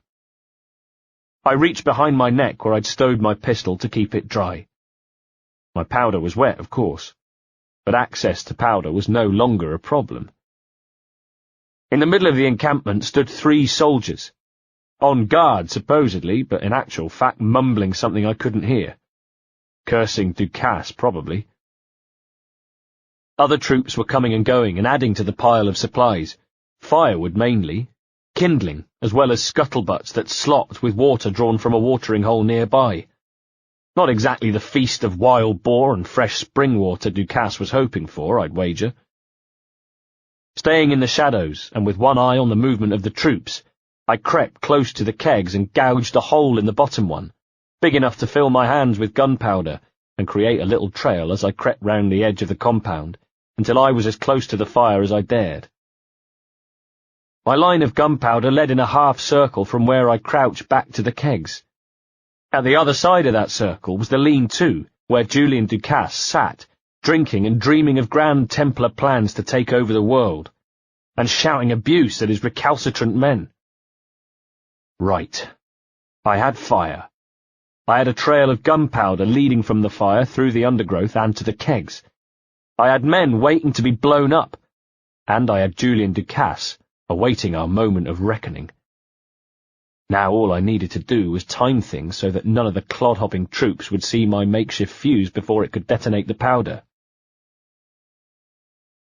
Crouching, I moved to the fire, then flicked a glowing ember onto the tail of the gunpowder fuse. I steeled myself for the sound it made. It seemed so loud in the night, and thank God the soldiers were making so much noise. And then, as the fuse fizzed away from me, I hoped I hadn't inadvertently broken the line of the fuse. Hoped I hadn't accidentally trickled the gunpowder into anything wet. Hoped none of the soldiers would arrive back just at the very instant that... And then one did. He carried a bowl full of something. Fruit, perhaps. But either the smell or the noise alerted him. and he stopped at the edge of the clearing and looked down at his boots just as the sizzle burn of gunpowder trail ran past his feet. He looked up, and his mouth formed an O to shout for help, as I snatched a dagger out of my belt, pulled my arm back and threw it. I was grateful once again for those wasted afternoons vandalising trees back home at Bristol, and thanked God as the knife hit him somewhere just above the collarbone. Not an especially accurate shot, but it did the job. So instead of shouting the alarm, he made a muted, strangulated sound, and slumped forward to his knees with his hands scrabbling at his neck. The men in the clearing heard the noise of his body falling, his bowl of fruit tumbling, the fruit rolling, and turned to see its source. All of a sudden they were alert, but it didn't matter, because even as they pulled their muskets from their shoulders and a shout went up, they had no idea what was about to happen. I don't suppose they knew what hit them. I turned my back, put my hands over my ears, and curled up into a ball as the explosion tore across the clearing. Something hit my back. Something that was soft and wet, which I didn't particularly want to think about.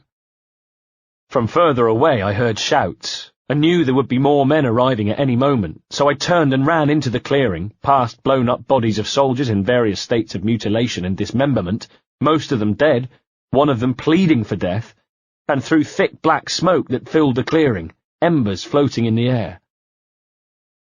Ducasse emerged from the tent, swearing in French, shouting for someone, anyone, to put out the fire. Coughing, spluttering, he waved his hand in front of his face to clear smoke and choking particles of flaming soot, and peered into the fog.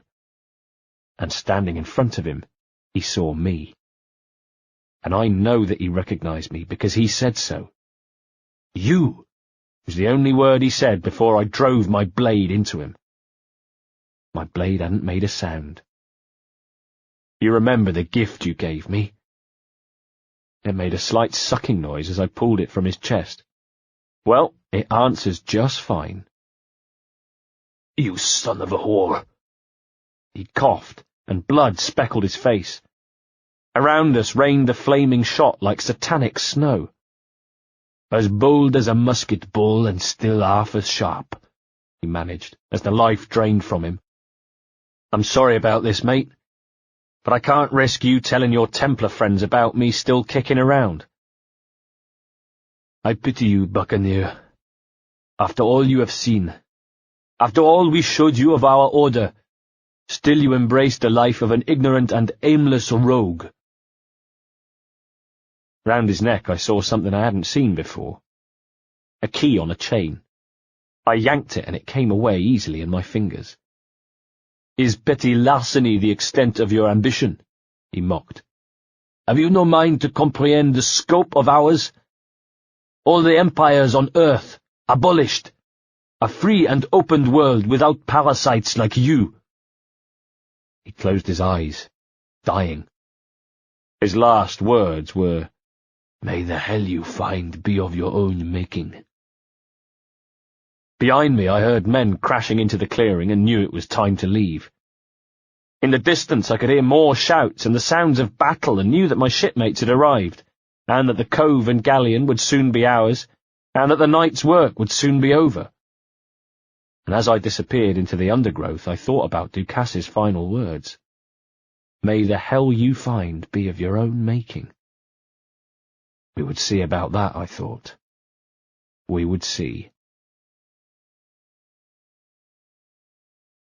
Part 3. 35. May 1716.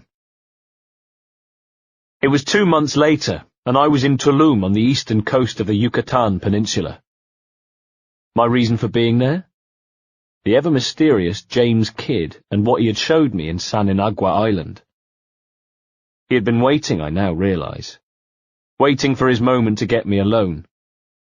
After the death of Ducasse, the theft of his galleon, and the, well, let's just say, disposal of the rest of the Frenchman's men, an operation that boiled down to either join us and become a pirate or enjoy your swim, Thatch had sailed for Nassau with the Spanish galleon, taking most of the men with him. Myself, Adewale, and Kidd had remained behind with some vague idea of how we might utilize the cove. What I had in mind, of course, was relaxing on its beaches and drinking until the supplies of rum were dry, and then returning to Nassau. Oh, you constructed the fortified harbour without me. What a shame I missed the opportunity to help. Something like that. What Kid had in mind? Well, who could tell? At least until he approached me that day, told me he had something to show me, led me to the Mayan stones. Odd-looking things, aren't they? He said. He wasn't wrong. From a distance they'd looked like a collection of rubble, but up close were actually a carefully arranged formation of strangely carved blocks. Is this what they call Mayan? I asked him, staring at the rock closely. Or is it Aztec? He looked at me. He wore that same penetrating, quizzical look he always seemed to when we spoke. It made me feel uncomfortable, if I'm honest. Why did I always get the feeling he had something to say, something to tell me? Those cards he held close to his chest, there were times I wanted to wrench his hands away and look at them for myself. Some instinct, though, had told me that I'd find out in good time. That instinct would be proved right, it would turn out. Are you good with riddles, Edward?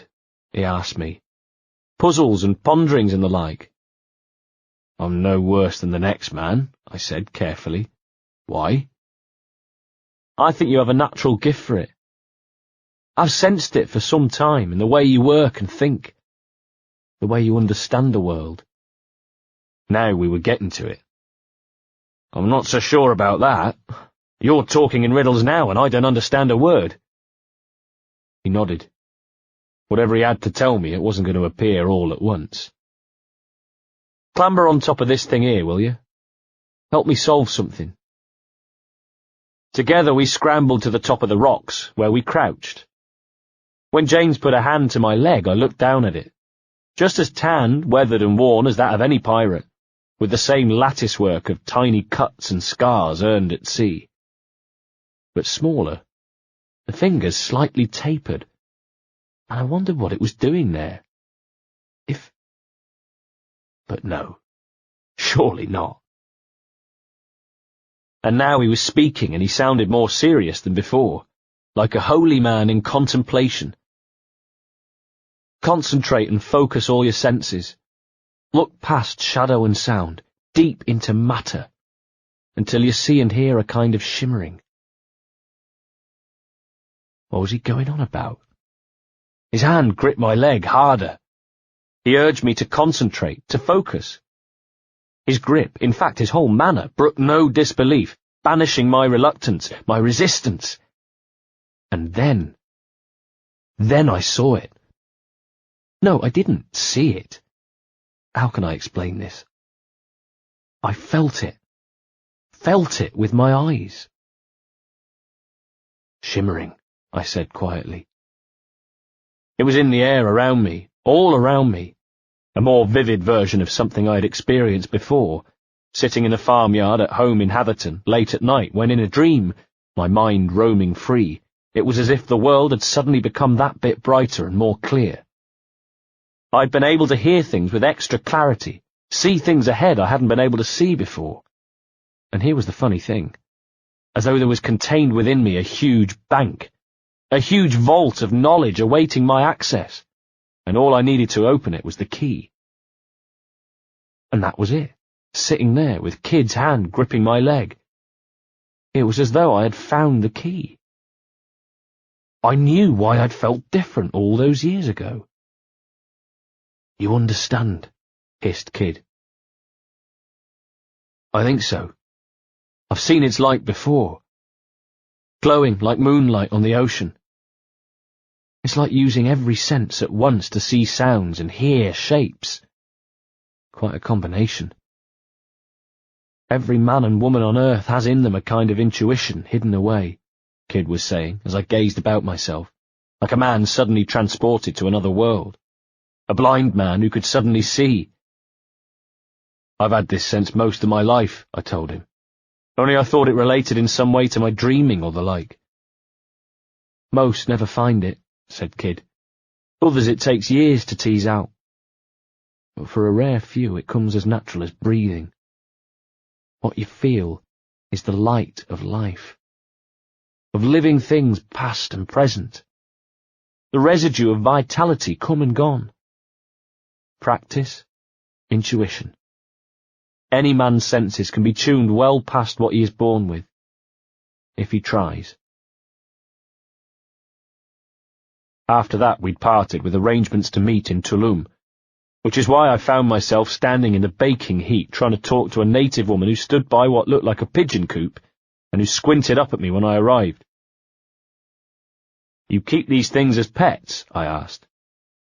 "Messengers," she replied in faltering English. "This is how we communicate between these islands, how we share information and contracts."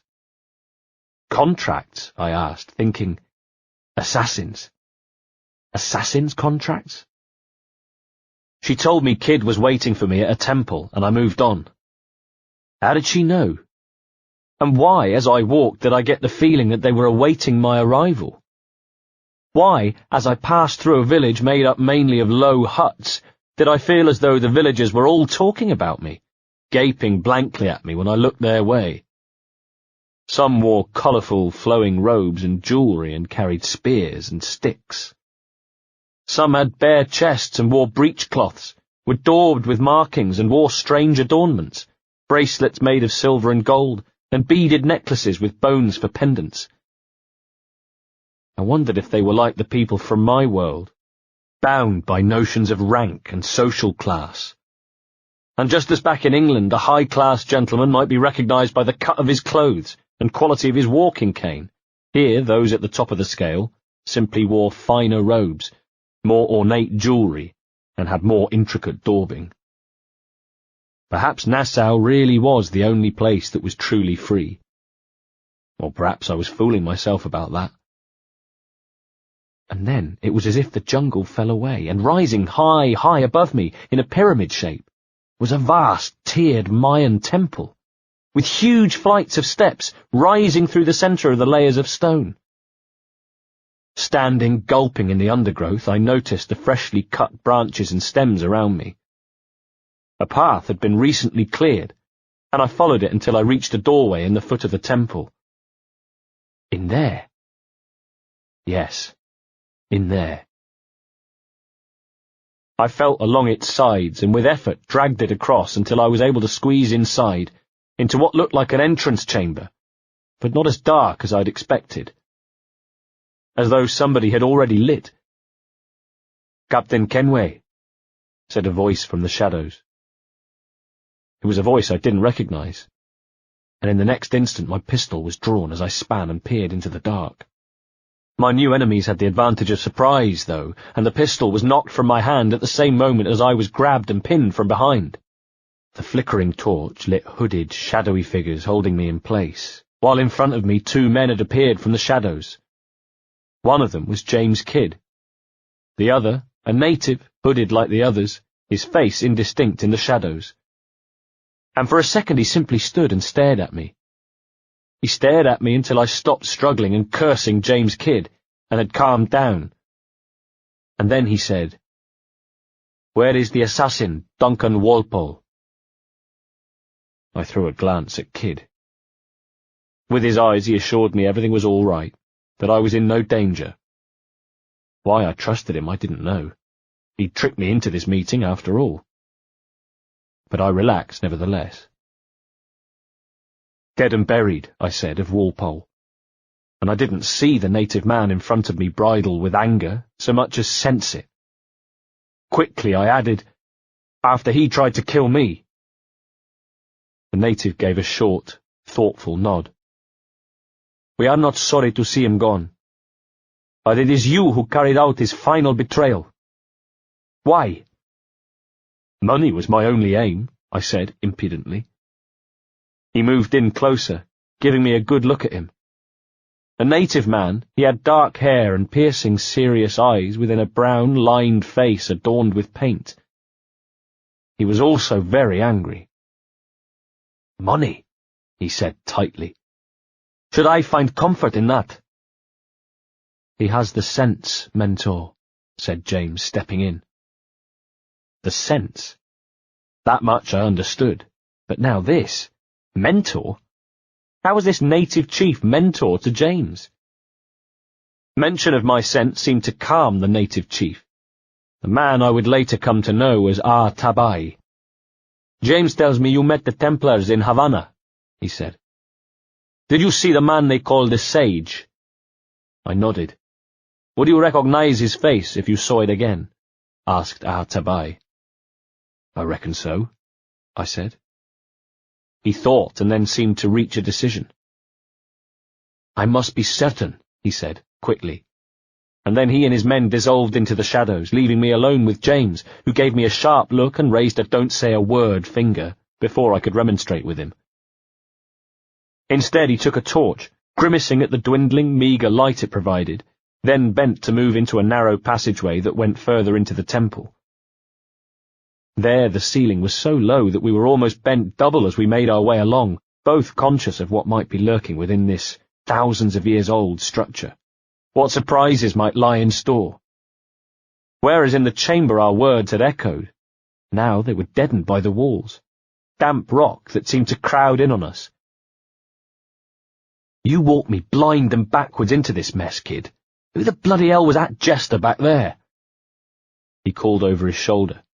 "Tabai, an assassin, and my mentor. So you're all part of some daffy religion?" "We are assassins, and we follow a creed. But it does not command us to act or submit, only to be wise." He came out of the low tunnel into another passageway, but one that did at least let us stand upright. "A creed," I said as he walked. "Oh, do tell, I'd love to hear it." "Nothing is true. Everything is permitted. This is the world's only certainty." "Everything is permitted? I like that. I like the sound of that. Thinking what I like and acting how I please." "You parrot the words, Edward, but you do not understand them." I gave a short laugh. "Don't get all haughty with me, kid. I followed you as a friend and you tricked me. I saved your skin bringing you here, man. These men wanted you dead for consorting with Templars. I talked them out of it." "Well, cheers for that." "Aye, cheers." "So it's you lot them Templars have been chasing, then?" James Kidd chuckled. "Until you came along and mucked things up, it was us chasing them. We had them running scared. But they have the upper hand now." "Ah." As we kept walking along passageways, I could hear strange sounds around us. "Is someone in here with us?" "It's possible. We're trespassing." "Someone's watching us?" "I don't doubt it." Our words dropped like a stone, echoing around the walls of the temple. Had Kidd been in here before? He didn't say, but seemed to know how to operate the doors that we came to, then the stairways and bridges, climbing up and up until we reached the final door. "Whatever's waiting at the end of this path had better be worth my time," I said, irritated. "That'll depend on you," he replied mysteriously. Next thing we knew, the stones beneath our feet gave way, and we plunged to water below. 36. The way was blocked by rubble, another challenge, so we swam underwater until at last, just when I'd begun to wonder if I could hold my breath a second longer, we broke the surface of water and found ourselves in a pool at one end of another large chamber. We moved on out of this chamber and through into the next, where we came upon a bust displaying a face I recognized. "Jesus," I exclaimed, "that's him, the sage! But this thing must be hundreds of years old." "Older still," said Kidd. He looked from me to the bust. "You're certain it's him?" "Aye, it's the eyes that mark him." "Did the Templars say why they wanted this sage?" With distaste I remembered. "They drew some of his blood into a little glass cube." "The cube you gave them," I recalled, but felt no guilt. Why should I? "Like this one," Kidd was saying. In his hands was another vial. "Yes, they meant to ask him about the observatory too, but he escaped." The vial had disappeared back into the depths of Kidd's pouch. He seemed to consider something before turning away from the bust of the sage. "We finished here." We returned, finding a new set of steps through the temple's innards until we were heading towards what looked like a door.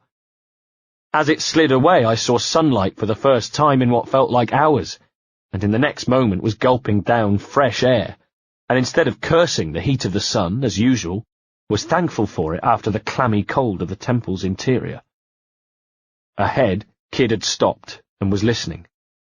He threw a look back and motioned me to hush my noise and stay out of sight. What was going on, I couldn't tell, but I did as I was told, then followed him. Slowly and quietly we inched forward to where we found Artabai crouched out of sight behind a rock. Out of sight because in the distance we could hear the unmistakable cockney bray of English soldiers at work. Behind the boulder we waited in silence, and Artabai turned his penetrating stare upon me. "The statue in the temple," he whispered. "Was that the man you saw in Havana?" "Spitting likeness, I whispered back. Artabai turned back to watch the soldiers over the edge of the boulder. "And it seems another sage has been found," he said to himself. "The race for the Observatory begins anew." Was it wrong of me to feel a thrill? I was part of this now. "Is that why we're whispering?" I said. "This is your doing, Captain Kenway," said Artabai quietly. "The maps you sold the Templars have led them straight to us. And now the agents of two empires know exactly where we operate." Kid was about to step forward to engage the soldiers. No doubt he felt more comfortable hacking down English soldiers than natives, but Artabai was already stopping him. With one hand restraining Kid, his eyes went to me. "They have taken Edward's crew as well," he said. I started. Not the crew, not Adewale and my men. But Artabai, with a final reproachful look my way, slipped away. Behind him he'd left what was unmistakably a blowpipe that Kid picked up. "Take this," he said, handing it to me. "You'll attract no attention and take fewer lives." And as he gave me a few tips on how to use it, I wondered, was this part of some new challenge? Or was it something new? Was I being trained, evaluated? Let them try, I thought darkly. I'm nobody's man but my own, answerable only to myself and to my conscience. Rules and baubles, not for me, thanks. They could stuff their creed where the sun don't shine as far as I was concerned. Besides, why would they even want me? This sense, perhaps? My skill in battle? Doesn't come cheap, gentlemen, I thought, as I came to the perimeter of the clearing where my crew had been deposited, sitting back to back with their hands bound. Good lads, they were giving the English soldiers all kinds of grief. "Let me up, tosspot, and face me like a soldier. If only you knew what was coming to you, I think you'd pack your kits and run." I fitted the first of my darts into the blowpipe. I could see what needed to be done. Take out the English soldiers one by one, try to even up the numbers a little. A poor unfortunate native gave me just the diversion I needed. Howling outrage, he staggered to his feet and tried to run. With him went the attention of the soldiers, grateful for the sport, gleefully fitting their muskets to their shoulders and firing. Crack! Crack! Like snapping branches in the forest. There was laughter as he crashed down in a haze of crimson, but they didn't notice that one of their number folded silently into the undergrowth too, his hand clutching at the blowpipe dart protruding from his neck. As the guards returned to the clearing, I crossed the path behind them and at the same time spat a second dart at the soldier bringing up the rear. I span on my heel and caught him as he fell, and as I dragged his body into the bush, I thanked God for my rowdy men. They had no idea of my presence, but couldn't have been more helpful if I'd primed them. A soldier swung round. "Hey," he said, his friend nowhere to be seen. "Where's Thompson?" Hidden in the undergrowth, I fitted the next dart and raised the pipe to my lips, took a quick breath and puffed out my cheeks, just as Kid had shown me. The dart pierced him below the jawbone, and he probably thought he'd been bitten by a mosquito, right up until the second he lost consciousness. Now we were in business. From my vantage point in the bushes, I counted. 3 men dead, 6 still alive, and if I could take out a couple more before the remaining guards worked out they were being picked off, well, then I thought I could take the rest myself. Me and my hidden blade. Did this make me an assassin now? Now that I was behaving and thinking like one? After all, hadn't I pledged to fight the Templars for what happened in Hatherton? My enemy's enemy is my friend. No. I'm my own man. Answer to no one but myself. No creed for me. I'd had years of wanting to be free of convention. I wasn't about to give all that up. By now the soldiers were looking around themselves. They'd begun to wonder where their comrades were. And I realized I didn't have the luxury of picking another one off. I had to take them all out myself. 6 against 1. But I had the advantage of surprise, and as I leapt from within the undergrowth I made it my first order of business to swipe my blade across the ropes that bound Adewale. Behind me he scrambled to find a weapon of his own.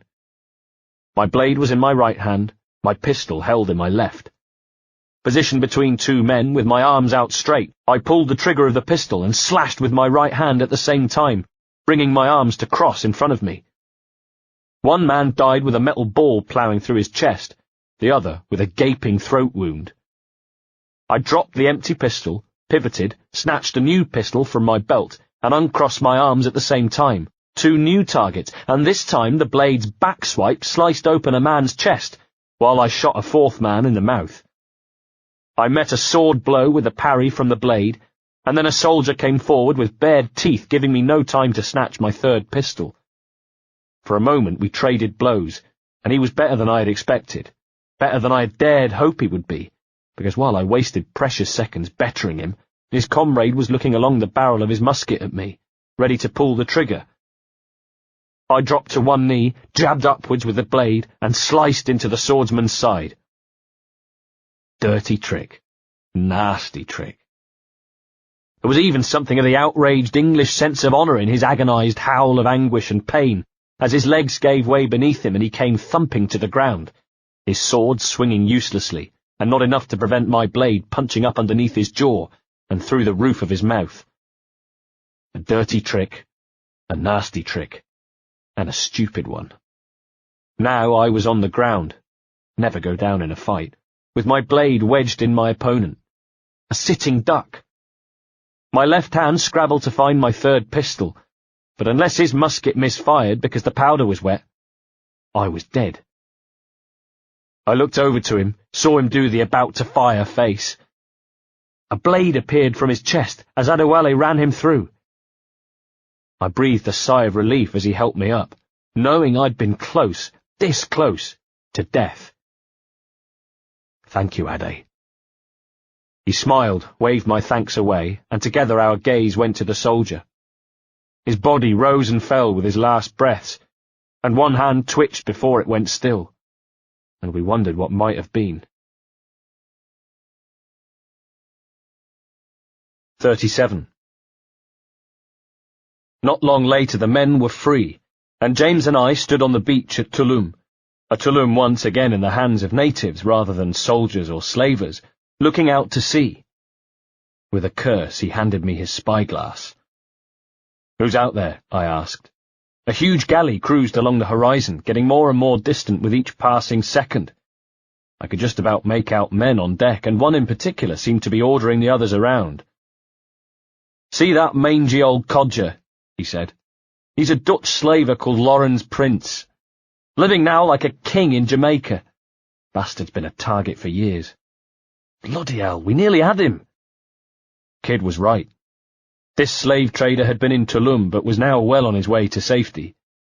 He considered his mission a failure, no doubt, but at least he'd escaped with his liberty. Another assassin none too pleased was Tabai, who joined us wearing a face so serious I couldn't help but laugh. "By God, you assassins are a cheery bunch, eh? All frowns and furrowed brows." He glared at me. "Captain Kenway, you have remarkable skill." "Ah, thanks, mate, it comes natural." He pursed his lips. "But you are churlish and arrogant, prancing around in a uniform that you have not earned." "Everything is permitted," I laughed. "Isn't that your motto?" The native man might have been old, but his body was sinewy, and he moved like a man much younger. But his face could have been carved from wood, and in his eyes was something truly dark, something both ancient and ageless. I found myself unnerved as he gave me the full benefit of his stare, and for a moment I thought he might say something, simply make me wilt in the heat of his contempt. Until at last he broke the ghastly silence. "I absolve you of your errors in Havana and elsewhere," he said, "but you are not welcome here." And with that he left, and in his wake James shot me a look. "Sorry, mate. Wish it were otherwise," he said, and left me alone to ponder. Bloody assassins, I thought. They were just as bad as the other lot. The self-righteous, sanctimonious attitude they had. We're this, we're that. Like the priests back home who used to wait outside taverns and curse you for being a sinner and called on you to repent. Who wanted you to feel guilty all the time. But the assassins didn't burn your father's farm, did they? I thought. It was the Templars who did that. And it's the assassins who showed you how to use the sense. With a sigh, I decided I wanted to smooth things over with Kid. I wasn't interested in the path he wanted me to take, but being asked, being considered suitable, there was something to be said for that. I found him by the same pigeon coop where I'd met the native woman earlier. There he stood, tinkering with his hidden blade. "Cheery bunch of mates you've got," I offered. Though he frowned, a light in his eyes betrayed that he was pleased to see me. Nevertheless, he said, "You deserve scorn, Edward, prancing about like one of us, bringing shame to our cause." "What's that, your cause?" He tested his blade, in and out, and then turned his eyes on me. "To be blunt, we kill people. Templars and their associates. Folks would like to control all the empires on earth, claiming they do it in the name of peace and order. Yes, I'd come across those sort of people before. These people who wanted jurisdiction of everyone on earth. I'd broken bread with them." "Sounds like Ducasse's dying words," I said. "You see? It's about power, really. About lording over people, robbing us of liberty. And that, liberty, was something I held very, very dear indeed." "How long have you been one of these assassins?" I asked him. "Couple of years now. I met Artabai in Spanish Town, and there was something about him I trusted. A sort of wisdom." "And is all of this his idea, this clan?" Kid chuckled. "Oh no, the assassins and Templars have been at war for thousands of years, all over the world. The natives of this new world had similar philosophies for as long as they've been here, and when Europeans arrived, our groups sort of matched up. Cultures and religions and languages keep folks divided. But there's something in the assassin's creed that crosses all boundaries. A fondness for life and liberty." "Sounds a bit like Nassau, don't it?" "Close, but not quite." I knew when we parted that I'd not seen the last of Kid. This audiobook has been broken into multiple parts to make the download faster. You have reached the end of a part, but not the end of the complete audiobook, so please check your library for the next part of this audiobook. Audible hopes you've enjoyed this program. This is Audible. Assassin's Creed, Black Flag, by Oliver Bowden. 38. July 1716. As the pirates of Nassau finished their rout of Porto Guarico's guards, I stepped into the fort's treasure room, and the sound of clashing swords, the crackle of musket fire, and the screams of the dead and dying faded behind me. I shook blood from my blade, enjoying the look of surprise my presence brought to the face of its only occupant.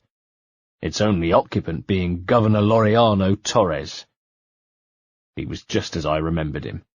Spectacles perched on his nose, neatly clipped beard and twinkling, intelligent eyes that recovered easily from the shock of seeing me. and behind him, the money, just as had been promised by Charles Vane. The plan had been hatched 2 days ago. I'd been at the Old Avery. There were other taverns in Nassau, of course, and other brothels too, and I'd be lying if I said I didn't avail myself of both. But it was to the Old Avery that I returned, where Anne Bonny, the barmaid, would serve drinks, and there was no one prettier who ever bent to a bunghole with a tankard in her hand than Anne Bonny. For I'd spent so many happy hours in appreciation of that fine posterior, roaring with laughter with Edward and Benjamin, where for the hours we spent drinking there it was as though the world could not touch us, and where, since returning to Nassau from Tulum, I found I'd rediscovered my thirst. Oh yes. Just like those old days back in Bristol, the more dissatisfied I was, the thirstier I became. Not that I realised it at the time, of course, not being as prone to putting 2 and 2 together as I should have been. No, instead I just drank to quench that thirst and work up an even bigger one, brooding on the Observatory and how it figured in my plans to get rich and strike at the Templars, brooding on James Kidd and Caroline. And I must have looked as though I was deep in a brown study that particular day, for the first thing that the pirate known as Calico Jack Rackham said to me was, "Why you? Why the long look? Are you falling in love?" I looked at him with bleary eyes. I was drunk enough to want to fight him, too drunk to do anything about it. And anyway, Calico Jack stood by the side of Charles Vane, the two of them having just arrived on Nassau, and their reputation preceded them. It came on the lips of every pirate who passed through Nassau. Charles Vane was captain of the Ranger, and Calico Jack his quartermaster.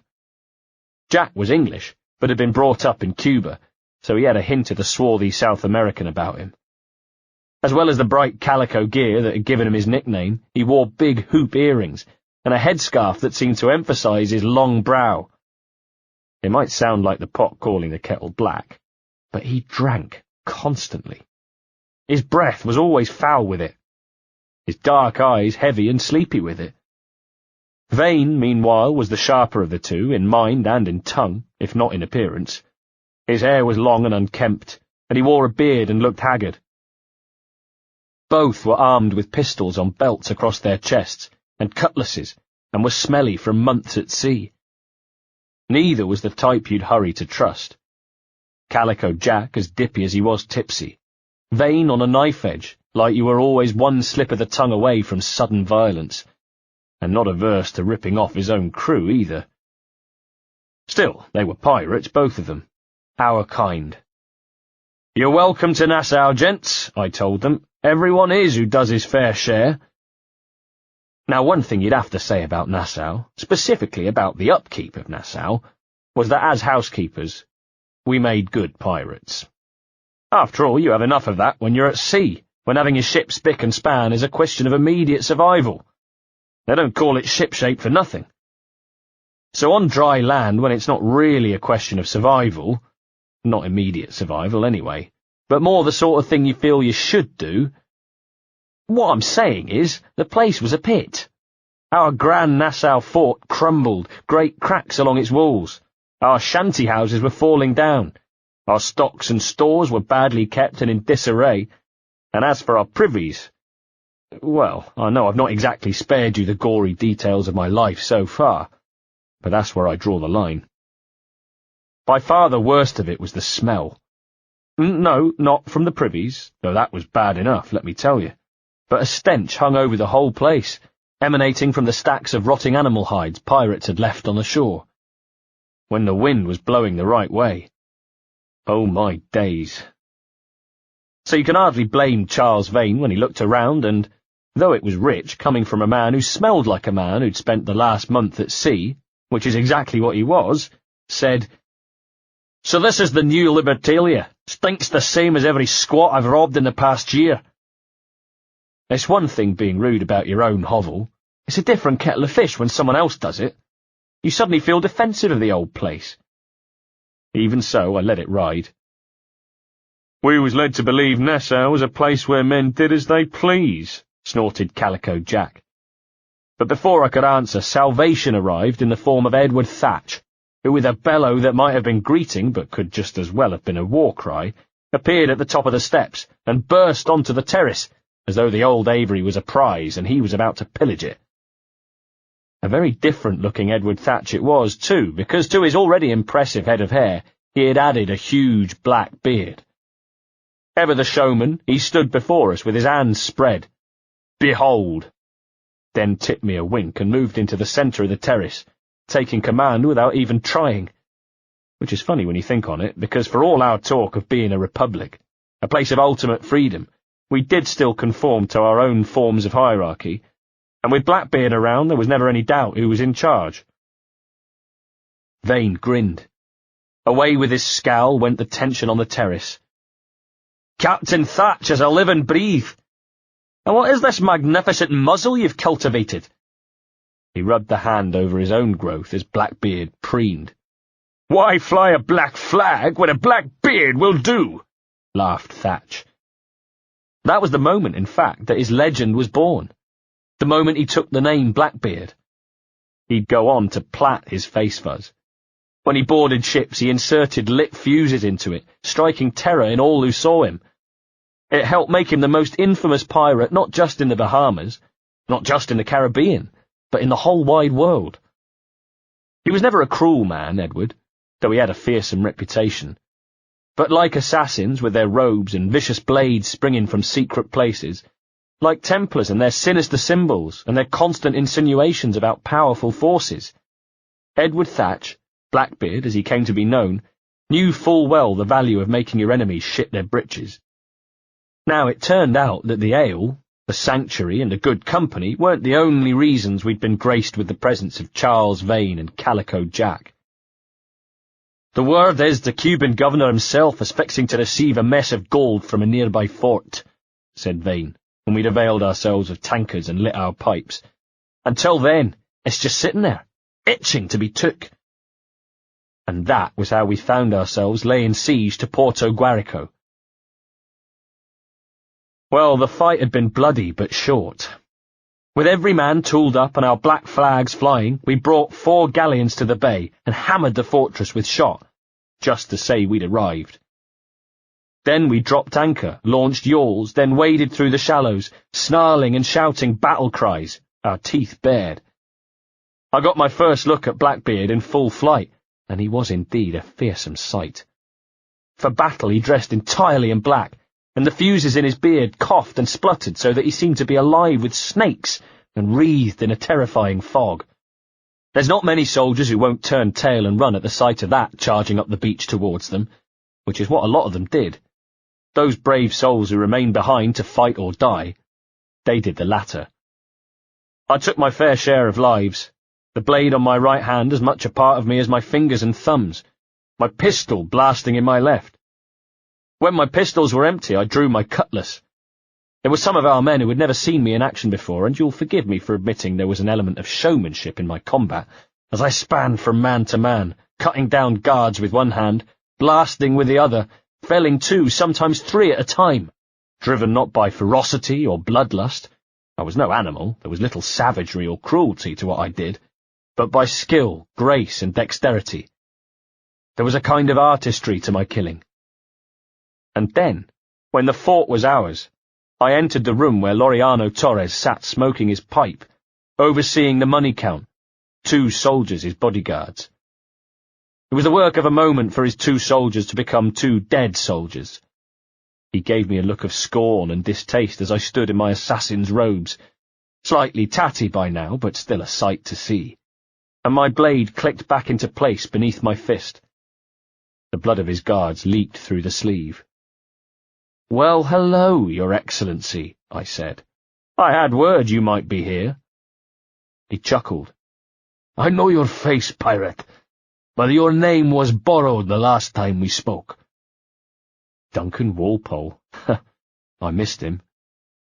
By now Adewale had joined us in the treasure room, and as his gaze went from the corpses of the soldiers to Torres, his eyes hardened, perhaps as he remembered being shackled in one of the governor's vessels. "So," I continued, "what's a Templar Grand Master doing so far from his Castillo?" Torres assumed a haughty look. I'd rather not say. And I'd rather not cut your lips off and feed him to you, I said cheerily. It did the trick. He rolled his eyes, but some of his smugness had evaporated. After his escape from Havana, we offered a reward for the sage's recapture. Today someone claims to have found him. This gold is his ransom. Who found him? I asked. Torres hesitated. Adewale put his hand to the hilt of his sword, and his eyes burned hatefully at the Templar.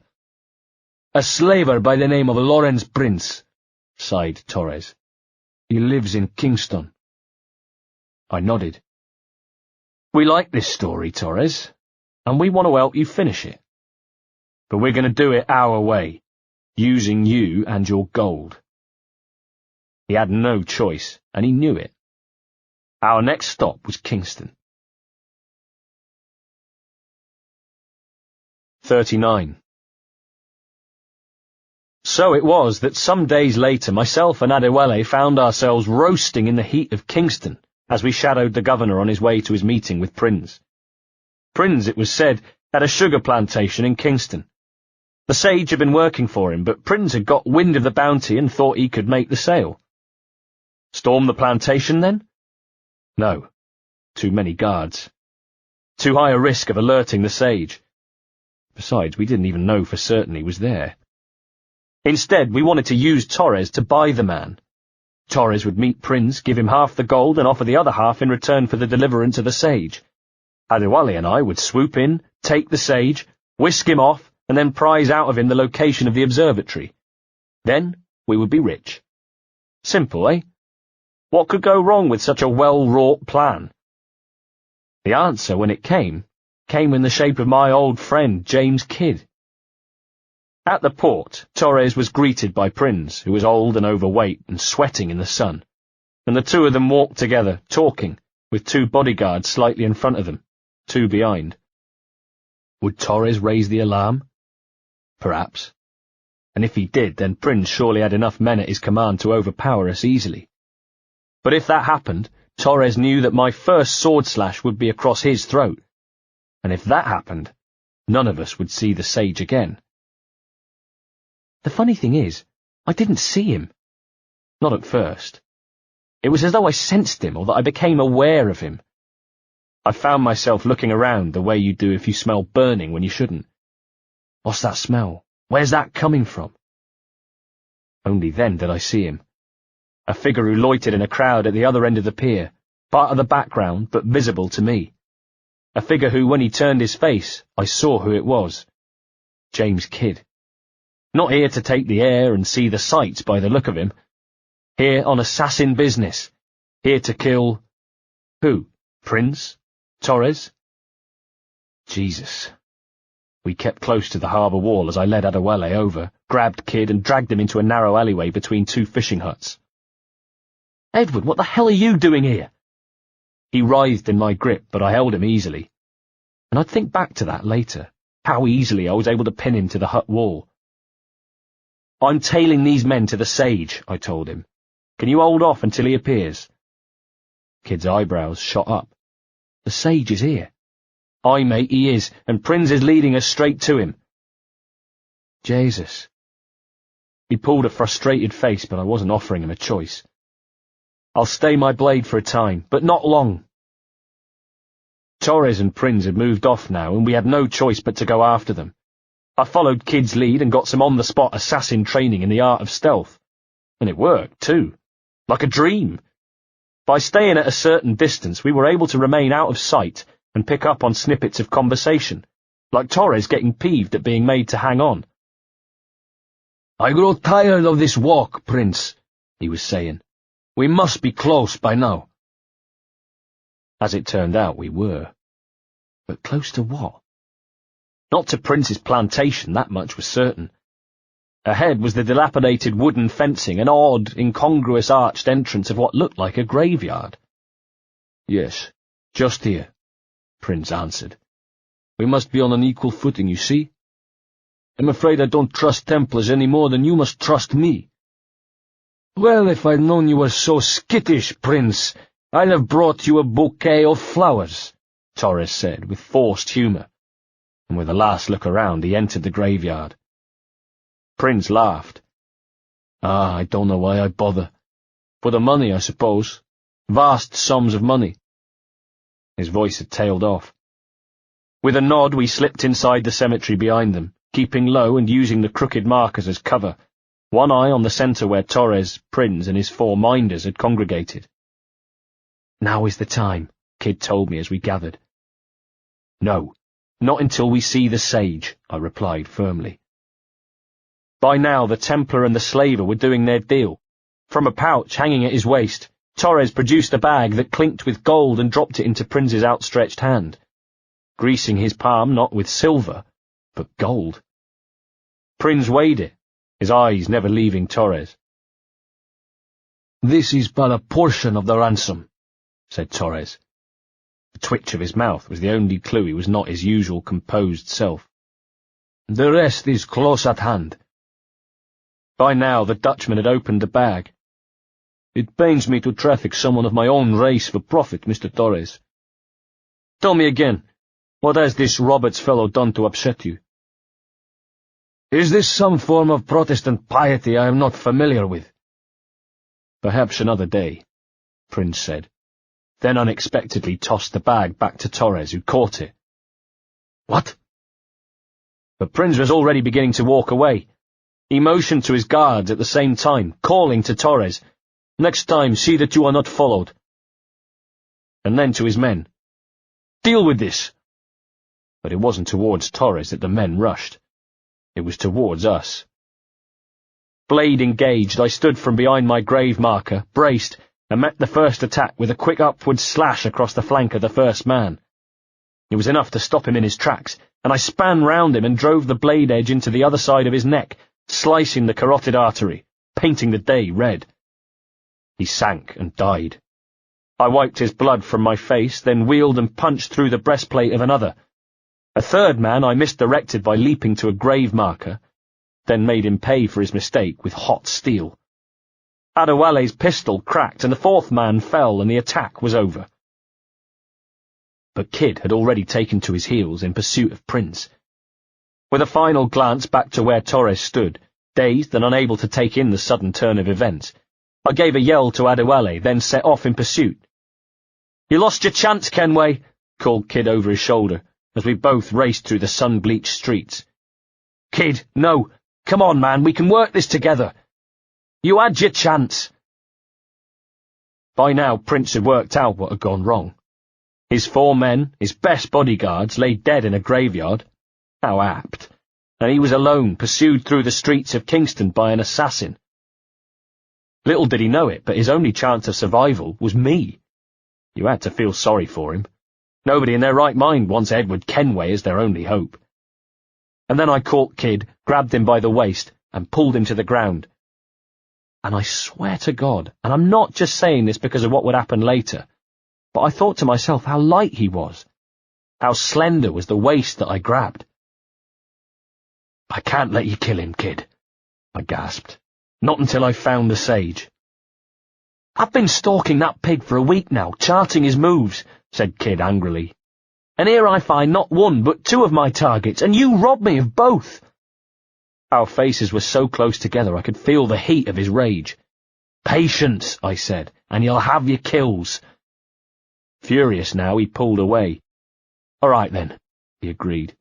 "But when we locate the sage, you're going to help me take Prince. Got that?" We spat and shook. The volcano had erupted but now seemed to settle, and we made our way to Prince's plantation. So we would have to break in after all. How's about that for being made to eat your words? On a low hill overlooking the sugar plantation, we found a platform and sat a while. I watched the work below. The male slaves sang sadly as they hacked at cane, the constant rustle of which seemed to float on the breeze, and women stumbled past bent double beneath heavy baskets of sugar harvest. Adewale had told me about life on a plantation, how when the cane was cut and harvested it was run between 2 metal rollers, and how it was common for a man's arm to be dragged into the rollers. And when that happened, the only way to separate the man from his plight was to hack off the arm. And how after collecting the sugar juice it was time to boil away the waters from the sugar, and how the boiling sugar would stick like birdlime and burn on, leaving a terrible scar. "I had friends lose eyes," he said, "and fingers and arms, and as slaves believed that we never heard a word of praise, nor an apology of any kind." I thought of something he told me. "With this skin and with this voice, where can I go in the world and feel at ease?" Men like Prince, I realized, were the architects of misery for his people. Their ideology the opposite of everything I believed in and everything we stood for at Nassau. We believed in life and liberty, not this subjugation, this torture, this slow death. My fists clenched. Kid took a pipe from his pocket and smoked a little as we observed the comings and goings below us. "There's guards patrolling that property from end to end," he said. "Looks to me like they use the bells to signal trouble. See? There." "We'll want to disable those before pushing too far," I said thoughtfully.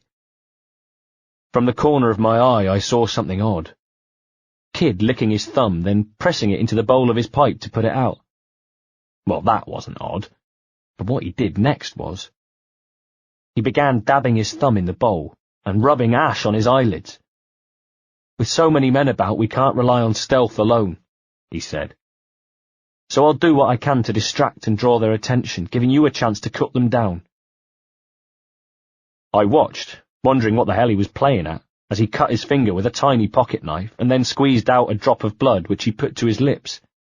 Next he removed his tricorn. He pulled the tie from his hair, pulled at his hair and ruffled it so that it fell across his face. He licked the back of one thumb, then, like a cat, used it to clean his face. And then he pushed his fingers into his gums, removed bits of wet wadding that had fattened his cheeks, and dropped them to the ground.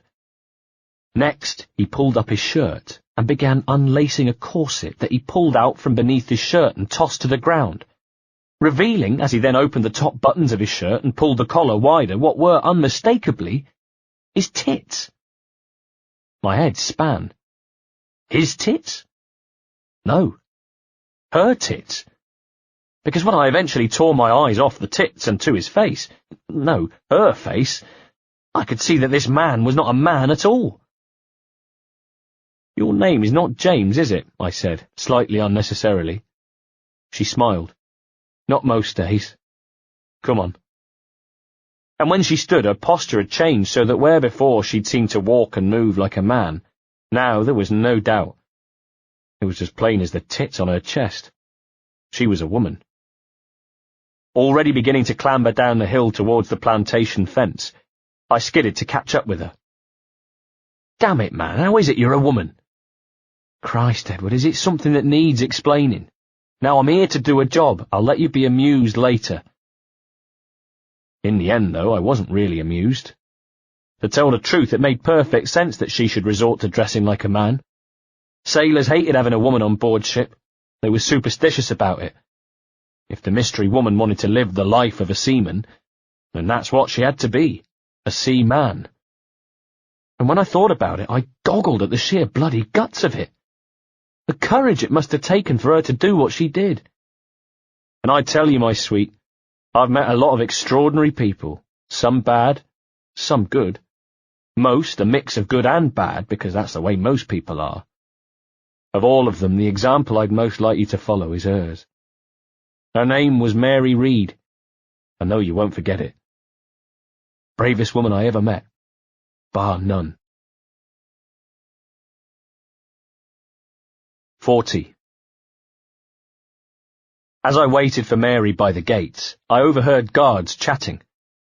So Torres had managed to slip away. Interesting. And Prinz was holed up in his plantation in fear of his life. Good. I hope the fear gripped icy hands at his stomach. I hope the terror kept him awake at nights. I'd look forward to seeing it in his eyes when I killed him. First, though, to gain entry. And for that I needed. Here she is now. And you had to hand it to her. She was a superb actor.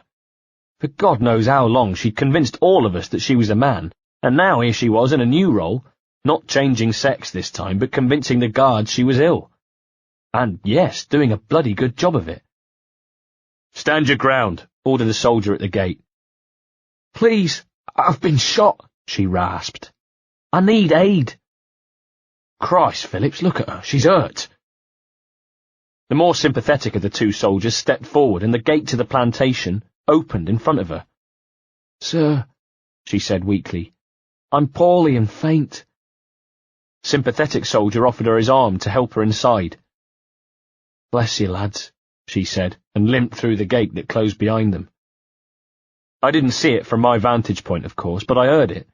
The swish of a blade, the muffled punching sound it made as she drove it into them, the low moan as the last of life escaped them, and then the thump of their bodies on the dirt. And now we were both inside and darting across the compound towards his manor. Probably we were seen by slaves, but we had to hope they wouldn't raise the alarm.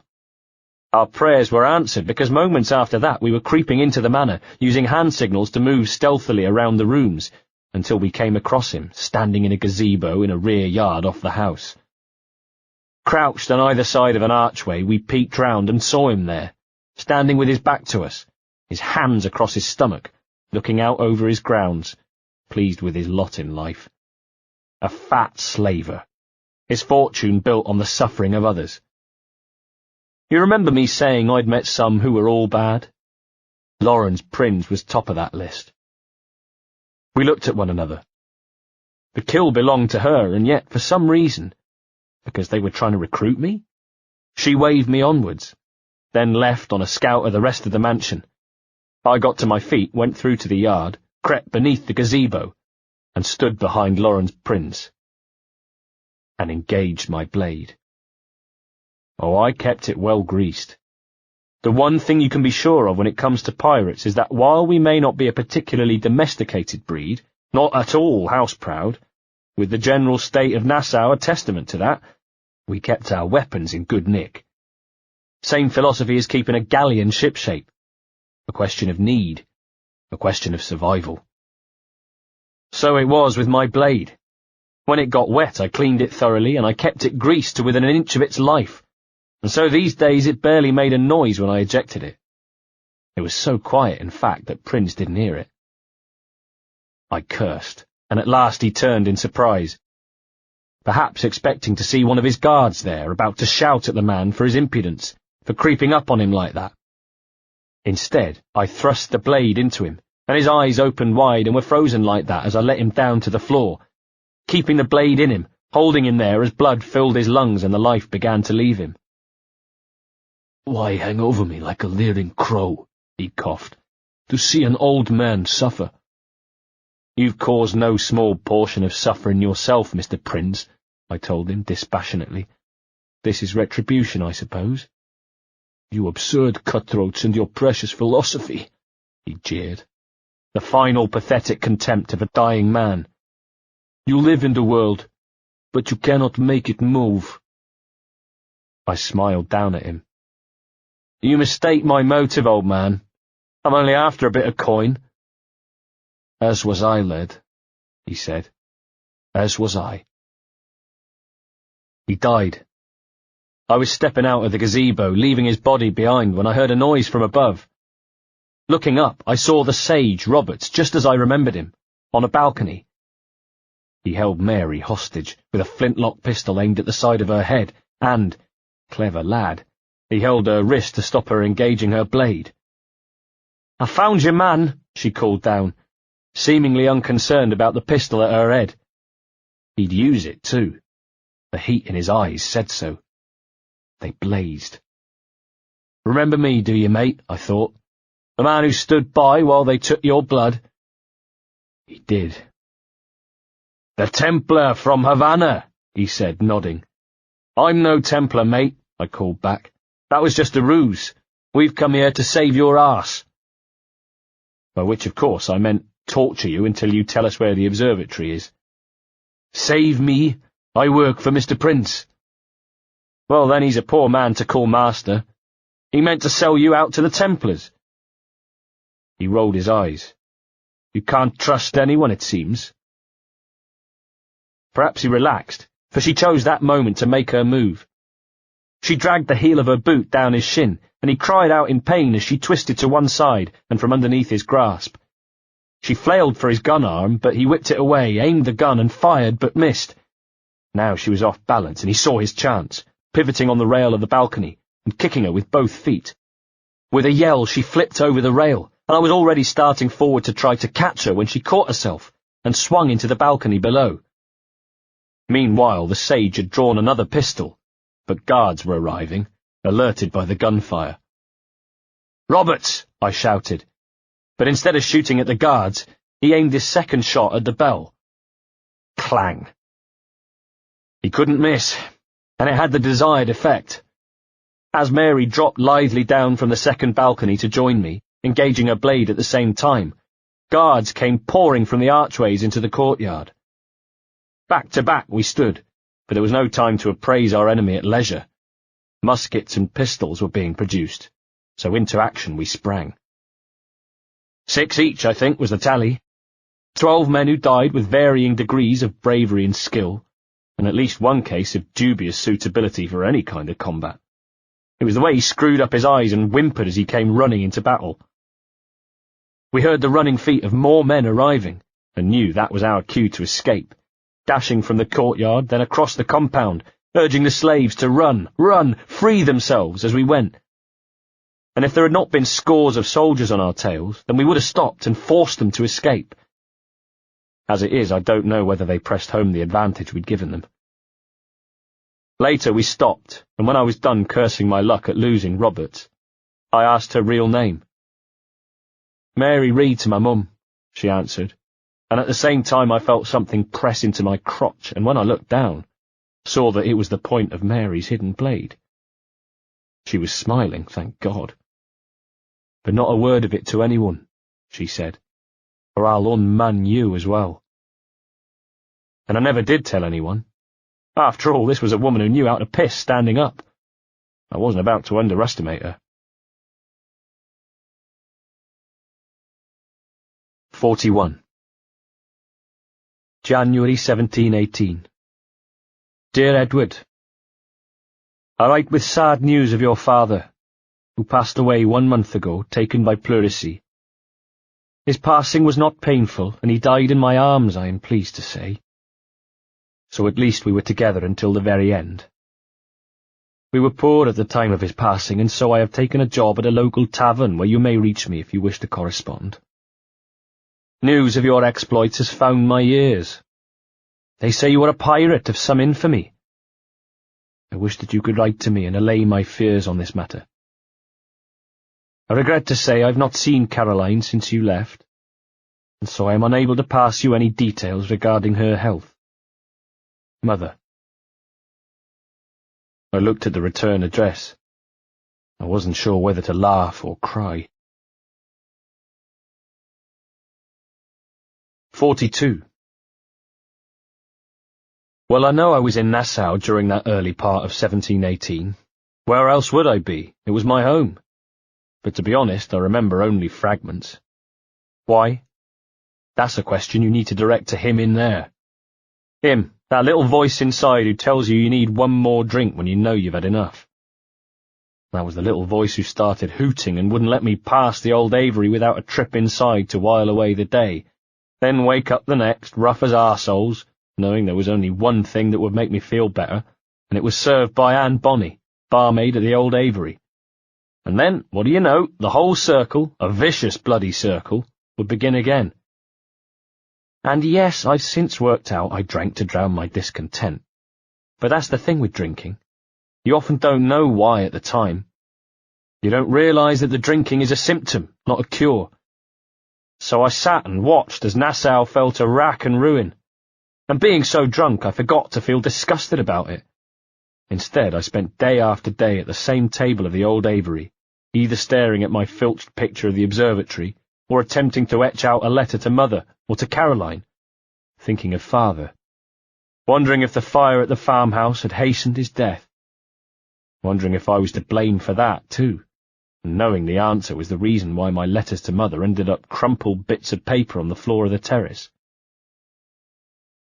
Mind you, I wasn't so wrapped up in my problems that I forgot to eye up the delicious behind of Anne Bonny, even if she was off-limits. Officially, that was. But Anne, let's just say she liked the company of pirates, if you know what I mean. Anne had arrived in Nassau with her husband, James, a buccaneer and lucky bleeder for being married to her. Having said that, she had a way about her, did Anne, like she wasn't afraid to give a fellow the glad eye, which did make you wonder if old James Bonny had his hands full with that one. I'd wager that serving ales at the Old Avery wasn't his idea. "There's precious little in this town but piss and insects," she used to complain, blowing strands of hair off her face. She was right, but still she stayed, fending off the advances of most, accepting the advances of a lucky few. It was around that time, as I wallowed in my own misery, days spent chasing away hangovers and working on new ones, that we first heard about the King's pardon. "It's a bag of shite." Charles Vane had said that, his words penetrating that mid-morning booze buzz I'd been working on. What was? "It's a ruse," he thundered, "to keep us soft before they attack Nassau. You'll see. Mark me." What was a ruse? "It's no ruse, Vane," said Blackbeard, his voice betraying an unusual seriousness. "I heard it straight from the mouth of the greasy Bermudan captain. There's a pardon on offer for any pirate that wants it." A pardon? I let the words sink in. Hornigold was there too. "Ruse or not, I think it's plain the British may return to Nassau," he said. "With arms, no doubt. In the absence of any clear ideas, I say we lay low. No piracy and no violence. Do nothing to ruffle the King's feathers for now." "Preserving the King's plumage is no concern of mine, Ben," Blackbeard rebuked him. Benjamin turned on him. "It will be when he sends his soldiers to scrub this island clean of our residue. Look around you, man. Is this cesspool worth dying for?" He was right, of course. It stank, and more so every day. A vomitous mixture of shit and bilge water and rotting carcasses. But even so, difficult though it might be for you to believe, it was our vomitous mixture of shit and bilge water and rotting carcasses, and we were prepared to fight for it. Besides, it didn't smell so bad when you were drunk. "Aye, it's our republic, our idea," insisted Blackbeard. "A free land for free men, remember? So maybe it's filthy to look at, but ain't it still an idea worth fighting for?" Benjamin averted his eyes. Had he already decided? Had he made his choice? "I can't be sure," he said, "for when I look on fruits of our years of labour, all I see is sickness, idleness, idiocy." Remember what I said about Benjamin? How he dressed differently, had a more military bearing. Looking back now, I think he never really wanted to be a pirate. That his ambitions lay on the other side, with his Majesty's Navy. He was never especially keen on attacking ships, for one thing, which was a rarity among us. Blackbeard told the story of how a vessel under his command had once laid siege to a sloop, only for Benjamin to steal the passengers' hats. That's all, just their hats. And yes, you might think it was because he was an old softy and didn't want to terrorise the passengers too much, and maybe you'd be right. But the fact is, out of all of us, Benjamin Hornigold was the least like a pirate, almost as though he wasn't willing to accept that he was one. All that being the case, I don't suppose I should have been surprised by what happened next. 43. July 1718. Dearest Caroline. And that, on that particular occasion, location, the Old Avery, as if you needed telling, was as far as I got. Putting some shape to your sentiments. Anne stood over me, brown and beautiful. A treat for the eyes. Just a short letter home. I reckon she's past caring anyway. I crumpled up the letter and tossed it away. "Ah, you've got a hard heart," said Anne as she moved off behind the bar. "It should be softer." "Aye," I thought. "You're right, lass." And that soft heart felt like it was melting. In the months since we'd heard about the king's pardon, Nassau was riven, divided into those who took the pardon, those who planned to take the pardon, after one final score, and those who were dead against the pardon and cursed all others, led by Charles Vane and... Blackbeard? My old friend was keeping his powder dry, but looking back I think he'd decided that a life of piracy was no longer for him.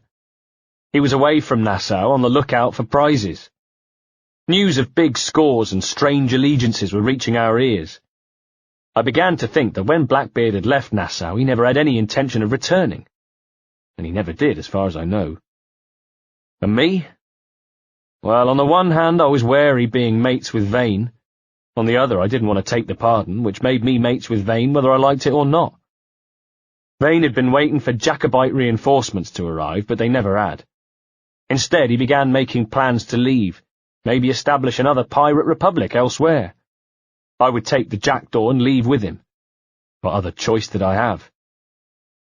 And then came that morning, a few days before we were due to depart, as I sat on the terrace of the old Aviary, trying to write my letter to Caroline and passing the time of day with Anne Bonny, when we heard the sound of carriage gun fire from the harbour. An 11-gun salute it was, and we knew exactly what was up. We'd been forewarned about it. The British were coming to take control of the island. And here they were, a blockade that bottles up both entrances to the harbour, HMS Milford and HMS Rose with a muscle, 2 warships escorting a fleet of 5 other vessels, on which were soldiers, craftsmen, supplies, building materials, an entire colony come to flush out the pirates, drag Nassau up by its bootstraps, and return it to respectability. They were led by the flagship Delicia, which dispatched rowing boats to negotiate the graveyard of ships and land on our beach. As we arrived there, along with every other jack tar in Nassau, its occupants were just landing. None other than my old friend Woodes Rogers. He was helped out of his rowing boat looking as tanned and well-kept as ever, though more careworn. You remember his promise to be governor of Havana? He delivered on that. Remember him telling me how he planned to rout the pirates from Nassau? Looked as though he planned on delivering on that one too. Never had I longed for Blackbeard more. One thing I knew was that my old friend Edward Thatch would have known which way to turn. A mix of instinct and cunning would have powered him like the wind. "Well, I'll be hanged," Calico Jack said by my side. "Tempting fate there, Jack. King George has grown tired of our shenanigans. Who's a grim fella?" "That's Captain Woodes Rogers," I replied, and as I was in no hurry to reacquaint myself with him, I shrank into the crowd, but still close enough to hear as Rogers was handed a roll of parchment that he consulted, before saying, "We desire a parley with the men who call themselves governors of this island. Charles Vane, Ben Hornigold, and Edward Thatch. Come forth, if you please." Benjamin stepped forward. "Lily-livered punk," cursed Jack. Never was a truer word spoken. For if there was a moment that Nassau came to an end and our hopes for the Republic were dashed, then that was it. 44. November 1718. It wasn't until I found him that I really realised how much I'd missed him. Little did I know I was soon to lose him for good. It was on a North Carolina beach, Ocracoke Bay, just before dawn, and he was having a party. Of course. And had been up all night. Of course. There were campfires dotted all over the beach, men dancing a jig to the sound of a fiddle further along, other men passing a blackjack of rum between them and guffawing loudly. Wild boar cooked on a spit, and the delicious scent of it made my stomach do hungry flips. Perhaps here, on Ocracoke Beach, Blackbeard had established his own pirate republic. Perhaps he had no interest whatsoever in returning to Nassau and making things right. Charles Vane was already there, and as I approached, trudging up the sand towards them and already anticipating the liquor on my lips and the wild boar in my belly, he was standing, his conversation with Blackbeard evidently just ending.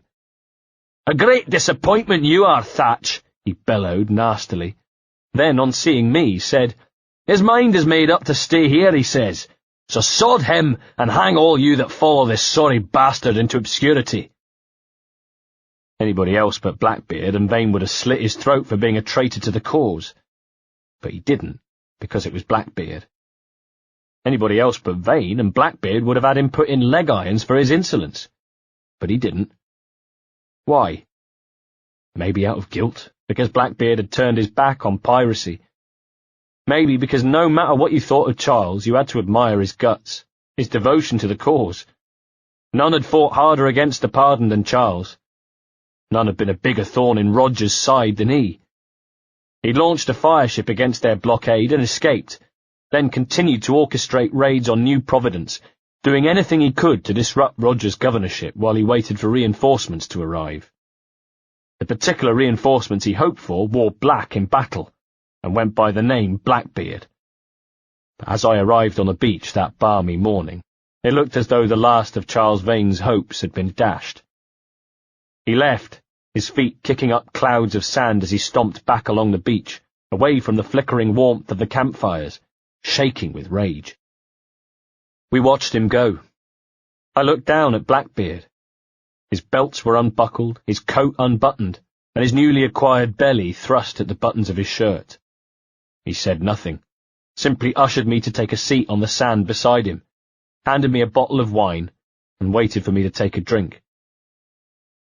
"That man is a prick," he said slightly drunkenly, waving a hand in the direction of where Charles Vane had been.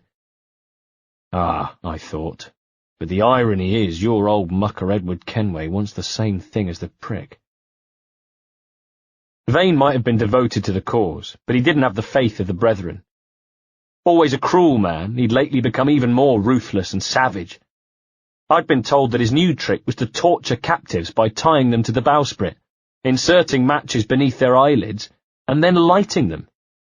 Even the men who followed him had begun to question him. Perhaps Vane knew it as well as I did, but Nassau needed a leader who could inspire the men. Nassau needed Blackbeard. He stood now, Blackbeard, Charles Vane a distant dot on the horizon, and beckoned me to follow. "I know you've come to call me home, Kenway." He looked touched. "Your faith in me is kind. But with Nassau done in, I feel I'm finished." I was telling the truth when I said, "I'm not of the same mind, mate, but I won't begrudge you the state of yours." He nodded. "Jesus, Edward. Living like this is like living with a large hole in your gut, and every time your innards spill over the ground you're obliged to scoop 'em up and shove 'em back in. When Ben and me first set down in Nassau, I undervalued the need for folks of character to shape and guide the place to its full purpose. But I was not wrong about the corruption that comes with that course." For a moment as we walked, we listened to the tide on the sand, the soft rushing, receding noise of the sea. Perhaps he, like me, when he thought of corruption, thought of Benjamin. "Once a man gets a taste of leadership, it's hard for him not to wonder why he ain't in charge of the whole world." He gestured behind. "I know these men think me a fine captain, but I bloody hate the taste of it. I'm arrogant. I lack the balance needed to lead from behind the crowd." I thought I knew what he meant. I thought I understood. But I didn't like it. I didn't like the fact that Blackbeard was drifting away from us. We walked. "You still looking for that sage fellow?" he asked me. I told him I was, but said nothing of how the search for the sage had consisted mainly of sitting in the old aviary, drinking and thinking of Caroline. "Ah, well, taking a prize a month back, I heard a man named Roberts was working a slave ship called the Princess. Might want to see about it." So, the carpenter with the dead eyes, the man with the ageless knowledge, had moved on from plantations to slave ships. That made sense. The Princess. Cheers, Thatch. 45. The British were coming after Blackbeard, of course. I later found out it was a force led by Lieutenant Maynard of HMS Pearl. A reward had been put on Blackbeard's head by the governor of Virginia after merchants made a noise about Blackbeard's habit of sailing from Ocracoke Bay and taking the odd prize here and there. The governor worried that Ocracoke Inlet would soon become another Nassau. The governor didn't like having the world's most infamous pirate in his backyard, so the governor put a bounty on his head. And so they came, the British did. The first we heard of it was a whispered alarm. The English are coming. The English are coming. And looking through the gun hatches of Blackbeard's sloop, the Adventure, we saw that they'd launched a small boat and were trying to sneak up on us. We would have completely destroyed them, of course, but for one thing. One crucial thing. You know that party I was talking about? The wine and the wild boar? It had gone on. And on. We were very, very catastrophically hungover.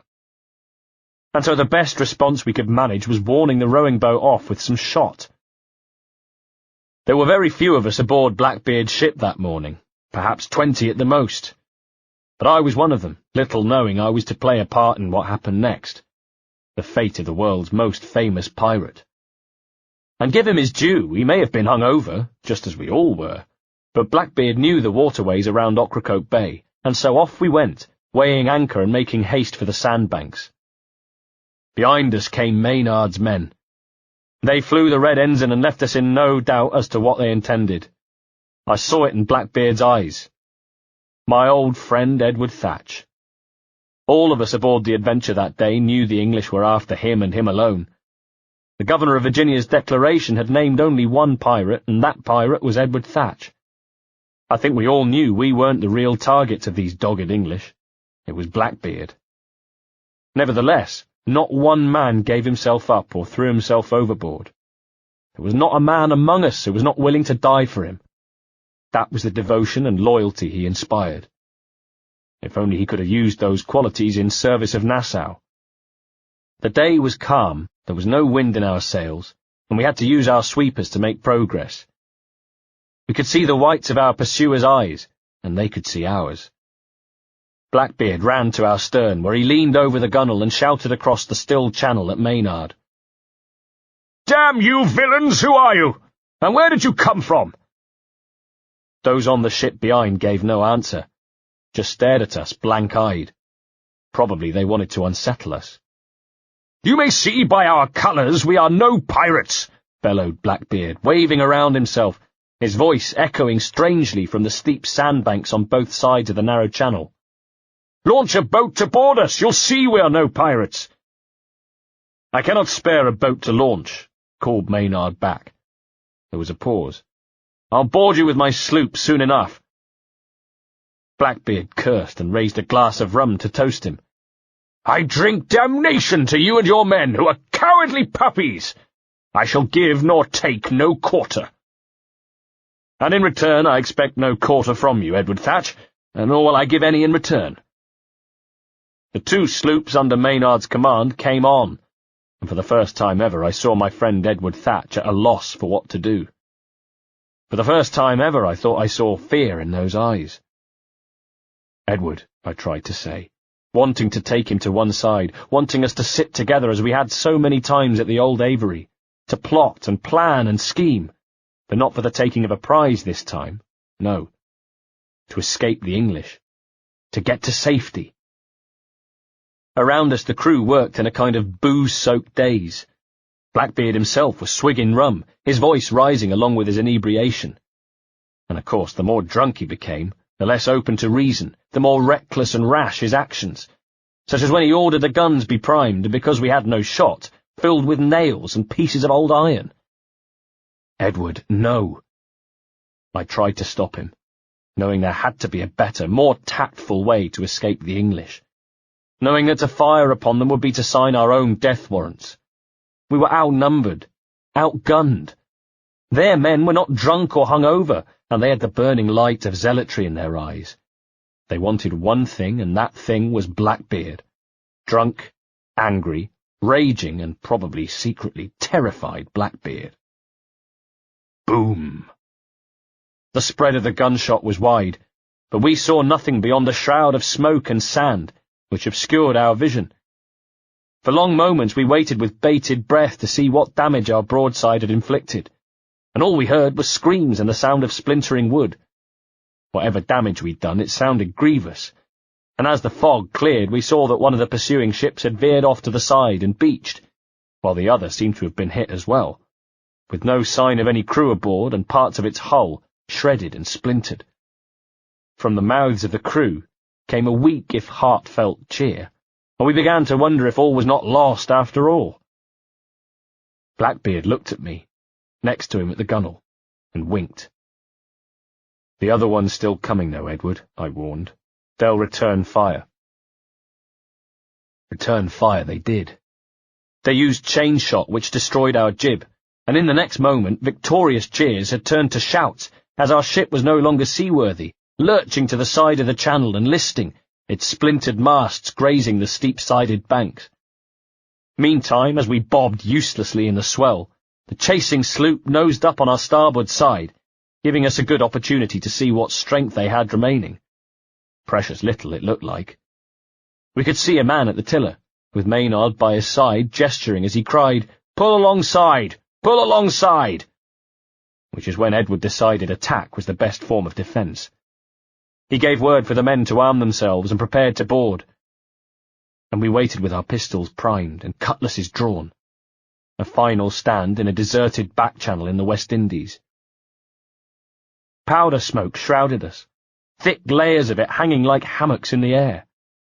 It stung our eyes and gave the scene an eerie feel, as though the English sloop was a ghost ship, appearing from within the folds of a spirit mist. To add to the effect, its decks remained empty. Just Maynard and the mate at the helm, Maynard shouting, "Pull alongside! Pull alongside!" his eyes wild and rolling like a madman. The look of him, not to mention the state of his ship, gave us hope. It gave us hope that maybe they were in even worse shape than we'd at first thought. That this wasn't the final stand after all. That maybe we'd live to fight another day. A false hope, as it would turn out. All was quiet, just Maynard's increasingly hysterical shrieking as we crouched hidden behind the gunwale. How many men were still left alive on the sloop we had no real way of telling, but one of us was confident at least. "We've knocked them on their heads except 3 or 4, shouted Blackbeard. He was wearing his black hat, I noticed, and he lit the fuses in his beard, was shrouded in smoke, his hangover cast off. He glowed like a devil. "Let's jump aboard and cut them to pieces!" Only 3 or 4? There had to be more of them left alive than that, surely. But by then the 2 hulls had bumped, and with a shout Blackbeard led us over the side of the Adventure and onto the British sloop, roaring a brutal warrior roar as the men flooded towards Maynard and the first mate at the tiller. But Maynard, he was as good a performer as my friend Mary Read. For as soon as our dozen pirates boarded his ship, that wild, hysterical look left his face. He shouted, "Now, men, now!" and a hatch in the quarterdeck opened, and the trap was sprung. They'd been hiding from us, playing possum, pretending to be dead, luring us on board. And now out they came like rats escaping bilgewater, 24 of them to meet our plucky 12, and straight away the clashing of steel, the popping of gunshot, and the screams filled the air. A man was upon me. I punched him in the face and engaged my blade at the same time, dodging to the side to avoid a fountain of blood and snot that erupted from his nose. In my other hand was my pistol, but I heard Blackbeard calling me. "Kenway!" He was down with a leg bleeding badly, defending himself with his sword and calling for a gun. I tossed him mine and he caught it, using it to fell a man coming at him with raised cutlass. He was dead, though. We both knew it. We all knew it. "In a world without gold, we could have been heroes!" he shouted, as they teemed over him. Maynard led a renewed attack upon him, and Blackbeard, seeing his nemesis up close, bared his teeth and swung his sword. Maynard screeched, his hand gushing crimson as he pulled away, and his sword fell, its guard broken. From his belt he snatched a pistol, fired it, catching Edward on the shoulder and sending him back to his knees, where he grunted and swung his sword as the enemy moved in on him remorselessly. Around us I could see more of our men falling. I drew my second pistol, fired, and gave one of their men a third eye, but now they were upon me, swarming over me.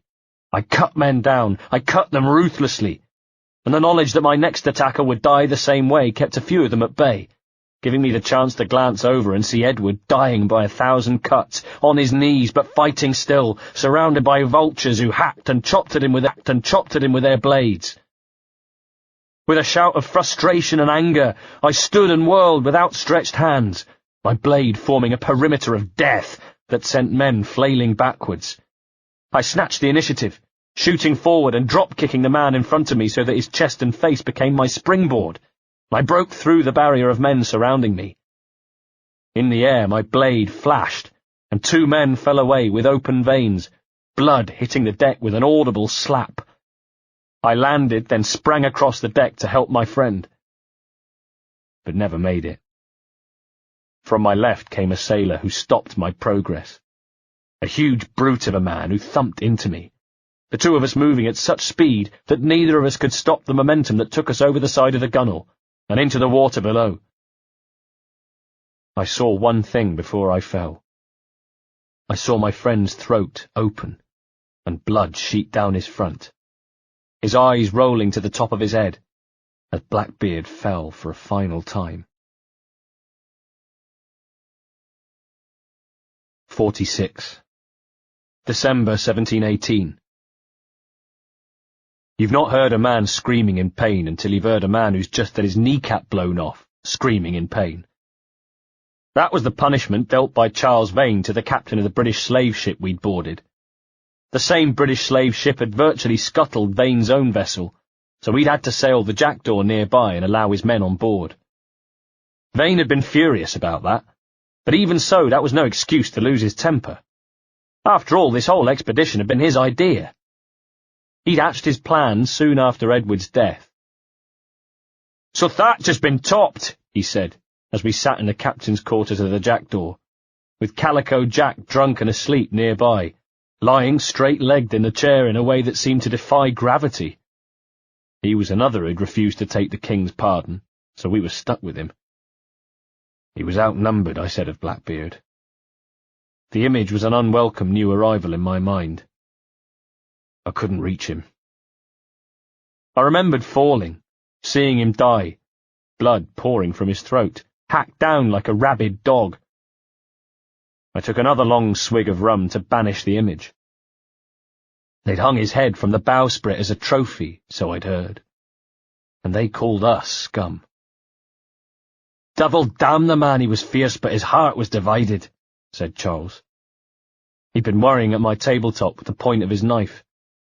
Any other guest I'd have told to stop, but not Charles Vane. A Charles Vane defeated by Woodes Rogers, a Charles Vane mourning the death of Blackbeard.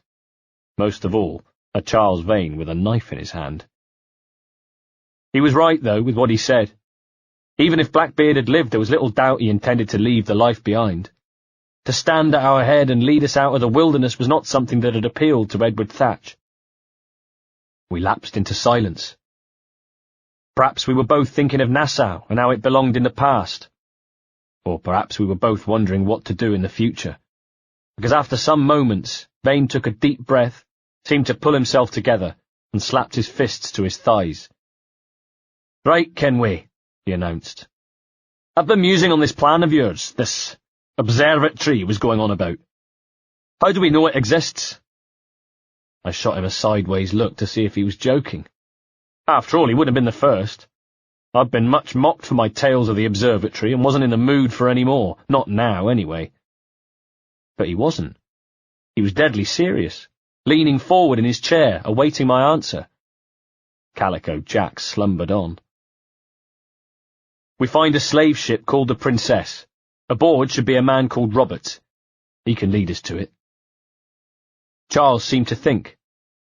"All them slavers work for the Royal African Company. Let's find any one of their ships and start asking some questions." But unfortunately for us all, the first Royal African Company ship we encountered blew holes in Vane's ship, the Ranger, meaning he needed to be rescued. At last we boarded the slave ship, where our men had already quietened down the slavers' crew. There we found the captain.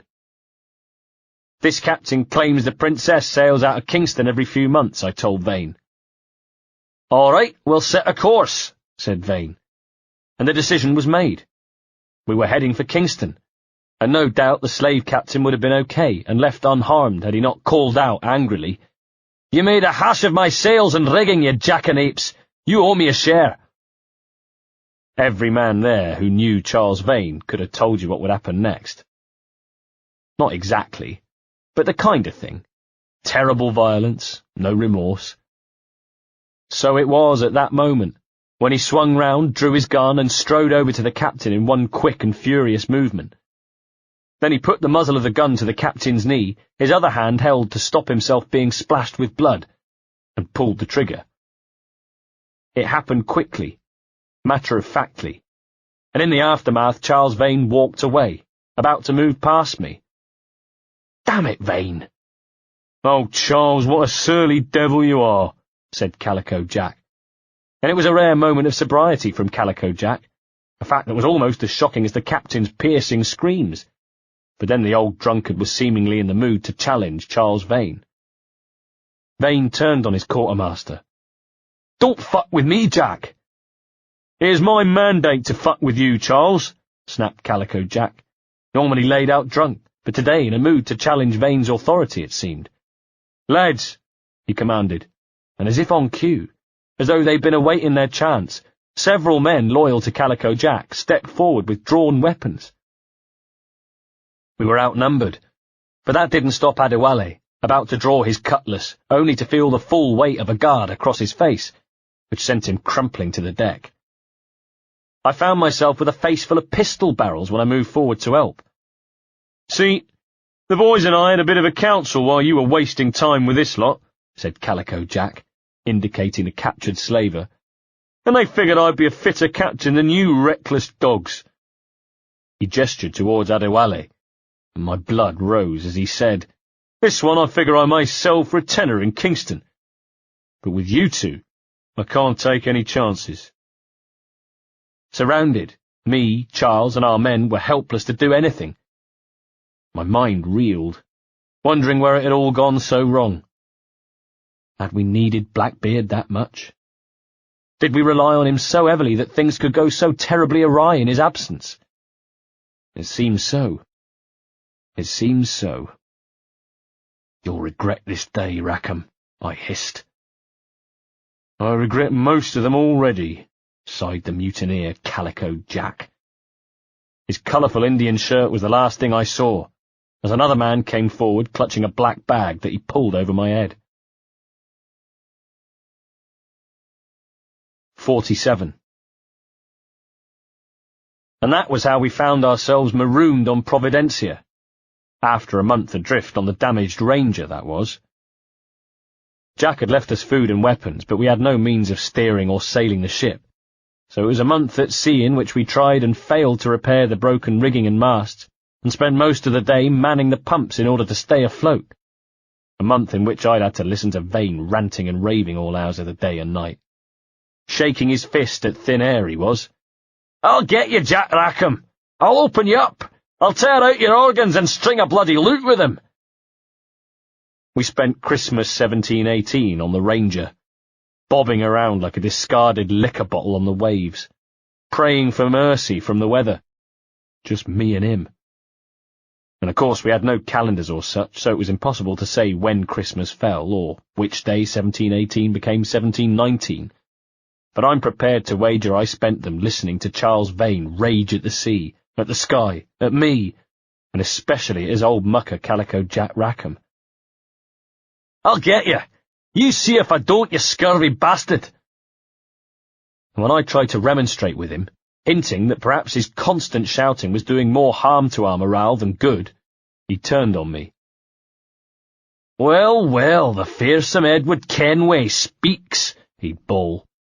"Pray tell us, Captain, how to quit this predicament, and tell us what genius you have for sailing a boat with no sails and no rudder." How we didn't kill each other during that time, I'll never know. But by God we were glad to see land. We hooted with pleasure, clasped each other, jumped up and down. We launched a yawl from the stricken Ranger, and as night fell we rowed ashore, then collapsed on the beach, exhausted but ecstatic that after a month drifting at sea, we'd finally found land. The next morning we awoke to find the Ranger wrecked against the beach, and cursed one another for failing to drop anchor. And then cursed our luck as we realised just how small it was, the island on which we were now marooned. Providencia, it was called. A small island with its fair share of history. A bloody history at that.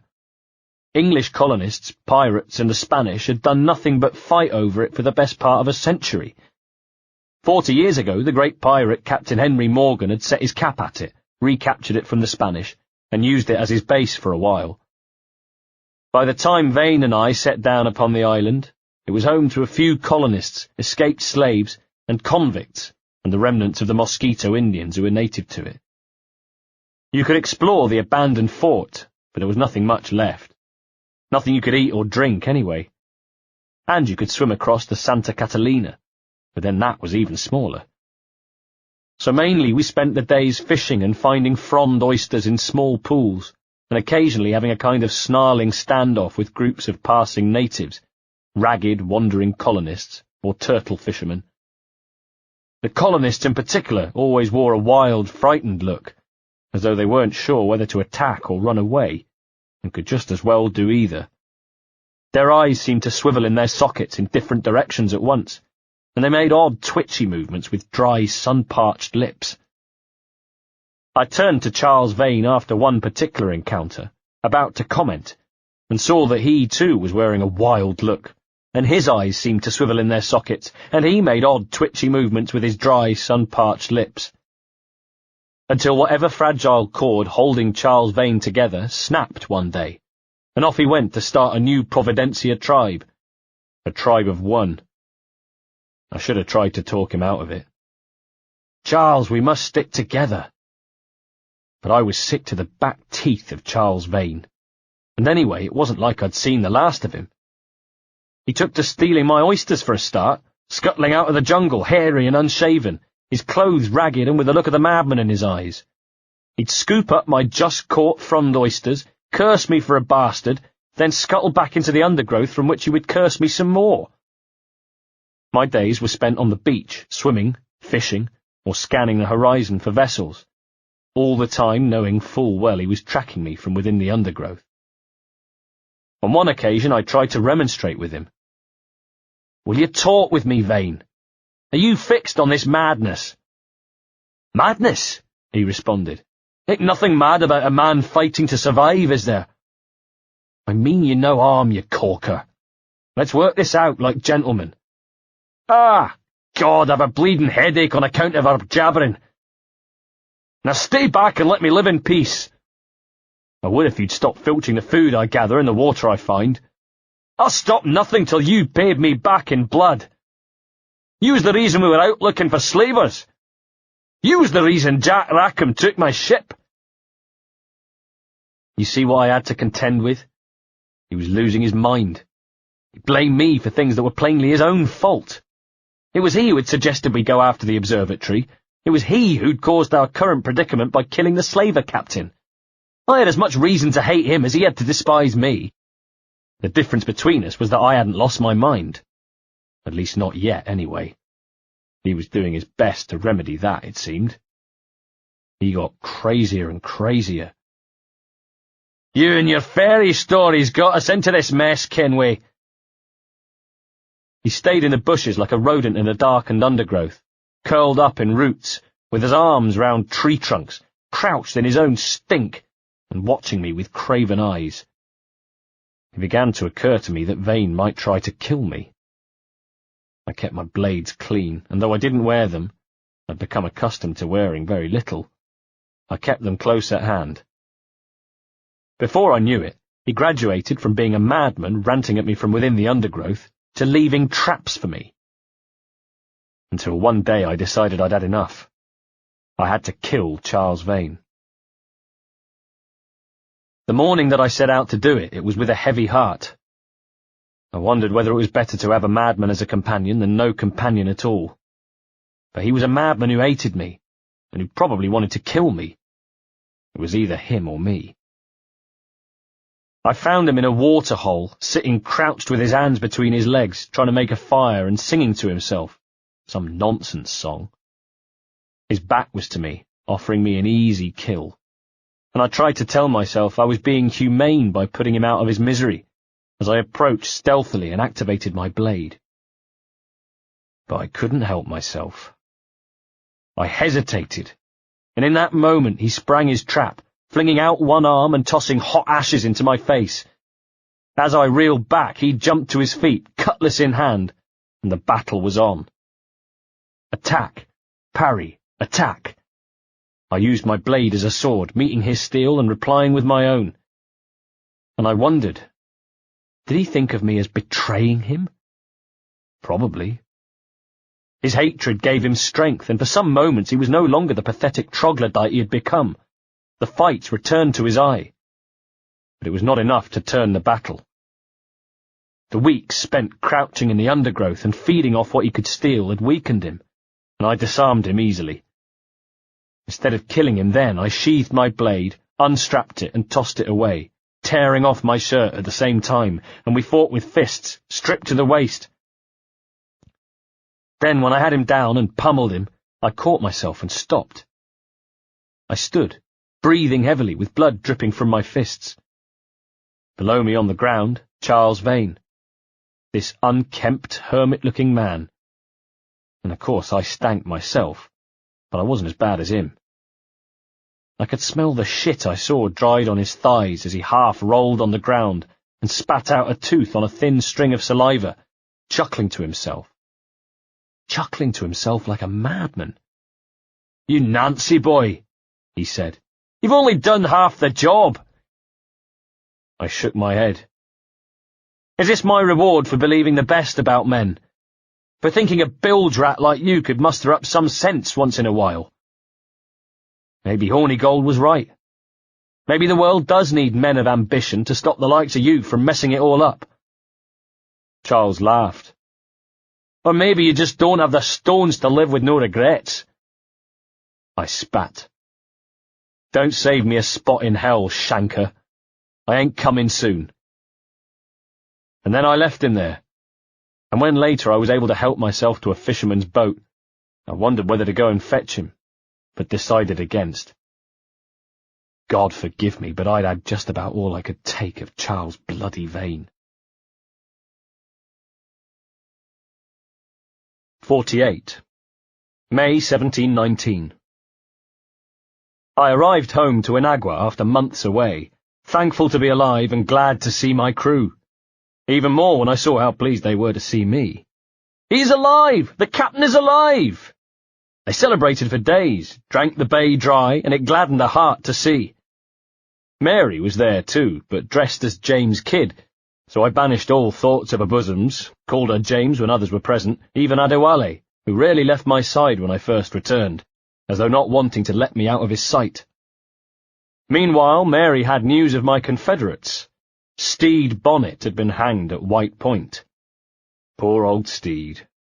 My merchant friend, who evidently changed his mind where pirates were concerned, so much so he'd taken up the life himself. The gentleman pirate, they had called him. He'd worn a dressing gown and worked the routes further north for a while, before meeting Blackbeard on his travels.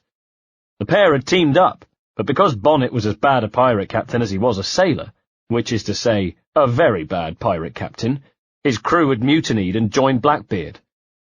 For Bonnet, the final insult was that he had to remain as a guest on Blackbeard's ship, the Queen Anne's Revenge. Well, not the final insult, obviously. The final insult was being caught and hanged. Meanwhile, on Nassau, poor, ailing Nassau, James Bonny was spying for Woodes Rogers, bringing more shame upon Anne than her roving eye ever had upon him, while Rogers had struck a mortal blow to the pirates. In a show of strength, he'd ordered 8 of them be hanged on Nassau harbour, and since then his opposition had crumbled. Even a plot to kill him had been half-hearted and easily overthrown. And, joy of joys, Calico Jack had been captured and the jackdaw recovered. Turned out the liquor had got the better of Jack. Privateers commissioned by Jamaica's governor had caught up with him south of Cuba. Jack and his men had gone ashore and were sleeping off the booze under tents when the privateers arrived, so they fled into the jungle and the jackdaw was recovered. Since then, the scurvy dog had crawled back to Nassau, where he persuaded Rogers to give him a pardon, and was hanging around the taverns selling stolen watches and stockings. "So what now?" said Mary, having delivered her news. "Still chasing your elusive fortune?" "Aye, and I'm close. I've heard the Sage is sailing out of Kingston on a ship called the Princess." James had stood and was beginning to walk away, headed for the port. "Put your ambition to better use, Kenway. Find the Sage with us." The assassin, she meant, of course. There was silence when I thought about them. "I've no stomach for you and your mystics, Mary. I want a taste of the good life. An easy life." She shook her head and began to walk away. Over her shoulder, she said, "No one honest has an easy life, Edward. It's aching for one that causes the most pain." If the Princess was sailing out of Kingston, then Kingston was where I needed to be. And my God, Kingston was beautiful. It had grown from a refugee camp into the largest town in Jamaica, which isn't to say it was an especially large town, just the largest in Jamaica. The buildings new yet ramshackle-looking, overlooked by hills populated by beautiful greenery, and caressed by a cool sea breeze that rolled off Port Royal and took some of the sting out of a blistering sun. Just some of it, mind, just some of it. I loved it. In Kingston, I'd look around and wonder if Nassau could have been this way, if we'd stuck at it, if we hadn't allowed ourselves to be so easily corrupted. The sea was the clearest blue, and it seemed to glitter and hold aloft the ships that were anchored in the bay. For a moment, as I gasped at the beauty of the sea and was reminded of the treasures it held, I thought of Bristol. How I'd stood on the harbour there and looked out to the ocean, dreaming of riches and adventure. The adventure I'd found. The riches? Well, the jackdaw hadn't lain completely dormant during my time on Providencia. They'd taken some prizes. Added to what I already had in my coffers, I wasn't rich exactly, but neither was I poor. Perhaps I was, finally, a man of means. But if I could just find the observatory. Greed, you see, my sweet. It's the undoing of many a man. Tethered at the quay were rowing boats, dandies and yawls, but it wasn't those I was interested in. I stopped and held a spyglass to my eye, scanning the horizon for signs of a slaver, the Princess, stopping to relish the glorious sight of the jackdaw, then continued. Citizens and traders bustled past, all wares for sale, and soldiers too. Spaniards with their blue tunics and tricorns, muskets over their shoulders. A pair of them passed, looking bored and gossiping. "What's all this fuss about here? Everyone's got sticks shoved well up their arses today." "Aye, we're on alert because of some visiting Spaniard, Toreador or Torres or something." So he was here. Him and Rogers. Did they know about the Sage on the Princess too? And then something that struck me as very interesting indeed, when I overheard a soldier say, "Do you know what I heard? Governor Rogers and Captain Hornigold are part of a secret society. A secret order made up of Frenchies and Spaniards and Italians and even some Turks." Templars, I was thinking, even as I caught sight of Adewale beckoning to me. He stood with a sweaty, nervous-looking sailor, who was introduced as working for the Royal Africa Company, a Jack Tar persuaded to talk with a surreptitious dagger in his ribs. "Tell him what you told me," said Adewale. The merchant looked uncomfortable, as you would, I suppose. "I haven't seen the Princess for 8 weeks or more," he said, meaning she may soon be back. We let him go and I mulled over the news. The Princess wasn't here. Yet. We could stay, I decided. Bring the men ashore, make sure they behaved themselves, try not to attract too much attention. Adewale pulled me to one side. "I grow tired of chasing these fantasies of yours, Edward. As does the crew." And that's all I need. Unrest in a bloody crew. "Hang in there, man," I reassured him. "We're getting close." Meanwhile, I had an idea. Find Rogers and Benjamin. By sticking close to the harbour, I found them and began tailing them, remembering what I'd been taught by Mary. staying out of sight and using the sense to listen to their conversation. "Have you alerted the men?" Woodes Rogers was saying. "We're short on time." "Aye," replied Hornigold. "There'll be 2 soldiers waiting for us at the crossroads." "Very good." "Ah, a bodyguard. Now where might they be lurking?" Not wanting to be taken by surprise, I glanced around. But by now Hornigold was speaking again. "If you don't mind me asking, sir, what's the meaning behind these blood samples we're taking?" "Torres tells me that blood is required for the observatory to properly function." "How do you mean, sir?" "If one wishes to use the observatory to, say, spy on King George, then one would require a drop of the king's blood to do so. In other words, a small sample of blood gives us access to a man's everyday life." Mumbo-jumbo.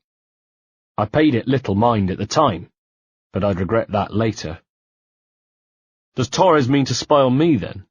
Benjamin was saying, "for I've just given him a sample of my own blood."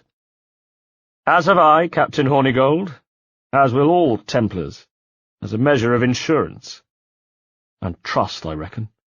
"Yes, but fear not. Torres has shipped our samples to a Templar safe-house in Rio de Janeiro. We will not be the observatory's first subjects, I assure you." "Aye, sir. I suppose it's a small price to pay for what the Templars have given me in return." "Precisely." And that is when I met the bodyguards. Let's call them Brute Number 1 and Brute Number 2. "And what can we do for you?" Ah, I thought. So these are the 2 soldiers you were talking about. 49.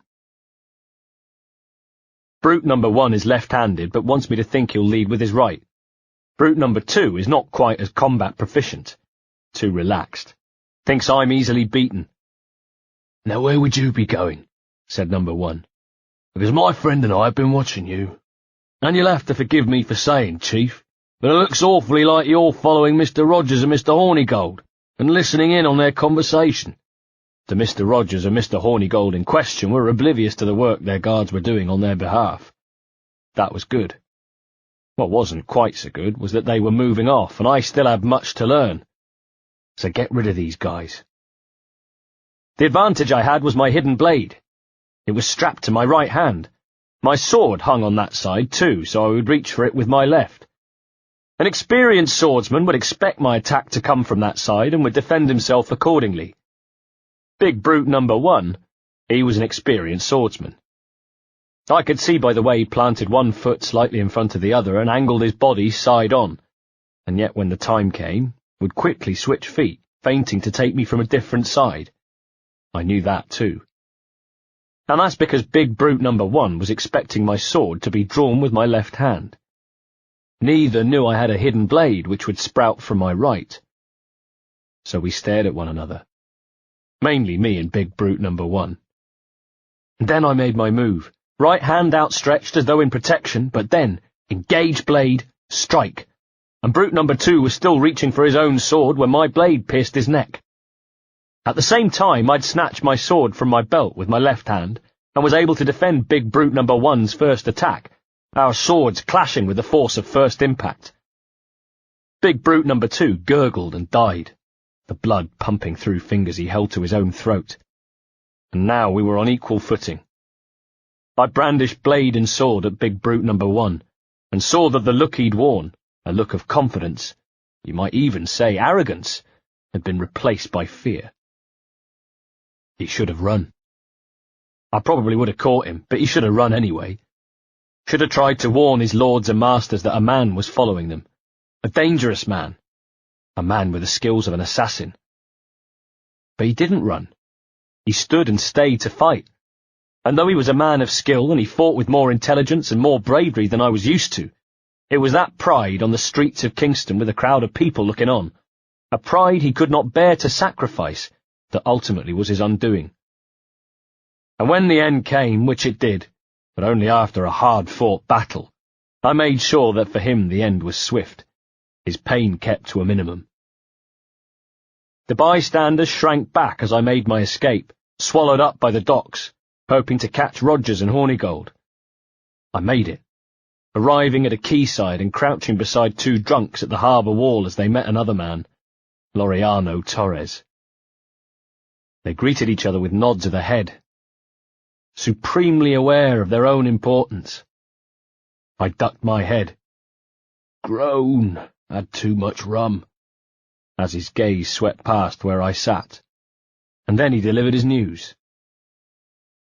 "The princess was taken by pirates 6 weeks ago," he said, "and insofar as we know, the sage Roberts was still aboard." I cursed to myself.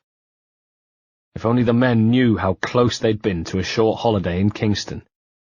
Now, though, we were going to have to hunt pirates. They started walking, and I stood and joined the crowds, following, invisible, using the sense, hearing everything they said.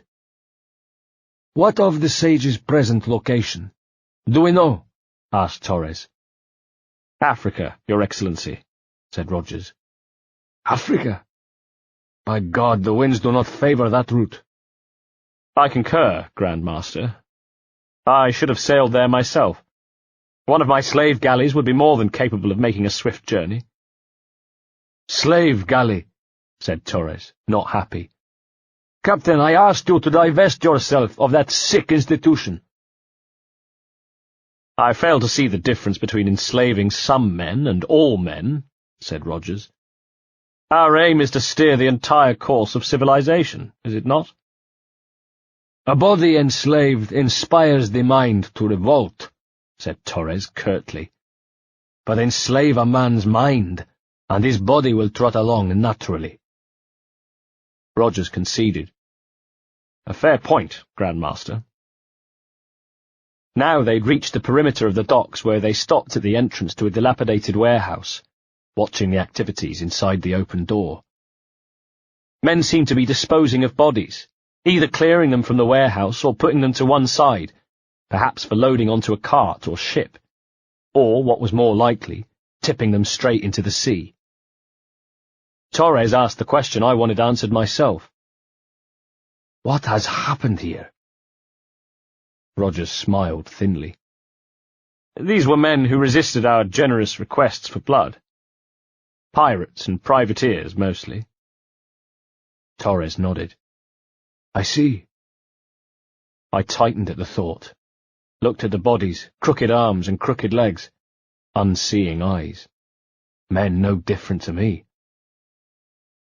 "I've been using my king's pardon as an excuse to collect samples from as many men as possible," said Rogers. "And when they refuse, I hang them. All within the boundaries of my mandate, of course." "Good. For if we cannot keep watch on all the world as scoundrels, then the seas should be rid of them entirely." Now they moved on, heading towards the gangplank of a ship moored nearby. I followed, darting behind a stack of crates to listen.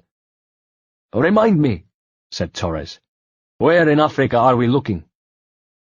"Principe, sir. A small island," said Hornigold. Torres and Rogers strode up the gangplank, but Hornigold hung back. Why? Why was he hanging back? And now I saw. With squinted eyes, the practised look of a seafarer, he scanned the horizon and studied the ships anchored like sentinels in the glittering ocean, and his eyes alighted on one ship in particular. And then with a lurch of shock I realized where we were. And where we were was within sight of the jackdaw. Hornigold tensed. His hand went to the hilt of his sword, and he turned round slowly. He was looking for me, I knew, guessing that wherever the jackdaw was, I wouldn't be far away. "Edward Kenway," he called out as his gaze passed around the docks. "Imagine my surprise at seeing your jackdaw anchored here. Have you heard all you came to hear? Will you now go and rescue the poor sage from our clutching hands?" In retrospect, it was a bit rash what I did next. I was unable to think of anything but the fact that Benjamin had been one of us, one of my mentors, a friend of Edward Thatch. And now he worked to try to destroy us. All of that bubbled to the surface in a rage as I emerged from behind the crates to face him. "A pox on you, traitor!" You sold us down the river. Because I found a better path, said Hornigold. Instead of drawing his weapon, he signalled with his hand. From the warehouse behind I heard the sound of swords being drawn. Hornigold continued. The Templars know order, discipline, structure. But you never could fathom these subtleties. Goodbye, old friend. You were a soldier once, when you fought for something real, something beyond yourself. He left, almost breaking into a run. From the warehouse came his reinforcements, and the men closed in behind him, forming a crescent around me. Taking them by surprise, I started quickly forward, grabbed the sailor who waved his sword to no particular effect, and span him, using him as a shield and pushing him forward so that his boots skidded on the harbour stone.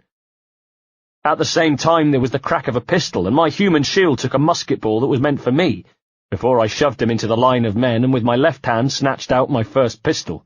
I shot a heavy in the mouth, holstered it, and snatched my second at the same time as I engaged the blade and sliced open a third man's chest. Discharged the pistol. A wayward shot, it nevertheless did the job and stopped a man bearing a cutlass and sent him falling to the ground with his hands at his stomach. I crouched and whirled, taking the legs from beneath the next man, finished him with a quick and ruthless blade punch to the chest. Then I was on my feet, scattering the last two men, their faces portraits in terror, not wishing to join their comrades dead or bleeding on the harbour floor, and ran for my rowing boat and to get back to the jackdaw. And as I worked the oars to where my ship was moored, I could imagine the conversation with my quartermaster, how he'd remind me that the men didn't approve of my quest. They'd approve, though, once we found the observatory, once we found the sage. And it took me a month, but I did. 50. July 1719. I found him on Principe one afternoon in a camp full of corpses. Now here's what I learnt about the sage, Bartholomew Roberts, some of which was later told to me by him, some by others. Firstly, we had something in common. We were both Welsh, me from Swansea, him from Casnewydd Bach, and that he had changed his name from John to Bartholomew, that he had gone to sea when he was just 13 as a carpenter, before finding himself an object of interest for this secret society known as the Templars. At the beginning of 1719, with the Templars and the assassins on his tail, the sage had found himself serving as a third mate on the Princess, just as I'd been told, under Captain Abraham Plum. As I'd learnt in Kingston, in early June, the Princess had been attacked by pirates in the Royal Rover and the Royal James, led by Captain Howell Davis. Somehow, Roberts, wily operator that he was, had inveigled himself in with Captain Howell Davis. He'd convinced the pirate captain, also a Welshman as it happens, that he was a superb navigator, which he may well have been, but he was also able to talk to Captain Davis in Welsh, which created a further bond between the two men. It was said that Bart Roberts was not keen on becoming a pirate at first, but as you'll see, he took to his new job like a duck to water. And then they landed on Principe. The Royal Rover this was, what with the Royal James having to be abandoned with worm damage.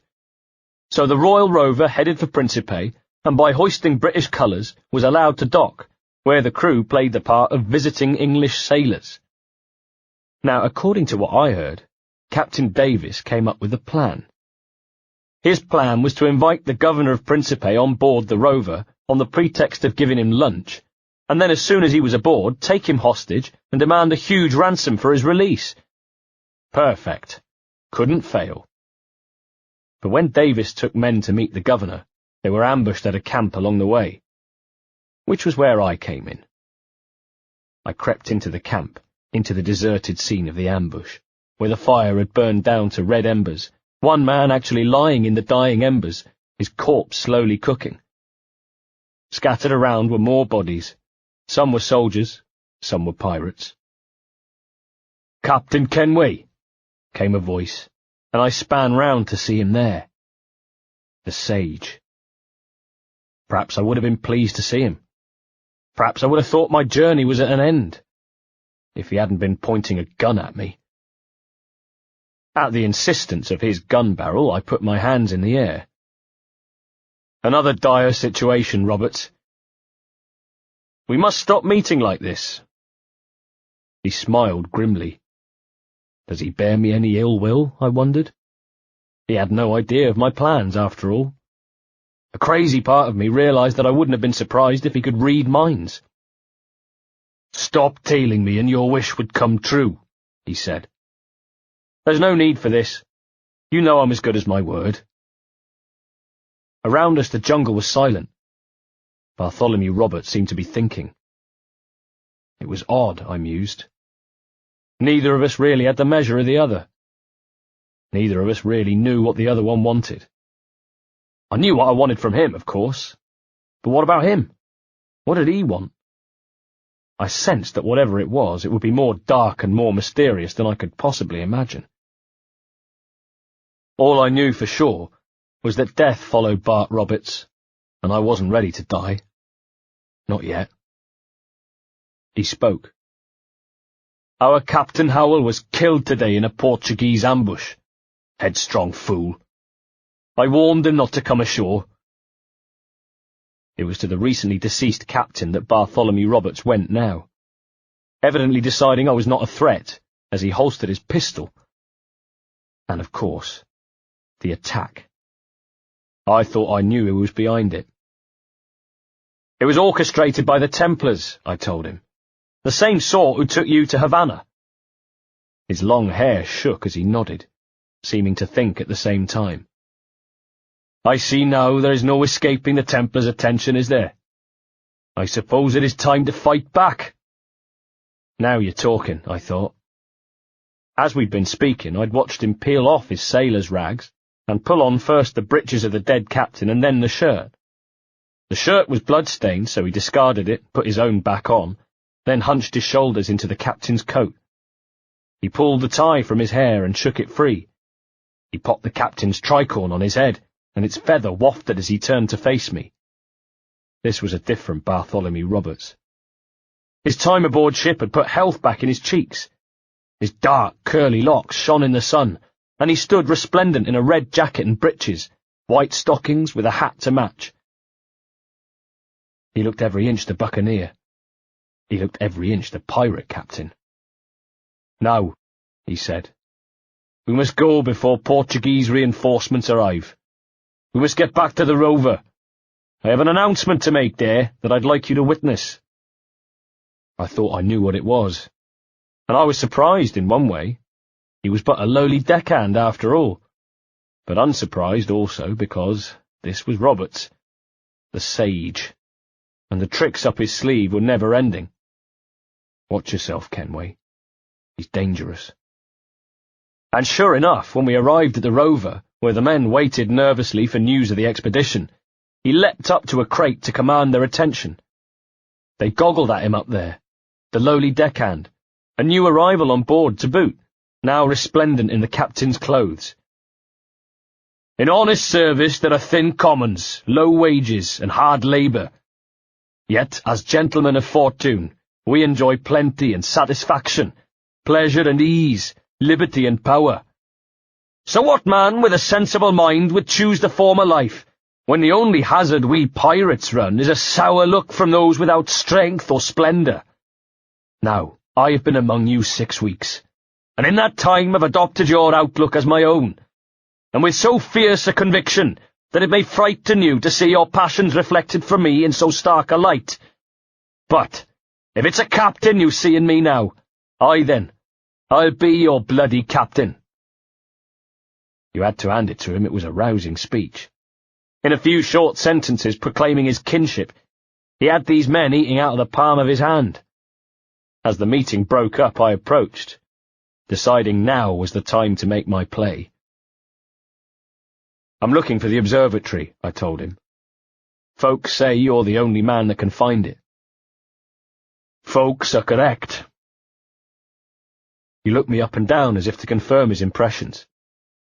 Despite my distaste for your eagerness, I see in you a touch of untested genius. He held out his hand to shake. I'm Bartholomew Roberts. Edward. I've no secrets to share with you now, he told me. I stared at him, unable to believe what I was hearing. He was going to make me wait. 51. September 1719. Damn the man. Damn Roberts. He wanted me to wait 2 months. 2 whole months. Then meet him west of the Leeward Islands, east of Puerto Rico. With only his word to take for that, I sailed the Jackdaw back to San Inagua. There I rested the crew for a while, and we took prizes when we could, and my coffers swelled, and it was during that period, I think, that I cut off the nose of the ship's cook. And when we weren't taking prizes, and when I wasn't slicing off noses, I brooded at my homestead. I wrote letters to Caroline in which I assured her I would soon be returning as a man of wealth, and I fretted over the Observatory, only too aware that with it lay all my hopes of a fortune, and it was built on nothing more than a promise from Bartholomew Roberts. And then what? To my one-track mind, the Observatory was a place of enormous potential wealth.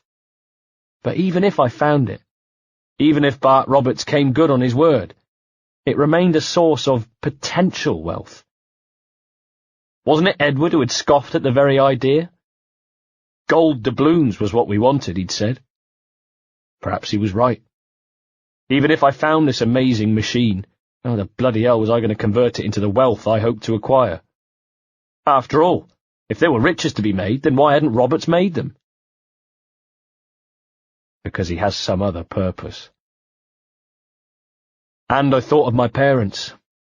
My mind went back to the burning of our farmhouse, and I thought anew of striking a blow at the Templars, this secret society who used their influence and power to grind down anyone who displeased them, to exercise a grudge. I still had no idea exactly who was behind the burning of my farmhouse, or why. Was it a grudge against me for marrying Caroline and humiliating Matthew Haig? Or against my father, mere business rivalry? Probably both was my suspicion. Perhaps the Kenways, these rivals from Wales, who had shamed them so, simply deserved to be taken down a peg or two. I would find out for sure, I decided. I would return to Bristol one day, and exact my revenge. And on that I brooded too. Until the day came in September when I gathered the crew, and we readied the Jackdaw, newly caulked, its masts and rigging repaired, its shrouds ready, its galley stocked, and the munitions at capacity, and we set sail for our appointment with Bartholomew Roberts. As I say, I don't think I ever truly knew what was on his mind. He had his own agenda and wasn't about to share it with me. What he did like to do, however, was keep me guessing, keep me hanging on. When we'd parted, he'd told me he had business to attend to, which I later found out involved taking his own crew back to Principe and exacting his revenge for the death of Captain Howell Davis on the people of the island. They'd attacked at night, put to the sword as many men as they could, and made off not only with as much treasure as they could carry, but the beginnings of Black Bart's fearsome reputation. Unknowable, brave and ruthless, and apt to carry off daring raids. The one we were about to carry out, for example. The one that began with Roberts insisting the Jackdaw join him on a jaunt around the coast of Brazil, to the Todos os Santos Bay. We didn't have long to find out the reason why. A fleet of no fewer than 42 Portuguese merchant ships. What's more, with no navy escorts. Roberts lost no time in capturing one of the outlying vessels to hold talks with the captain. It wasn't something I got involved with, but from the bruised Portuguese naval officer, he'd learned that the flagship had on it a chest, a coffer that he told me contained crystal vials filled with blood. You may remember. Vials of blood. How could I forget? We anchored the Jackdaw, and I took Adewale and a skeleton crew to join Roberts on his purloined Portuguese vessel. Up to now, we'd remained at the fringes of the fleet, but now it seemed to split up, and we saw our chance. The flagship was testing her guns. Anchored some distance away, we watched, and Bartholomew looked at me. "Are you stealthy, Edward Kenway?" "That I am," I said. He looked over to the Portuguese galleon. It was anchored not far away from land, with most of the crew on the deck firing inland, carrying out exercises. Never was there a better time to steal aboard. So at a nod from Bart Roberts, I dived overboard and swam to the galleon on a mission of death. Shinning up a Jacob's ladder, I found myself on deck, where I moved quietly along the planks to the first man, engaged my blade, swept it quickly across his throat, then helped him to the deck and held my hand over his mouth while he died. All the time I kept my eyes on the lookouts and crow's nest above. I disposed of a second sentry the same way, then began scaling the rigging to the crow's nest. There, a lookout scanned the horizon, his spyglass moving from left to right, past Robert's ship and then back again. He focused on Robert's vessel, his gaze lingered on it, and I wondered if his suspicions were churning. Perhaps so. Perhaps he was wondering why the men on board didn't look like Portuguese merchants. He seemed to decide. He lowered the spyglass, and I could see his chest inflate as though he were about to call out, just as I sprang into the lookout position, grabbed his arm, and slid my blade into his armpit. I swept my other arm across his neck to silence any cries, as blood gushed from beneath his arm, and he breathed his last as I let him fold to the well of the crow's nest. Now Bart's ship came alongside, and as I descended the ratlines, the two ships bumped and his men began pouring over the sides. A hatch in the quarterdeck opened, and the Portuguese appeared, but they stood no chance. Their throats were cut, their bodies thrown overboard, and in a matter of a few bloody moments the galleon was controlled by Bart Roberts' men. Fat lot of good their gun training had done. Everything that could be pillaged was pillaged. A deckhand who dragged the coffer on deck and grinned at his captain, hoping for some words of praise, got none, Roberts ignoring him and indicating for the chest to be loaded on his stolen ship. Then, suddenly, came a shout from the lookouts. "Sail ho!" And in the next instant we were piling back to the stolen ship, some of the slow men even falling to the sea as Roberts' ship pulled away from the flagship and we set sail, 2 Portuguese naval warships bearing down upon us. There was the pop of muskets, but they were too far away to do any damage. Thank God we were in a stolen Portuguese ship. They had no desire to fire their carriage guns at us. Not yet. Probably they hadn't worked it out yet. Probably they were still wondering what the bloody hell was going on. We came around the bay, sails pregnant with wind, men dashing below decks to man the guns. Ahead of us was anchored the jackdaw, and I prayed that Adewale had ordered lookouts. I thanked God my quartermaster was an Adewale and not a Calico Jack, and so would have made sure the lookouts were posted. And I prayed that those lookouts would at this very moment be relaying the news that Roberts's vessel was speeding towards them, with the Portuguese navy in pursuit, and that they would be manning their positions and weighing anchor. They were. Even though we were being pursued, I still had time to admire what to my eyes is one of the most beautiful sights of the sea. The jackdaw, men on its rigging, its sails unfurling gracefully, being secured, then blooming with a noise I could hear even from my vantage point far away. Still, our speed meant we caught them smartly, just as the jackdaw was gaining speed herself, and after exchanging quick words with Roberts, I stood on the poop deck and my mind returned to the sight of Duncan Walpole, he who had begun this whole journey, as I leapt from the poop of Roberts' ship back onto the jackdaw. "Ah, there's nothing like the hot winds of hell blowing in your face," I heard Roberts cry as I crouched and watched as our 2 vessels peeled apart. I gave orders to man the stern guns below. The Portuguese reluctance to open fire was over, but their hesitancy had cost them dear, for it was the jackdaw who took first blood. I heard our stern guns boom, then spin back across the deck below. I saw hot metal speed over the face of the ocean and slam into the leading ship, saw splinters fly from jagged holes in the bow and along the hull, men and bits of men joining the debris already littering the sea. The bow gained wings of foam as it dipped, and I could imagine the scene below decks, men at the pumps, but the vessel already shipping too much water, and soon... She turned in the water, listing, her sails flattening. A cheer went up from my men, but from around her came the second ship, and that was when Bartholomew Roberts decided to test his own guns. His shot found its mark just as mine had, and once more we were treated to the sight of the Portuguese vessel ploughing on, even as the bowstring dipped and the bows sunk, her hull looking as though they'd been the victim of a giant shark attack.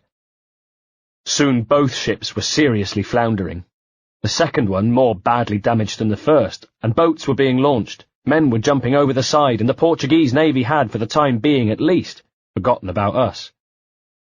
We sailed, celebrating for some hours until Roberts commanded both vessels drop anchor, and I stood alert on the quarterdeck wondering, what now?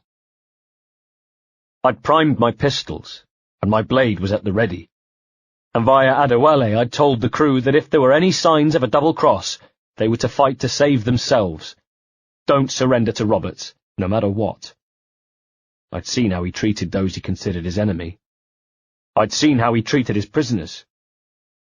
Now, though, he called me across, having his men on the rack lines swing me a line so that first I, then Adewale, could cross to his ship. I stood on the deck and faced him, a tension in the air so thick you could almost taste it, because if Roberts did plan to betray us, then now was the time. My hand flexed at my blade mechanism. Roberts, though, whatever he was planning, and it was safe to say that he was planning something, it wasn't for now. At a word from him, two of his crewmates came forward with the chest we had liberated from the Portuguese flagship. "Here's my prize," said Roberts, with his eyes on me. It was a coffer full of blood. That was what he had promised. Hardly the grand prize I was after, but we would see. We would see. The two hands set down the chest and opened it. As the crew gathered round to watch us, I was reminded of the day I had fought Blaney on the deck of Edward Thatcher's galleon. They did the same now. They clambered on the mast and in the rigging and stood on the gunwales in order to get a better look as their captain reached into the chest, picked out one of the vials, and examined it in the light. A murmur of disappointment ran around those watching. "No gold for you, lads. No silver pieces of 8. Sorry. Just vials that probably to the untrained eye might have been wine, but that I knew were blood." Oblivious to his crew's disappointment, and no doubt uncaring of it anyway, Roberts was examining the vials, one by one. "Ah, the Templars have been busy, I see." He replaced the vial with nimble fingers that danced over the glittering crystals as he picked out another one, held it up to the light, and examined it. Around us, the men, disconsolate with the turn of events, descended the ratlines, jumped down from the gunwales, and returned to their business.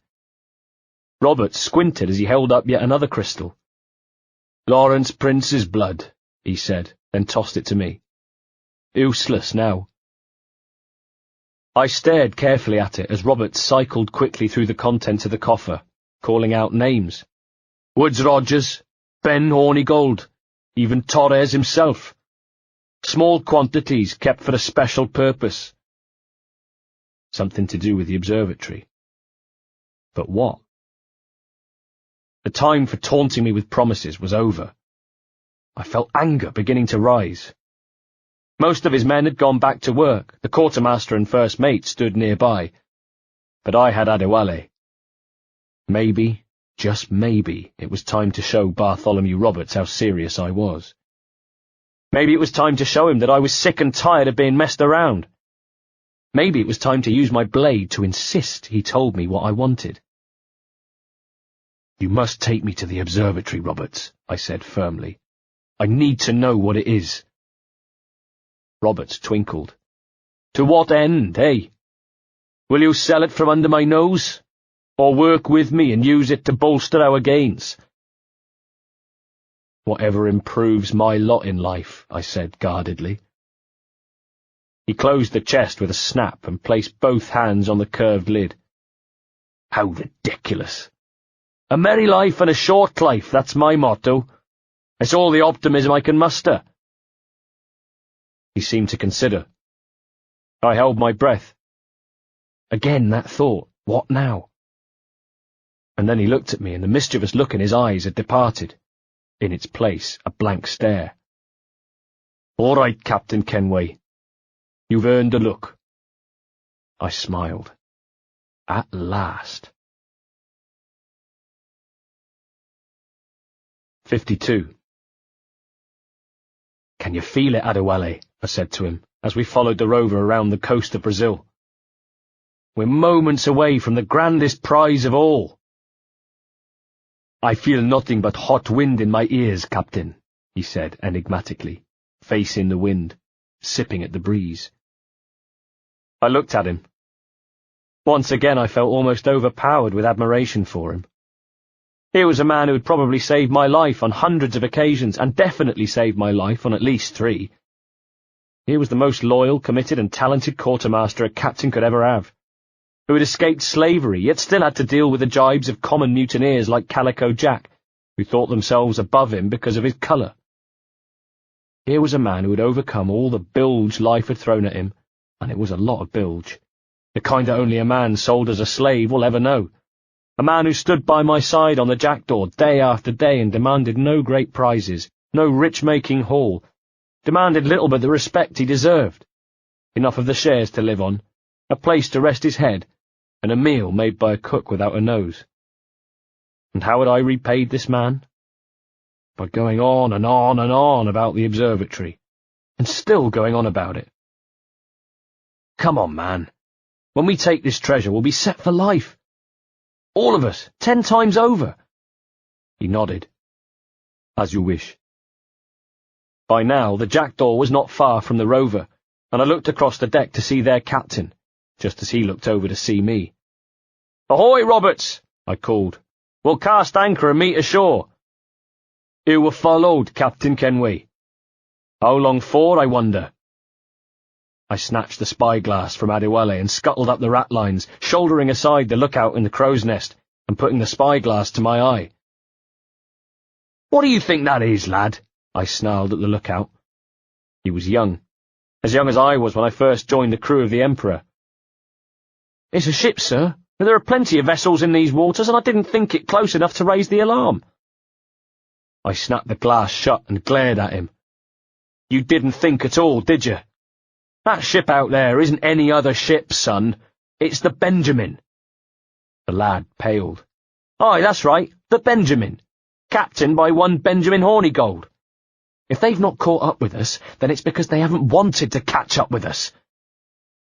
I began to make my way down the ratlines. "Call it then, lad," I shouted up to the lookout. "Sound the alarm, late as it is." "Sail ho!" The Cuban coastline was to our starboard, the Benjamin behind us. But now I was at the tiller, and I hauled her over, the rudder complaining as she turned, the men reaching for a handhold as our masts swung, our port side dipped, and we began to come around until the manoeuvre was complete, and the men were bitching and moaning as the oars were deployed, the sails reefed, and we began a trudge aimed at meeting the Benjamin head-on. You won't be expecting that, will you, Benjamin? "Captain, think carefully about what you mean to do here," said Adewale. "What are you grousing about, Adewale? It's Ben Hornigold come to kill us out there." "Aye, and that traitor needs to die." "But what then? Can you say with certainty that you deserve the Observatory more than he and his Templars?" "No, I can't, and I don't care to try. But if you've a better idea, by all means tell me." "Forget working with Roberts," he said with a sudden surge of passion, something I'd rarely seen from him. Such a cool head, usually. "Tell the assassins. Bring them here and let them protect the Observatory." "Aye, I'll bring 'em here. If they're willing to pay me a good sum for it, I will." He made a disgusted noise and walked away. Ahead of us, the Benjamin had turned. Hornigold with no stomach for a fight, it seemed, and we saw the men in her mast securing the sails. Oars appeared and were soon spanking the water, our 2 ships in a rowing race now. For long moments all I could hear was the shout of the coxswain, the creak of the ship, the splash of the sweepers in the water, as I stood at the bow of the jackdaw and Hornigold stood at the stern of the Benjamin, and we stared at one another. As we raced, the sun dipped below the horizon, flickering orange, the last of its light as night fell and brought with it a wind from the northwest that dragged fog inland. The Benjamin anticipated the wind with more success than we did. The first we knew of it was seeing her sails unfurl, and she put distance between them and us. Some 15 minutes later, it was dark, and fog billowed in towards that part of the Cuban coastline they call the Devil's Backbone. Crags that looked like the spine of a giant behemoth, a moon giving the mist a ghostly glow. "We'll have a hard fight if Hornigold draws us any deeper into this fog," warned Adewale. That was Hornigold's plan, though. But he'd made a mistake, and a big mistake for such an experienced sailor. He found himself being hustled by the wind. It rushed in from the open sea. It charged at cross purposes along the coast, turning the sandbanks of the Devil's Backbone into a haze of impenetrable layers of fog and sand. "The winds are tossing them about like a toy," said Adewale. I pulled up the cowl of my robes against the chill wind which had just begun to assault us as we came within its range. "We can use that to get close." He looked at me. "If we are not dashed to pieces as well." Now the sails were rolled up again, but on the Benjamin they weren't so quick. They were being buffeted by the wind. I saw men trying to reef the sails but finding it tough in the conditions. One fell, his scream carried to us by the gusts. The Benjamin was in trouble. It bobbled on an increasingly choppy sea, buffeted by the wind that snatched at its sails, turning it first one way, then another. It veered close towards the banks of the Backbone. Men scurried about the decks, another was blown off board. They'd lost control, at the mercy of the elements now. I stood on the forecastle deck, one hand braced and the other held out, feeling the wind on my palm. I felt the pressure of the hidden blade on my forearm, and knew it would taste the blood of Hornigold before the night was old. "Can you do this, brother? Is your heart up to it?" Benjamin Hornigold, who had taught me so much about the ways of the sea. Benjamin Hornigold, the man who had established, who had mentored my greatest friend Edward Thatch, who in turn had mentored me. Actually, I didn't know if I could. "Truth be told, I was hoping the sea would swallow him up and see the job done for me," I told him. "But I'll do what I must." My quartermaster. God bless my quartermaster. He knew the fate of the Benjamin before even the fates knew of the fate of the Benjamin. And as it crashed sidelong into a high bankside, seemingly wrenched from the sea by a gust of wind and spirited into a cloud of sand and fog, he saw to it that we drew alongside. We saw the shapes of crewmen tumbling from her top decks, figures indistinct in the murk. I stepped up to the gunwale of the forecastle deck, braced with one hand on the bowstrip, then used the sense, just as James Kidd had shown me. And among those falling bodies of men who slipped from the deck of the ship, onto the boggy sandbanks and into the water, I was able to make out the form of Benjamin Hornigold. Over my shoulder I said, "I'll be coming back." And then I jumped. 53. The snap of muskets from the jackdaw began behind me as a one-sided battle between my ship and the crew of the now beached Benjamin. My senses had returned to normal, but Hornigold was doing me a favour, shouting encouragement and curses to his men. "Some mighty piss-poor sailing back there, lads, and if we live out this day, by God I'm flaying every last bitch of you. Hold your ground and be ready for anything." And then I appeared from the mist on the bank nearby, and rather than heed his own words he took to his heels, scrambling along to the top of the incline and then across it. My men had started to use mortars on the fleeing crew of the Benjamin, though, and I found myself placed in danger as they began raining onto the sand around me, until one exploded near Benjamin, and the next thing I knew he was disappearing out of sight over the other side of the sandbank, in a spray of blood and sand. I scrambled over the top, made hasty by my desire to see his fate, and paid for it with a sword swipe across my arm, opening a cut that bled. In a single movement I span, engaged the blade and met his next attack, our steel sparking as it met. The force of his attack was enough to send me tumbling down the bank, and he came after me, launching himself from the slope with his cutlass swinging. I caught him on my boots and kicked him away, his sword point parting the air before my nose. Rolling, I pulled myself to my feet and scrambled after him, and again our blades met. For some moments we traded blows, and he was good, but he was hurt, and I was the younger man, and I was lit by vengeful fire, and so I cut his arm, his elbow, his shoulder, until he could hardly stand or raise his sword, and I finished him.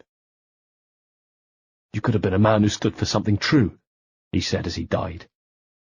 His lips worked over the words carefully. His teeth were blood-stained. But you've a killer's heart now. Well, it's a damn sight better than what you have, Ben, I told him. The heart of a traitor who thinks himself better than his mates. Aye, and proven true. What have you done since Nassau fell? Nothing but murder and mayhem. I lost my temper, rounded on him. You threw in with the very kind we once hated, I shouted. No, he said. He reached to grab at me and make his point, but I angrily batted his hands away. These Templars are different. I wish you could see that. But if you continue on your present course, you'll find you're the only one left walking it, with the gallows at the end.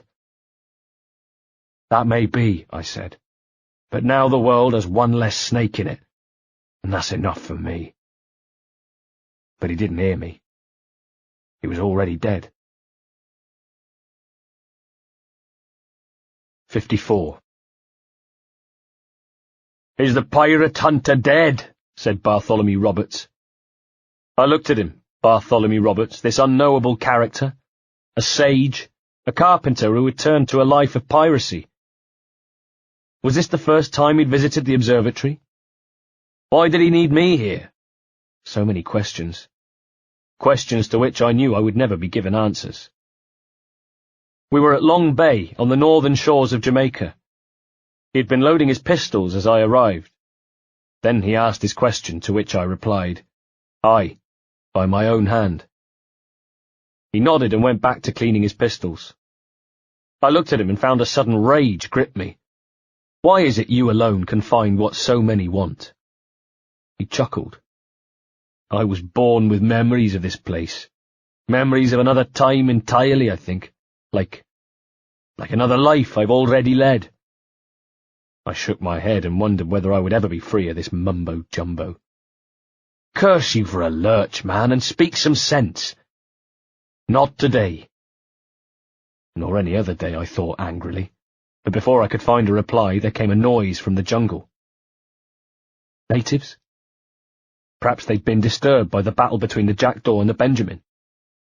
What remained of Hornigold's crew was being herded aboard the Jackdaw, and I had left my men to it. Deal with the prisoners and await my return shortly. I'd embarked on this meeting with Bartholomew Roberts alone. He gestured to me. After you, Captain. The path ahead is dangerous. With around a dozen of his men, we began to move through the jungle, beating a path through the undergrowth as we began to head upwards. I wondered whether I should be able to see it by now, this observatory. Weren't they great constructs built on high peaks? All around the hillsides, greenery waved at us. Bushes and palm trees. Nothing as far as the eye can see, unless you counted our ships in the bay. We'd been going only a few hundred yards when we heard a sound from the undergrowth, and something streaked from the bushes to one side of us, and one of Roberts's men fell with a glistening, gore-filled hole where the back of his head had been. I know a club strike when I see one. But it was gone as quickly as it had come. A tremor of fear ran through the crew, who drew their swords, pulled muskets from their backs, and snatched pistols from their belts. Crouched. Ready. The men native to this land will put up a fight, Edward, said Roberts quietly, eyes scanning the undergrowth, which was silent, keeping its secrets. You're willing to push back if necessary, to kill if needed. I engaged my hidden blade. You'll hear from me soon. And then I crouched, rolled sideways into the jungle, and became a part of it. 55. The natives, they knew their land well, but I was doing something they simply would not expect. I was taking the fight to them. And so the first man I came across was surprised to see me, and that surprise was his undoing. He wore nothing but a breech cloth, his black hair tied up on his head, a club still gleaming with the blood of a buccaneer upon it, and eyes wide with shock. The natives were only protecting what was theirs. It gave me no pleasure to slide my blade between his ribs, and I hoped his end was quick, but I did it anyway, and then moved on. The jungle began to resound to the noise of screams and gunshots, but I found more natives and dealt more death, until at last the battle was over and I returned to the main party. 8 had been killed in the battle. Most of the natives had fallen under my blade. "The guardians of the Observatory," Bartholomew Roberts told me. "How long have their kind been here?" I asked him. "Oh, at least 1,000 years or more. Very dedicated men. Very deadly." I looked around at what remained of his group, his terrified, traumatized men, who had watched their shipmates picked off one by one. Then we continued our journey, climbing still, going up and up until we came upon it. Grey stone walls, a dark contrast with the vibrant jungle colours. A monolithic building rising way, way above us. The observatory. How had it not been seen, I wondered? How had it remained invisible? This is it, then. Aye, an almost sacred place. All it needs is a drop of my blood. In his hand appeared a small dagger, and he never took his eyes from mine as he used it to prick his thumb, then placed the red beaded finger into a tiny recess by the side of the door. It began to open. All 6 of us looked at one another. Only Bart Roberts seemed to be enjoying himself. "And the door opens," he said, with the voice of a showman, "after almost 80,000 years. He stepped to one side and ushered his men through. The nervous crew members looked at one another, then did as their captain ordered and began to move towards the door. And then, for some reason known only to himself, Roberts killed them. All 4 of them. With one hand he buried his dagger into the eye socket of the leading man, pushing his body aside at the same time as he drew his pistol and fired it into the face of the second man.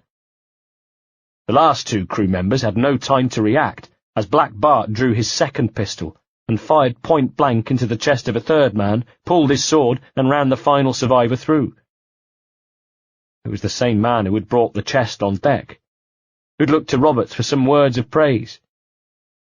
He made an odd, choking sound, and Roberts held him there a second, then slid the cutlass home to the hilt, and twisted it. The body on his blade went taut, and the deckhand looked at his captain with imploring, uncomprehending eyes, until his body relaxed, slid off the steel, and thumped to the ground, chest rising once, twice, then staying still. So much death. So much death. Jesus, Roberts, have you gone mad? He shook blood from his cutlass, then fussily cleaned it with a handkerchief. Quite the contrary, Edward. These wags would have gone mad at seeing what lies beyond this gate. But you, I suspect, are made of sterner stuff. Now pick up that chest and carry it hither. I did as he asked, knowing that to follow Roberts was a bad idea. A terrible bloody idea.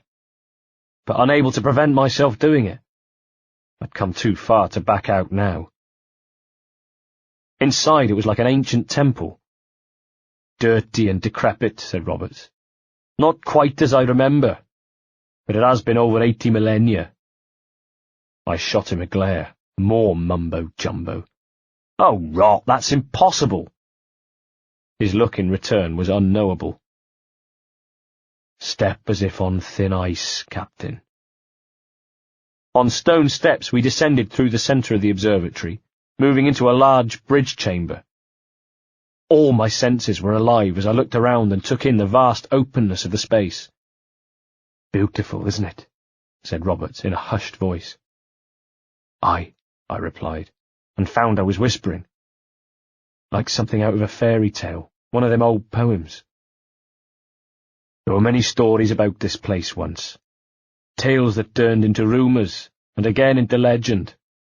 The inevitable process of facts becoming fictions, before fading away entirely. And now we entered a new room altogether, what could only be described as an archive, a huge space lined with low shelves on which were stacked hundreds of small vials of blood, just like the ones in the coffer, just like the one I had seen Torres use on Bartholomew Roberts. More blood vials. Yes, these cubes contained the blood of an old and ancient people, a wonderful race in their time. The more you talk, man, the less I understand, I said irritably. Only remember this. The blood in these vials is not worth a single real to anyone anymore. It may be again, one day, but not in this epoch. We were deep within the bowels of the earth now, and walked through the archives into what was the main theatre of the observatory. Again it was astounding, and we stood for a second, craning our necks to gaze from one side of the vast domed chamber to the other.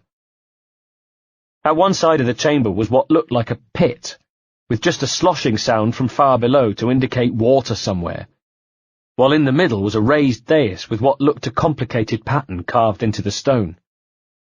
As Roberts bid me place the chest down, a low noise began. A low, humming sound that was intriguing at first, but began to build. "What's that?" I felt as though I was having to shout to make myself heard, although I wasn't.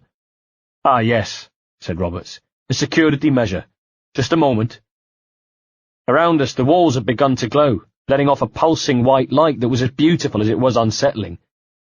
The sage walked across the floor to the raised platform in the middle, and put his hand to a carved indent in the centre. Straight away the sound receded and the room around us was silent again, though the walls still glowed. "So what is this place?" I said to Roberts. "Think of it as like a large spyglass, a device capable of seeing great distances." The glow, the blood, this device. My head was beginning to spin, and all I could do was stand and watch open-mouthed as Roberts reached into the coffer with practised fingers, as though it was something he'd done dozens of times before, and then pulled out a vial and held it up to the light, just as he had on the day we took possession of the chest. Satisfied, he bent to the raised dais in front of him and placed the crystal inside. And then something happened. Something I still can't quite believe.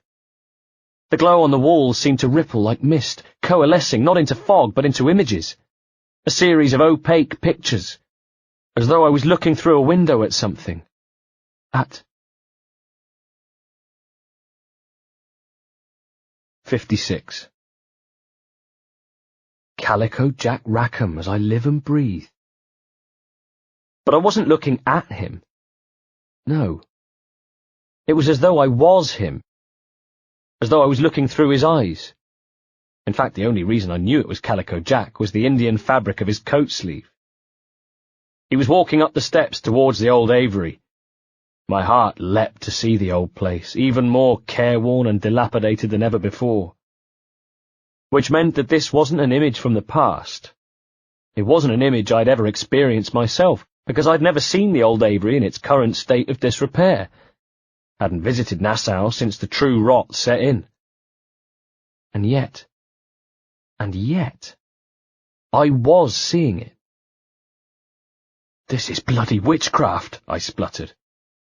"No, this is Calico Jack Rackham, somewhere in the world at this moment."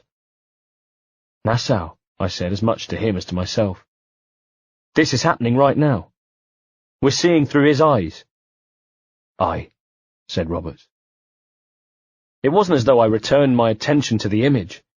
It was simply there in front of me, as if I was part of it, inside it, which in a way I was, because when Calico Jack turned his head, the image moved with him. I watched as he looked towards a table where Anne Bonny sat with James Kidd.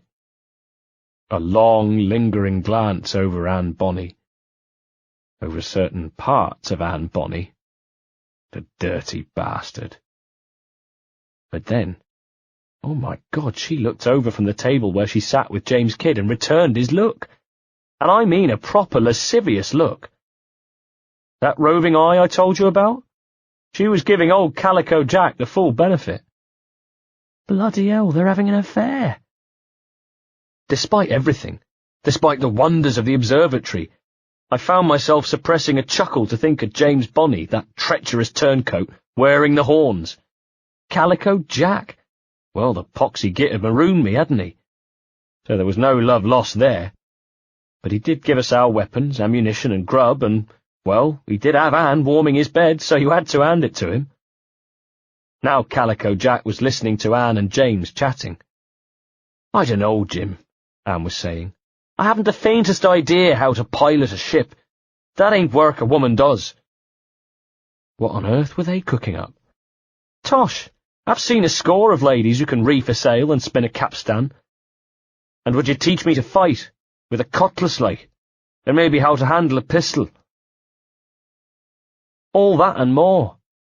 But you have to want it, and work for it. There's no stumbling into true success. And now Calico Jack confirmed what I thought. His disembodied voice seemed to echo off the stone. Oi, lad, that's my lass you're making love to. Lay off or I'll cut you. Up your arse, Rackham. Lad is the last thing you should be calling me. Oh yes, I thought. Was James Kidd about to reveal her disguise? James was reaching beneath her shirt, and Calico Jack was blustering. Oh? Is that right? Lad? Roberts removed the cube from the observatory controls, and the image evaporated. I bit my lip and thought of the jackdaw. Ade didn't like our current situation. He'd be dying to make sail. But he wouldn't do it without me. Would he? But now the glow that hung in the chamber before us became something else again, and all thoughts of the jackdaw's intentions were forgotten, as Roberts said, Let's try another. Governor Woods Rogers, and placed another crystal cube into the console, and new images formed. We were seeing through the eyes of Woods Rogers. Standing with him was Torres, and not far away was El Tiburon. Suddenly the vision was filled with the image of a blood vial being held up for examination by Rogers. He was speaking. You have a bold idea, but I must think it carefully through. The observatory chamber room filled with the sound of Torres's reply. A simple pledge of loyalty is all you need suggest to the House of Commons. An oath, a gesture, and a simple ceremonial dram of blood taken from the finger. That's all. Christ. Whatever Anne and Mary had been cooking up, it was nothing compared to this lot. Still trying to control the bleeding world? Bleeding being the operative word. And doing it how? The English Parliament. Now Rogers was speaking. The ministers may give me trouble, but it should be easy enough to convince the House of Lords. They do adore an excess of pomp and circumstance. Exactly. Tell them it's a show of fealty to the king, against those revolting Jacobites. Yes, indeed, replied Rogers. The crucial detail is the blood. You must get a sample from each man. We want to be ready when we find the observatory. Agreed. Roberts removed the cube from the console and looked at me, triumph in his eyes. Now we knew what the Templars were plotting. Not only that, but we were one step ahead of them. The images had gone, the strange glow had returned to the walls, and I was left wondering if I'd imagined the whole thing. Meantime, Roberts pulled something from the console and held it aloft. A skull. The skull in which he'd placed the vials of blood. A precious tool, you see. Sorcery, that's what it is, I said. Not so. Every mechanism that gives this device its light is a true and physical thing. Ancient, yes, but nothing supernatural or strange. I looked doubtfully at him, thinking, you're kidding yourself, mate, but decided not to pursue it. We'll be masters of the ocean with that, I said. Wanting to hold the skull, reaching out to take it from him and overcome with a desire to feel the weight of it in my palm, I felt a tremble as he came forward with it, his hand outstretched. But then, instead of giving it to me, he whipped it round, striking me in the face with it, and knocking me across the floor of the observatory and over the precipice of the pit. I fell, slamming into the stone on the way down, whipped by the vegetation that clung to the rock face, but unable to get a grip on it and stop my fall. I felt a searing pain in my side, then smacked into the water below, thanking God I had the presence of mind to turn my fall into the semblance of a dive. From that height, that instinct might have saved my life. Even so, my entrance into the water was a messy one. I crashed into it and floundered, swallowing water, trying not to let the pain in my side drag me under. As I broke the surface and gasped for breath, I looked up, only to see Roberts gazing down on me. "There's nothing in my code about loyalty, young man," he taunted me, his voice echoing in the space between us. "You played your role, but our partnership is done." "You're a dead man, Roberts!" I roared back, only I couldn't quite manage a roar. My voice was weak, and anyway he'd left and I was too busy trying to tend to the flaming pain in my side and get myself to safety. When I collected myself, what I found was a branch sticking from my flank, the wound colouring my robes red. I yanked it out with a scream, tossed the stick away, and clenched my teeth as I held the wound, feeling blood seep through my fingers. "Roberts, you bastard! You bastard!" Somehow, despite the pain, I managed to climb back up the walls of the pit to the observatory. I retraced my steps, through the bridge chamber, and past the corpses at the entrance, limping back down to the beach, pain sweat pouring off me. But as I stumbled out of the long grass and onto the beach, what I saw filled me with anguish. The jackdaw, my beloved jackdaw, had left. It was just a rover anchored offshore now. And there, where the beach met the sea, was moored a yawl, the coxswain and rowers silent sentinels with the sea at their backs as they awaited their captain, Captain Bartholomew Roberts, who stood before me. He crouched. His eyes flashed, and he smiled that peculiar, joyless smile of his. "Oh, your jackdaw has flown, Edward, eh? That's the beauty of a democracy. The many outvote the one. Aye, you could sail with me, but with a temper as hot as yours, I fear you'd burn us all to cinders. Luckily, I know the king's bounty on your head is a large one, and I intend to collect." The pain was too much. I could hold it together no more and felt myself passing out. The last thing I heard as the darkness claimed me was Bartholomew Roberts softly taunting me. "Have you ever seen the inside of a Jamaican prison, boy? Have you?"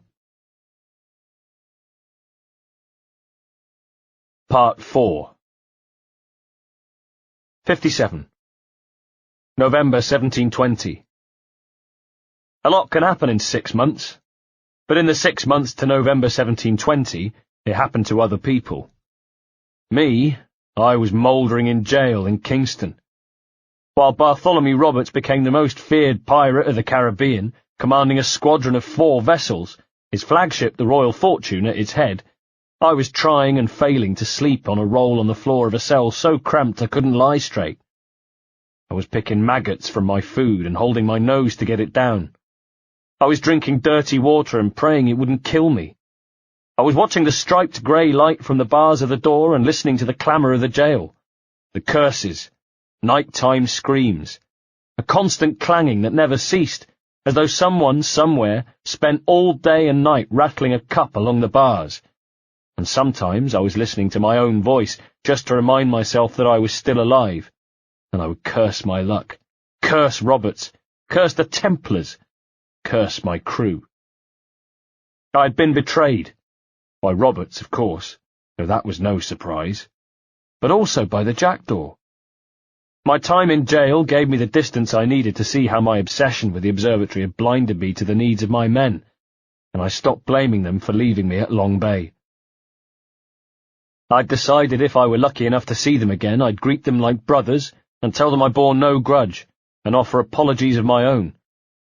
Even so, the image of the jackdaw sailing away without me burned like a brand on my brain.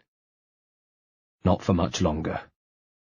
No doubt my trial approached, though I had yet to hear, of course. and after my trial would come my hanging. Yesterday they had one. A pirate hanging, I mean. The trial was held in Spanish Town, and 5 of the men tried went to the gallows the day after at Gallows Point. They hanged the other 6 the next day in Kingston. One of those they hanged yesterday was Captain John Rackham, the man we all knew as Calico Jack. Poor old Jack. Not a good man, but not an especially bad one either. And who can say fairer than that? I hoped he'd managed to get enough liquor down him before they sent him to the gallows. Keep him warm for the journey to the other side.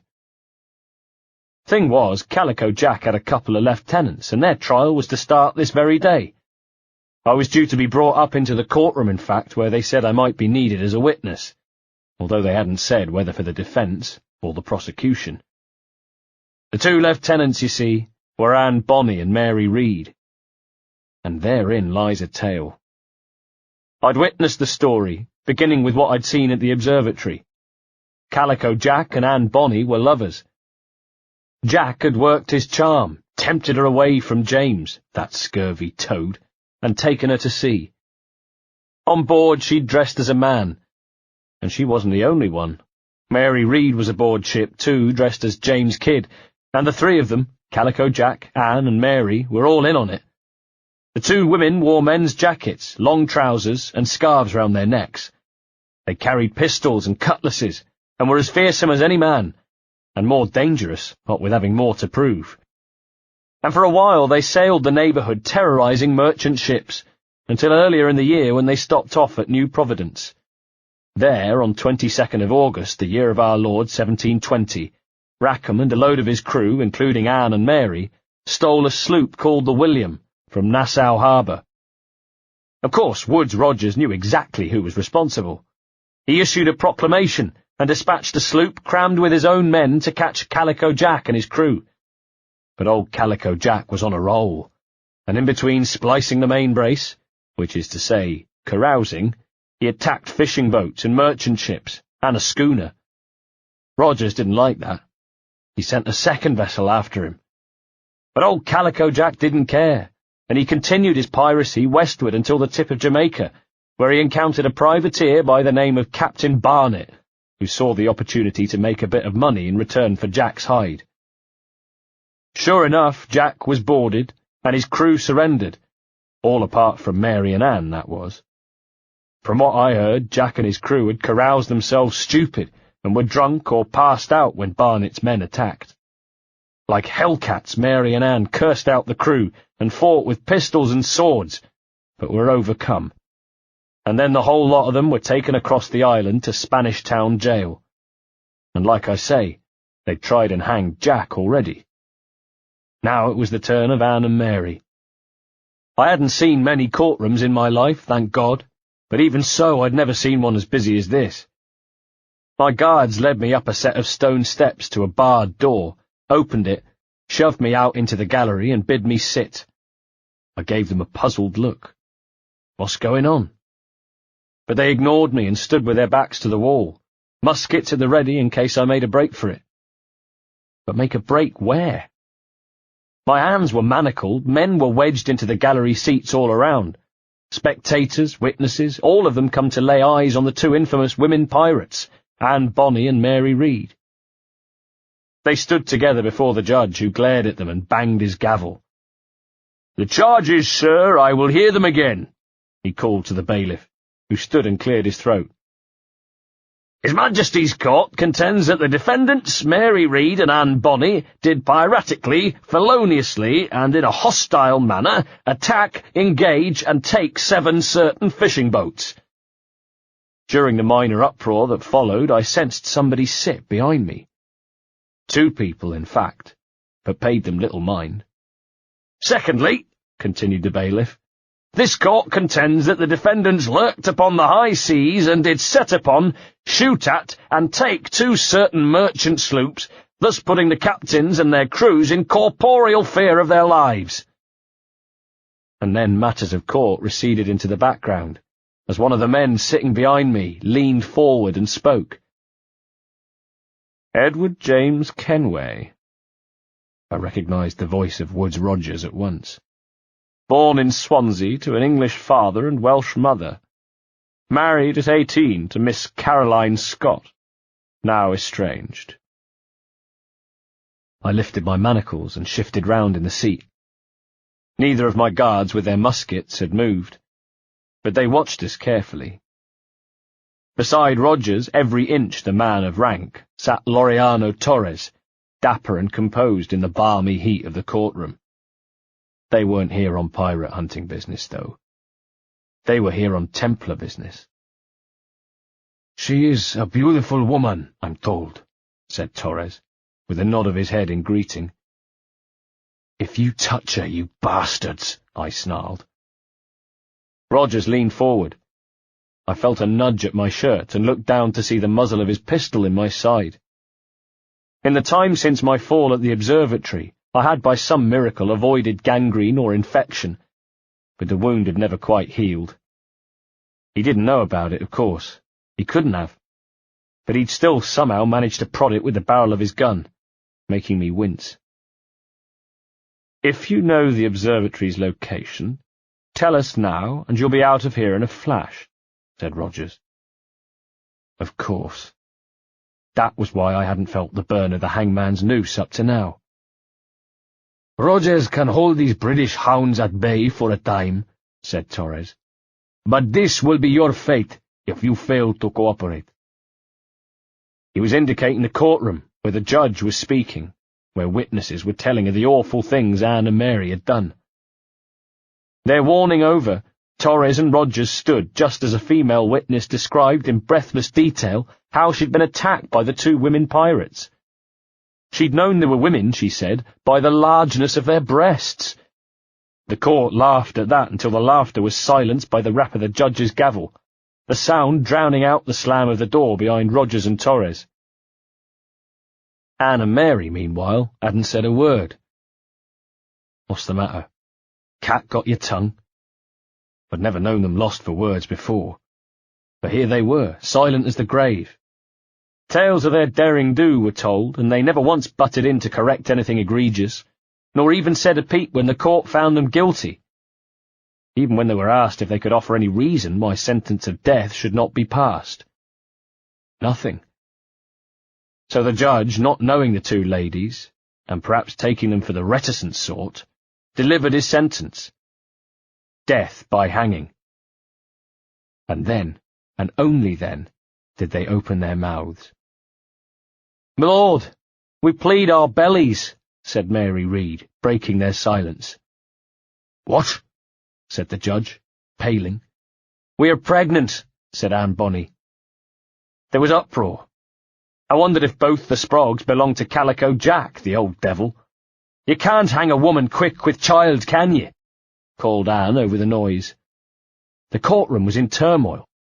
As if anticipating my thoughts, one of the guards behind nudged me with his musket barrel. "Don't even think about it." "Quiet! Quiet!" called the judge. "If what you claim is true, then your executions will be stayed, but only until your terms are up." "Then I'll be up the doff the next time you come knocking," roared Anne. That was the Anne I remembered, with the face of an angel and the mouth of the roughest Jack Tar. And she had the court in uproar again as the red-faced judge hammered at the bench with his gavel and ordered them removed, and the session broke up in disarray. 58. "Edward Kenway, do you remember you once threatened to cut off my lips and feed them to me?"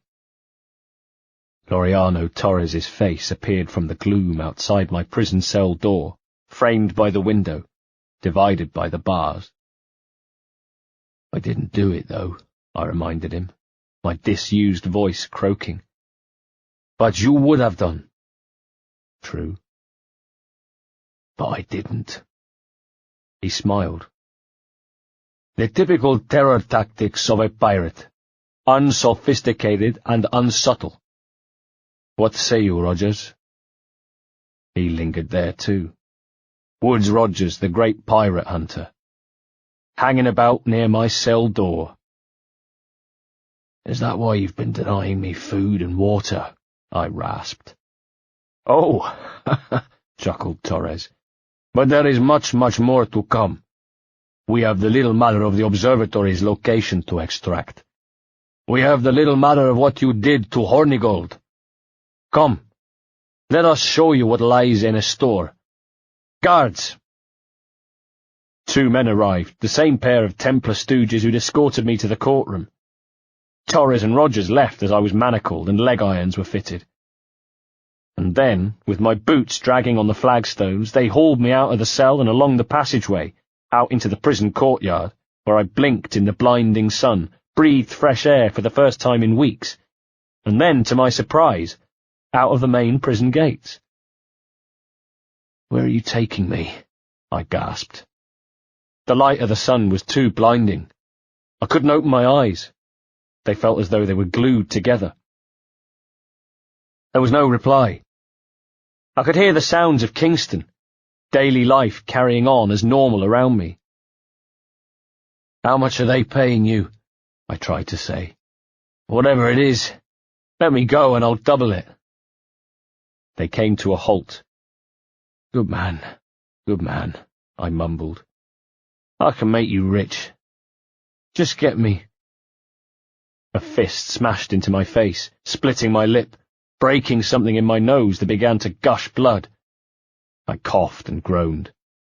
As my head lolled back, a face came close to mine. "Shut up!" I blinked, trying to focus on him, trying to remember his face. "I'll get you for that," I murmured. Blood or saliva ran from my mouth. "You mark my words, mate. Shut up, or next time it'll be the point of my sword." I chuckled.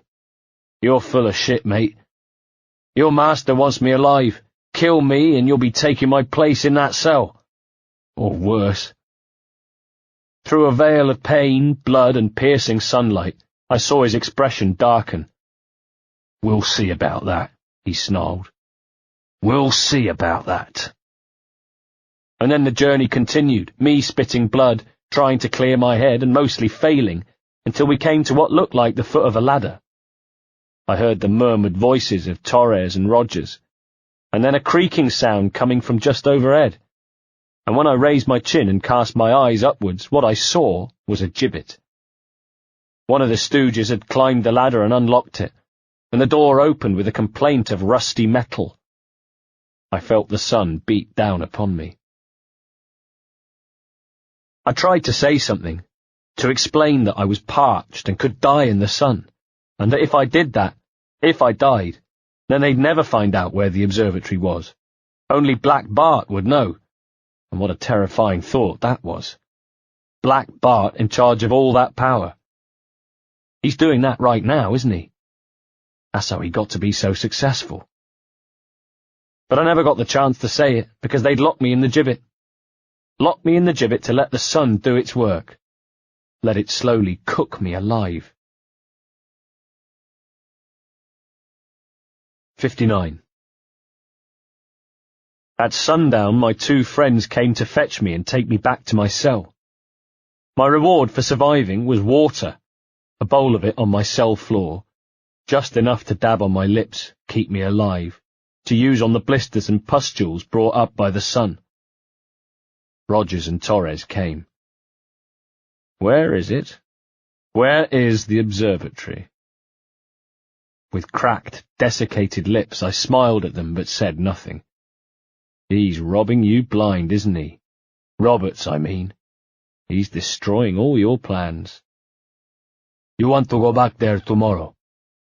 "Sure," I whispered. "Sure. I could do with the fresh air." It wasn't every day. Some days I stayed in my cell. Some days they only hung me for a few hours. Where is it? Where is the observatory? Some days they left me until well after nightfall, but it wasn't so bad when the sun went in. I was still crumpled into the gibbet like a man stuck in a privy, every muscle and bone shrieking in agony. I was still dying of thirst and hunger, my sunburnt flesh flaming. But still, it wasn't so bad. At least the sun had gone in. "Where is it? Where is the observatory?"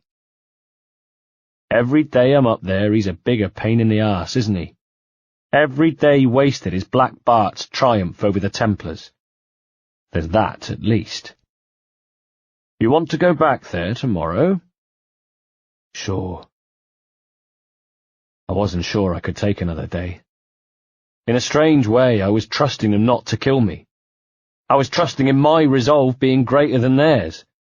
I was trusting in my own inner strength. But for another day I hung there, crouched and crumpled in the gibbet. And when night fell again, I heard the guards taunting me, and I heard them gloating about Calico Jack and how Charles Vane had been arrested. Charles Vane, I thought. Charles Vane. I remember him. He tried to kill me. Or did I try to kill him? And then the sounds of a short-pitched battle, bodies falling, muffled groans, and then a voice. "Good morning, Captain Kenway. I have a gift for you." Very, very slowly, I opened my eyes. On the ground below me, painted grey in the dead light of the day, were two bodies. My friends, the Templar stooges. Both had slashed throats.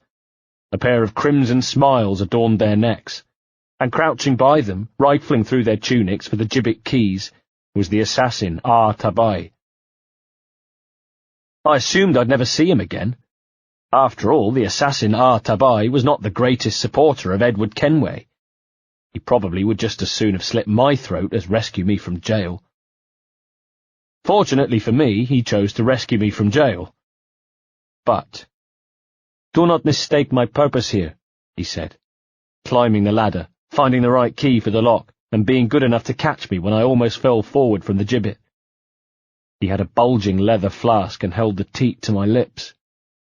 As I gulped, I felt tears of relief and gratitude pouring down my cheeks. "I have come for Anne and Mary," he was saying as he helped me down the ladder. "You owe me nothing for this, but if you would lend me your aid, I can promise you safe passage from this place." I'd collapsed to the ground, where Tabai allowed me to gather myself, handing me the leather flask once again. "I'll need weapons," I said, after some minutes. He smiled and handed me a hidden blade. It was no small thing for an assassin to hand an interloper a blade. And as I crouched on the ground and strapped it on, I realized I was being honored in some way. The thought gave me strength. I stood and engaged the steel, worked the action of the blade, then slid it home. It was time. Time to go and save Anne and Mary. 60. He had some distractions to set off, he said, so I was to look for the women while he saw to that. Fine. I knew where they were being held, and not long later, when the first of his explosions gave me just the distraction I needed, I was able to slip back into the prison compound and make my way there. Then, as I drew closer, what I heard was screaming, and the unmistakable voice of Anne Bonny. "Help her! For God's sake, fetch help! Mary's ill! Somebody, please!" In return, I heard the sound of soldiers trying to shut her up, thumping at the bars of her cell with their musket butts. Not to be silenced, Anne was shrieking at them now. "She's ill! Please, she's ill!" Anne was screaming. "She's dying!" "The dying pirate, there's your difference," one of the men was saying. I ran now, heart thumping, feeling the pain at my side, but ignoring it as I turned a corner in the corridor of the cell block, one hand on the cool stone wall to steady my progress, and the other engaging the blade at the same time. The guards were already rattled by Tabai's explosions and Anne's screaming. The first one turned and raised his musket, but I swept my blade under and up, thrusting it through his ribcage, gripping the back of his head, and wrenching it into his heart at the same time. His mate had turned at the sound of the body thumping to the stone, and his eyes widened. He reached for his pistol, but I got to him before his fingers curled round the grip, and with a shout leapt and struck downwards, plunging the blade into him too. Stupid move. I wasn't in a condition for that kind of action. Immediately I felt a searing pain along my side. Pain like fire that began at the wound and then rolled up and down my body. In a tumble of flailing arms and legs, I fell with my blade embedded in the guard, landing badly but pulling it free as I rolled to meet the attack of the last guard. Thank God. Tabai appeared from my right, his own blade engaged, and seconds later the last guard lay dead on the stone. I gave him grateful eyes, and we turned our attention to the cells, to the screaming. There were 2 cells beside one another. Anne stood, her desperate face pressed between the bars. "Mary," she was pleading. "See to Mary." I didn't need telling twice. From a guard's belt I liberated the keys and tore open Mary's door. Inside she was using her hands for a pillow on the low, dirty cot where she lay. Her chest rose and fell weakly, and though her eyes were open, she stared at the wall without seeing it. "Mary," I said, bending to her and speaking quietly. "It's me, Edward." She breathed steady but ragged breaths. Her eyes stayed where they were, blinking but not moving, not focusing. She wore a dress, but it was cold in the cell, and there was no blanket to cover her, no water to touch her parched lips. Her forehead was shiny with sweat and cauldron hot when I put a hand to it. "Where's the child?" I asked. "They took it," replied Anne from the door. "The bastards." My fists clenched. "No idea where she is," continued Anne, and suddenly cried out in pain herself. "Jesus, that's all we need." "Right, let's go." As gently as I could, I pulled Mary to a sitting position, then swung her arm round my shoulder and stood. My own wound grumbled, but Mary cried out in pain, and I could only imagine the agony she was going through. After childbirth, she needed rest. Her body needed time to recover. "Lean on me, Mary," I told her. "Come on." From somewhere came the shouts of approaching soldiers. Tabai's distractions had worked. They'd given us the time we needed. But now the troops had recovered. "Search every cell," I heard. We began stumbling along the passageway back towards the courtyard, Tabai and Anne forging ahead. But Mary was heavy, and I was weak from days and nights spent hung in the gibbet, and the wound in my side, Christ, it hurt. Something must have torn down there, because the pain flared, and I felt blood, warm and wet, course into the waistband of my breeches. "Please help me, Mary," I begged her, but I could feel her body sag as if the fight was leaving her, the fever too much for it. "Stop, please," she was saying. Her breathing was even more erratic. Her head lolled from side to side. Her knees seemed to have given way, and she sank to the flagstones of the passageway. Up ahead, Tabai was helping Anne, whose hands clutched at her stomach, and they turned to urge us on, hearing more shouting from behind us, more soldiers arriving. "There's no one here," came the shout. So now they'd discovered the breakout. More running feet. Tabai and Anne reached the door to the courtyard. A black square became a grey one, and night air rushed into the passageway. Guards behind us. Ahead, Tabai and Anne were already across the courtyard and at the main gate, where the assassin surprised a guard who slid down the wall, dying. Anne was screaming now and needing help as they clambered through the wicket door of the prison compound and out into a night glowing orange with the fire of Tabai's explosions. But Mary couldn't walk. Not any more. I grimaced as I bent down and scooped her up, feeling another tearing sensation in my side, as though my wound, though a year old, simply couldn't cope with the extra weight. "Mary!" I could carry her no longer, and had to lay her down on the stones of the courtyard. From all around us I could hear the sound of tramping boots and soldiers calling to one another. Fine, I thought. Let them come. Here is where I'll stand and fight. It's as good a place to die as any. She looked up at me, and her eyes focused, and she managed to smile before a fresh surge of pain made its way through her body. "Don't die on my account," she managed. "Go." I tried to say no, but she was right. I laid her down and tried to make her as comfortable as possible on the stones. My eyes were wet when I spoke. "Damn it! You should have been the one to outlast me." She smiled a ghostly smile. I've done my part. Will you? Her image divided as though viewed through diamonds, and I palmed tears from my eyes. If you came with me, I could, I urged her. She said nothing. No, please, don't go. Not you. Mary. She was trying to say something. I put my ear to her lips. I'll be with you, Kenway, she whispered. Her final breath was warm on my ear. I will. I stood up and looked down at Mary Read, knowing there would be time to mourn her later, when I would remember a remarkable person, perhaps the most remarkable I ever knew.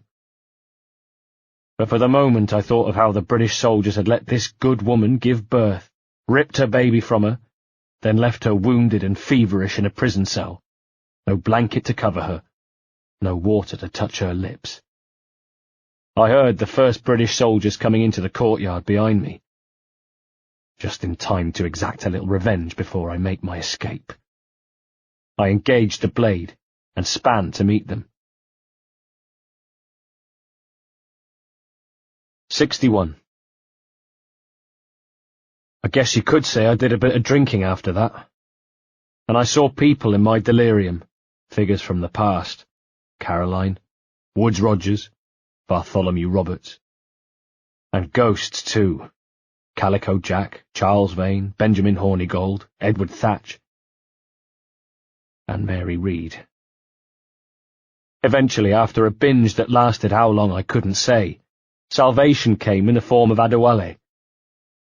He came to me on the beach in Kingston, and I thought he was another ghost at first, another figure from my visions, come to taunt me, come to remind me of my failings. Captain Kenway, you look like a bowl of plum duff. One of my visions. A ghost. A trick my poor hungover mind is playing on me. And yes, while we're on the subject, where is my bottle of liquor? Until when he reached a hand to me and I reached back, expecting his fingers to become wisps of smoke, to disappear into nothing. They were real. Hard as wood, just as reliable, and real. I sat up. Christ, I've got a head for 10. Adewale pulled me up. On your feet. I stood, rubbing my poor, throbbing head. You put me in a spot, Adewale.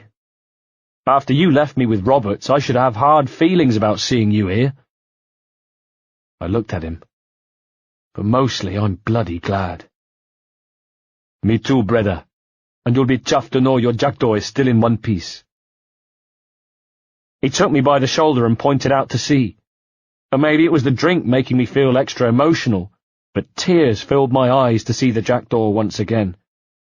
The men stood at the gunwales, and I saw them in the rigging and their faces at the hatches of the stern guns, every man jack of them looking over to the beach, to where Adewale stood with me now. They came, I thought, and a tear rolled down my cheek that I brushed away with the sleeve of my robes, a parting gift from Artabai, though I'd done little to honour them since. Shall we set sail? I asked him, but Adewale was already walking away, further up the beach towards inland. You're leaving? I called after him. Aye, Edward, for I have another calling elsewhere. But when your hat and your head are ready, visit the assassins. I think you will understand then. So I took his advice. I sailed the jackdaw to Tulum, back to where I had first discovered my sense, and met Artabai. There, I left the crew on board and went in search of Artabai, only to arrive in the aftermath of an attack, walking into the smouldering, smoking ruins of an assassin village, and finding Adewale there too. This, then, was his calling. Jesus, Adewale. What the hell happened here? You happened here, Edward. The damage you caused 6 years ago has not been undone. I winced. So that was it. The assassins were still feeling the repercussions of those maps I'd sold to the Templars. I looked at him. I'm not an easy man to call a friend, am I? Is that why you're here? To fight beside a man so driven by personal gain and glory is a hard thing, Edward. And I have come to feel the assassins, and their creed is a more honourable course. So that was it. The words of Mary Reed and Artabai had been wasted on me, but Adewale had been heeding them. I wished I'd made more effort to do the same. Have I been unfair? He prompted. I shook my head. For years I've been rushing around, taking whatever I fancied, not giving a tinker's cuss for those I hurt. Yet here I am, with riches and reputation, feeling no wiser than when I left home. Yet when I turn round, look at the course I've run, there's not a man or woman I love left standing beside me. A new voice spoke up. Tabai. There is time to make amends, Captain Kenway. I looked at him. Mary. Before she died, she asked me to do good by her, to sort out the mess I'd made. Can you help me? Artabai nodded. He and Adewale turned towards the village, and I walked alongside them. Mary was fond of you, Edward, noted Artabai. She saw something in your bearing that gave her hope you might one day fight with us. He paused. What do you think of our creed? He said. We both knew that 6 years ago, 1 year ago, I would have scoffed and called it silly. Now, though, my answer was different. It's hard to say. For if nothing is true, then why believe anything? And if everything is permitted, why not chase every desire? Why indeed? Smiled Artabai mysteriously. My thoughts collided in my head. My brain sang with new possibilities. It might be that this idea is only the beginning of wisdom, and not its final form, I said. That's quite a step up from the Edward I met many years ago, said Artabai, nodding with satisfaction. Edward, you are welcome here. Thanking him, I asked, "How's Anne's child?" He shook his head and lowered his eyes, a gesture that said it all. She's a strong woman, but not invincible. I pictured her on the deck of the William, cursing her crewmates as cowards. It was said she'd fired shots at the men as they cowered drunk below decks. I could well believe it. I could well imagine how terrible and magnificent she'd been that day. I went to where she sat and joined her, staring over the treetops and out to sea. She hugged her own legs and turned her pale face to me with a smile. "Edward," she said in greeting. "I'm sorry for your loss," I said. I knew a thing or two about loss, learning more every day. If I'd stayed in prison, they'd have taken him from me, she sighed as she turned her face into the breeze. And he'd now be alive. Might be this is God's way of saying I ain't fit to be a mum, carrying on like I do, cursing and drinking, and fighting. You are a fighter, aye. In prison I heard stories of the infamous Anne Bonny and Mary Reed taking on the King's Navy together. Just the pair of you. She gave a laugh that was partly a sigh. It's all true. And we would have won that day if Jack and his lads weren't passed out in a hold from drink. Ah, Edward. Everyone's gone now, ain't they? Mary, Rackham, Thatch, and all the rest. I missed the lot, rough as they were. Do you feel that too? All empty inside, like? I do, I said. Devil curse me, I do. I remembered a time when Mary had put her hand on my knee, and I did the same to Anne now. She looked at it there for a moment, knowing it was as much an invitation as a gesture of comfort.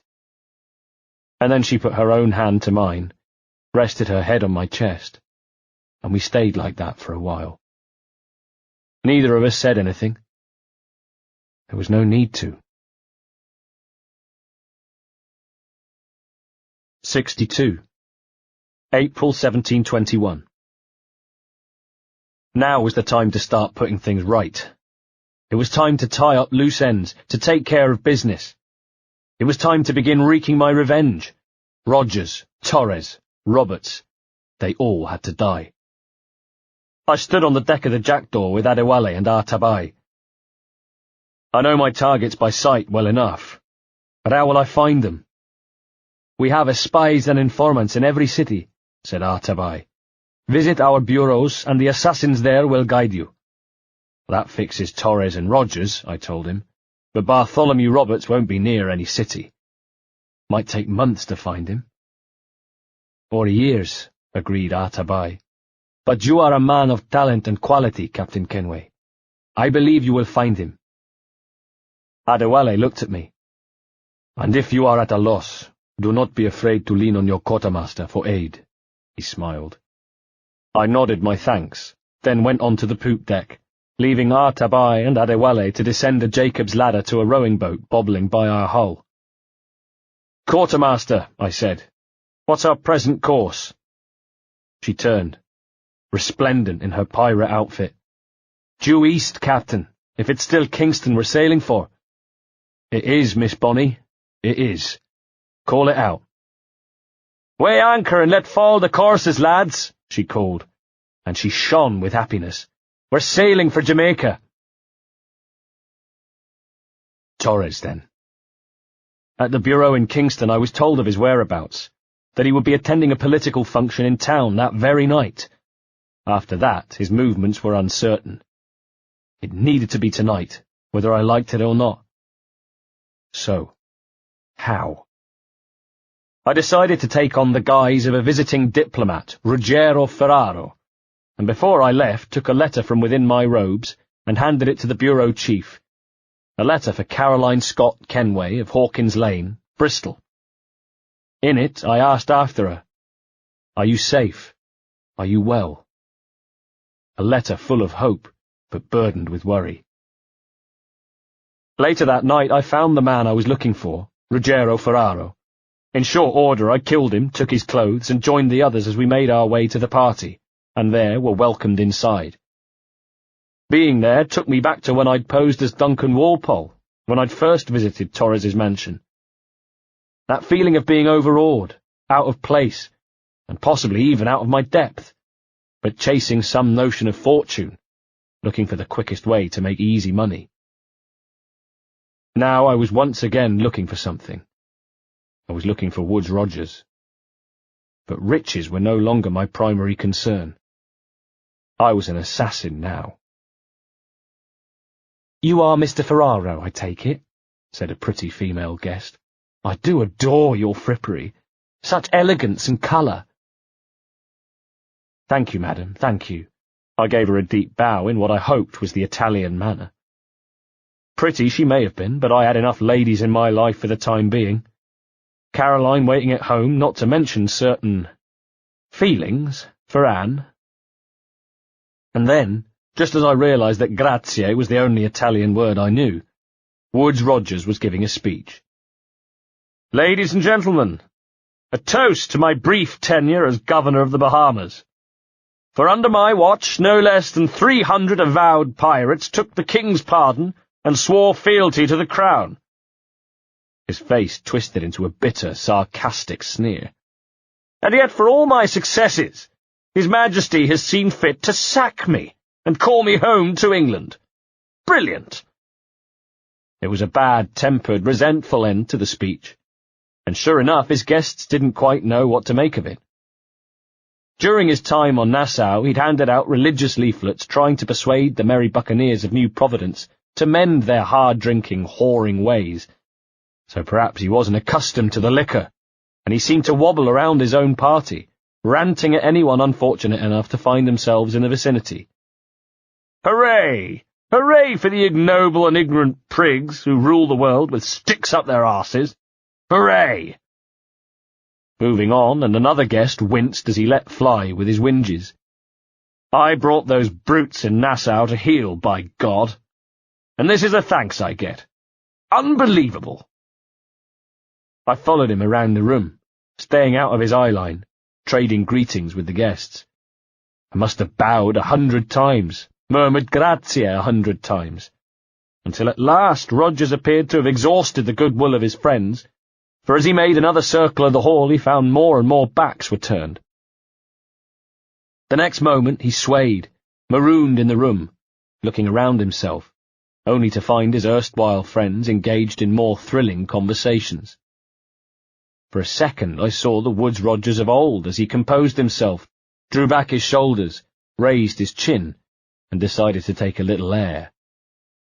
I knew where he was going probably before he did, so it was an easy matter to move out to the balcony ahead of him and wait for him there. And then, when he arrived, to bury my blade into his shoulder, and with one hand over his mouth to stop him screaming, lower him to the floor of the balcony, and sit him up against the balustrade. It all happened too quickly for him. Too quickly to fight back. Too quickly to even be surprised, and he tried to focus on me with drunken, pained eyes. "You were a privateer once," I said to him. "How is it you lack so much respect for sailors only trying to make their way in this world?" He looked at where my blade was still embedded in his shoulder and neck.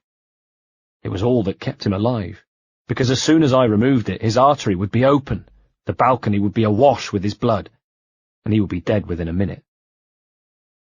"You couldn't possibly understand my motives," he said with a sardonic smile.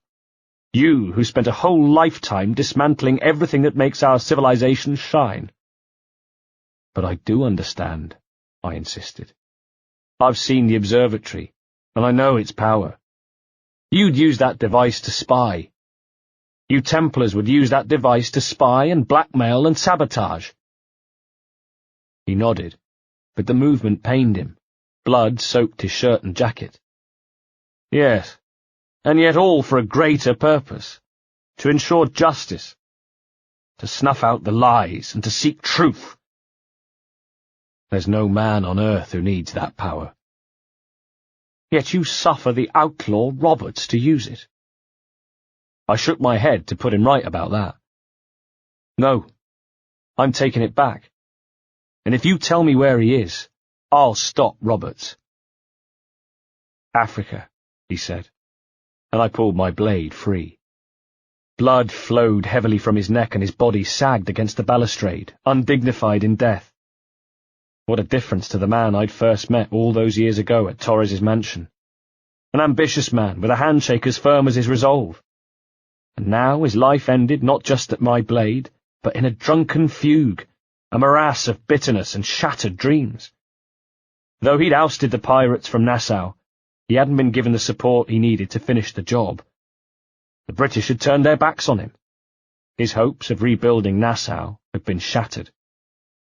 Blood puddled on the stone around me, and I moved my feet to avoid it. His chest rose and fell, slowly.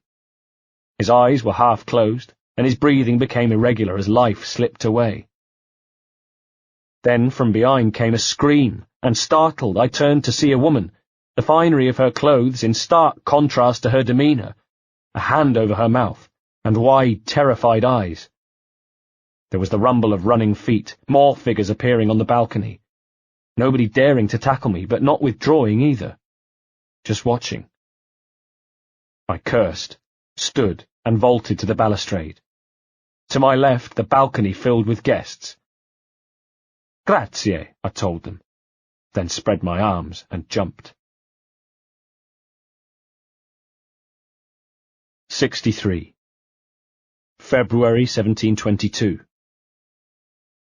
And so to Africa, where Black Bart, now the most feared and infamous pirate in the Caribbean, continued to evade the British. I knew how he did it, of course, because in his possession was the Observatory skull, and he was using it to anticipate every move against him. As I set the jackdaw in pursuit of him, Roberts was stealing French ships and sailing them down the coast to Sierra Leone. His royal fortune remained at the head of his fleet, and he continued sailing southeast along the African coast, raiding, pillaging, plundering as he went, constantly making improvements to his vessels and becoming better armed, more powerful, and even more fearsome than he already was.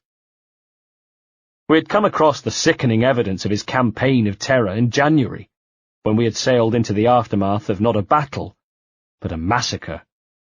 Roberts, in the Royal Fortune, had attacked 12 ships at anchor in Widder.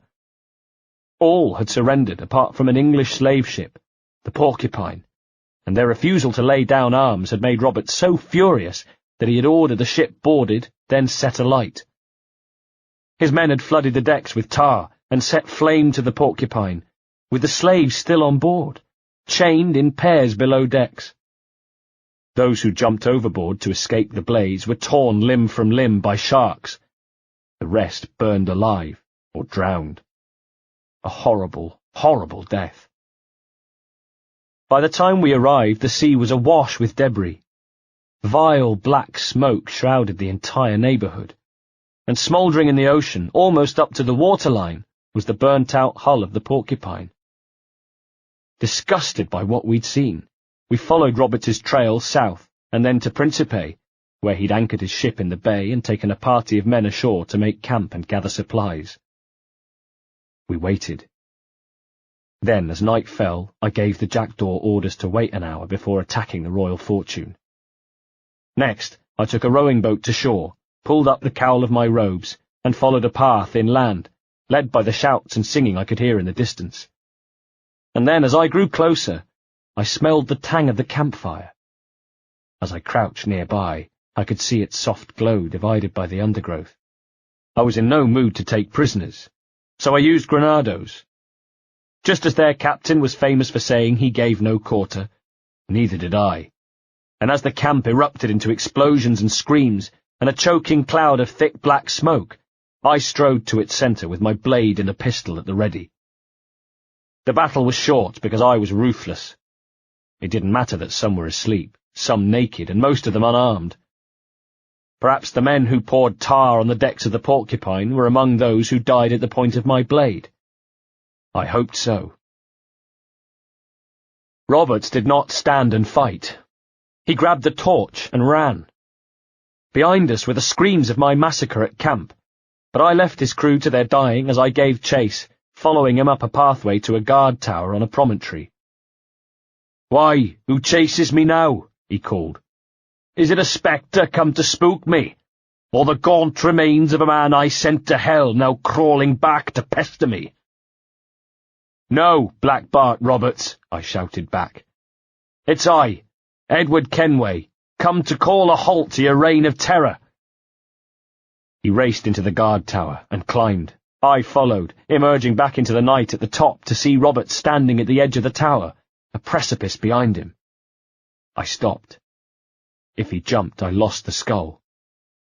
I couldn't afford to let him jump. His arm, holding the torch, waved. He was signalling. But to whom?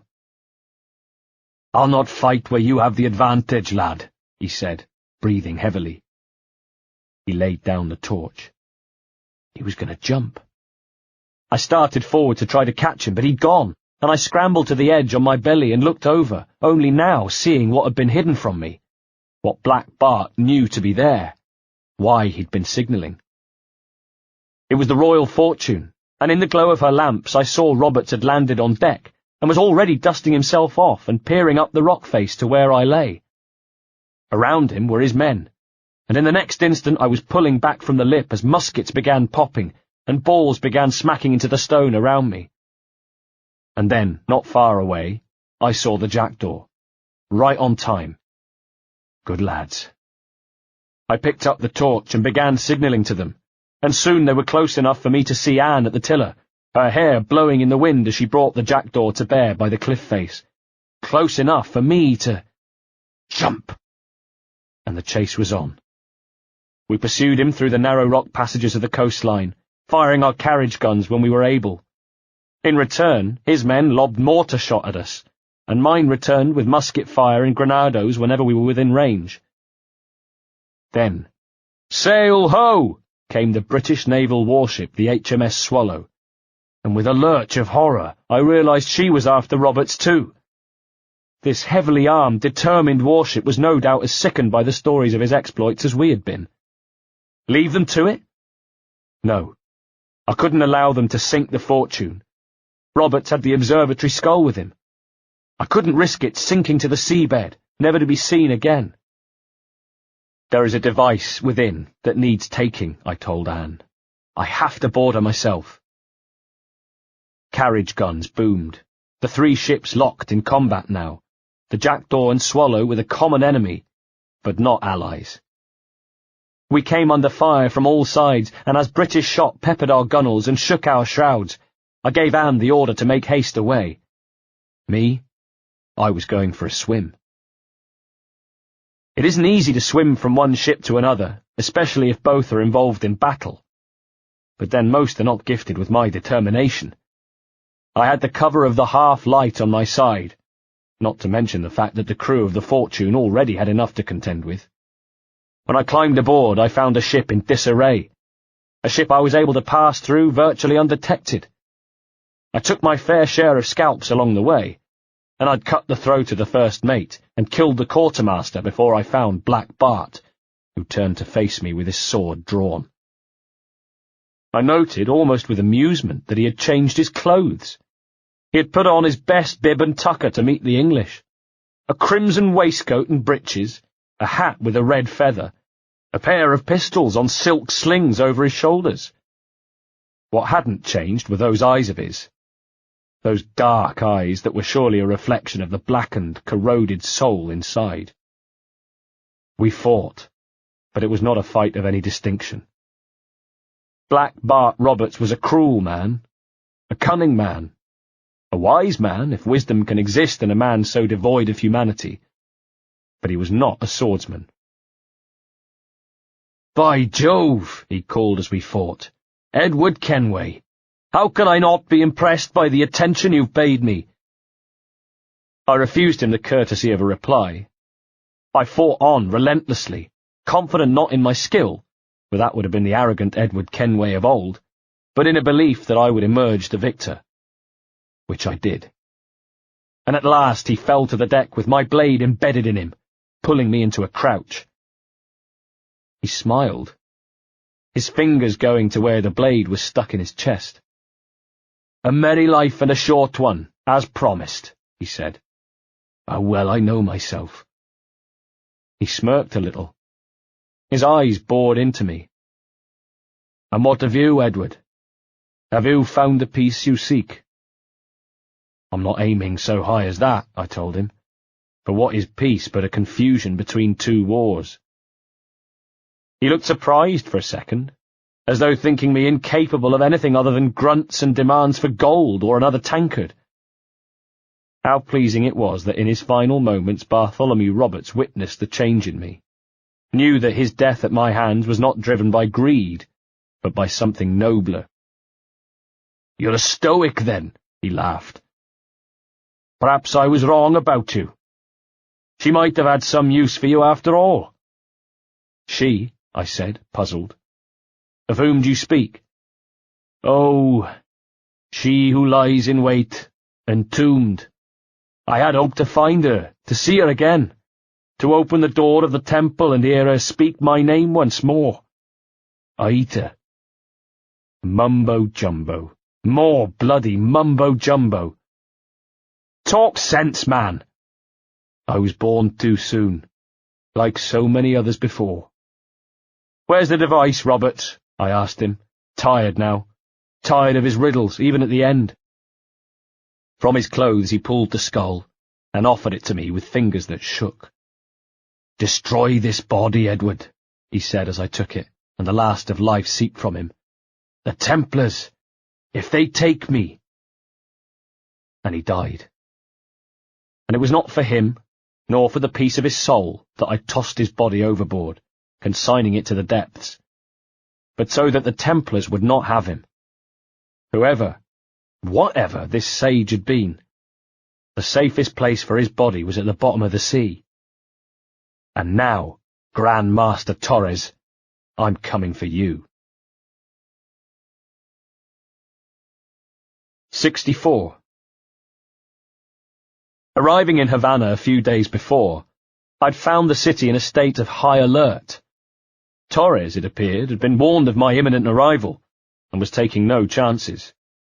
Soldiers patrolled the streets, citizens were being searched and forced to reveal their faces, and Torres himself had gone into hiding, accompanied, of course, by his trusty bodyguard, El Tiburon.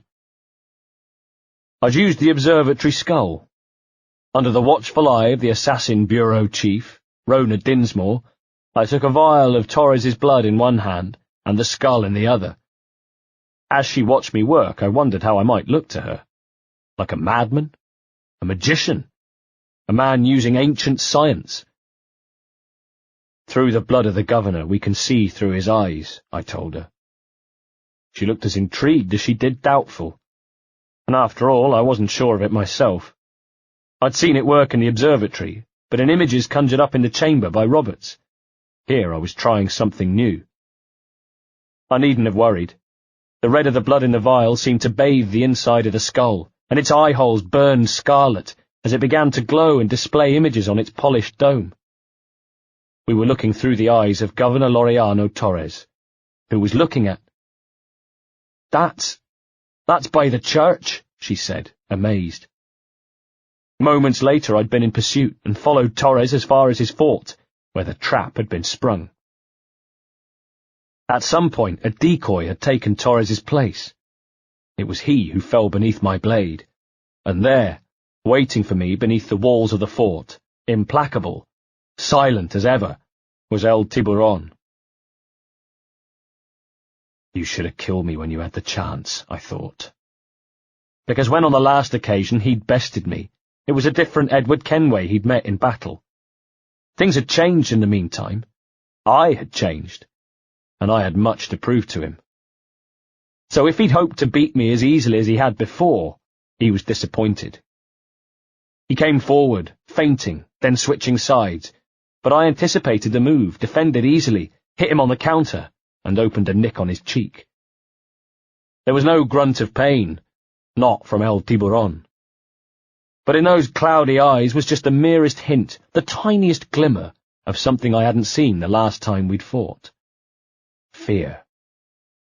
And that gave me a boost more than any shot of liquor, and once again I came forward with my blade flashing.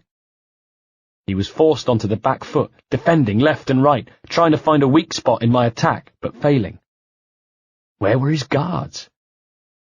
He hadn't summoned them, believing this would be an easy kill. But how wrong he was, I thought as I pressed forward, dodged to my left, and swiped backhanded with my blade, opening a gash in his tunic and a deep cut in his stomach that began gushing blood. It slowed him down. It weakened him. I allowed him to come forward, pleased to see his sword strokes becoming more wild and haphazard as I carried on harrying him. Small but bloody strikes, wearing him down. He was slow now, his pain making him careless. Again I was able to drive forward with my cutlass, slash upwards with my hidden blade, and twist it in his stomach. A mortal blow, surely. His clothes were ragged and blood-stained. Blood from his stomach wound splattered to the ground, and he staggered with pain and exhaustion, looking at me mutely but with all the agony of defeat in his eyes. Until at last I put him down and he lay losing precious lifeblood, slowly dying in the heartless Havana sun. I crouched, blade to his throat, ready to plunge it up beneath his chin into his brain. End it quickly. You humbled me once, and I took that hard lesson, and I bettered myself, I told him. Die knowing that for all our conflicts, you helped make a soldier out of a scoundrel. My blade made a moist squelching sound as I finished it. Leave this life for a lasting peace, down among the dead, I told his corpse, and left. 65. Desperate Torres had fled. With the last throw of the dice, he'd decided to seek out the observatory for himself. I took the jackdaw in pursuit, my heart sinking as with each passing hour there was no sighting of Torres, and with each passing hour we grew closer to Tulum. Would he find it? Did he already know where it was? Had he found another poor soul to torture? An assassin? And then we came round the coast of Tulum, and there was Torres's galleon at anchor, smaller consorts bobbling by her sides. We saw the glint of spyglasses, and I ordered hard port. Moments later, black squares appeared in the hull of the Spanish galleon, and the sun shone dully off her gun barrels, before there was a thud and a puff of fire, and smoke and balls were smacking into us, and into the water around us. The battle would continue, but it would have to continue without its captain, and also, as she insisted on coming with me, its quartermaster. Together, Anne and I dived off the gunwale into bright blue water, and swam for shore, and then began the trek up the path to the observatory. It wasn't long before we came upon the first corpses. Just as the men on the galleon were fighting for their lives against the onslaught of the jackdaw, so the men with Torres had been doing the same. They had been ambushed by the natives, the observatory guardians, and from up ahead we could hear the sounds of more conflict. Desperate shouts, as the men at the rear of the column tried in vain to frighten off the natives. "This land is under the protection of King Philip. Tell your men to disperse or die." But it was they who would die. As we passed through the undergrowth a short distance away from them, I saw their uncomprehending faces go from the monolithic edifice of the observatory, where had that come from, to scanning the long grass around them. They would die like that, terrified and uncomprehending. At the entrance to the observatory were more bodies, but the door was open, and some men had clearly made it inside. Anne bade me go in. She would stand guard. And so for a second time I entered that strange and sacred place, that huge temple. As I stepped inside, I remembered the last time, when Roberts had murdered his men rather than let them be unbalanced by what they saw inside. Sure enough, just as I crept into the vast entrance chamber, terrified Spanish soldiers were fleeing, screaming, their eyes somehow blank, as though whatever life in them had already been extinguished, as though they were corpses running. They ignored me and I let them go. Good. They'd distract the observatory guardians on the outside. And I pressed onwards, climbing stone steps, passing along the bridge chamber, more terrified soldiers, then towards the main control chamber. I was halfway there when the observatory began to hum. The same skull-crushing sound I'd heard on my first visit. I broke into a run, pushing past more frantic soldiers trying to make their escape, and dashing into the main chamber where stone crumbled from the walls as the observatory seemed to shake and vibrate with the droning noise.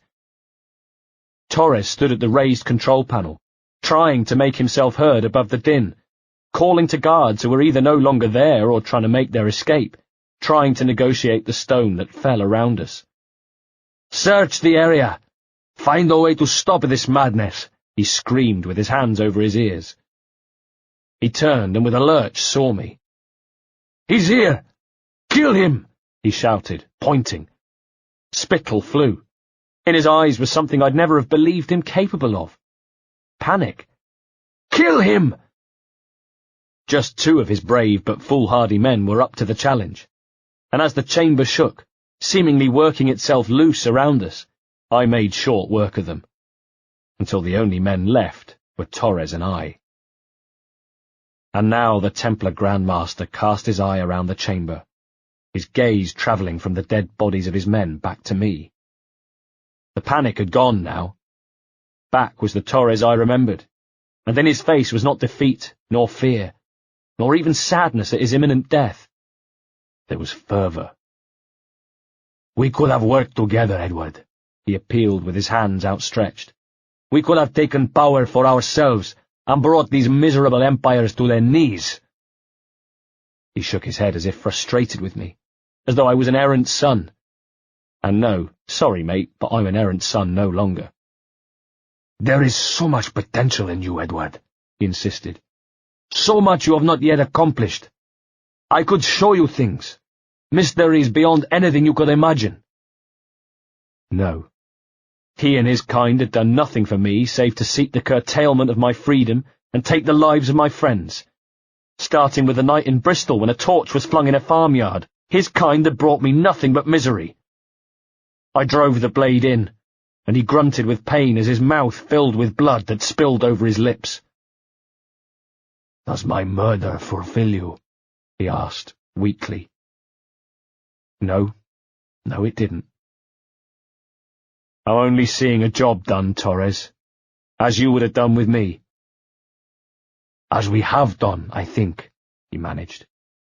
You have no family anymore, no friends, no future. Your losses are far greater than ours. That may be, but killing you rights a far greater wrong than I ever did. You honestly believe that? You would see all of mankind corralled into a neatly furnished prison, safe and sober, yet dull beyond reason and sapped of all spirit. So with everything I've seen and learnt in these last years, I do believe it. You wear your convictions well, he said. They suit you. It was as though I'd been in a trance. The noise of the observatory, the rattle of stone falling around me, the screams of the fleeing troops, all of it had faded into the background as I spoke to Torres, and I only became aware of it again when the last breath died on his lips, and his head lolled on the stone. There was the noise of a distant battle, soldiers being ruthlessly dispatched, before Anne, Adewale, and Artabai burst into the chamber. Their swords were drawn and streaked with blood. Their pistols smoked. Torres awakened the observatory something fierce, I said to Artabai. Are we safe? With the device returned, I believe so, he replied, indicating the skull. Anne was looking around herself, open-mouthed. Even part destroyed in the wake of the rockfall, the chamber was still a sight to see. What do you call this place? She said, awestruck. Captain Kenway's folly, said Adewale, shooting me a smile. We will seal this place and discard the key, announced Artabai. Until another sage appears, this door will remain locked.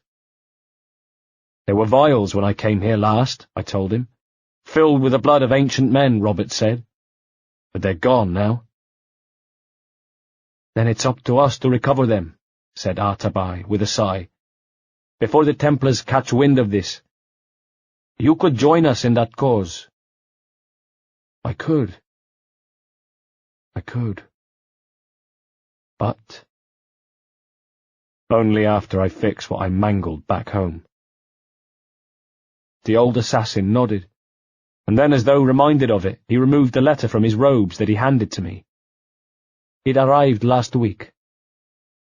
They left me as I read it. And I think you know the news it contained, don't you, my sweet? 66. October 1722. We had good reason to celebrate. So we did. However, with my new knowledge had come a decreased interest in inebriation, so I left the exuberance in the hands of the jackdaw crew, who built fires and roasted hogs and danced and sang until they had no energy left. Then they simply collapsed and slept where they had stood, and then pulled themselves to their feet, grabbed the nearest flask of liquor, and began again. Me, I sat on the terrace of my homestead with Adewale and Artabai. Gentlemen, how do you find it here? I asked them. I'd offered it, my home, as their base.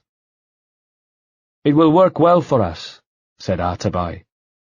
But our long-term goal must be to scatter our operations, to live and work among the people we protect, just as Altair ibn Lahad once counselled. Well, until that time, it's yours as you see fit. Edward. I had already stood to find Anne, but turned to Adewale. Yes? Captain Woods Rogers survived his wounds, he told me. I cursed, remembering the interruption. He has since returned to England, shamed and in great debt, but no less a threat. I will finish that job when I return, you have my word. He nodded, and we embraced before we parted, leaving me to join Anne. We sat in silence for a moment, smiling at the songs, until I said, I'll be sailing for London in the next few months. I'd be a hopeful man if you were beside me. She laughed. England is the wrong way round the globe for an Irish woman. I nodded. Perhaps it was for the best. Will you stay with the assassins? I asked her. She shook her head. No, I haven't that kind of conviction in my heart. You? In time, when my mind is settled and my blood is cooled. Just then we heard a cry from afar, a ship sailing into the cove. We looked at one another, both of us knowing what the arrival of the ship meant. A new life for me, a new life for her. I loved her in my own way, and I think she loved me. But the time had come to part, and we did it with a kiss. You're a good man, Edward, said Anne, her eyes shining as I stood. And if you learn to keep settled to one place for more than a week, you'll make a fine father, too. I left her and headed down to the beach to where a large ship was coming into dock. The gangplank was lowered, and the captain appeared, holding the hand of a little girl. A beautiful little girl, who shone brighter than hope. Just 9 years old. And I thought you looked the spitting image of your mother. 67. A little vision you were. Jennifer Kenway, a daughter I never even knew I had. Embarking on a voyage which went against your grandfather's wishes but had your grandmother's blessing, you'd sailed to find me in order to give me the news. My beloved was dead. Did you wonder why I didn't cry, I wonder, as we stood on the dock at Inagua? So did I, Jenny. So did I. And on that voyage home I got to know you. And yet there were still things I had to keep from you, because I still had much I needed to do. Before, I talked about having loose ends to tie, business to take care of. Well, there were still loose ends to tie, still business to settle. I took a skeleton crew to Bristol, a few of my most trusted men. We sailed the Atlantic, a hard, rough crossing, made bearable by a stay in the Azores, then continued our journey to the British Isles and to Bristol. To home. To a place I hadn't visited for nigh on a decade. A place I'd been warned against ever returning to. As we came into the Bristol Channel, the black flag of the Jackdaw was brought down, folded up and placed carefully in a chest in my cabin. In its place we raised the red ensign. It would be enough to allow us to land at least, and once the port-marshals had worked out the Jackdaw was not a naval vessel, I'd be ashore and the ship anchored offshore. And then I saw it for the first time in so long, the Bristol dock, and I caught my breath. I'd loved Kingston, Havana, and above all Nassau. But despite everything that had happened, or maybe because of it, this was still my home. Heads turned in my direction as I strode along the harbour, a figure of mystery, dressed not like a pirate but something else. Perhaps some of the older ones remembered me, merchants I'd done business with as a sheep farmer, men I'd drunk with in the taverns when I'd boasted of going off to sea. And tongues would wag, and news would travel far. How far, I wondered? To Matthew Haig and Wilson? To Emmett Scott? Would they know that Edward Kenway was back, stronger and more powerful than before, and that he had scores to settle? I found a boarding house in town, and there rested the night. The next morning I bartered for a horse and saddle, and set off for Hatherton, riding until I reached my father's old farmhouse. Why I went there, I'm not quite sure. I think I just wanted to see it. And so for long moments that's what I did.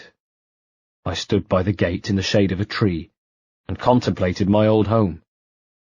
It had been rebuilt, of course, and was only partly recognisable as the house in which I'd grown up. The one thing that had remained the same was the outhouse. The outhouse where my marriage to Caroline had begun. The outhouse in which you were conceived, Jennifer. I left, then halfway between Hatherton and Bristol, a road I knew so well, I stopped at a place I also knew well. The old Shillelagh. I tethered my horse outside, made sure she had water, then stepped in to find it almost exactly as I remembered. The low ceilings, the darkness that seemed to seep from the walls. The last time I was here I'd killed a man. My first man. Many more had fallen beneath my blade since. More to come. Behind the bar was a woman in her 50s, and she raised her tired head to look at me as I approached. "Hello, Mother," I said. 68. She took me to a side table away from the prying eyes of the few drinkers there. "So it's true, then?" she asked me. Her long hair had grey streaks in it. Her face was drawn and tired. It was only 10 years since I'd last seen her, but it was as though she had aged 20, 30, more. All my fault. "What's true, Mother?" I asked carefully. "You're a pirate." "No, Mother, I'm not a pirate. No longer. I've joined an order." "You're a monk?" She cast an eye over my robes. "No, Mother, I'm not a monk. Something else." She sighed, looking unimpressed. Over at the bar, the landlord was toweling tankards, watching us with a hawk eye. He begrudged her the time she spent away from the bar, but wasn't about to say anything. Not with the pirate Edward Kenway around. "And you decided to come back, did you?" she was saying. "I heard that you had. That you sailed into port yesterday, stepped off a glittering galleon like some kind of king. The big I am, Edward Kenway. That's what you always wanted, wasn't it?" "Mother." "That was what you were always going on about, wasn't it? Wanting to go off and make your fortune, make something of yourself, become a man of quality, wasn't it? That involved becoming a pirate, did it?" She sneered. I didn't think I'd ever seen my mother sneer before. "You were lucky they didn't hang you." "They still might if they catch me." "It's not like that anymore. I've come to make things right." She pulled a face like she'd tasted something nasty, another expression I'd never seen before. "Oh, yes? And how'd you plan to do that?" I waved a hand. "Not have you working here for a start." "I'll work wherever I like, young man," she scoffed. "You needn't think you're paying me off with stolen gold. Gold that belonged to other folks before they were forced to hand it to you at the point of your sword, eh? Is that it?" "It's not like that, Ma," I whispered, feeling young all of a sudden. "Not like the pirate Edward Kenway at all. This wasn't how I'd imagined it would be. Tears, embraces, apologies, promises. Not like this." I leaned forward. "I don't want it to be like this, Ma," I said quietly. She smirked. "That was always your trouble, wasn't it, Edward? Never happy with what you got?" "No," I began, exasperated. "I know what you mean. You mean you made a mess of things and then you left us to clear up your mess. And now you've got some finery about you and a bit of money. You think you can come back and pay me off? You're no better than Haig and Scott and their cronies. No, it's not like that. I heard you arrived with a little girl in tow. Your daughter?" "Yes." She pursed her lips and nodded, a little sympathy creeping into her eyes. "It was her who told you about Caroline, was it?"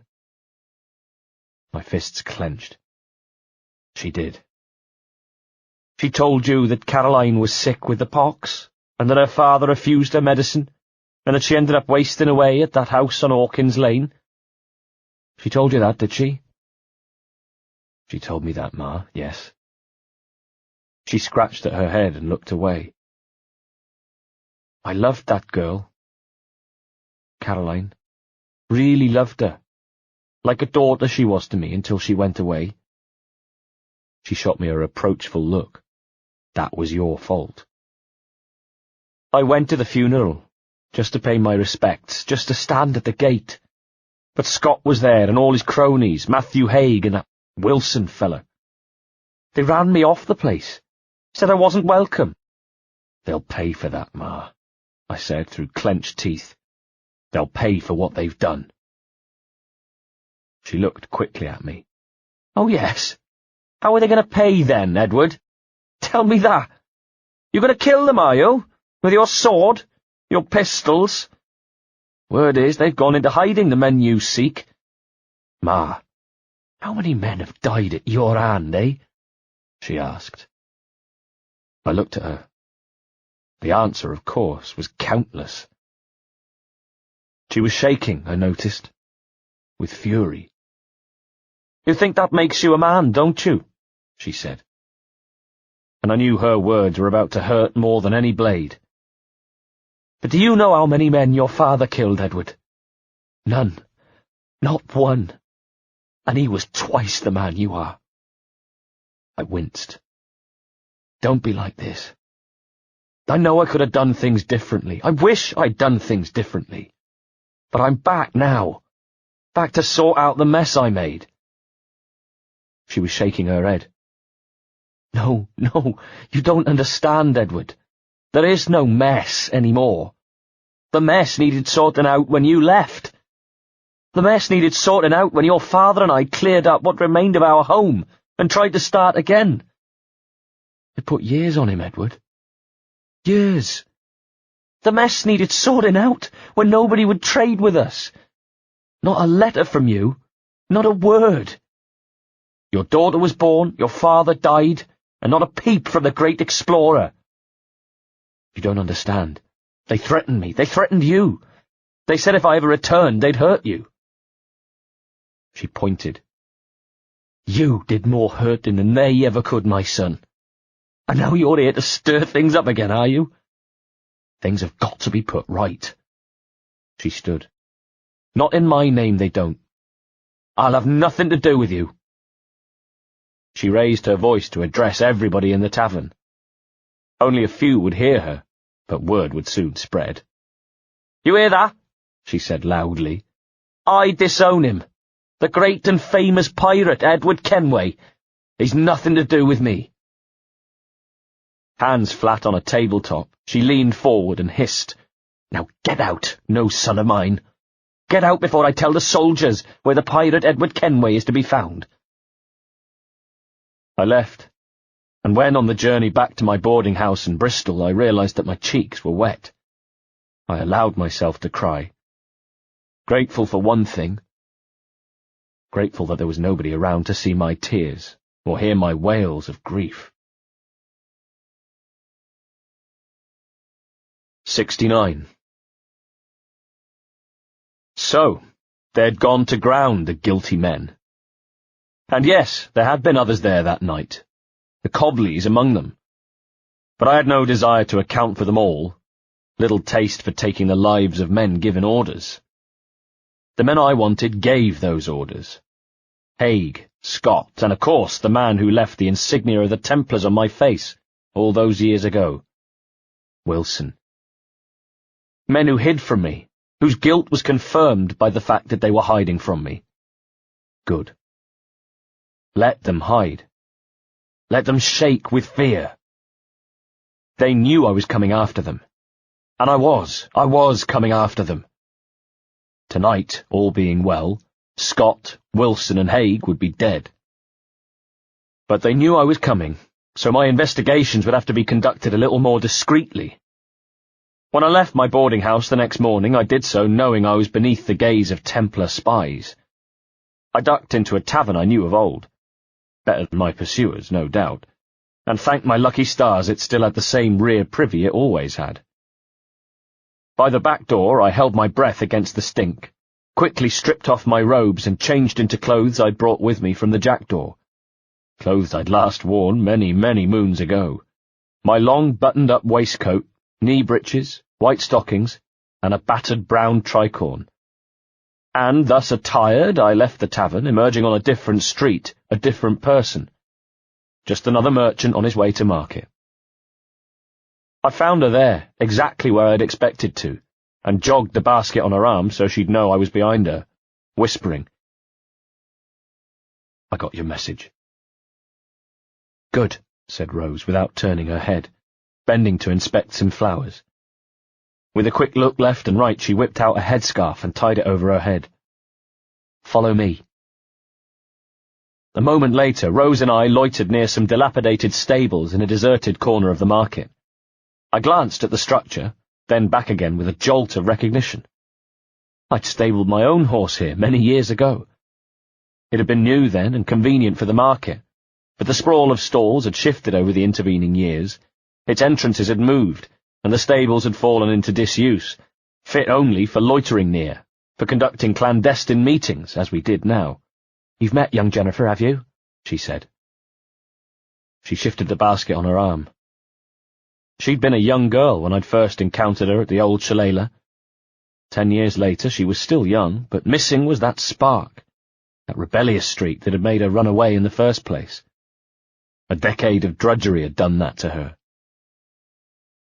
And yet, like the glowing sparks of a dying fire, there was some of her old nature left, because she'd sent me a letter requesting to meet me, and here she was, with things to tell me. Among them, I hoped, the whereabouts of her master and his friends. "I have," I told her. "I've met my daughter. She's safe on my ship." "She has your eyes." I nodded. "She has her mother's beauty." "She's a beautiful girl. We were all very fond of her." "But willful." Rose smiled. "Oh, yes. She was determined that she should see you when Mistress Caroline passed away last year." "I'm surprised Emmett allowed it." Rose chortled dryly. "He didn't, sir. It was the mistress of the house who organised it. Her and Miss Jennifer cooked it up between them. The first his nibs knew of it was when he woke up to find Miss Jennifer gone. He wasn't happy. He wasn't happy at all, sir." "Meetings, were there?" She looked at me. "You could say that, sir, yes." "Who came to see him, Rose?" "Master Haig." "And Wilson?" She nodded her head. "All the conspirators. And where are they now?" "I don't rightly know, sir," she said. I sighed. "Then why invite me here if you've nothing to tell me?" She turned her face to me. "I mean, I don't know where they're hiding, sir, but I do know where Mr. Scott plans to be tonight, for I've been asked to take him some fresh clothes to his offices." "The warehouse?" "Yes, sir.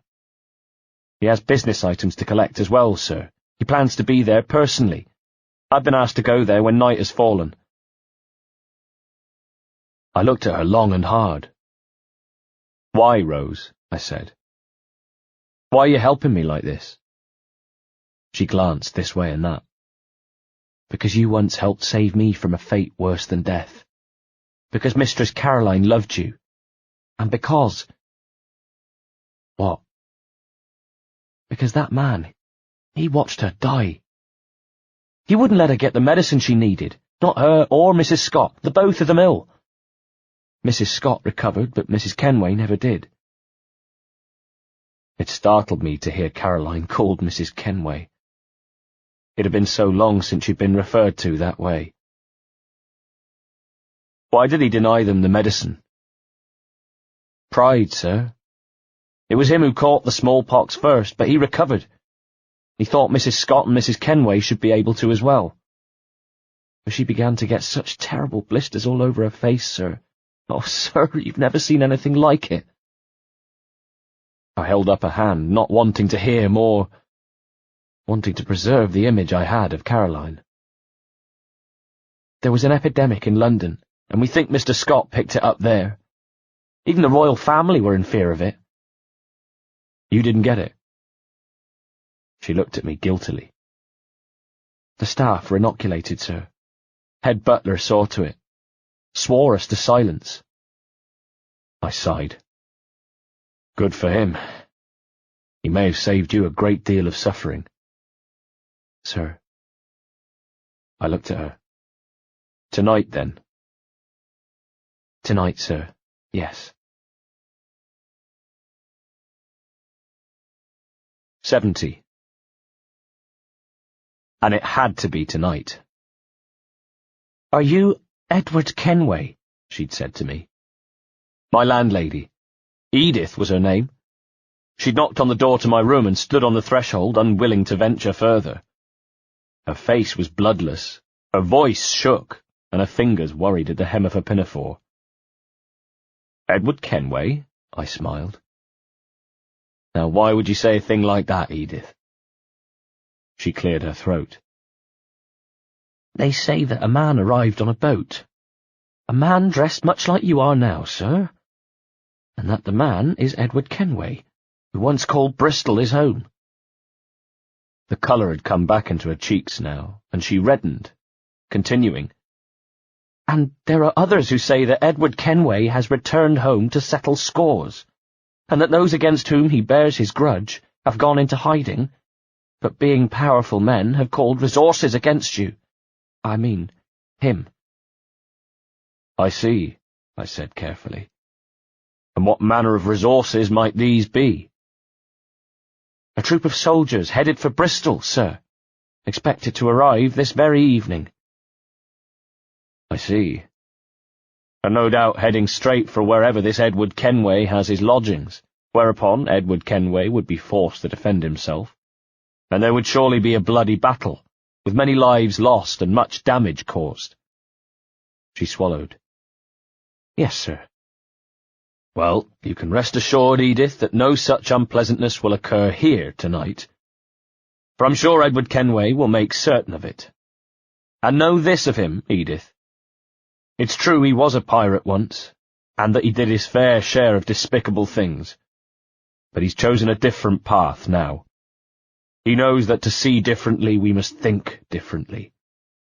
And he has changed his thinking." She looked at me blankly. "Very good, sir." "And now I shall take my leave," I told her. "Doubtless never to return." "Very good, sir." On the bed was a bundle of my things that I picked up and slung over one shoulder. Then I thought better of it and instead picked out what I needed: the skull and a small pouch of coins that I opened, pressing gold into Edith's hand. "Oh, sir, that's more than generous." "You've been very kind, Edith," I said. She stood to one side. "There's a back door, sir," she said. I went via a tavern where I knew to find the Jackdaw's coxswain, awaiting my orders. "Birtwistle?" "Yes, sir." "Bring the Jackdaw to the harbour tonight. We're leaving." "Yes, sir." And then I went on to the warehouse district, using the back streets and rooftops. I stayed low and in the shadows. And I thought, oh, Mary, if you could only see me now. Scott's warehouse was one of many near the ports, the masts of berthed ships visible over the roofs. Most of the warehouses were deserted, shut up for the night. Only his had signs of life. Flaming cressets that painted a small loading area a shade of flickering orange, empty carts nearby, and standing by the closed door a pair of guards. Not soldiers, at least. Had they arrived in the city yet? But local scar-faces, slapping clubs into their palms, who probably thought this was an easy job, who were probably looking forward to a taste of ale later. I stayed where I was, a shadow in the darkness, watching the door. Was he already in there?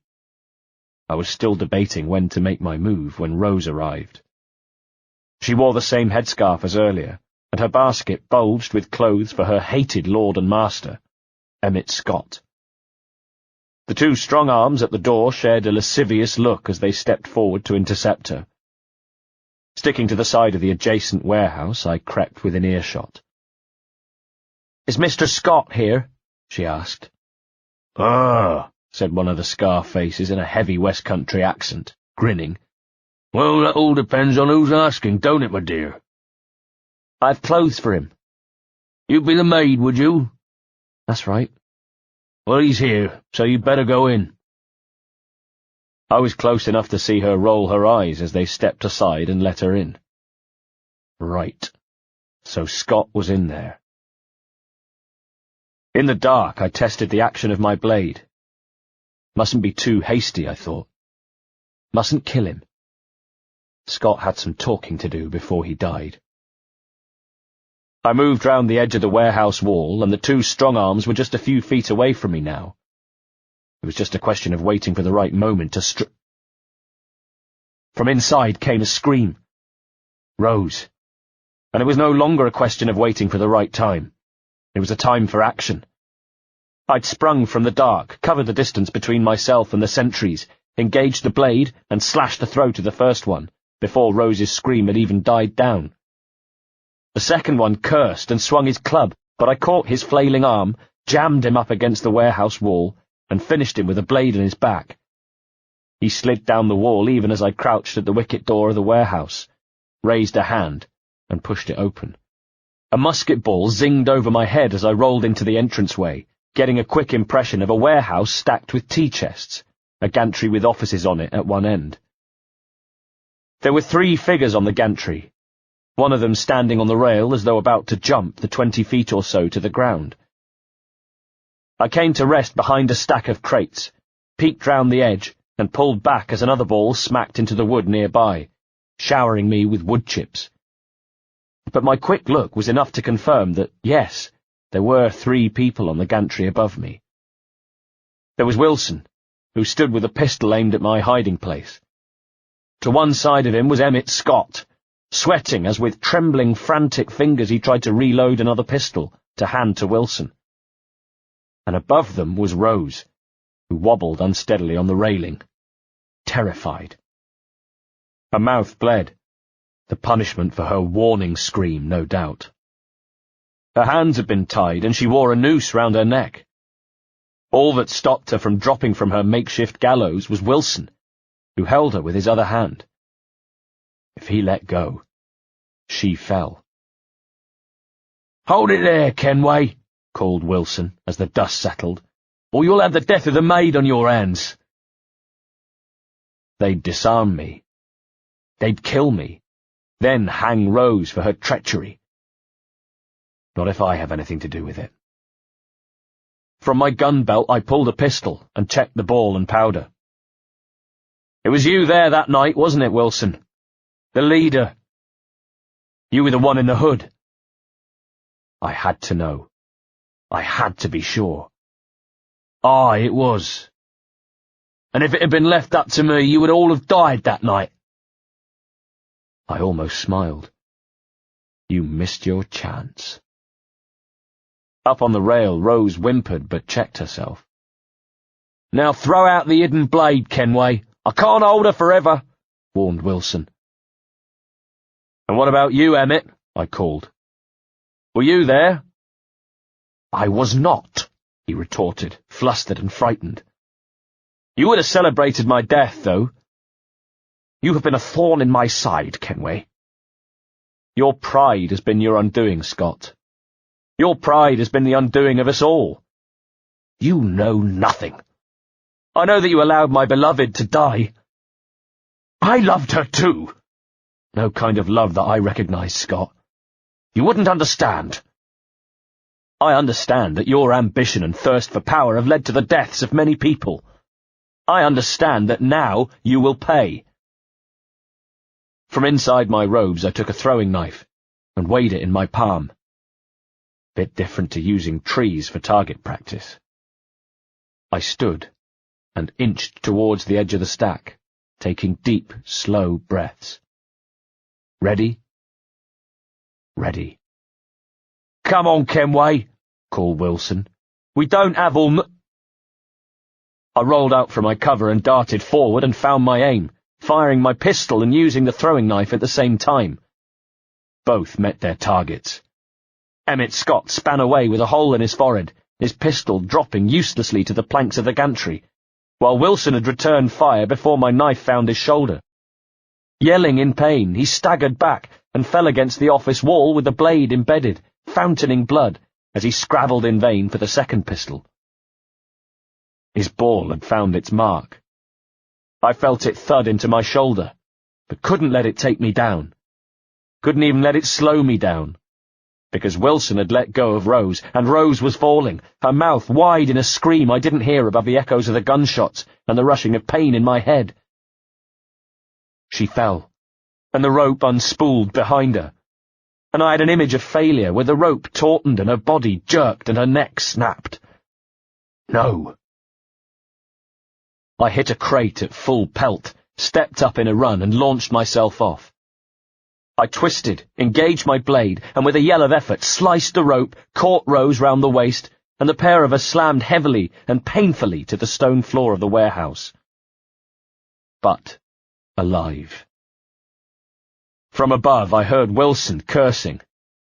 I snatched a second pistol from my belt and squinted through the gaps in the boards above me, seeing the light flicker and squeezing off a shot. There came another scream from the gantry, then a crash as he made his way into the offices. I dragged myself to my feet. The pain from my wound was intense, and the older wound in my flank flared up too, making me limp as I made it to the steps of the gantry and climbed in pursuit of Wilson. I charged through the office where I found an open back door leading to steps, and at the top I caught my breath and leaned on the rail for support as I peered over the warehouses. No sign. Just the distant clattering of ships at rest and the squawk of gulls. I concentrated, using the sense, and I heard something. But not Wilson. What I heard was the sound of marching feet as they approached the port area. They were coming. The soldiers were coming. I cursed and limped back inside to check on Rose. She would be okay. I ran back to follow a trail of blood left by Wilson. 71. You were safe in my cabin. Asleep, so I'm told. So you missed what happened next. And for that I'm thankful.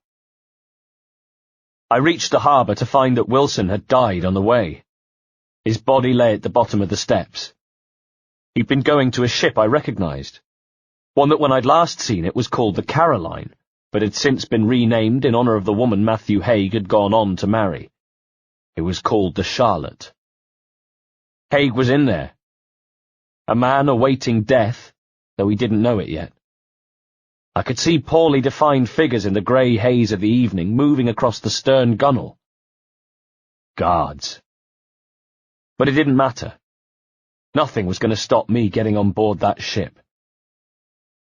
If the guards had seen or heard Wilson fall, they probably thought he was drunk. And if they saw me squatting by his body, then they probably thought I was a drunk too. They didn't care. Not yet. I counted 4 of them as I raced along the harbour wall until I reached where the jackdaw had not long been docked. In between the 2 ships was another smaller sailing boat, held by a line that I unwound and let go, giving the stern of the craft a shove to set it off before dashing back to my ship. "Hanley," I said, addressing the quartermaster. "Yes, sir." "Prepare the guns." He'd been sitting with his feet up on the navigation table, but dragged them off. "What? Why, sir?" "And bloody hell, sir, what's up with you?" "Musket ball in the shoulder." "Did you get the men you wanted?" "2 of them." "I'll fetch the dock." "Leave it, Hanley," I growled. "It can wait. Look, there's a vessel to our starboard, name of Charlotte. On it is the 3rd man I seek. Ready the starboard guns, and if my plans fail, blast her out of the water." I ran to the cabin door, then stopped, screwing up my face in pain as I turned to him. "And Hanley?" "Yes, sir?" He had stood, his face a picture of worry. "You'd better prepare the stern guns as well. And make sure the crew is armed. There are soldiers on the way." "Sir?" I gave him an apologetic look. "Just look sharp, Hanley. If all goes well, we'll be out of this in moments." He didn't look reassured. He looked even more worried. I gave him what I hoped was a confident smile, then swept a wedge from beneath the cabin door as I left. The sailing boat had begun its drift out to sea. I heard a shout from the deck of the Charlotte as they spotted it. The laughter. Fools. They saw the joke, not the danger. I leapt overboard, planting my feet on the stone of the harbour, then racing the few yards to the stern of the Charlotte. "It's Wilson!" I shouted, in my best approximation of the dead enforcer, as I clambered up the ladder. A face appeared over the gunwale to greet me, and I planted my fist in it, dragged him over the rail, and hurled him to the stone below. His screams alerted a second man who came running to what he assumed was the scene of an accident, until he saw me and the blade, which gleamed in the moonlight before I swept it backhanded across his throat. Ignoring the last 2 sentries, I ran up the deck towards the captain's cabin, peered through the window, and was treated to the sight of Matthew Haig, an older Matthew Haig, and a worried one by the looks of things, standing by a table.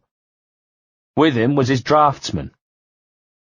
With a glance to see the 2 sentries lumbering up the deck towards me, I dragged open the door of the cabin.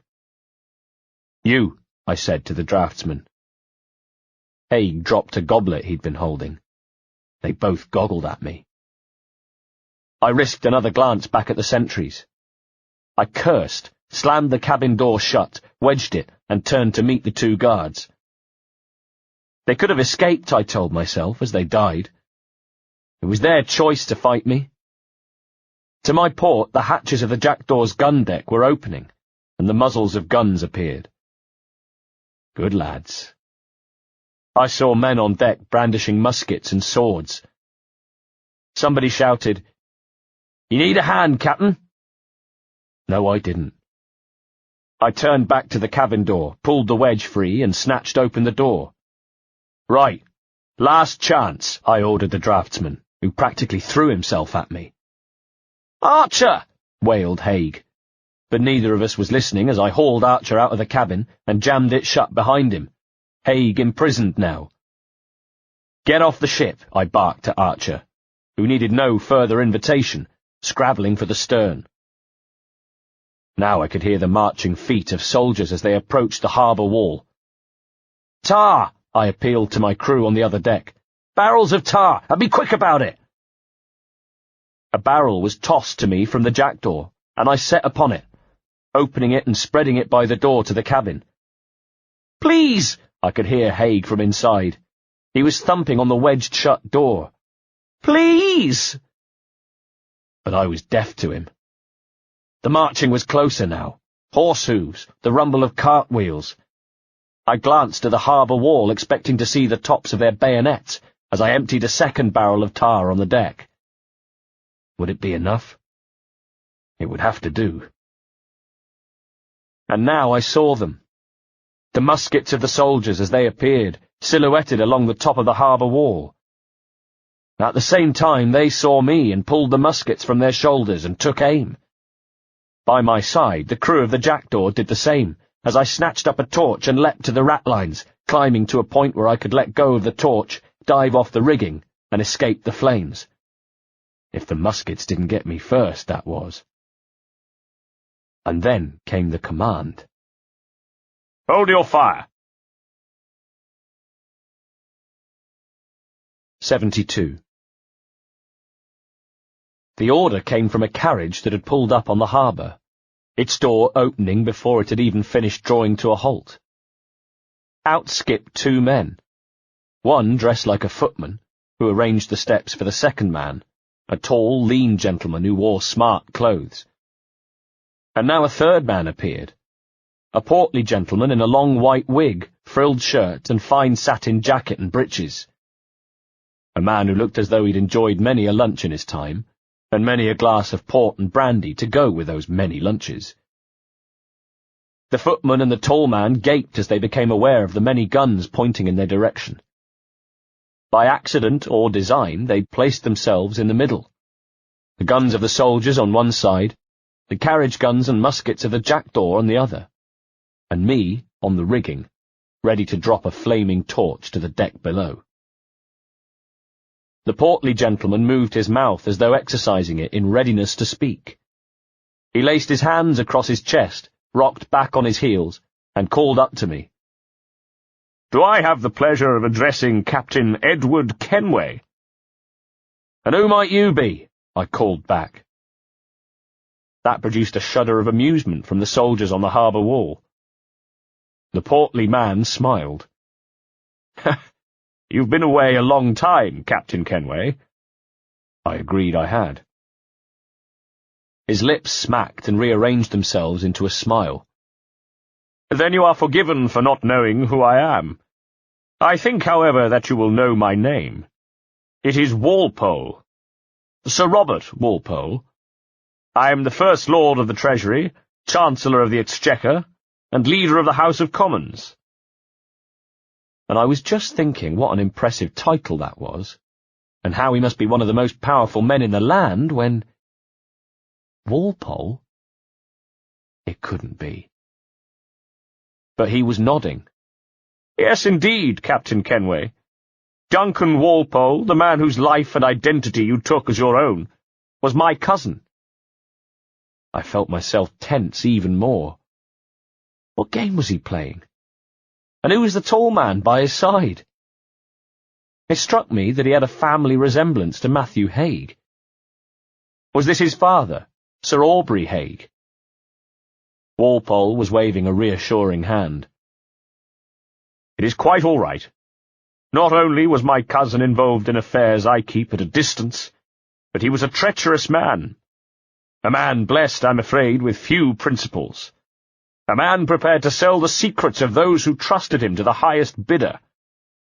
I was ashamed to see him bear the Walpole name. I think perhaps in many ways you have done my family a good turn. I see, I called. And that's why you're here, is it? To thank me for killing your cousin? Oh, no, not at all. Then to what do I owe the pleasure of this visit? As you can see, I have other matters to attend to. The torch grumbled as I waved it for effect. From the wedged cabin of the Charlotte came a banging sound as Haig tried to get free. Otherwise there was a tense hush as the soldiers and the sailors peered at one another along the barrels of their weapons, both sets of men awaiting their orders.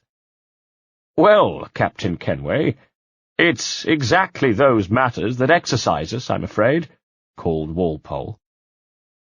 For I cannot allow you to continue on your present course of action. As a matter of fact, I'm going to have to ask you to toss the torch in the sea and come down from there right away. Or, alas, I shall have the men shoot you. I chortled.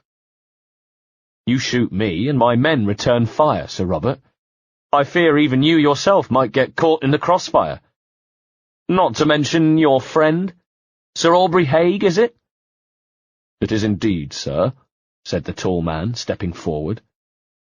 I come to plead clemency for my son. His son had been a disappointment to him, I could see. Let me see your fingers, I demanded. Haig raised his hands. A Templar ring glittered. My heart hardened. And you, Sir Robert? His hands remained laced across his stomach. You'll see no ring on me, Captain Kenway. Why does the idea tickle you? From what I've seen, the Templars enjoy rank and status. How am I to know that I'm not addressing their Grand Master? He smiled. Because no power is absolute, Captain Kenway, and my purpose here is not to act as ambassador for one side or indeed the other. My purpose here is to prevent an act of barbarism. I scoffed. Barbarism? It didn't seem to bother them when they were burning my parents' home. Where was Sir Robert Walpole then?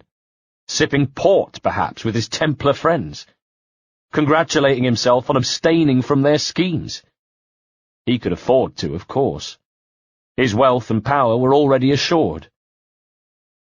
From the cabin, Matthew Haig snivelled and whimpered. You have returned to these shores on a mission of vengeance, I take it, called Walpole.